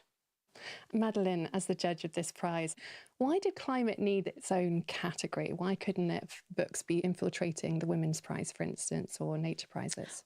Well, I would suggest that they may well end up on shortlists of other book prizes, books that take climate as their central preoccupation. But I think having a dedicated prize is really valuable, because this is what I would describe as a sort of young genre. We're beginning to sort of try and get our heads around something that is so enormous that it actually often kind of overwhelms novelists trying to think about how to make a book. And there's a couple of problems. One, I noticed the New York Public Library did an event around climate fiction recently, and it was a spoiler alert: climate fiction isn't great. Now, I think there's a perception that somehow it's predictable, or it's bleak, it's depressing, dystopian. And I think what's really interesting is the genre is really breaking out of those kinds of constraints and beginning to do really, really interesting, imaginative things. And Abby's book is a good example of that. So the thing that a prize can do is be a catalyst for thinking, for getting novelists thinking. And that's what the Women's Prize did 30 years ago. Because I remember people saying all the same things about the Women's Prize. Why do we need a dedicated Women's Prize? And it's really about how you kind of raise the profile, bring what's sort of there and already kind of in the mix, but you bring it up and you get people thinking, okay, if I'm going to apply my imagination to climate, what happens? And that's what we want to do, encourage all sorts of novelists to get stuck into this. And Abby is just a brilliantly inspiring example. Yeah, and it was interesting because all the people on the shortlist are women. Was that just a coincidence? Extraordinary, isn't it? Extraordinary. And that was true of our long list. There was a preponderance of women. You know, Abby and I were just sort of talking about that a little bit before. And Abby said something that I think I would also suggest. Women are so intimately connected to their children and their children's futures. There can be no mother who doesn't sometimes wake up in the early hours of the morning and think, what is this world that my children are going to be dealing with? And climate crisis, of course, is central to that. So one book on the shortlist is really explicit about the mother and the mother's fierce desire to protect her child. Another book on the shortlist is about a child. So there's something about that nurturing would be my suggestion. I'd love to hear Abby's thoughts on that. I absolutely agree. I was thinking about it, so it's good you asked that question. And I think it's the nature and nurture thing coming together, and Mother Earth as well, and us women especially feeling like we're responsible for the world that we bring our children in, and for our children, because I believe women fight for the survival of their children. When we see what's happening with the climate, we worry. I worry. That's one of the reasons why I wrote this book. It's very much about motherhood and the relationship between mothers and children, and how we mix that. Was there a particular event or story that you heard that really crystallized that thought for you?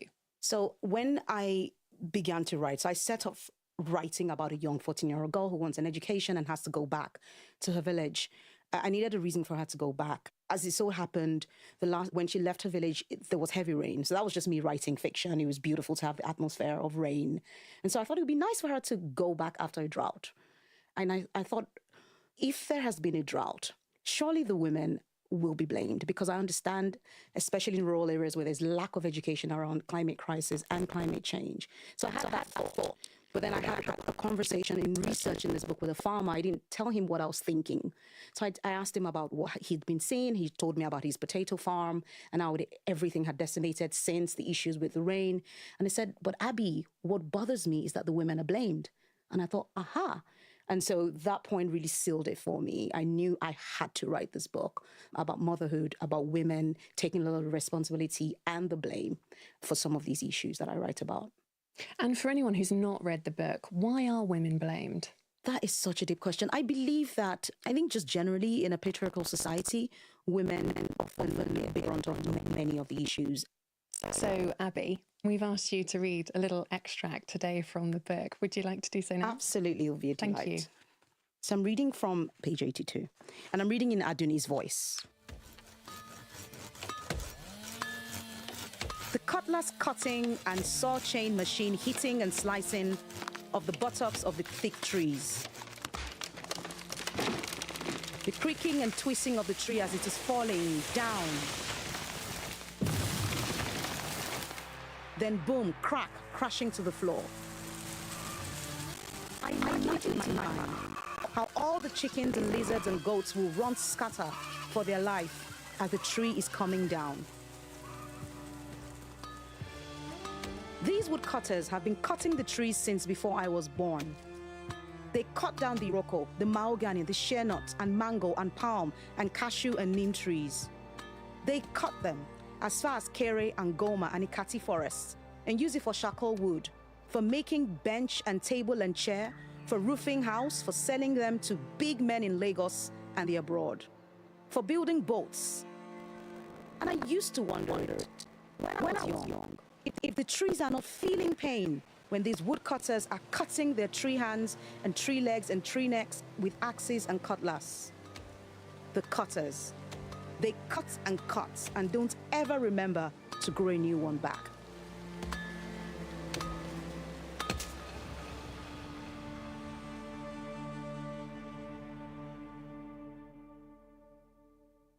Thank you, Abby. Such beautiful description throughout the book, especially by Aduni. I mean, you had 5 shortlisted people. What made Abby's book stand out above the rest of them, Madeline? Okay, so I have to confess, it was hard. It did take time, and I had to be kind of like, okay, we've really got to reach a decision here.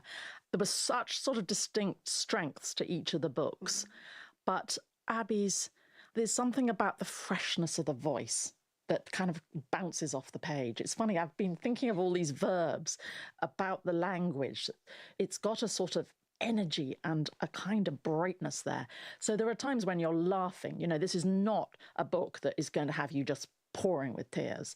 On the contrary, there is great tragedy in it, but there is also a tremendous hopefulness in these very, very rounded female characters. It's a novel packed with women, which, you know, I found wonderful, and none of them are stereotypical. None of them are cardboard cutouts.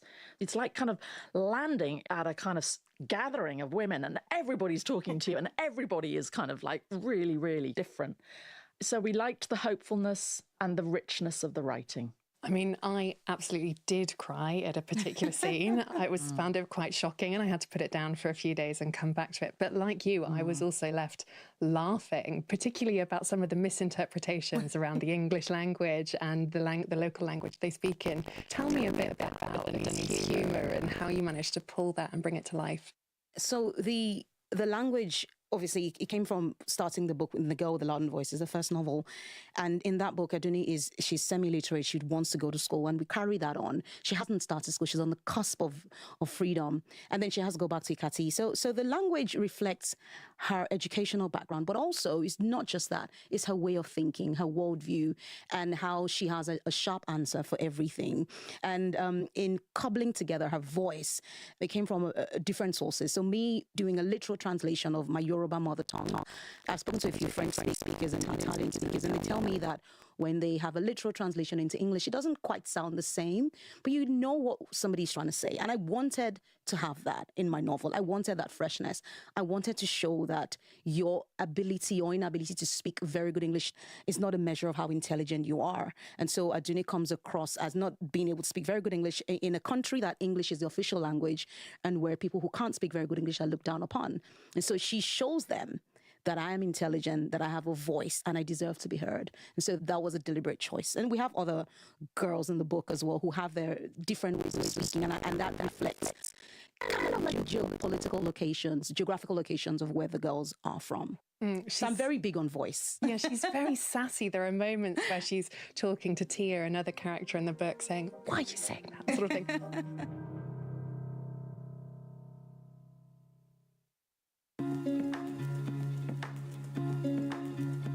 A reminder that you're listening to The Climate Question from the BBC World Service.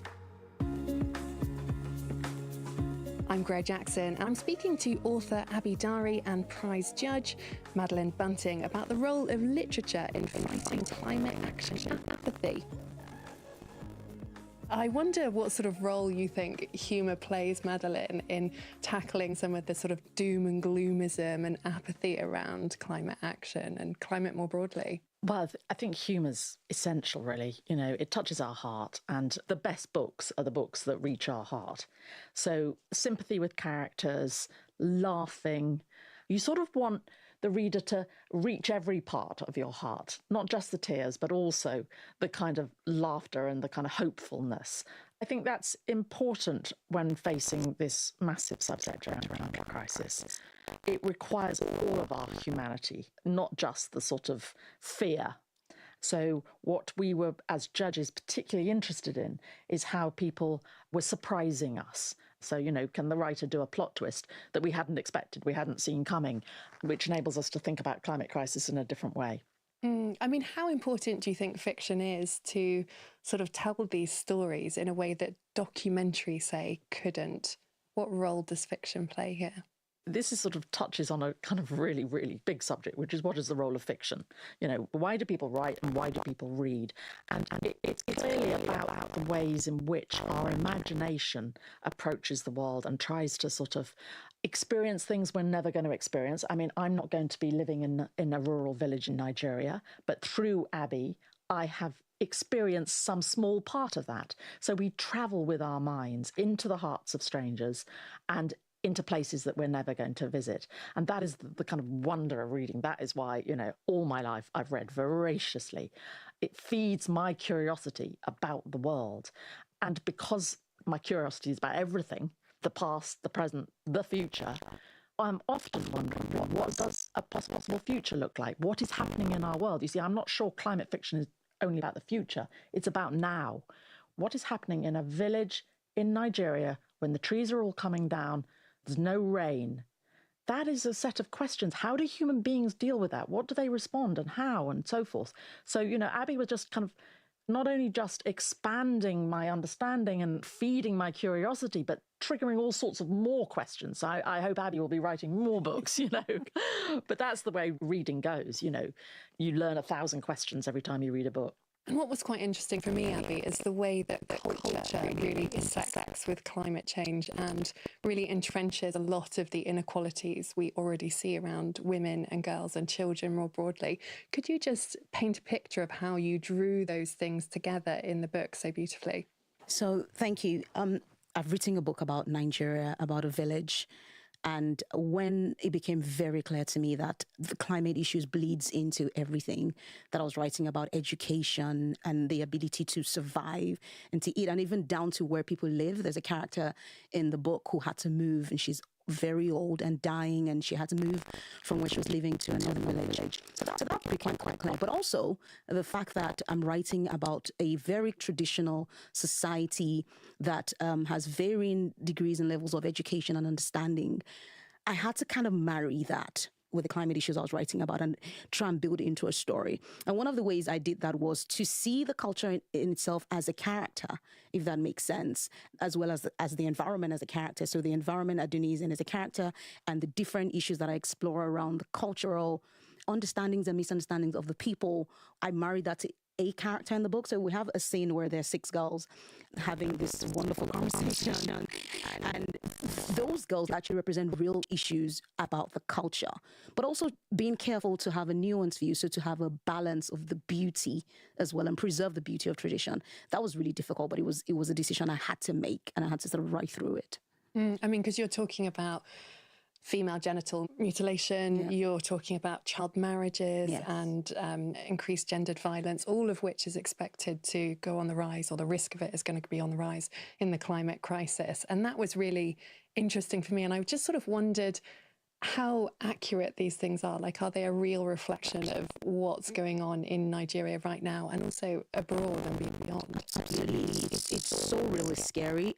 Before I wrote this book, before I even thought I was going to write this book, I was invited to speak on gender-based violence on behalf of the International Rescue Committee, to speak to some MPs in the UK because of the first book, The Girl with the Loud Voice. And there were women that joined from rural parts of Africa who were talking about the issues of how the COVID-19 lockdown affected women and girls, and also how climate change has affected them, right? Especially for girls that have to walk many miles to get water, and how many families are choosing, instead of their daughters to go to school, they can't afford to go to school. Schools have probably collapsed in the rain and all those things.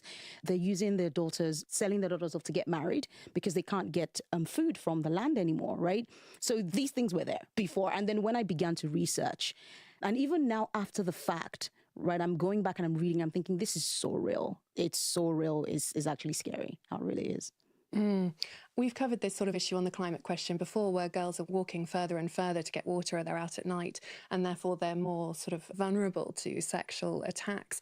And I think for me, what was really interesting is that you got to, in a documentary, you know, we cover that as a factual based story, but what you're able to do in fiction is really bring that to life and build a lot of empathy with the characters and experience it in a way that perhaps I wouldn't have been able to access it, as you were saying before, Madeline. But I'm interested by the other books that were on the shortlist as well. What other tools and techniques did you see that really helped lift the climate narrative and put it into focus in a way that it wasn't sort of like a background thing, if that makes sense, that pulled it into focus? Yeah, that I think is something that we were all very aware of in terms of the judges. The wonderful thing about the shortlist is how diverse it is. You know, each of the books is so different.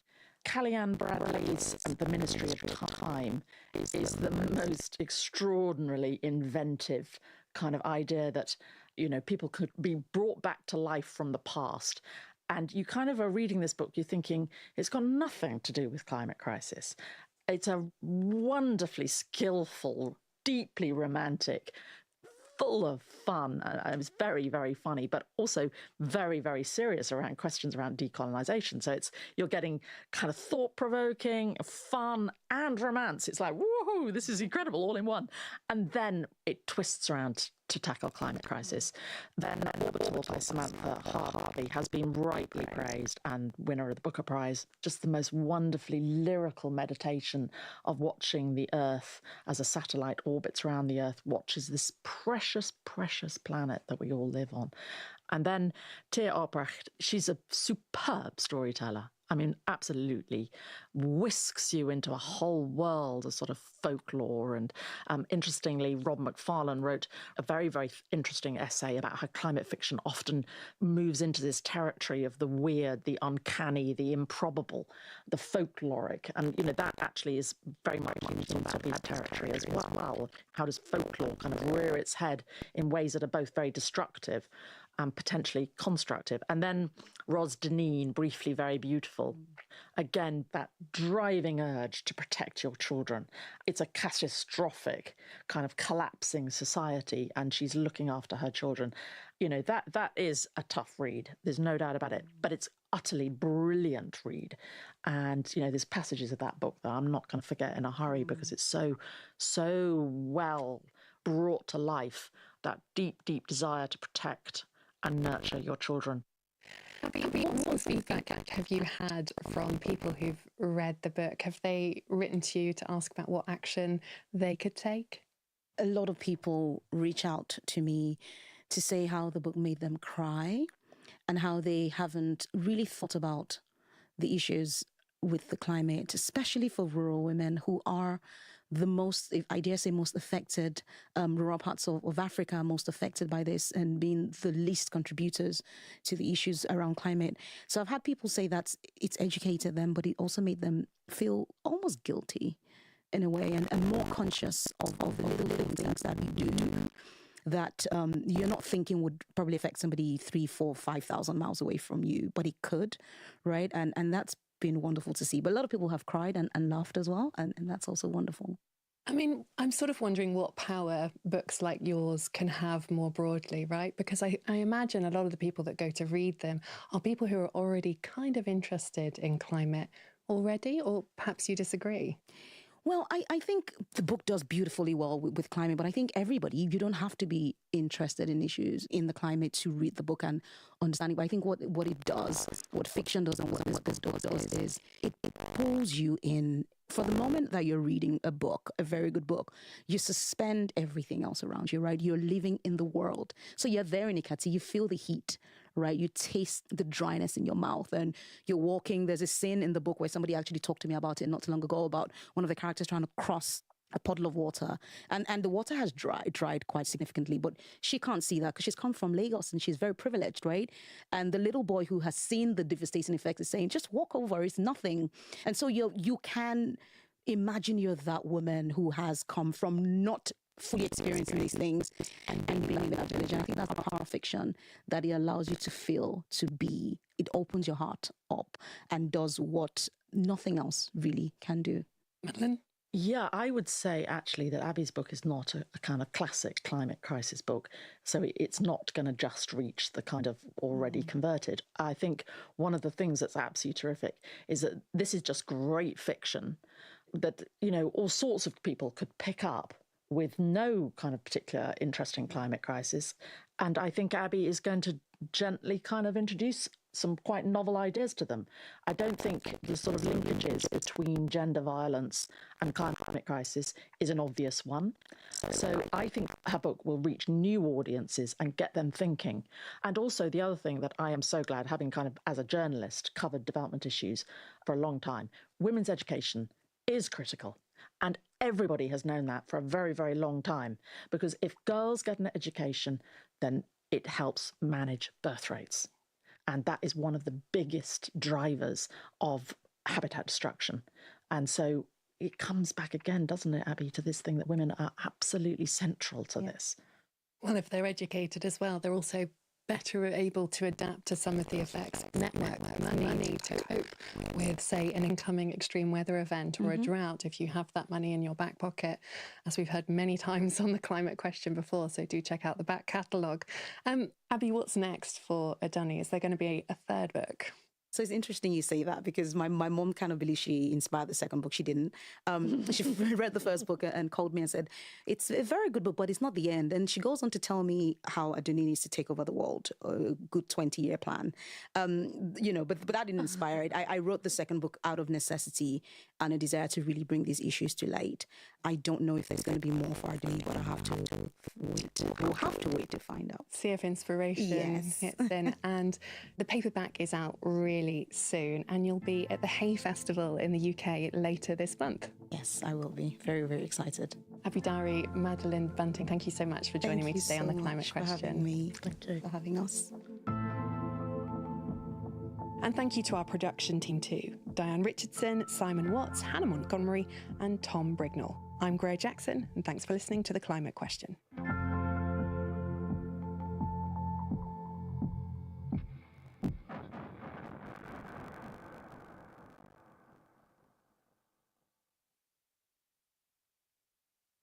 This is the BBC World Service, where the documentary podcast opens a window into our world.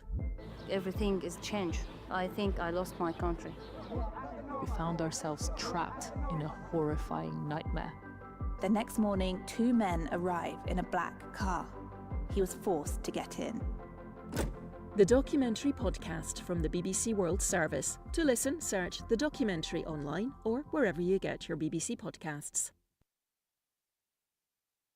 At bbcworldservice.com, Discovery.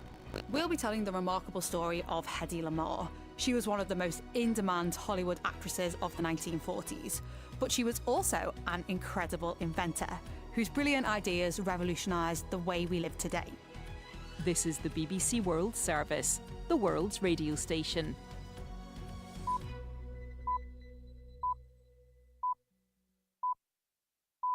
What do you think of when you think of a soldier? A man in battle dress holding a gun? If we're honest, it's what springs to mind for most of us. This is Women Warriors from the BBC World Service. I'm Victoria Hollingsworth. I've also seen women who could run circles around some of the other men I served alongside. People who want to make this debate black and white aren't living in the same reality that I'm living in. In this documentary, I want to understand the experience of women working in the traditionally male-dominated environment of the military. From women who choose this as a career. You're not held to a higher standard. You're held to the same standards as everyone else, but you are more visible. You stand out simply because there are so few women. To those compelled to volunteer to fight for their country in times of crisis. We think only about we must be strong and we must fight for our country. Join me, Victoria Hollingsworth, for Women Warriors after the news. Hello, I'm Govinda Gill with the BBC News. Sudan's army says it's liberated all of Khartoum state from the paramilitary Rapid Support Forces, marking a significant shift in the conflict. On Monday, the army launched an offensive against the 2 last remaining paramilitary strongholds in Omdurman across the Nile from Khartoum, and now says its operation is complete. More on what could be the army's next moves from Barbara Brett-Lasher. The RSF is strong in the vast western region of Darfur. That is its stronghold, really. It also has quite a lot of control of Kordofan states, which are in the south. And in fact, that is where the front line is now, if you're talking about active fighting. The idea for the army is that it wants to gain control of these areas so that it can push into the main front line in Darfur, which is, of course, the siege on El Fasher.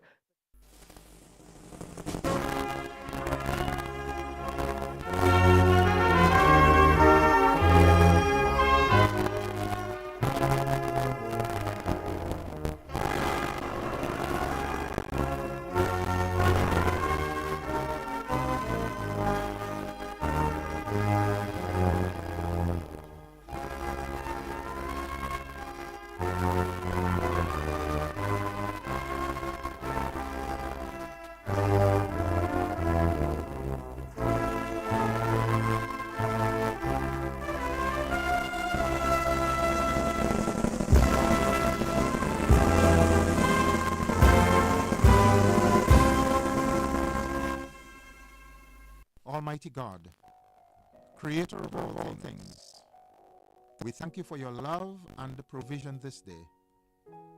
We bow before you in adoration of your sovereignty and majesty. Please, O God, forgive us of our sins and slowness to believe that you can always bring healing and deliverance to our situations.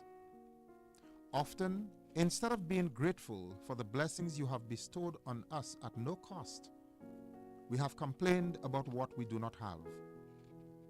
Purify us, O Lord, and grant us the courage and wisdom to do what pleases you. Protect our minds from useless thoughts, our tongues from careless speech, and our limbs from worthless actions. Open our eyes to see the opportunities you offer us to serve you in love in the midst of our trials. Keep us keenly aware of your presence and align our actions to your divine will. Give us strength to take up our crosses, embrace Jesus as Savior, and follow him, for it is by abiding in him that we will find truth, freedom, and triumph over sin and darkness. By your love, you have protected us, pardoned us, restored us, and filled us with hope, joy, peace, and freedom. Filled with confidence in your unfailing love, we take our poverty to you, knowing you can replace it with your wealth. We present you with our cares, knowing you can grant us comfort. We give you our fears in exchange for your assurance of protection. We leave our doubts with you, so you can shower us with your faith. We take our anxieties to you, so you can grant us your hope. We give you our weaknesses, so you can give us your strength. We bring our sorrows to your feet, so you can fill us with your joy. We present you with our brokenness, so you can make us whole again. We surrender to your will, so that we can know unlimited joy in serving you. Empowered by the love of Jesus, his precious blood, the authority of his word, and the power of his resurrection, we bind every evil directed against us and cast them out of our presence. We claim freedom from generational curses, freedom from doubt and fear, freedom from unnecessary financial burdens, freedom from ill health, and freedom from hindrances to our prayer life. Help us, O Lord, to be compassionate, helpful, and loving towards one another, just as you are to each of us, not only in times of disaster, but also in times of peace and quiet. Thank you, Lord, great I am. You are Alpha and Omega. Amen.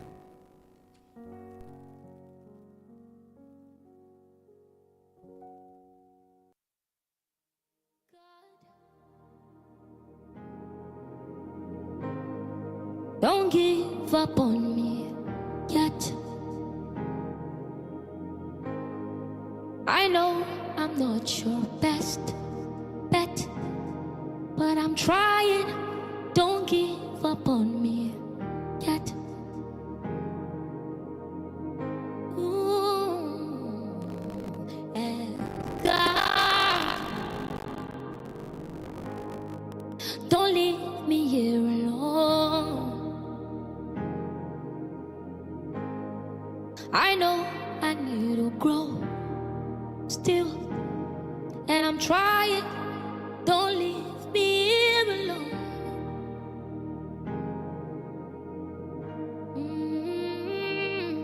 I know I've come so far, but I've got so far to go.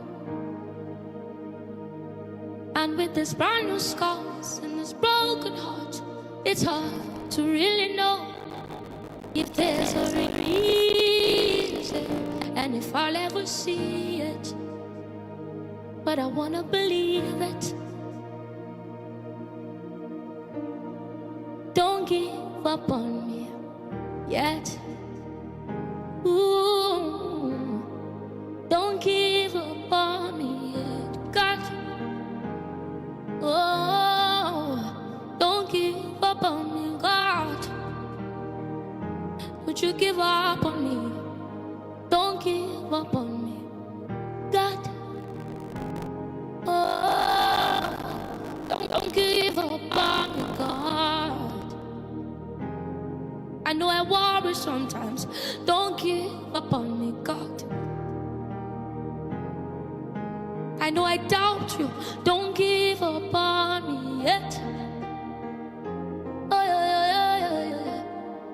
Don't give up on me, God. Don't give up on me, God. I know sometimes I'm ungrateful. Sometimes I'm ungrateful. Don't give up on me, God. Oh, I know sometimes I doubt you, God. Sometimes I don't see it. Sometimes I don't believe it. Don't give up on me. Don't give up on me, God. Don't give up on me, God. Ooh. Don't give up on me, God. Oh, don't give up on me, God. I'll keep trying my best. Please don't give up on me. Don't give up on me yet. Oh, don't give up on me. My emotions get the best of me. Don't give up on me, God. My circumstances get the best of me, but don't give up on me, God.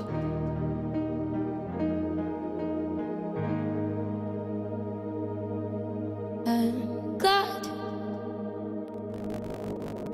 don't leave me alone. I know I need to grow still, and I'm trying, so don't leave me here alone. I'll keep trying my best. Don't give up on me yet. Don't give up on me yet. Ooh, don't give up on me. God.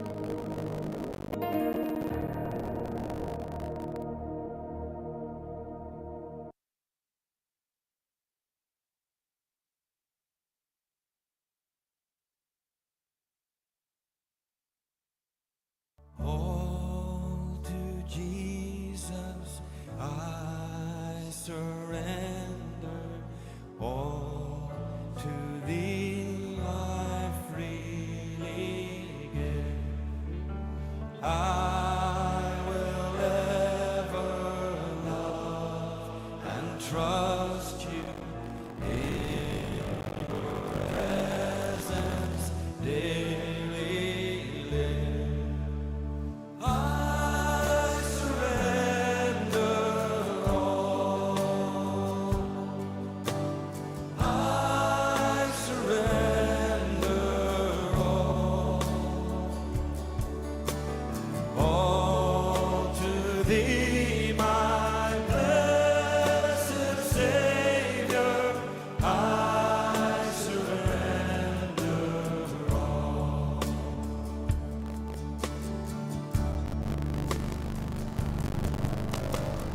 All to Jesus I surrender, Lord. I give myself to Thee.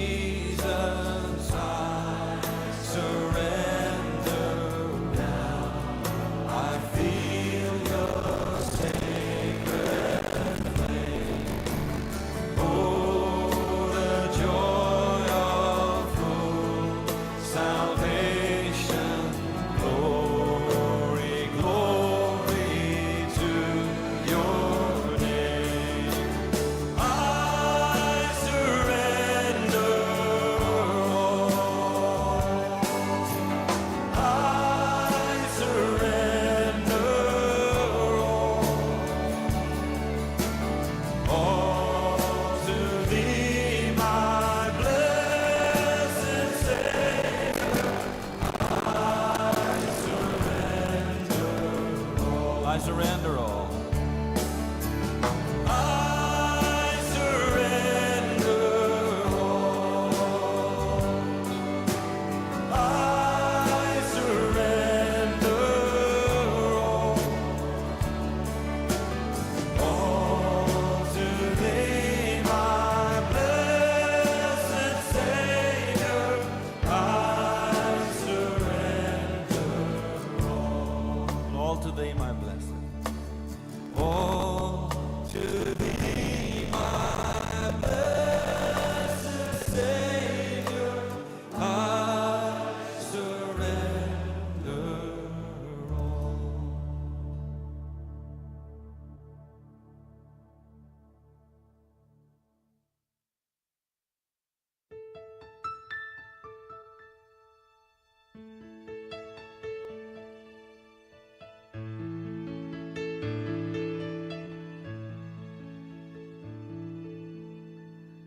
Wonderful, merciful Savior,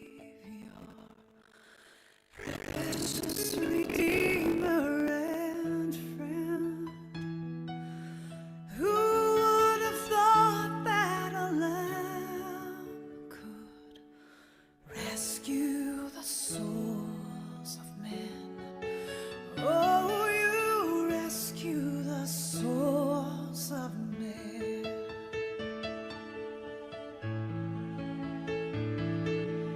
Counselor, comforter, keeper, Spirit we long to embrace.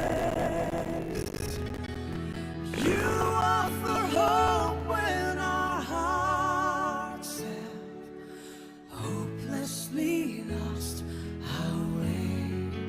Oh, we've hopelessly lost the way. You are the one that we praise.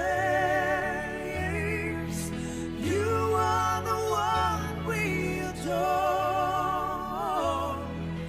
You give the healing and grace. I've always hungered for. Oh, our hearts always hunger for.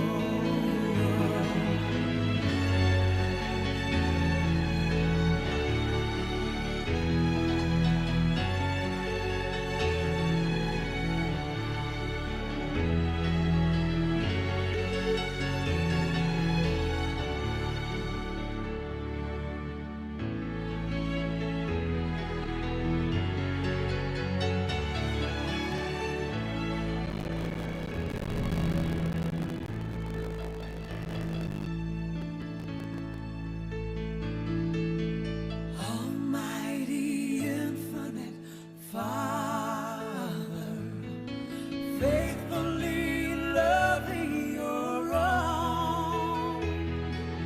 Here in our weakness you find us, falling before your throne. Oh, we're falling before your throne. You are the one that we praise. You are the one we adore. You give the healing and grace. Our hearts always hunger for. Oh, our hearts always hunger for. You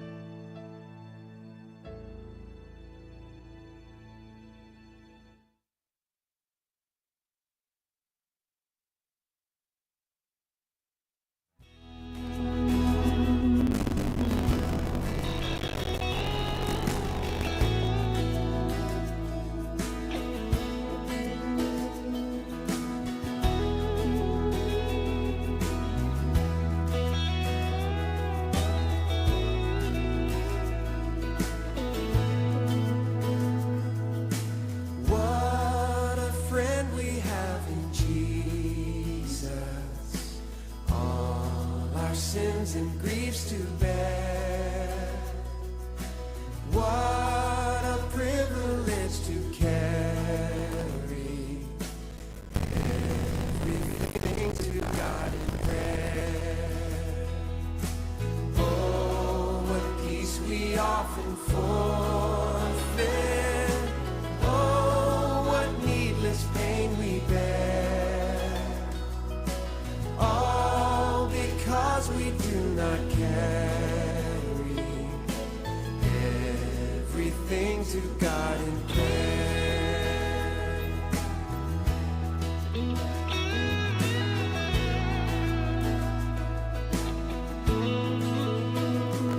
Oh, have we trials and temptations? Is there trouble anywhere? We should never be discouraged. Take it to the Lord in prayer. Can we find a friend so faithful who will all our sorrow share? Jesus knows our every weakness. Take it to the Lord in prayer. Are we weak and heavy laden, cumbered with a load of care? Precious Savior, still our refuge. Take it to the Lord in prayer. You, thy friends despise, forsake thee. Take it to the Lord in prayer. In his arms he'll take and shield thee. Thou wilt find a solace there in his arms. Oh, in his arms he'll take and shield thee. Thou wilt find a solace there. Oh, thank you, Lord. You are my solace. Jesus. Oh, what a friend we have in Jesus. Sing it out, Jesus. Oh, Jesus. Oh, what a friend we have in Jesus. Thank you, Lord. Oh, Jesus. Oh, what a friend we have in Jesus. Oh, Jesus. Oh, what a friend we have in Jesus. Oh, Jesus. Oh, what a friend we have in Jesus.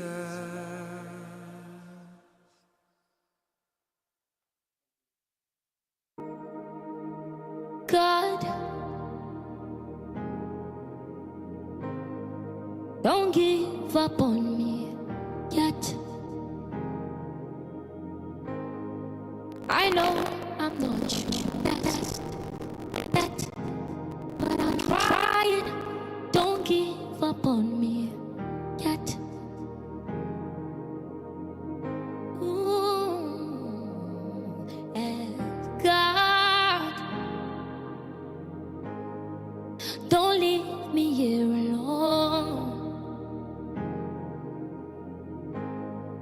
I know I need to grow still, and I'm trying.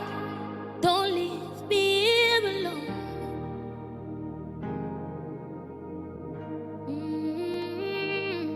I know I've come so far, but I've come so far to go. And with this brand new scars and this broken heart, it's hard to really know if there's a reason, and if I'll ever see it, but I wanna believe it. Don't give up on me yet. Ooh, don't give up on me yet, God. Oh, don't give up on me, God. Would you give up on me? Don't give up on me, God. Oh, don't give up on me, God. I know I worry sometimes. Don't give up on me, God. I know I doubt you. Don't give up on me yet. Oh, yeah. Don't give up on me, God. Don't give up on me, God. I know sometimes I'm ungrateful. Sometimes I'm ungrateful. Don't give up on me, God. Whoa, I know sometimes I doubt you, God. Sometimes I don't see it. Sometimes I don't believe it. Don't give up on me. Don't give up on me, God. Don't give up on me, God. Ooh, don't give up on me, God. Oh, don't give up on me, God. I'll keep trying my best. Please don't give up on me. Don't give up on me yet. Oh, don't give up on me. My emotions get the best of me. Don't give up on me, God. My circumstances get the best of me, but don't give up on me, God.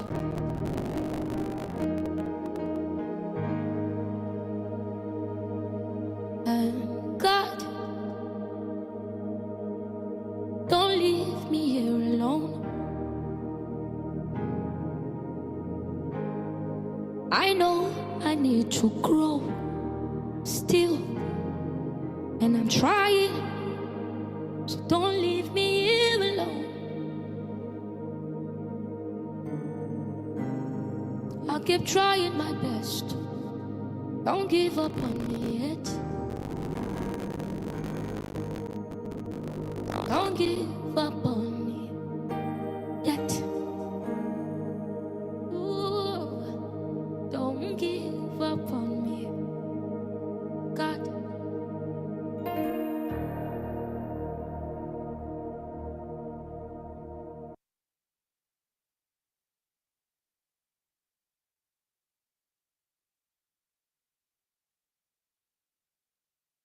All to Jesus I surrender.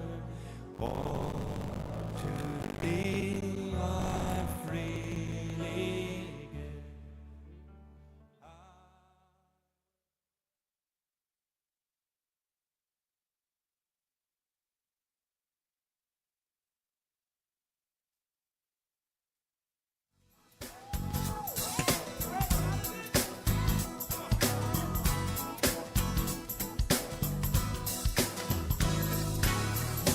Makes no difference what you're going through. You're gonna make it. God's gonna see you through. Hold your head up. Put a smile on your face. This is another test. It won't last always. So get ready. Get ready for your blessing. For your blessing. Get ready. Get ready for your miracle. For your miracle. Get ready. Get ready for your blessing. For your blessing. Get ready. Get ready for your miracle. For your miracle.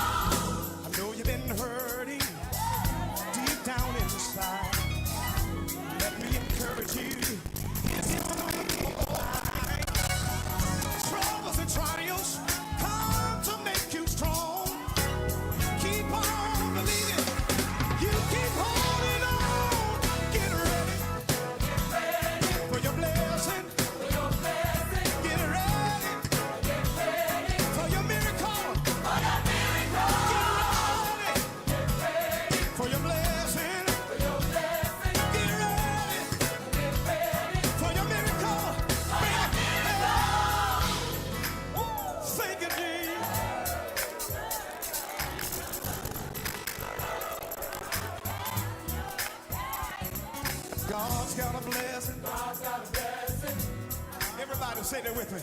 God's got a blessing. God's got a blessing. If you really believe it, God's got a blessing. God's got a blessing. Come on. God's got a blessing. God's got a blessing. Oh, yeah, yeah.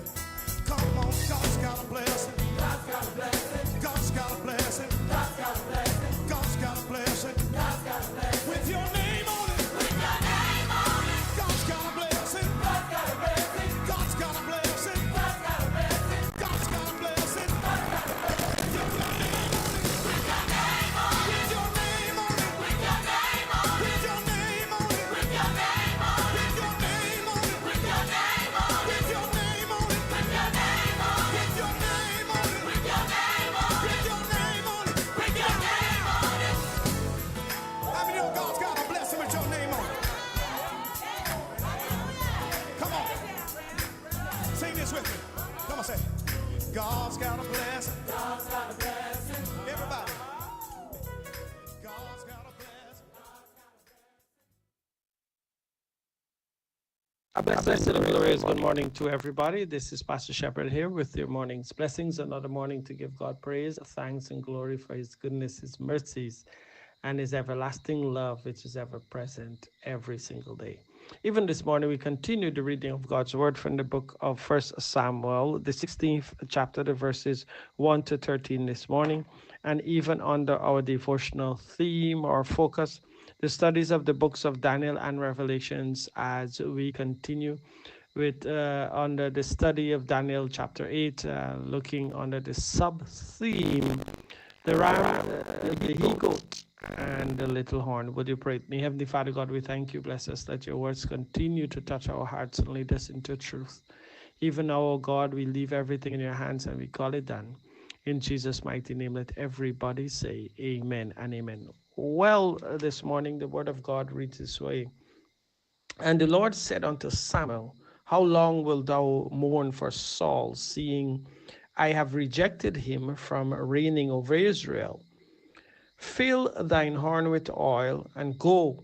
I will send thee to Jesse the Bethlehemite, for I have provided me a king among his sons. And Samuel said, how can I go? If Saul hear it, he will kill me. And the Lord said, take an heifer with thee, and say, I am come to sacrifice to the Lord. And call Jesse to the sacrifice, and I will show thee what thou shalt do, and thou shalt anoint unto me him whom I name unto thee. And Samuel did that which the Lord spake, and came to Bethlehem. And the elders of the town trembled at his coming, and said, comest thou peacefully? And he said, peacefully. I am come to sacrifice unto the Lord. Sanctify yourselves, and come with me to the sanctuary. And he sanctified Jesse and his sons, and called them to the sacrifice. And it came to pass, when they were come, that he looked at Eliab, and said, surely the Lord's anointed is before him. But the Lord said unto Samuel, look not on his countenance, or on the height of his stature, because I have refused him. For the Lord seeth not as man seeth, for man looketh on the outward appearance, but the Lord looketh on the heart. Then Jesse called Abimadad, and said, and made him pass before Samuel. And he said, neither have the Lord chosen thee. Then Jesse made Shema to pass by, and he said, neither have the Lord chosen thee, or chosen this. Again, Jesse made 7 of his sons to pass before Samuel, and Samuel said unto Jesse, the Lord have not chosen these. And Samuel said unto Jesse, are here all of thy children? And he said, there remaineth yet the youngest, and behold, he keepeth the sheep. And Samuel said unto Jesse, send and fetch him, for we will not sit down till he come hither. And he sent and brought him in. Now he was ruddy and withal of a beautiful continent and goodly to look to. And the Lord said, Arise, anoint him, for this is he. Then Samuel took the horn of oil and anointed him in the midst of his brethren. And the Spirit of the Lord came upon David from that day forward. So Samuel rose up and went to Ramoth. But the Spirit of the Lord departed from Saul, and an evil spirit from the Lord troubled him. And Saul's servants said unto him, Behold, now an evil spirit from God troubleth thee. Let our Lord now command thy servant which are before thee to seek out a man who is a cunning player on a harp. And it shall come to pass when the evil spirit from God is upon thee, that he shall play with his hand, and thou shalt be well. And Saul said unto his servants, Provide me now a man that can play well, and bring him to me. Then answered one of the servants and said, Behold, I have seen a son of Jesse the Bethlehemite, that is cunning in playing, and a mighty valiant man, and a man of war, prudent in matters, and a comely person, and the Lord is with him. Wherefore Saul sent messenger unto Jesse and said, Send me David, thy son, which is with the sheep. And Jesse took an ass laden with bread, and a bottle of wine, and a kid, and sent them by David his son unto Saul. And David came to Saul and stood before him, and he loved him greatly, and he became his armor bearer. And Saul sent to Jesse, saying, Let David, I pray thee, stand before me, for he hath found favor in my sight. And it came to pass, when the evil spirit from God was upon Saul, that David took an harp and played with his hand. So Saul was refreshed and was well, and the evil spirit departed from him. So we're looking at number two, the four places where they say is the sanctuary. Is the land of Canaan the sanctuary? So far as we may be governed by the definition of the word, it can present no better claim that the earth to that distinction. If we inquire where in the Bible it is called the sanctuary, a few texts are brought forward which seem to be supposed by some to furnish the requisite testimony. The first of these is Exodus 15:17. Moses, in his song of triumph and praise to God after the passing of the Red Sea, exclaimed, Thou shalt bring them in and plant them in the mountain of thine inhabitants, in the place, O Lord, which thou hast made for thee to dwell in the sanctuary, O Lord, which thine hand have established. A writer who urges this text says, I ask the reader to pause and examine and settle the question most definitely or most distinctly before he goes further. What is the sanctuary here spoken of? But it would be far safer for the reader not to attempt to settle the question definitely from this one isolated text before comparing it with other scriptures. Moses here speaks in anticipation.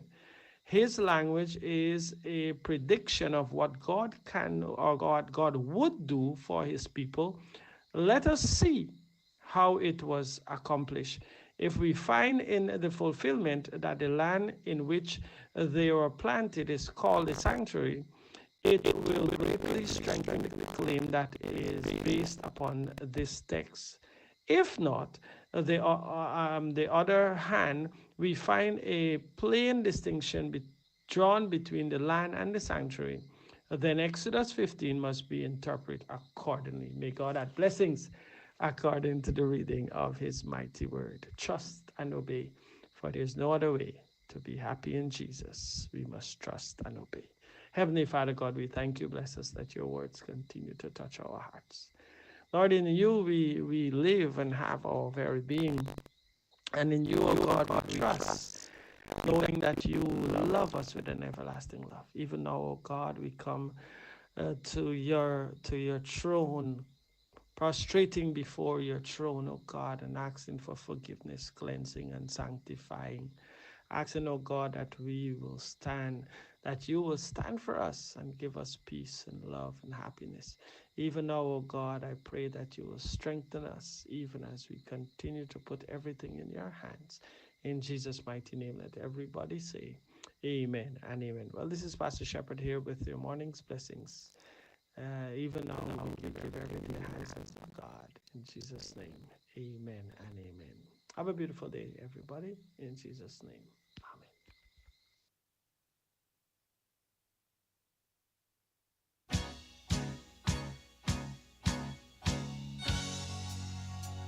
I was walking downtown one day, and I saw a man who appeared to be just an old wino sitting on the street telling the people about Jesus as they passed by.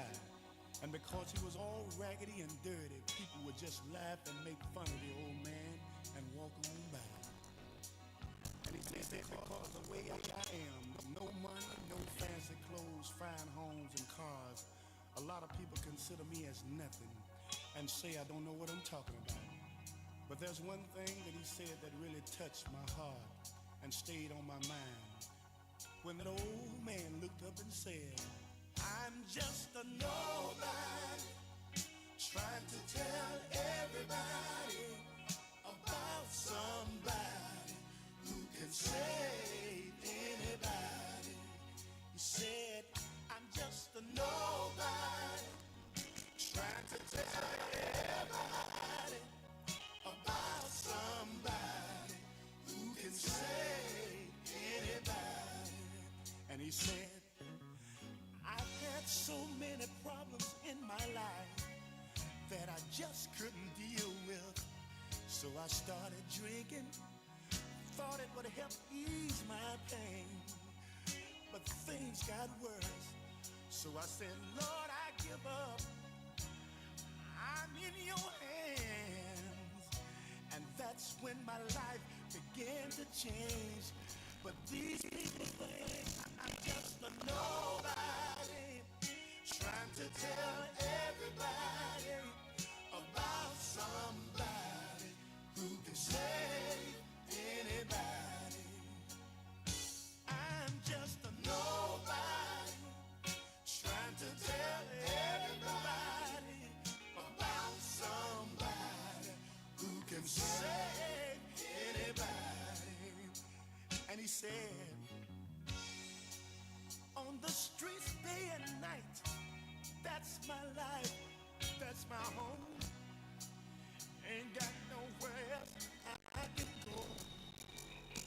So I just walk the streets telling the people about Jesus, from corner to corner, from door to door. But they all make fun of me and say I'm a nobody, trying to tell everybody about somebody who can save anybody. Oh, I'm just a nobody, trying to tell everybody about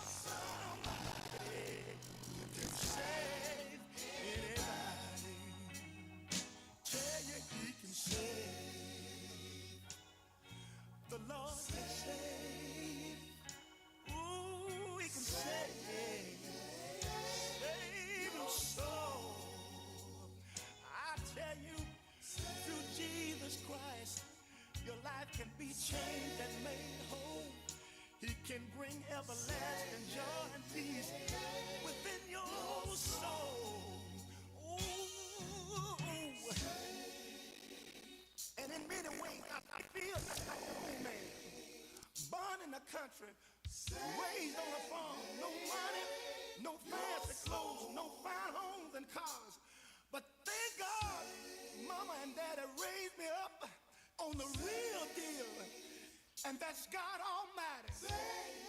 And sometimes when I sing about Jesus and people won't listen, I feel like I'm just a nobody, trying to tell everybody about somebody who can save anybody. Sometimes I feel just like, about somebody who can save anybody. I tell you, I feel like a nobody, but I'm gonna keep on spreading the message that Jesus can save anybody, the sick, the lame, yeah.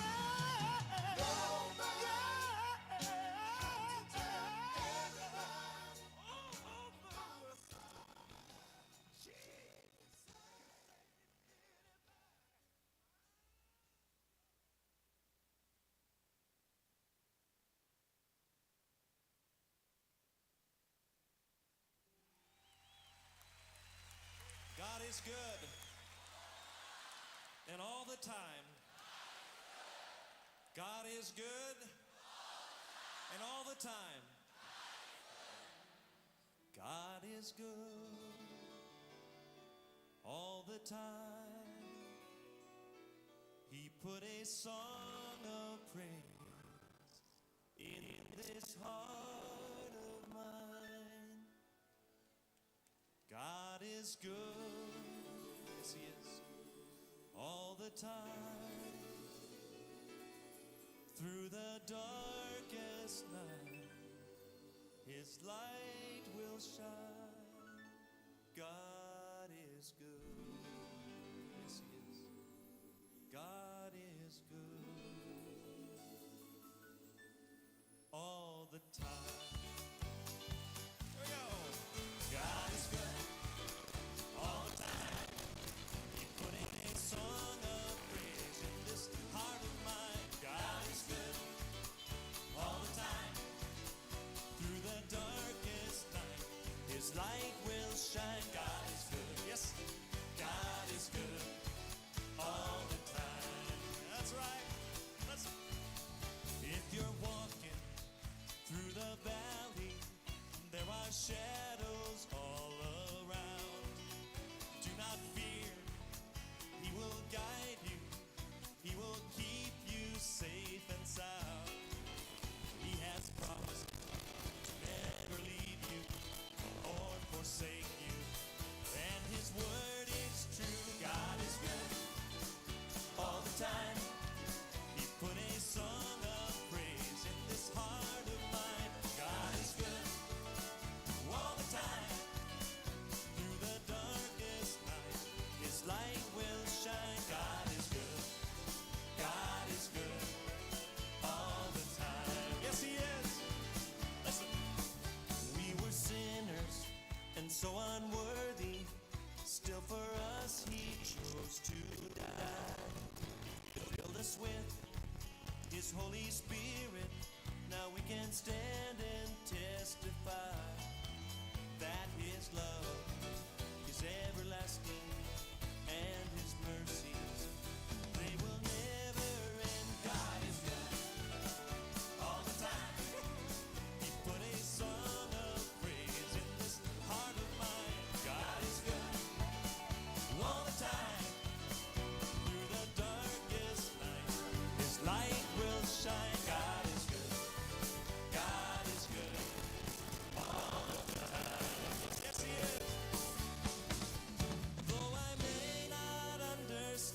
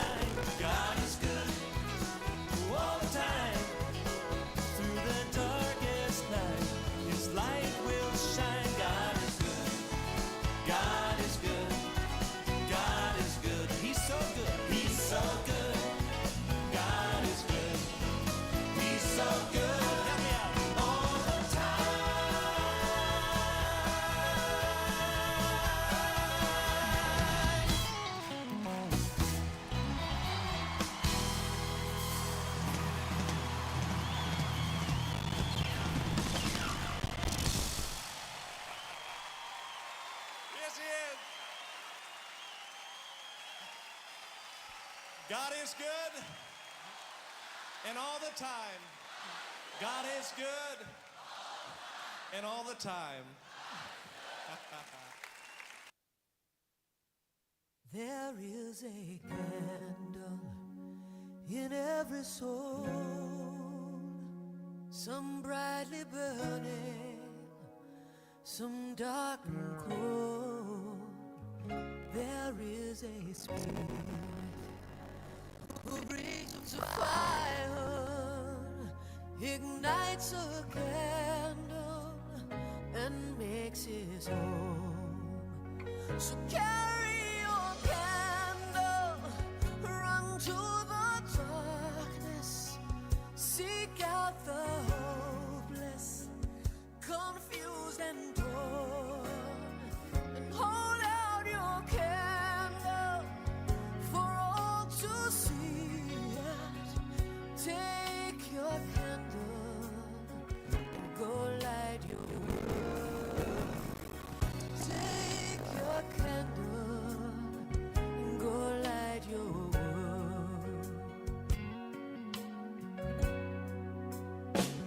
Frustrated brother, see how he's tried to light his own candle some other way. See now your sister, she's been robbed and lied to, still holds a candle without a flame. So carry your candle, run to the darkness, seek out the lonely, the tired and worn. Hold out your candle for all to see it. Take your candle and go light your world. Take your candle and go light your world. 'Cause we are a family whose hearts are blazing. So let's raise our candles and light up the sky, praying to our Father in the name of Jesus. Make us a beacon in darkest times. So carry your candle, run to the darkness, seek out the helpless, deceived and poor. Hold out your candle for all to see it. Take your candle and go light your world. Carry your candle, run to the dark, seek out the hopeless, confused and torn. Hold out your all to see. Take your candle and go light your world. Take your candle and go light your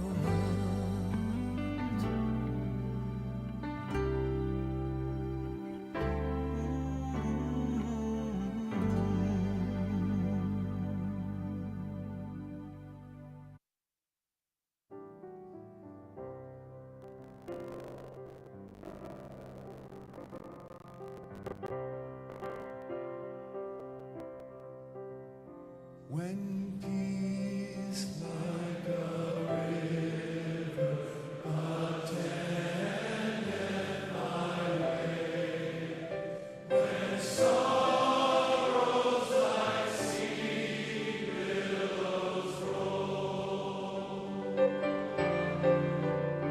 whatever I've done, thou hast taught me to say.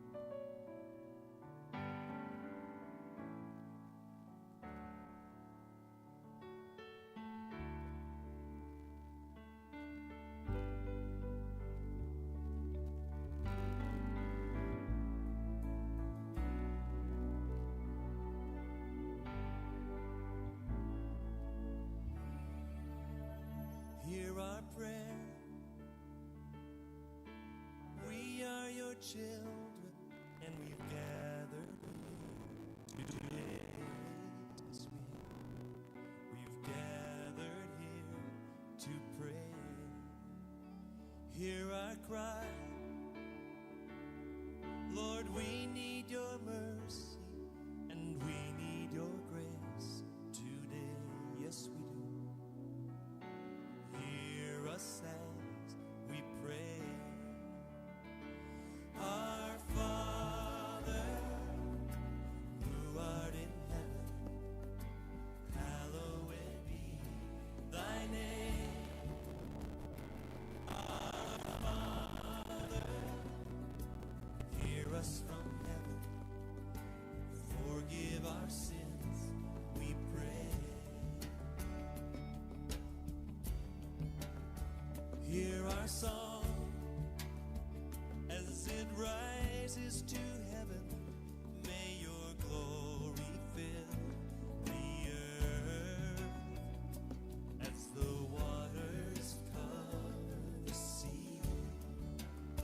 See our hearts and remove anything that is standing in the way of coming to you today. Our Father, who art in heaven, hallowed be thy name.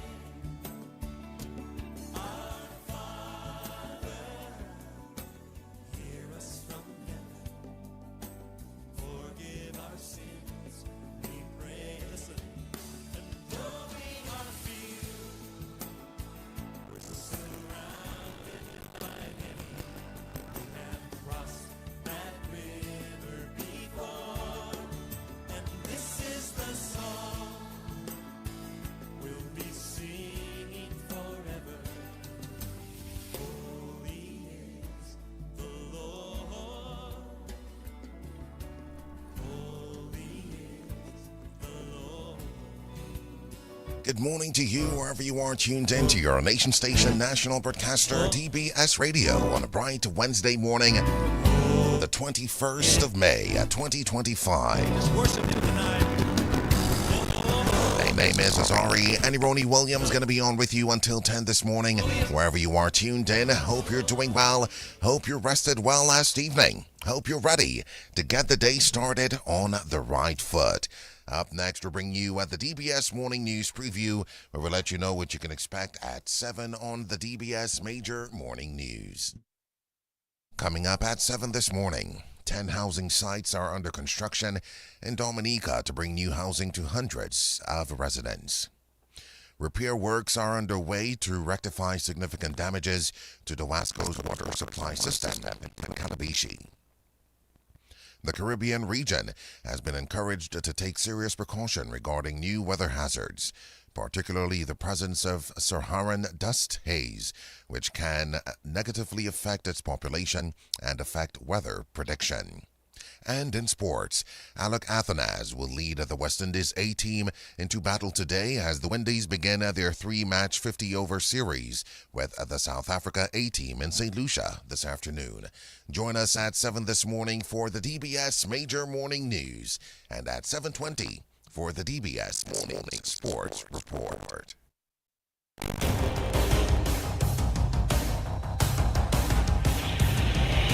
DBS News. Accurate, up-to-date, professional. We bring you the news of the nation via 3 newscasts, Monday to Saturday at 7 a.m. The DBS Major Morning News, 1:15 p.m. Your lunchtime news bulletin, and at 6 in the evening, the DBS Evening News. Call us at 448-4302. Listen on www.dbcradio.net. Don't forget to like our Facebook page at www.facebook.com/DBS Radio.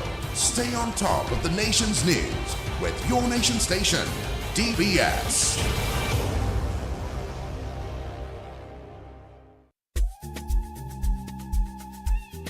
Why miss a moment when there is DBS? From anytime, anywhere, stream our live coverages of functions, events, and funeral services as we capture every moment with precision and care. Be sure to subscribe to our YouTube and Facebook pages at DBS Radio and DBS Radio News. For more info on our services, call 448-7672.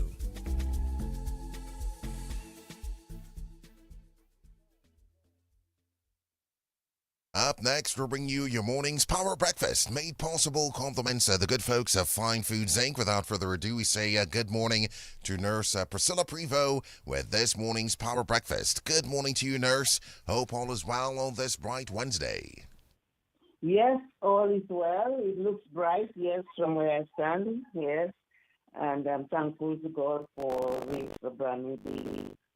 Yes, indeed. Another beautiful day here on the Nature Isle. What do you have in store for our listeners?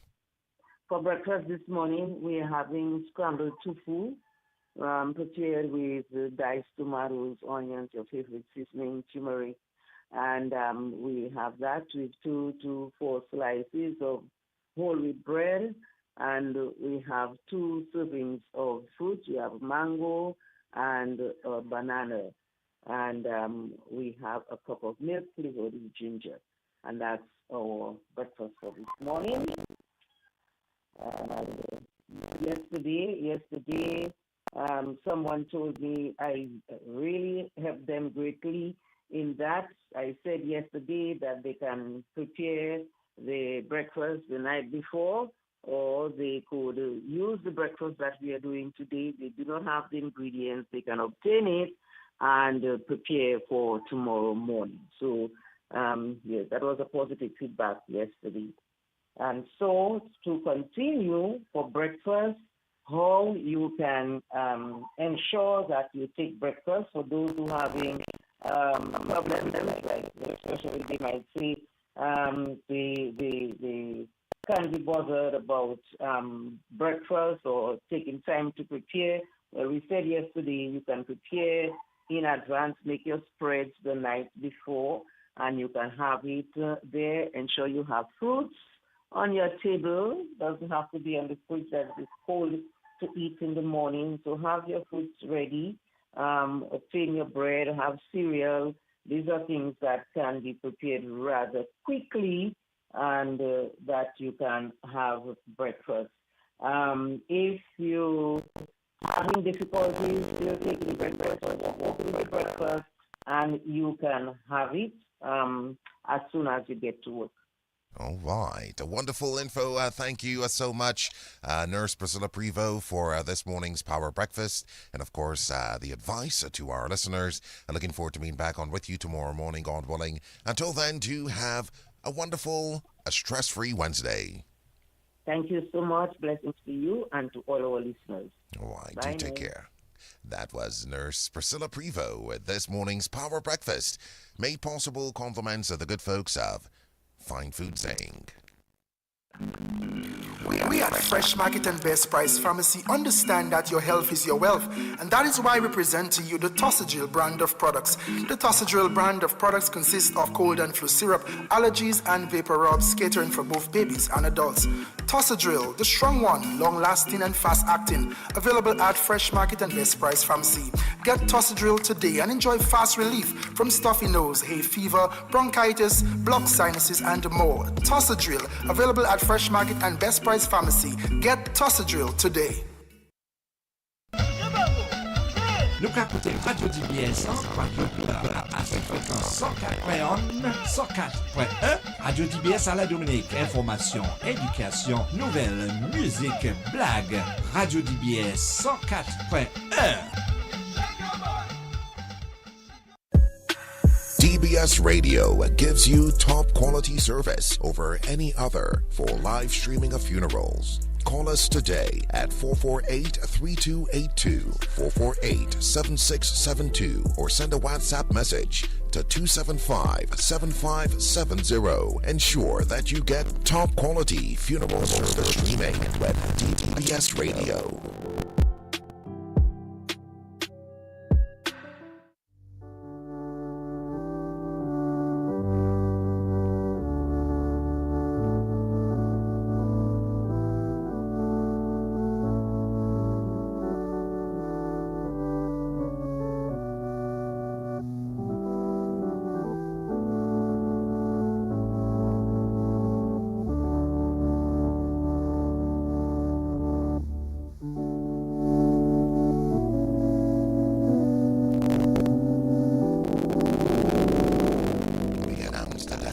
Mr. McRonald Joseph Vidal, age 89, of Kulabishri, who resided at Jimmet. He died on Wednesday, April 30th at the Dominica China Friendship Hospital.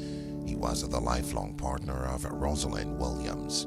He was the father of son Ronald Vidal, daughter Ronisha Vidal. He will also be remembered by grandsons Ronald Vidal Jr., brothers Canty Vidal and Emmanuel Vidal, sister Ione Shillingford Regan, son-in-law Wellington Pepper Darway, sisters-in-law Loretta Ferreira Vidal, Janetta Williams, Rosette Williams, and Melanie Williams, nephews Mark, Gerard, Robert Jr., Christian, Jude, Michael, and Bradley, nieces Helena Vidal, Maria Vidal, Jennifer Vidal, Julie Vidal, and Cynthia Vidal, grandnieces Courtney Vidal, Marquisha Vidal, Grace Vidal, and Nicole, grandnephew Francis John Baptist, adopted daughter Aisha Richards, adopted granddaughter Kimberly Aaron, godchild Alicia Carbon, mother-in-law Daphne Williams, brothers-in-law Smith Williams and Elrose Williams, close friends Rupert Lance, Agatha Didier, Marcia Dublin, Agnes Esprit, nurse Stacey Scotland, other relatives and friends from the communities of Jimmet, Kulabishri, Salisbury, and Woodford Hill, the St. Vincent de Paul Society and church community, others, names too numerous to mention. The medical team of the the Maho Health Center, the nurses, doctors, and staff of the Emory and Alfred wards of the Dominica China Friendship Hospital. The body of the late Mr. McRonald Joseph Vidal of Kulabishri, who resided at Jimmet, can be viewed from 2:30 p.m. on Wednesday, May 23 at the Kulabishri Roman Catholic Church. The funeral mass takes place at 3 p.m. to be followed by interment at the Kulabishri Roman Catholic Cemetery.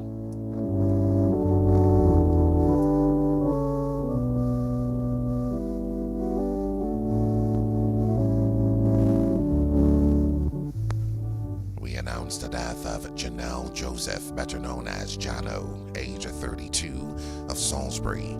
She was the daughter of Catherine Euthelyn Underwood Seeley. She was the mother of Jervon Moyes. She will also be remembered by sisters Shala Underwood, Ernest, and Donna Joseph, brothers Donnie Pierre and Elwin Majid Joseph, uncles Astaphan Underwood in Florida, Alvin John Phillip of Grand Bay, and Hubert Bruno in the United States, aunts Merlin Bruno, Evadne Cassie Underwood, Kathleen John Jules, Uni John, Cynthia and Carol Underwood, and Edith Foy. Nephews Deron Pierre, Sheuel Henderson, Jeremiah Joseph, and Corey Matthew. Father Jonathan Vidal. The Underwood, Joseph, Vidal, Massacott, and Toussa families of Salisbury and St. Joseph, the nurses and doctors of the oncology department of the Dominica China Friendship Hospital, other relatives and friends, names too numerous to mention. The body of the late Janelle Joseph, better known as Jano, of Salisbury, can be viewed from 2:30 p.m. today, Wednesday, May 21st, at the Salisbury Roman Catholic Church. The funeral mass takes place at 3 p.m. to be followed by interment at the Salisbury Roman Catholic Cemetery.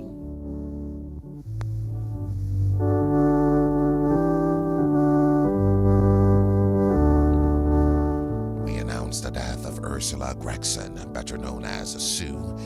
She died on a Tuesday, May 6. She was the mother of 5 children: Rebecca, Eric, Philip, Joseph, and Linda.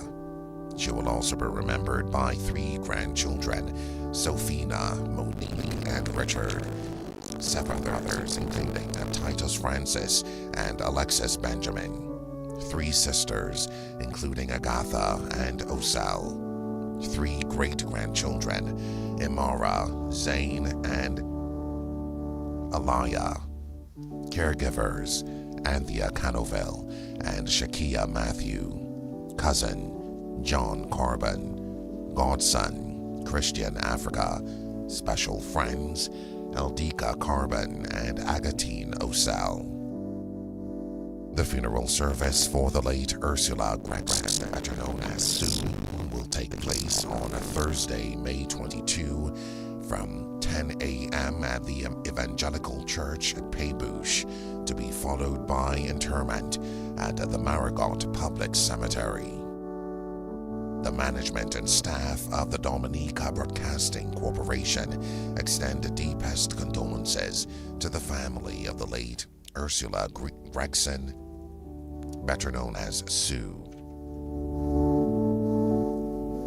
Janelle Joseph, better known as Jano, age 32, of Salisbury. Mr. McRonald Joseph Vidal, age 89, of Coulabistry, who resided at Jemmet.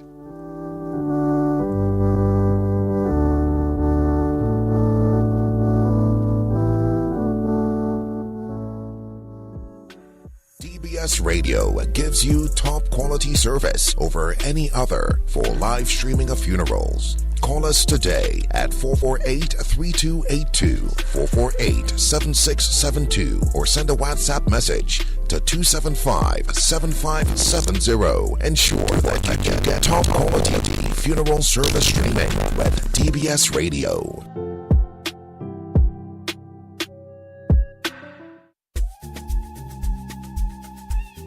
Why miss a moment when there is DBS? From anytime, anywhere, stream our live coverages of functions, events, and funeral services as we capture every moment with precision and care. Be sure to subscribe to our YouTube and Facebook pages at DBS Radio and DBS Radio Funerals. For more info on our services, call 448-766-72.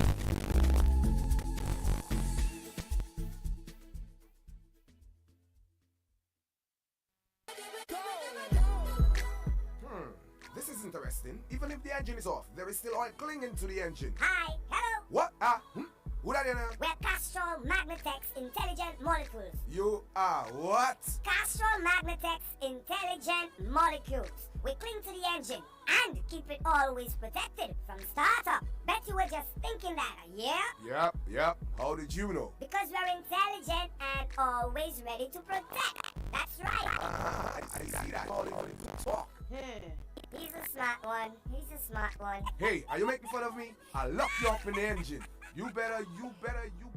Castrol Magnetec. It's more than just oil. It's liquid engineering. Available from Garaway Enterprises, Old Street, Roseau, Dominica.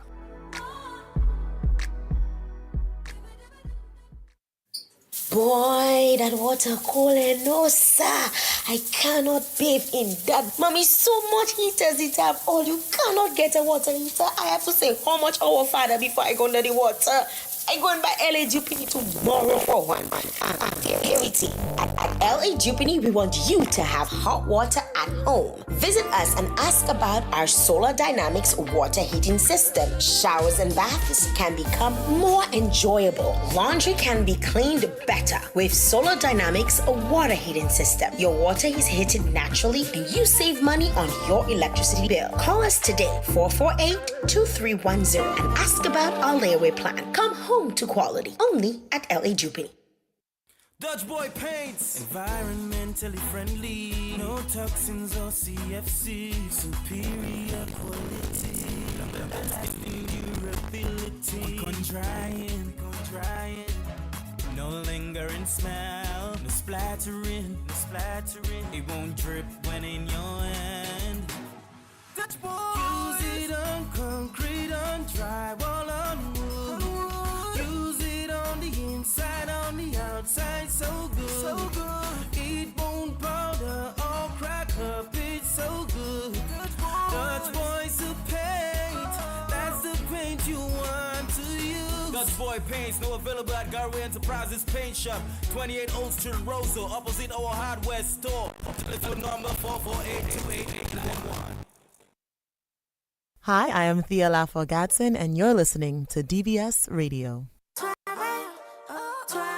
Hey, you're listening to DBS Radio. This is Queen Me Da Queen.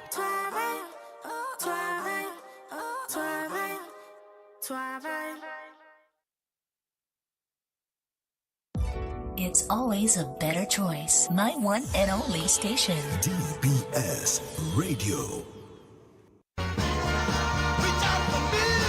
Reach out! Reach out! DBS will be there.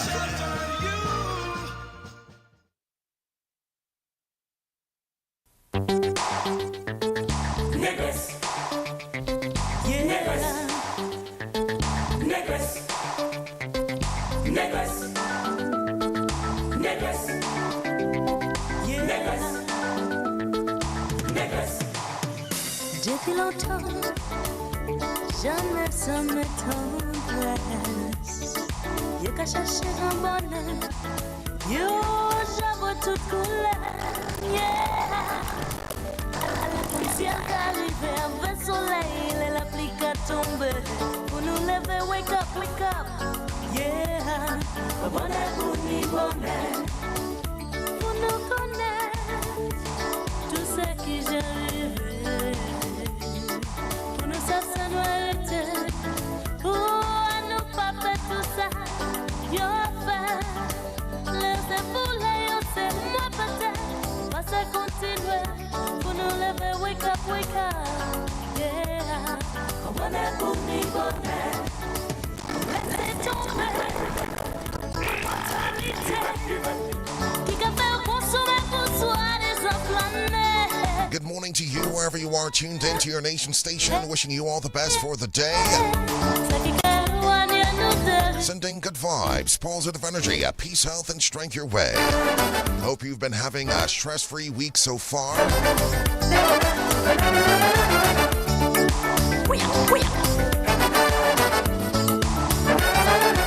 If you've been having a stressful week so far, I'm sure you're happy to know that it's Wednesday, midweek. Once you're over the hump, all that's left is Thursday and Friday. Good morning to all the bus drivers out there on the road, sending good vibes your way. The man Tasco, good morning to you. Do have a wonderful day, drive safely. The good folks of Point Michelle, bonjour. The man Deros, sending good vibes your way, good morning. Terry, do take it easy. And Marie Jolly, the good folks of Annie's Kitchen, bonjour.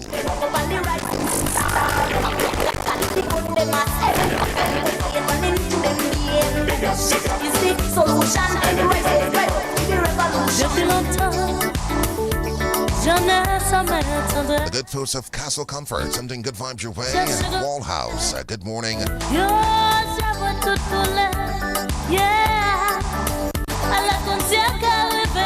Saying good morning to Franklin Peter, sending good vibes your way. Hope all is well. Mr. Thomas, good morning to you.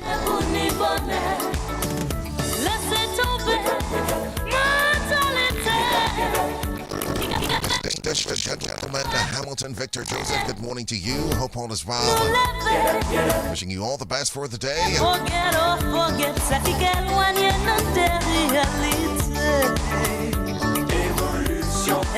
If you happen to be celebrating your big day today, your birthday, good morning. Happy birthday. Wishing you many more years to come and God's blessings as you celebrate today. For those of you celebrating your wedding anniversary, good morning. Happy wedding anniversary greetings. Wishing you guys all the best as you continue the journey of life together.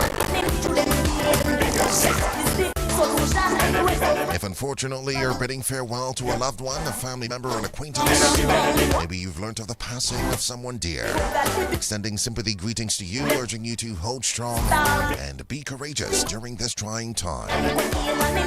Extending sympathy greetings to the family of the late Janelle Joseph, better known as Jano, of Salisbury, who will be laid to rest today. Extending sympathy greetings to the entire home circle as they bid her farewell today. Certainly gone too soon, but such is the nature of life.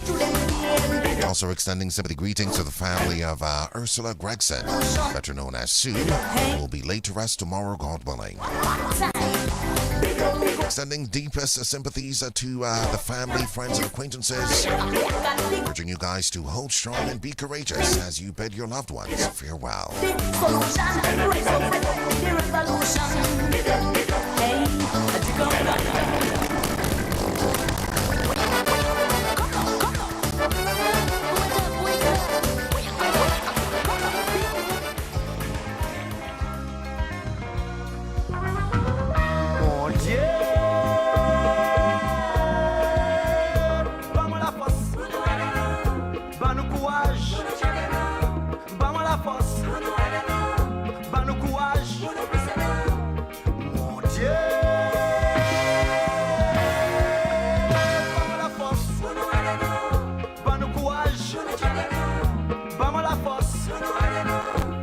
Saying good morning and sending good vibes and positive energy the way of the Intrinsic Mix Mornings.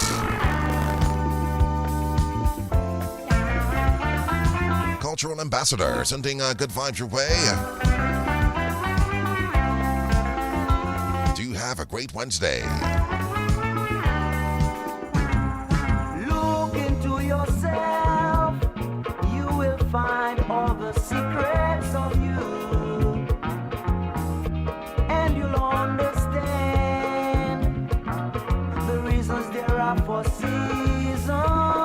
Some blessings from Sir Luther Morning, from Sir Luther Morton. I rise today with God's Spirit to teach me, God's power to pilot me, God's strength to sustain me, God's wisdom to guide me, God's eye to look ahead for me, God's ear to hear me, God's word to speak for me, God's hand to protect and carry me, God's love to prosper and complete me. Get up from your slumber. Get up. Some blessings from Sir Luther Martin this morning. Do have a wonderful day, Sir Luther. Sending good vibes your way. The man Ashton Parker up there at Kings Hill. Good morning. Out of your chamber.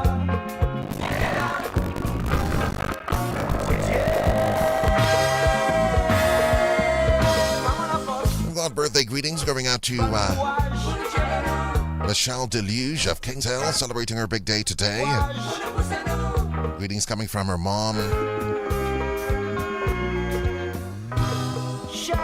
Anal, or is that Ananli Lazar, her grandmother, sisters, the entire home circle, and a good friend, Nathalie.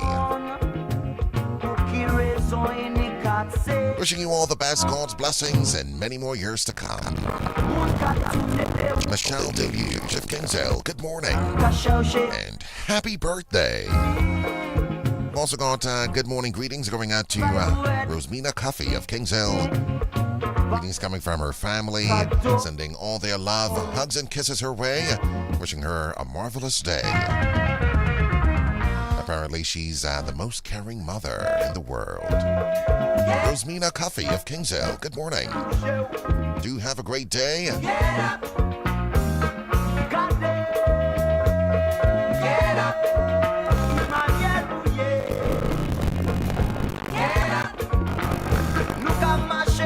Deanne Peter D. Other Kings Hill, good morning to you. Sending good vibes to you and young Joshua. Jermine. Also the bun in the oven as well. Good morning. Hope all is well.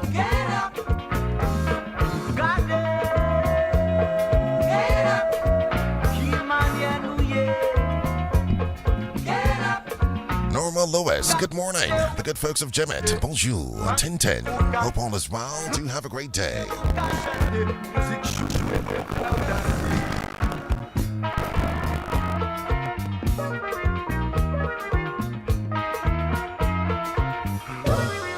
Cadell Louise, good morning to you. Catherine Rowe Lewis of Jimmet, bonjour.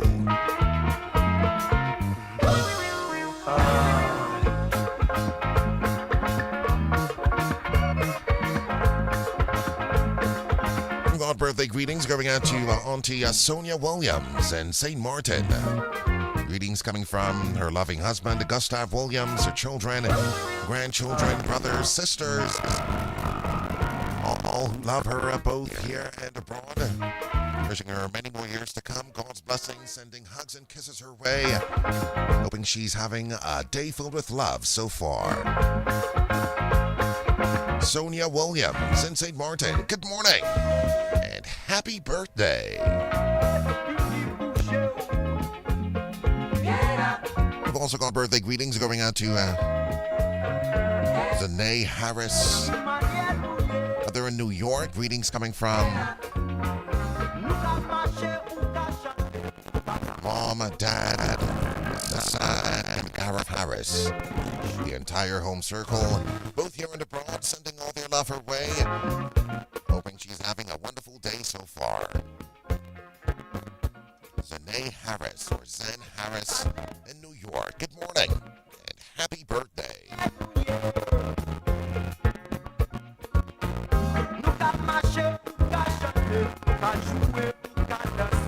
Marcella Mitchell, good morning to you. The good folks of Tarishman, bonjour. The man Rads, do take it easy.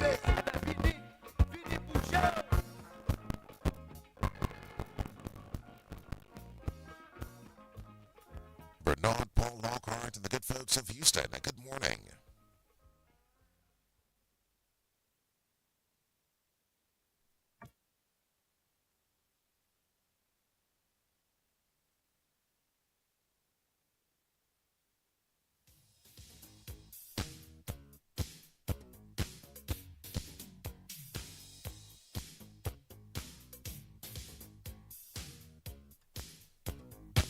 Saying good morning to the good folks of Warner, sending good vibes your way.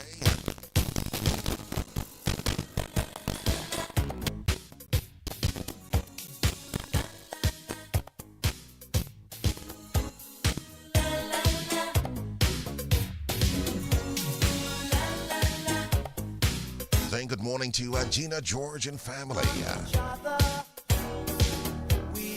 Sending good vibes and positive energy your way. Hope you're having a wonderful day so far. Wishing you all the best for the Wednesday. Sending good vibes to your mom as well. We cannot teach the children what ways to live their life. Do have a wonderful Wednesday. Of course, that's Gina, George, and family. Heather and Warner.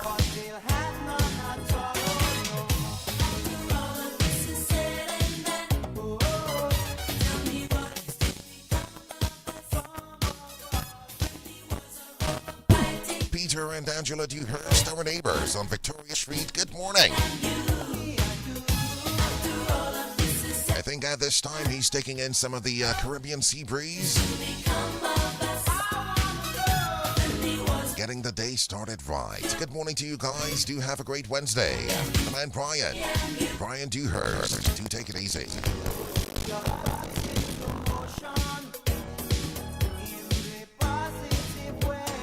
Got birthday greetings going out to Vanetta Thomas of Petit Soufriere, celebrating her big day today. Wishing her God's favor always. Hoping she has an awesome day. Greetings coming from Sarah Lee and the entire home circle.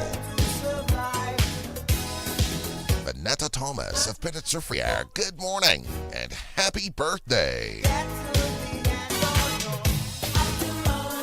Good friend Bertil Bello Danglebank. Good morning to you.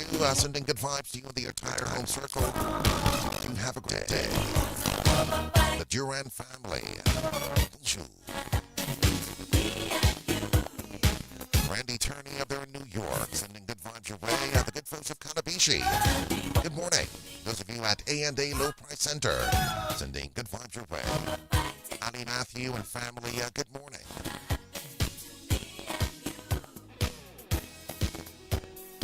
Anne Marie at AAA up there in Boston.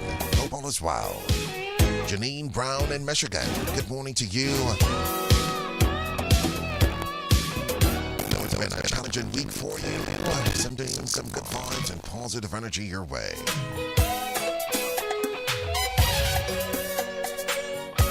The good folks of Bows, Yuvena Luke, good morning. Young Kalisha Florent, bonjour.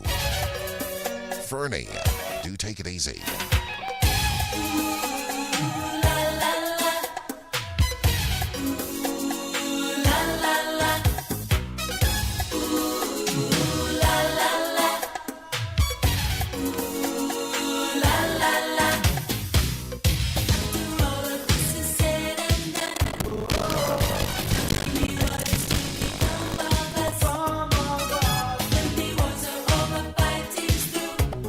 Glennis and Rose Nelson, good morning. The good folks of Juradal and Agliston, hope all is well.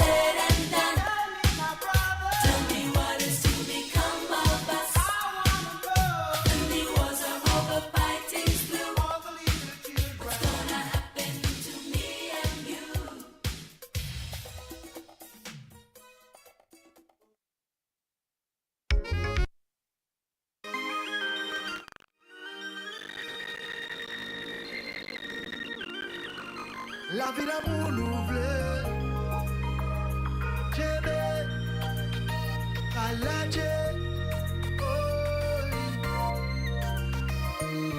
Jodi jou nous est payé pour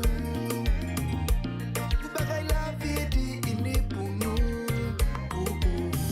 Tout ça qui bon Jebe Tout ça qui pas bon la Jebe faut à nous célébrer La vie d'amour nous voulait, écoutez-moi, c'est ça qui veut dire, ça pour sentir à Dieu, faire pour sentir ou bien, tout ça qui bon Dieu, tout ça qui pas bon la Dieu, faut à nous célébrer. La vie d'amour nous voulait, écoutez-moi,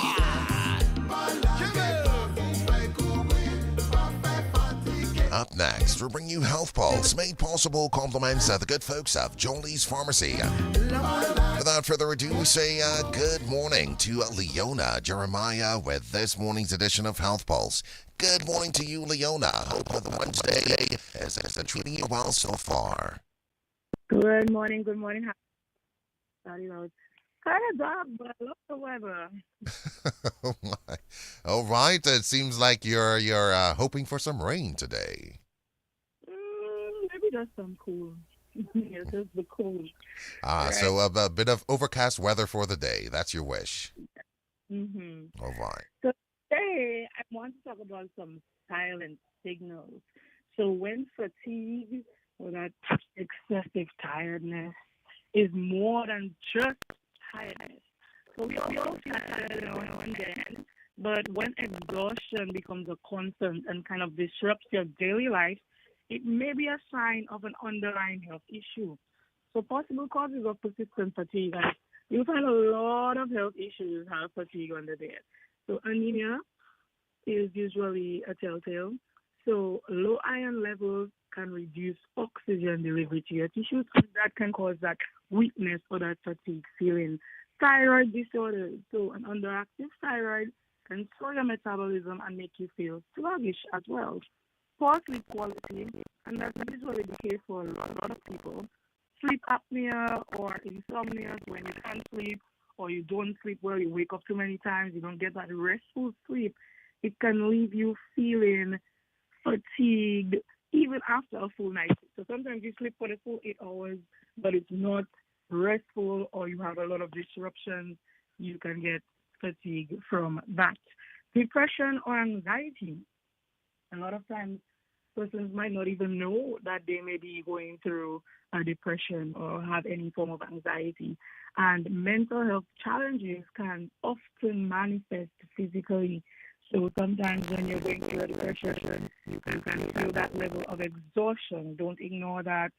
Talk to your healthcare provider. Chronic infections, so conditions like possibly long COVID, hepatitis, all of these things can cause prolonged tiredness, uncontrolled diabetes or hypertension. So if you know you're diabetic or hypertensive and you notice any changes in your energy levels, you feel extremely fatigued for a season, get that checked because your blood sugar or blood pressure could be uncontrolled. And if that is off, then your energy levels will also suffer. Poor nutrition, so not eating enough or missing essential nutrients can also lead to fatigue. And of course, medications, so some medications like antihistamines, certain blood pressure medications or painkillers can cause drowsiness and make you feel that excessive sluggishness as well. So what you can do, stay hydrated, eat your balanced diet, keep a sleep schedule for those of us who don't sleep well enough. Monitor your mental health. Mental health is crucial. A lot of us do not take it as seriously, even when it comes to visits to a counselor or psychologist. These are things that you can do as a person who doesn't necessarily have a mental health condition diagnosed. It's important that we all do that to keep our sanity and our work-life balance, all of these things. Get regular blood work done if you are indeed a known anemic, anything like that, or you notice you have a lot of excessive fatigue over a period and that's not normal. Go to your healthcare provider. You might send you to do some blood tests and see what the levels are in your body in terms of nutrients and, of course, your red blood cell count, anemia, all of these things. And talk to your doctor if it's persist despite rest. So sometimes we get fatigued because we're not getting enough rest. If we do rest, if you do sleep properly, all of these things, and you're still feeling that excessive fatigue, talk to your doctor. Do not ignore it. All right. Thank you so much, Leona Jeremiah, for certainly another great focus on Health Pulse. Wishing you and the good folks of Jolly's Pharmacy all the best for the day. And looking forward to being back on with you tomorrow morning, God willing. Until then, do take care. Have a wonderful hump day. Of course, as the Hump Day is here, we're happy to the week, and I'm wishing all our listeners, as well as yourself, a great day. You as well. Do take care. That was Leona Jeremiah with this morning's edition of Health Pulse, made possible compliments the good folks of Jolly's Pharmacy. One and only station. DBS Radio. The Nation Station, DBS Radio, says thank you to you and to everyone for choosing the Nation Station, DBS Radio. Today marks, that's today, May 21st, marks the 50th anniversary of Dominica's worst road tragedy when a truck plunged over a precipice at Mont Prosper. On May 21, 1975, the overloaded passenger truck departed from the village with some 35 pilgrims aboard, bound for a Pentecostal Christ is the Answer crusade at Windsor Park in Roseau. 30 men, women, and children were hurled to their deaths. Tune in to a repeat of a DBS radio production following Off the Field this evening. DBS Radio remembers the Mont Prosper tragedy. Tune in to DBS Radio at 5 p.m. today for live coverage of the Aid Bank's official launch of the presence of the bank in the Kalinago territory. The event will take place at the primary school in Sensi. DBS Radio will bring live coverage on radio and social media as well. Join us. As a result of the live coverage, there will be an early edition of the Community Bulletin Board. Join DBS Radio for live coverage of the Ministry of Health, Wellness, and Social Services Mental Health Panel discussion at 5 p.m. today at the UE Auditorium. The discussion will be carried live on the 89.5 FM frequency of DBS Radio and DBS Radio's social media platforms as well. DBS Radio will bring live coverage of the Ministry of Agriculture, Fisheries, Blue and Green Economy, boat handing over ceremony at 10 o'clock this morning at Layu. Join us at 11 a.m. Creole Heartbeat will air a repeat of the press conference held ahead of the Creole National Memorial Day Cup, which features Martinique, Guadeloupe, Benin, and Dominica. A packed day of broadcasting here on your nation station. Don't you dare touch this dial. Like water flowing from the mountaintop, this is the sound of DBS. The Nation Station, DBS Radio, says thank you to you and to everyone for choosing the Nation Station, DBS Radio. For all your shopping needs at the best prices in Dominica, shop at S-Mart. Shop smart at S-Mart. Shop smart at S-Mart. Can you get me some Lotto? Oh, my favorite Shop smart at S-Mart. I get a top-up, flow, and digital. Shop smart at S-Mart. Sunday to Sunday. Open on holidays. Shop smart at S-Mart. So much fresh fruit and produce. Good quality service. Unlimited parking. All the best products at S-Mart. You get the best prices. Shop smart at S-Mart. Footprints. They're what we leave behind to tell the world where we've been and where we are going. Our footprints are all over the Caribbean. Starting in Antigua, we've branched out to 13 territories, providing strength and a high level of coverage to all our clients. There are even greater things on the horizon, as we constantly find ways to improve our services to better meet your needs. Caribbean Alliance Insurance. Tomorrow secured. Caribbean Alliance Insurance Company Limited, 78 Independence Street, P.O. Box 105, Roseau, Dominica. Telephone 449-2242. Email candy.deschamps@caribbeanalliance.com.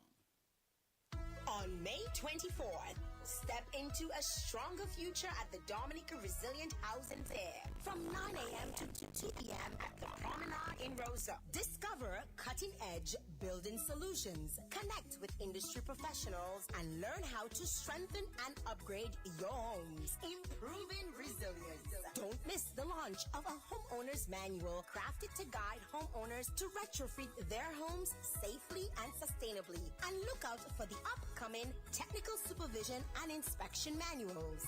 Enjoy live performances, interactive exhibits, networking opportunities, and kid-friendly fun. And the best part, it's all free. Join us.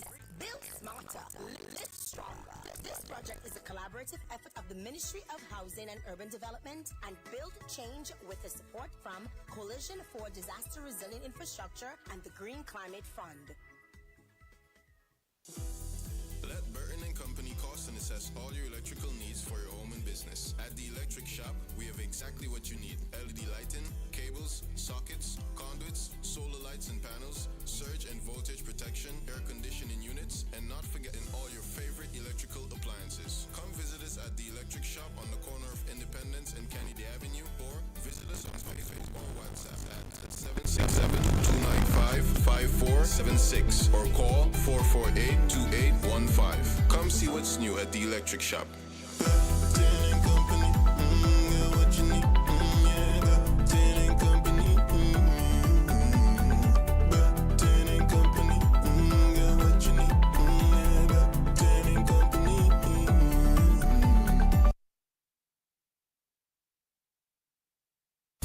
DBS Radio on the go. www.dbcradio.net. Click the play button at the top and you're good to go with the Nation Station, DBS Radio.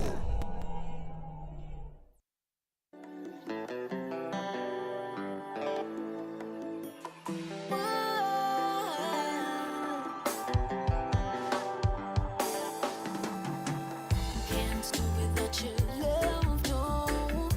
'Cause baby, I'm addicted. And can't do without your love, no. 'Cause baby, I'm addicted. I don't know the words to say. How much you mean to me. Your life is present. But baby, don't set me free. Just by the way you talk to me, I know I always have a friend. Just by the way you look at me, I know The Smith Brothers with this one, Addicted. can't do without your love. Saying good morning to Micah, Nick and Miguel, Can't do without your love, no. and Martian K. Smith as well. Hope you guys are doing well. Do enjoy your day. Have a marvelous Wednesday. Also sending good vibes to your mom and dad. Joan Smith, good morning. Baby, I'm addicted. Up next, we'll bring you your Kalinago word of the day made possible. Compliments your nation station, national broadcaster DBS Radio. Without further ado, we say Buitiado Kali to Nico Tabulu, Prosper Paris, with this morning's Kalinago word of the day. Buitiado Kali, Ki Kuni Karihi. All right. What do you have in store for us on this Elua? Oh, the rest of the week we're going to work. The intention is to work on some short sentences.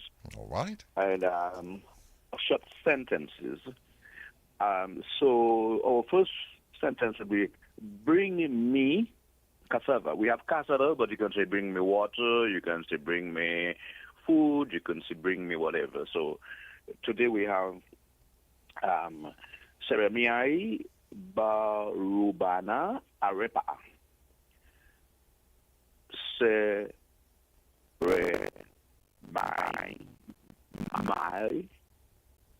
Barubana Arepa. All right, so that's Seremi Barubana Arepa. It is, yeah. Seremai. It's May. Oh, okay. I don't give you a spoon. Okay, let's go and see. All right, let's see if I can take a stab at this one. So that's Seremai Barubana Arepa. Seremai. Seremei. Barubana. Barubana. And Arepa. Arepa. Excellent. All right.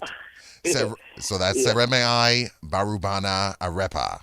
Arepa. And arepa is the word for cassava. You find it used mostly in, we don't use it here. We cannot mix it with the English word cassava or but in St. Vincent and part of Belize and Trinidad, they use that Kalinago word very much. The cassava bread, arepa.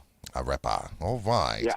So yeah, that's. But you could use other words. You know, you could say bring me tuna, it's water.